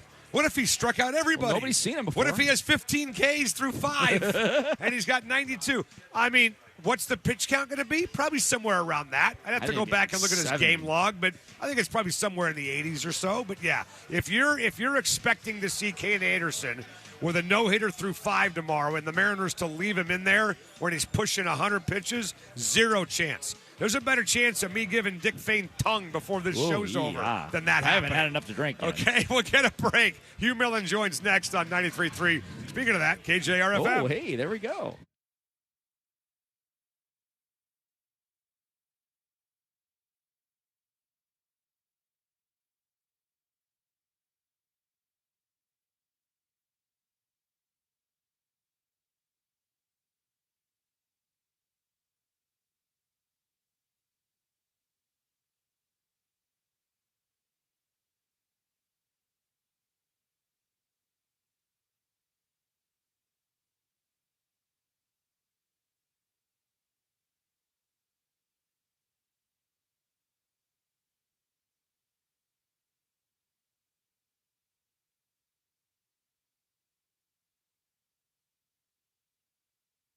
Hi, boys and girls. It's Santi back here again from my friends at AAA Washington. If you are driving somewhere this summer, going on a road trip, maybe before school starts, I want you to consider AAA Washington. They give you the peace of mind you deserve with 24/7 roadside assistance and a lot more.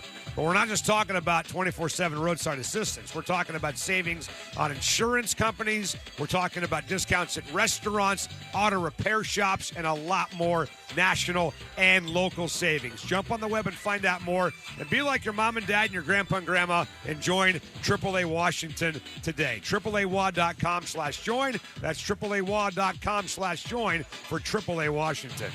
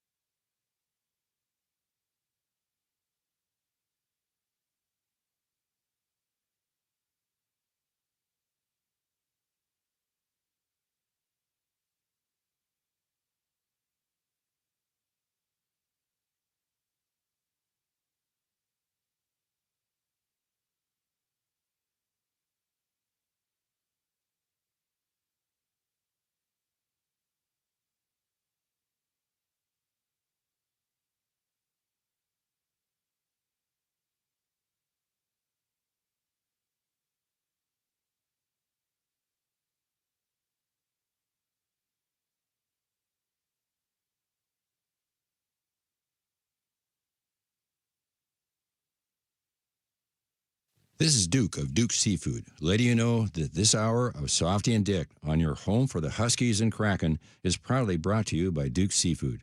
Why not make it a Duke's night tonight? Reserve your table today at dukeseafood.com on Sports Radio 93.3 KJR FM. Now, from the Star Reynolds Sports Desk, your 93.3 KJR FM sports headlines. All right, boys and girls, here we go. Headlines on Softy Dick with Jackson, live from Jimmy's on First, right here on Friday night, brought to you by our friends at Frost Brewed Coors Light, as cold as the Rockies. The real Mike McDonald will be his pants. You like that? I do. There you That's go. good. That's from the Milrow thing, right? Yeah. We got to talk to Hugh about that. Hey, Hugh, if you can hear us, we want to talk about Milrow. Be ready. Yep. All right, Mariners tonight against the Cubs. Emerson Hancock will pitch for the M's against Matthew Boyd. Carlos Vargas is back off the 60-day IL. Matt Brash was moved to the 60-day IL, but he still could be reinstated at any point in time. Brian Woo's not going to pitch on Sunday. When he'll pitch, we don't know. But Cade Anderson will go tomorrow. Bryce Miller will go on Sunday against the Cubs. Wyndham Clark, your leader after 2 rounds at the FedEx Cup Playoffs BMW Championship. And world number 1, Yannick Sinner, has withdrawn from the U.S. Open with a knee injury. It's a hell of a name, by the way. Yannick Sinner. Yannick Sinner. Baseball, the Astros have a 3-game series with the A's starting tonight, and the Rangers a 3-game series with the Angels starting tonight in Texas, if you're scoreboard watching this evening. Your friend, my friend, Greg Gaines, former Husky defensive tackle, signed a 1-year deal with the Buffalo Bills. Yeah. You do the Bobo news yet? No. Jake Bobo has a major knee injury. Yeah. No real news yet, but it does not sound good for the Seahawks wide receiver. That was at a joint practice today between the Seahawks and Titans in Nashville in anticipation of their game on Sunday. All right, Hugh Millen joins us right now, a little live at 5 on a Friday afternoon right here on 93.3 KJR FM. I'm glad that Hugh was still with us. I was kind of fearful that maybe he'd pull a Matt Calkins and just quit and say adios amigo. See you guys later. I'm done. I'm getting tired of you idiots muzzling me on the radio station, so I'm out of here. First of all, we would never, ever muzzle you, Hugh. And second of all, we're glad that you're still with us. How are you? Yeah, good to be here. I guess that's the topic of the second half of the week. It's interesting. I had a paper route when I was a kid. That was the old school where you had that big pack on your front and back. And, Yes. So I delivered newspapers for the Times. In high school, we'd get in vans and we driven around, dropped off, and I sold subscriptions door to door to the Seattle Times. And then I was a columnist a few years back on a weekly basis for the paper. So I've been paid in 3 different capacities for them. And I got to tell you, I think it's really concerning, because when you think in a free society, this isn't North Korea, a free society, there's a real job, a real role in a free society that journalism plays. It has to do with being a watchdog, of demanding accountability, and of widening debate, not policing it.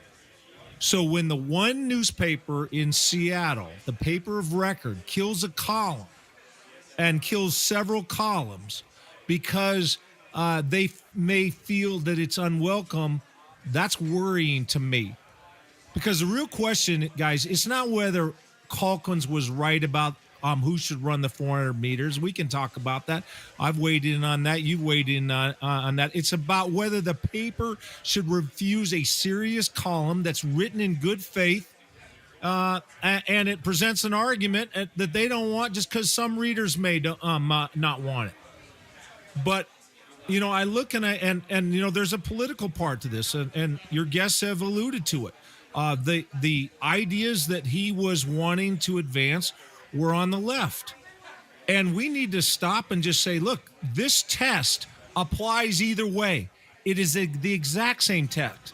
There are not a lot of red cities in this country, but take the Fort Worth Press-Telegram or the Oklahoma City Oklahoman. If they were spiking a column about gun control, or even, let's take this, in favor of trans athletes, that would be a problem of the same order of magnitude. And so, but what has happened now, and we all are responsible for this, because we've stopped reading to be challenged. We read to be confirmed. We pick up the newspaper. We pick we select a newspaper like we select a church for the beliefs we already hold. But I don't know. I think a columnist who never makes you angry is not doing his job. Yeah. And an editor who shields you from every uncomfortable idea, he's not protecting you. He's coddling you, and he's charging you for the privilege. So I'm very alarmed by this. It runs both sides of the aisle. There is a political strain to this. Hand of God, I believe the same way. Do not suppress the minority view. That is never what free speech was about. Free speech is about protecting the minority view. You know, it's been said, I will die in a democracy. I will die for your right to speak an opinion that I don't hold. And I feel like this is a decay, and I think it's pretty serious. Hats off to Matt Calkins for having a standard on this. I would tip my hat to a columnist for the Fort Worth Press or Star Telegram, whatever their paper is, who had the same type of column on the opposite side. Well said. Hugh Millen joining us. Hugh, let's transition to football.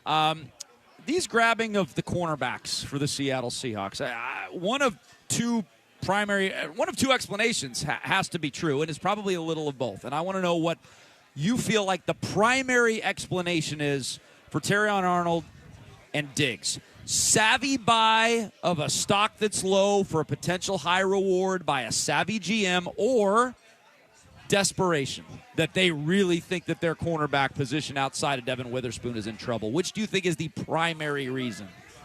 I was going to say both. Yes. You don't get both. But if I don't get both, I would take the latter.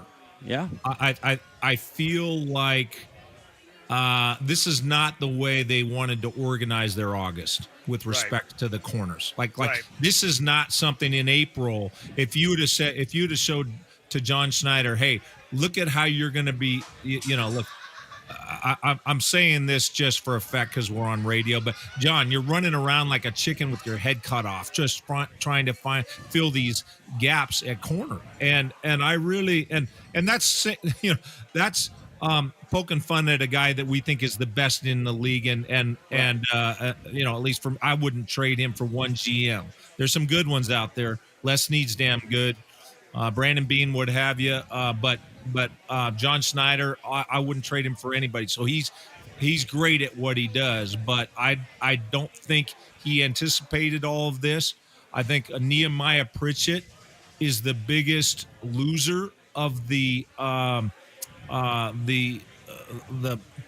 preseason training camp, and I don't mean loser in the sense, he's a loser, like I'm putting an L on his forehead. Right. I mean in terms of roster-wise, playing time-wise, in terms of the loss that any of these players have. He's the only starter who's been benched thus far. Right. Because he took the first rep of the first play on defense, and there was a thought that in year 3 that he had gained some physicality and that he was going to take what he had bulked up in the weight room, and there's going to be a confidence to him and a physical presence to him. And so he's the only starter, to my knowledge, that's lost his job due to performance. So that's the context of my statement. So I think cornerback is I don't want to say a state of crisis. That'd be overstating it, but it's certainly in a state of real concern.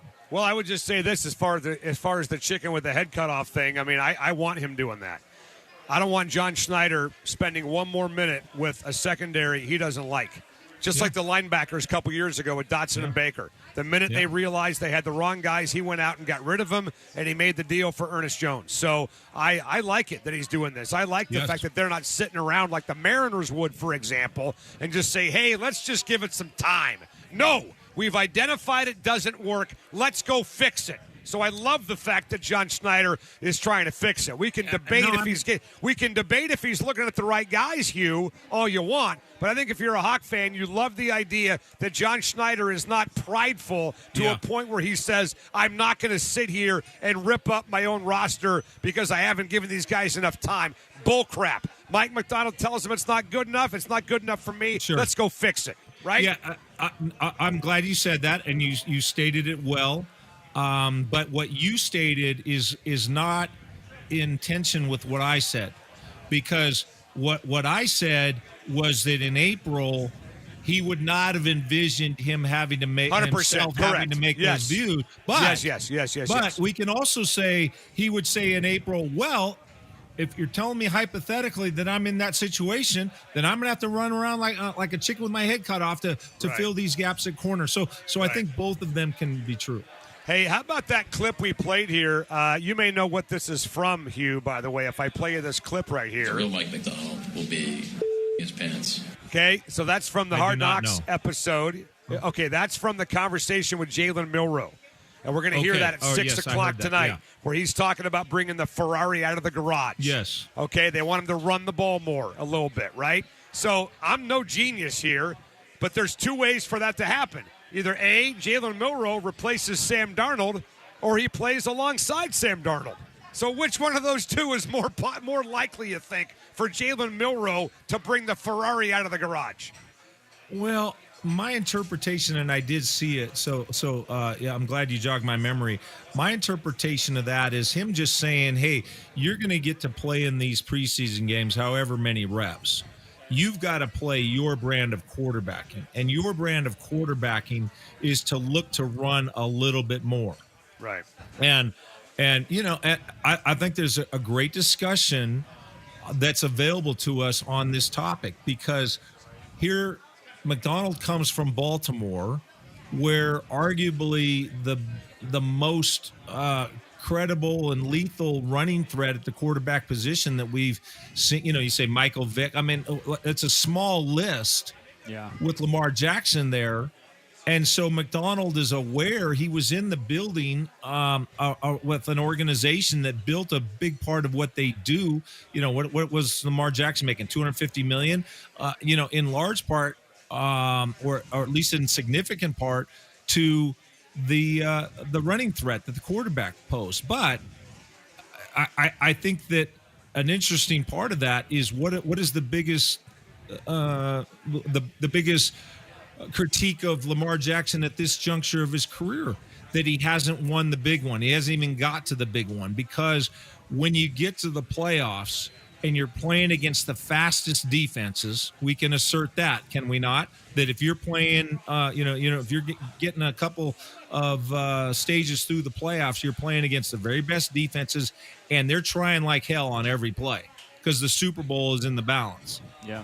And all of a sudden, the running threat that you posed in September and October against, on average, slower defenses that weren't as motivated, weren't going to, sprint to the ball and hustle to the extent that they do in January. Ask Mike Holmgren. It's a whole nother cut of steak when you start playing playoff football. I would like to ask Mike McDonald, hey, does that aspect ever concern you? Is that a real factor? And I think what he would say is, right now, our view is that we want to get Milroe ready to be a number 2. He's probably not going to be a 2 this year, and almost assuredly, Drew Lock is the number 2. But can he be the number 2 next year? At a lower price and what have you, and then we go from there. But just right now, he's just saying, how can you be the best quarterback this weekend? Yeah. And his answer is run more. Will they / should they have some sort of Milroe package this year?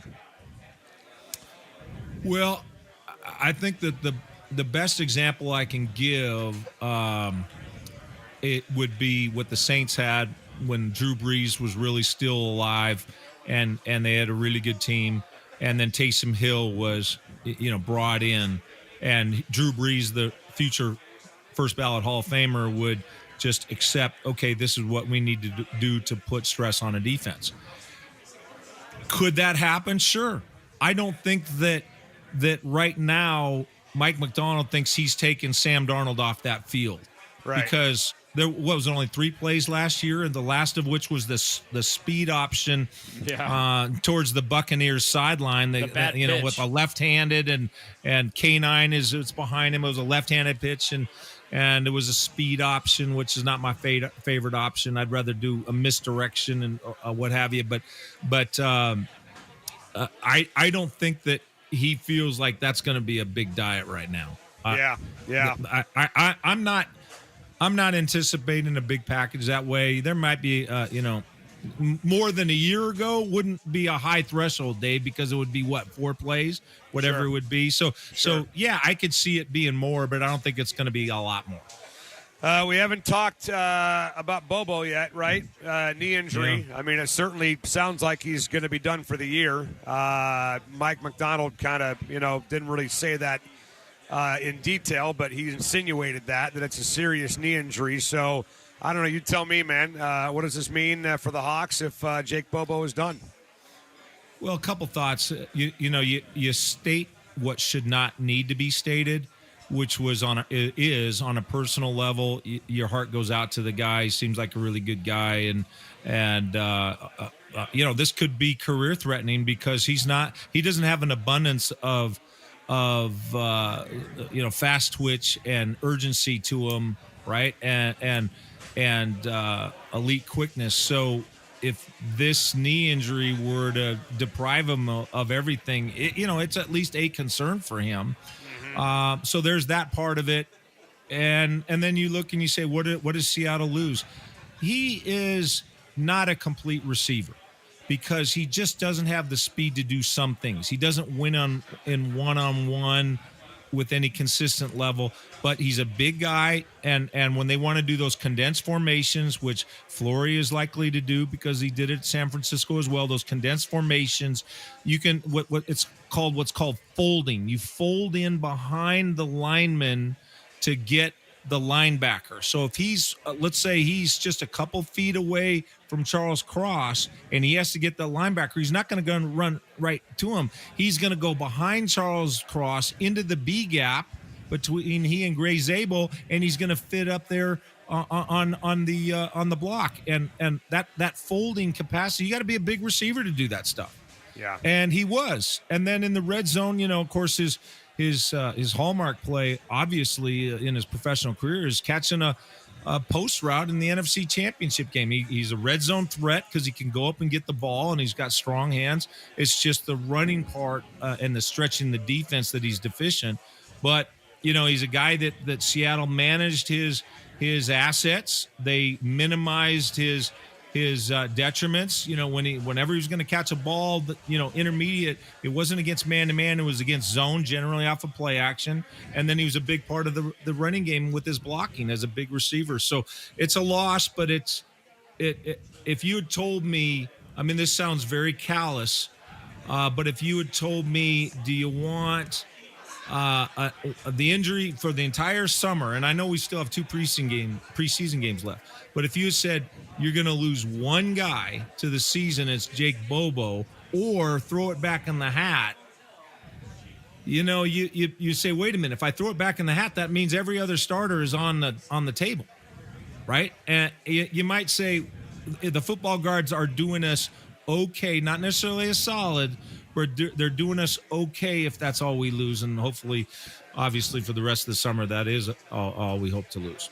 Hugh, before we let you get back to your weekend, Titans on... He's got nothing planned. Yeah, that's me. zero. Right. Boring. Nothing going on. Titans Sunday, what and who are you looking for in that game?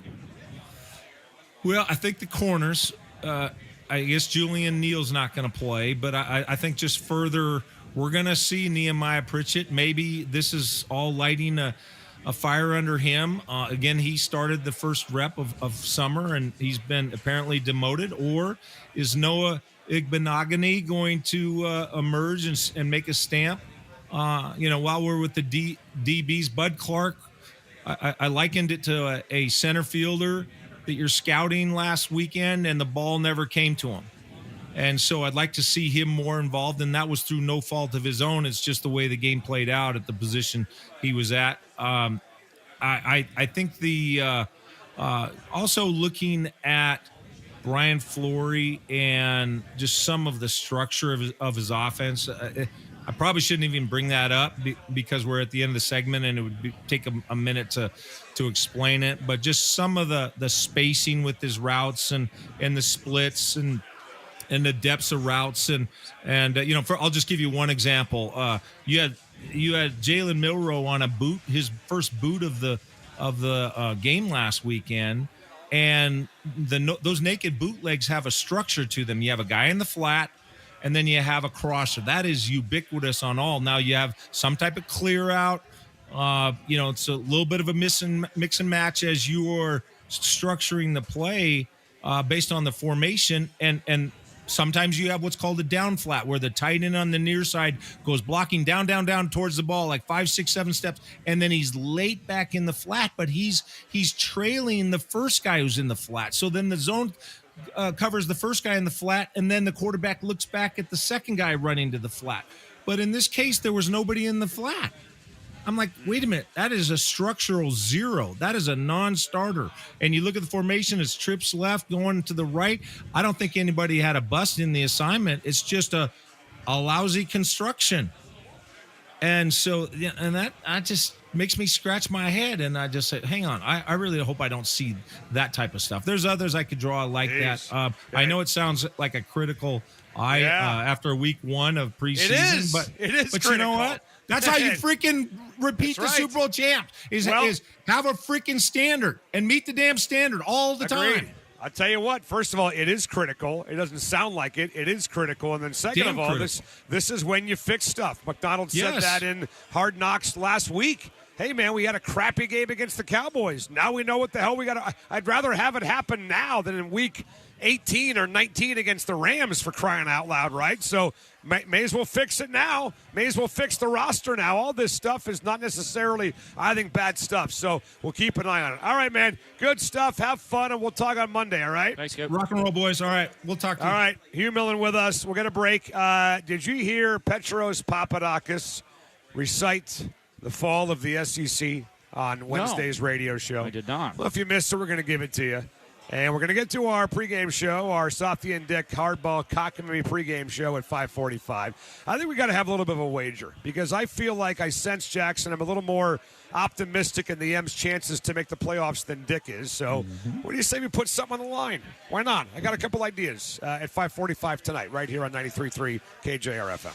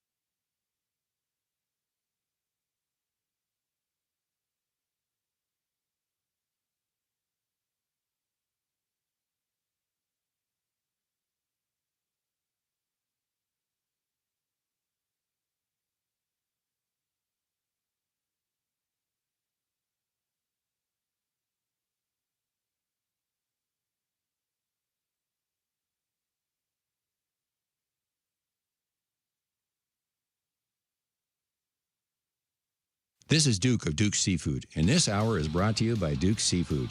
Why don't you make it a Duke's night tonight? Reserve your table today at dukeseafood.com. Now, back to Softy and Dick on Sports Radio 93.3 KJR FM. So I'm imagining that you did not hear Petros on Wednesday. Is that right? No, I was celebrating your anniversary. Is that correct? With Well, your on wife, Wednesday, or? I was at a golf tournament in Wine Gotcha. Valley. Okay, because if you're with your wife, I would be very disappointed if you left your wife to listen to Petros. Romance to listen to Petros Papadakis. Yes. Happy anniversary, honey. Jana. That was great. Tuesday night. We had a great time. This is great. I appreciate you wearing that Princess Leia outfit after all these years. I got to listen to Petros. Finally caving in, but I got to go hear Petros and Softy. That would not go over well. I would not want you to do that. But Petros, I think, Jackson, we all know it's now really a tale as old as time. The demise of the SEC, but you may know the story by now, Dick. But for those that missed it Wednesday on the radio show, you may know it, but you haven't heard it. Okay. Until you've heard it narrated by our own Petros Papadakis.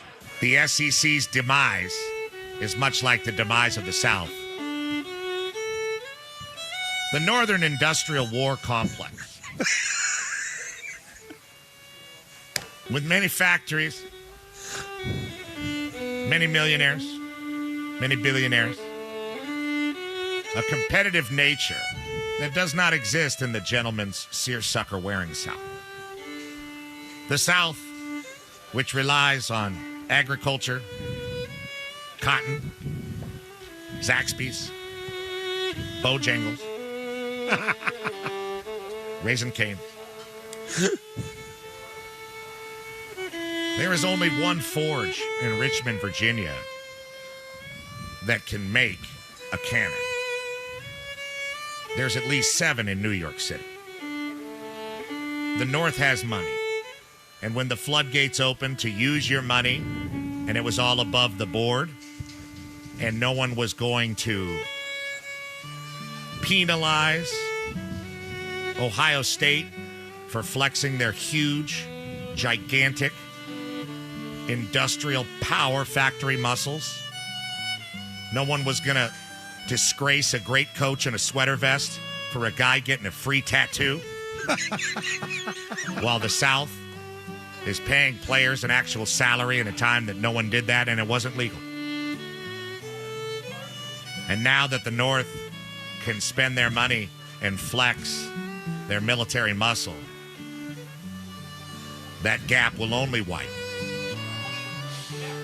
And the South's way of life, the antebellum lifestyle, the yes sir, no sir, the syrupy accent, the sweet tea on the porch, the hot, extremely sexually active sorority girls of Oxford, Mississippi.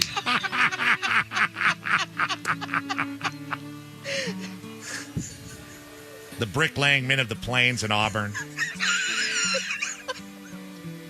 The very arrogant Alabama Crimson Tide in Tuscaloosa, a place that has very little to be proud of in real life. They see themselves like the old plantations decaying and rotting into a time gone by. A time when the SEC could control the narrative, the television companies, the draft stories, and convince the world that it just means more. Oh, God. Well, perhaps it does mean more. But when you're being outspent by Purdue, it cannot feel good in the annals of Stark Vegas. So we play that because over the last 2 years, Dick, the Big Ten is 10-7 overall against the SEC and 8-2 in the playoffs, and they've won 3 straight national titles. And there is a feeling amongst college football fans that maybe the Big Ten is now the premier conference in college football versus the SEC. And I think being there for that moment to hear Petros, Jackson, and Dick recite the demise of the SEC really puts it into words how bad this has become for the former powerhouse known, Dick, as the Southeastern Conference, and we are watching their demise in real time.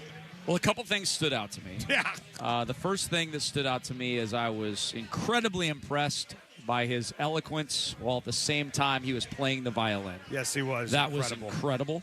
It was actually shocking that Jackson found that so fast. It was amazing. That was excellent. And then I think the comparison, as kind of goofy as it may seem, is a fair one. Right. I mean, it was the industrial North and the riches of the North that eventually prevailed, and that is exactly what's happening in college football right now. Right. Because I don't know if we've got more scruples up here than they do in the South, or do we have more to lose than they did in the South? But there clearly wasn't as much cheating in the North as there was in the South over the last 25 years in college football. Definitely because, not in the Pac-12. Because, yeah, That's enough. for sure. Not enough we in the can't do Pac-12. that. We certainly couldn't do that. And when, guys sit around at golf courses and get paid for it, we get put on probation for 2 years. Right. But that's what happens out here out west if you cheat. Well, if you look at Wikipedia, and I think it's a money issue, and you look at just states ranked by median household income, and the last data was collected in 2023, all right? So it's going back 3 years ago. So it's probably even more magnified now. Correct. The first SEC state that appears on the list is number 23, and that's Texas. And they weren't even in the SEC until a couple years ago. Correct. The first real kind of traditional SEC state that appears on the list is Georgia, and they're right smack in the middle at number 25. Then Florida at 30. And then you go down the list, and finally there's Missouri at 39, South Carolina at 40, Alabama at 44, Louisiana at 48, and Mississippi at 50. That's where the states are in the SEC. That's exactly They don't have the money the Big Ten has, period.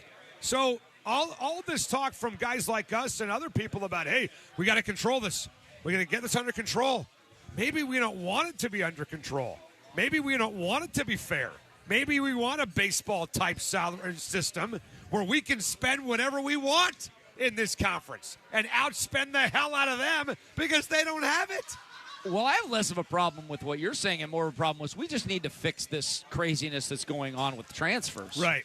We need that's the number one thing that needs to be fixed. We can't have Seattle Seahawk running backs going to play for a college football they may have fixed that today because the 10th Circuit Court of Appeals ruled in the NCAA's favor on that. Well, that's the first time the NCAA has gotten ruled in their favor in a long time. Guys like T.J. Harden who want to come back to college football, for now, that's not going to happen. Right. For now, the dream of T.J. Harden playing for the Seahawks one day and the Falcons the next is apparently put on hold. But that could change tomorrow, right? The appeal could be heard, and it could totally change tomorrow. So I'm with you on that. I think the key is getting athletes to sign, 4-year deals with colleges. That's exactly right. Have them sign 4-year deals. At least 2. Right, at least 2, minimum. Because the player movement, you're exactly right, is ridiculous. But kudos to Petros for that because I think he put it so eloquently where the SEC is now in the fight for college football supremacy versus where they were when you and I were growing up. We're going to break our Cockamamie Hardball pregame show, set the lineups, and we got to get a little wager going here. I'm feeling confident, boys, on the Mariner playoff chances, and I want to put something on the line next on 93.3. What's in your drink over there? No, I said this before I had the drink. Now, I want to put something on the line next on 93.3 KJR FM.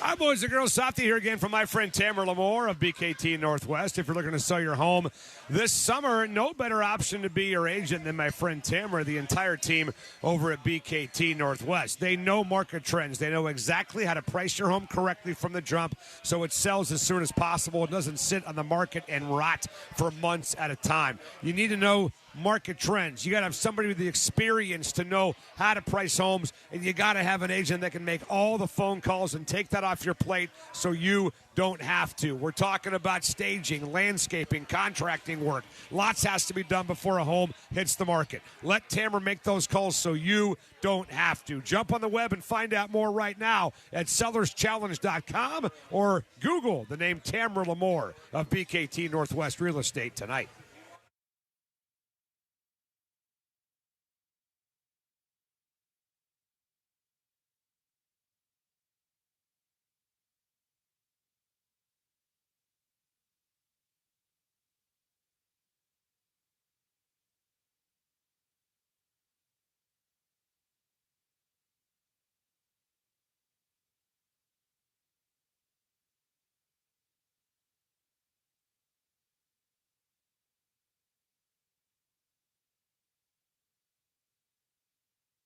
Play ball! Welcome to Softy and Dick's Hardball Pregame Show, presented by Pemco, the insurance you get.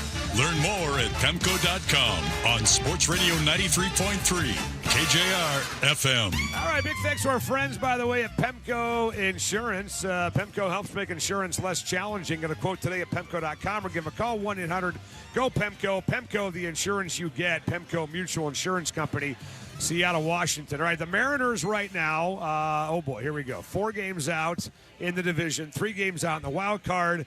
Is our friends over here just dropped off this? a big, that's called tequila, Dick. That's what that is. Well, I mean, it's, Dave, it's clear. It could also be vodka. I'm telling you it's tequila. Okay, thank you. I know but it's don't tequila, look at me like I'm an idiot. Like it could be vodka. I'm telling you it's Okay. tequila.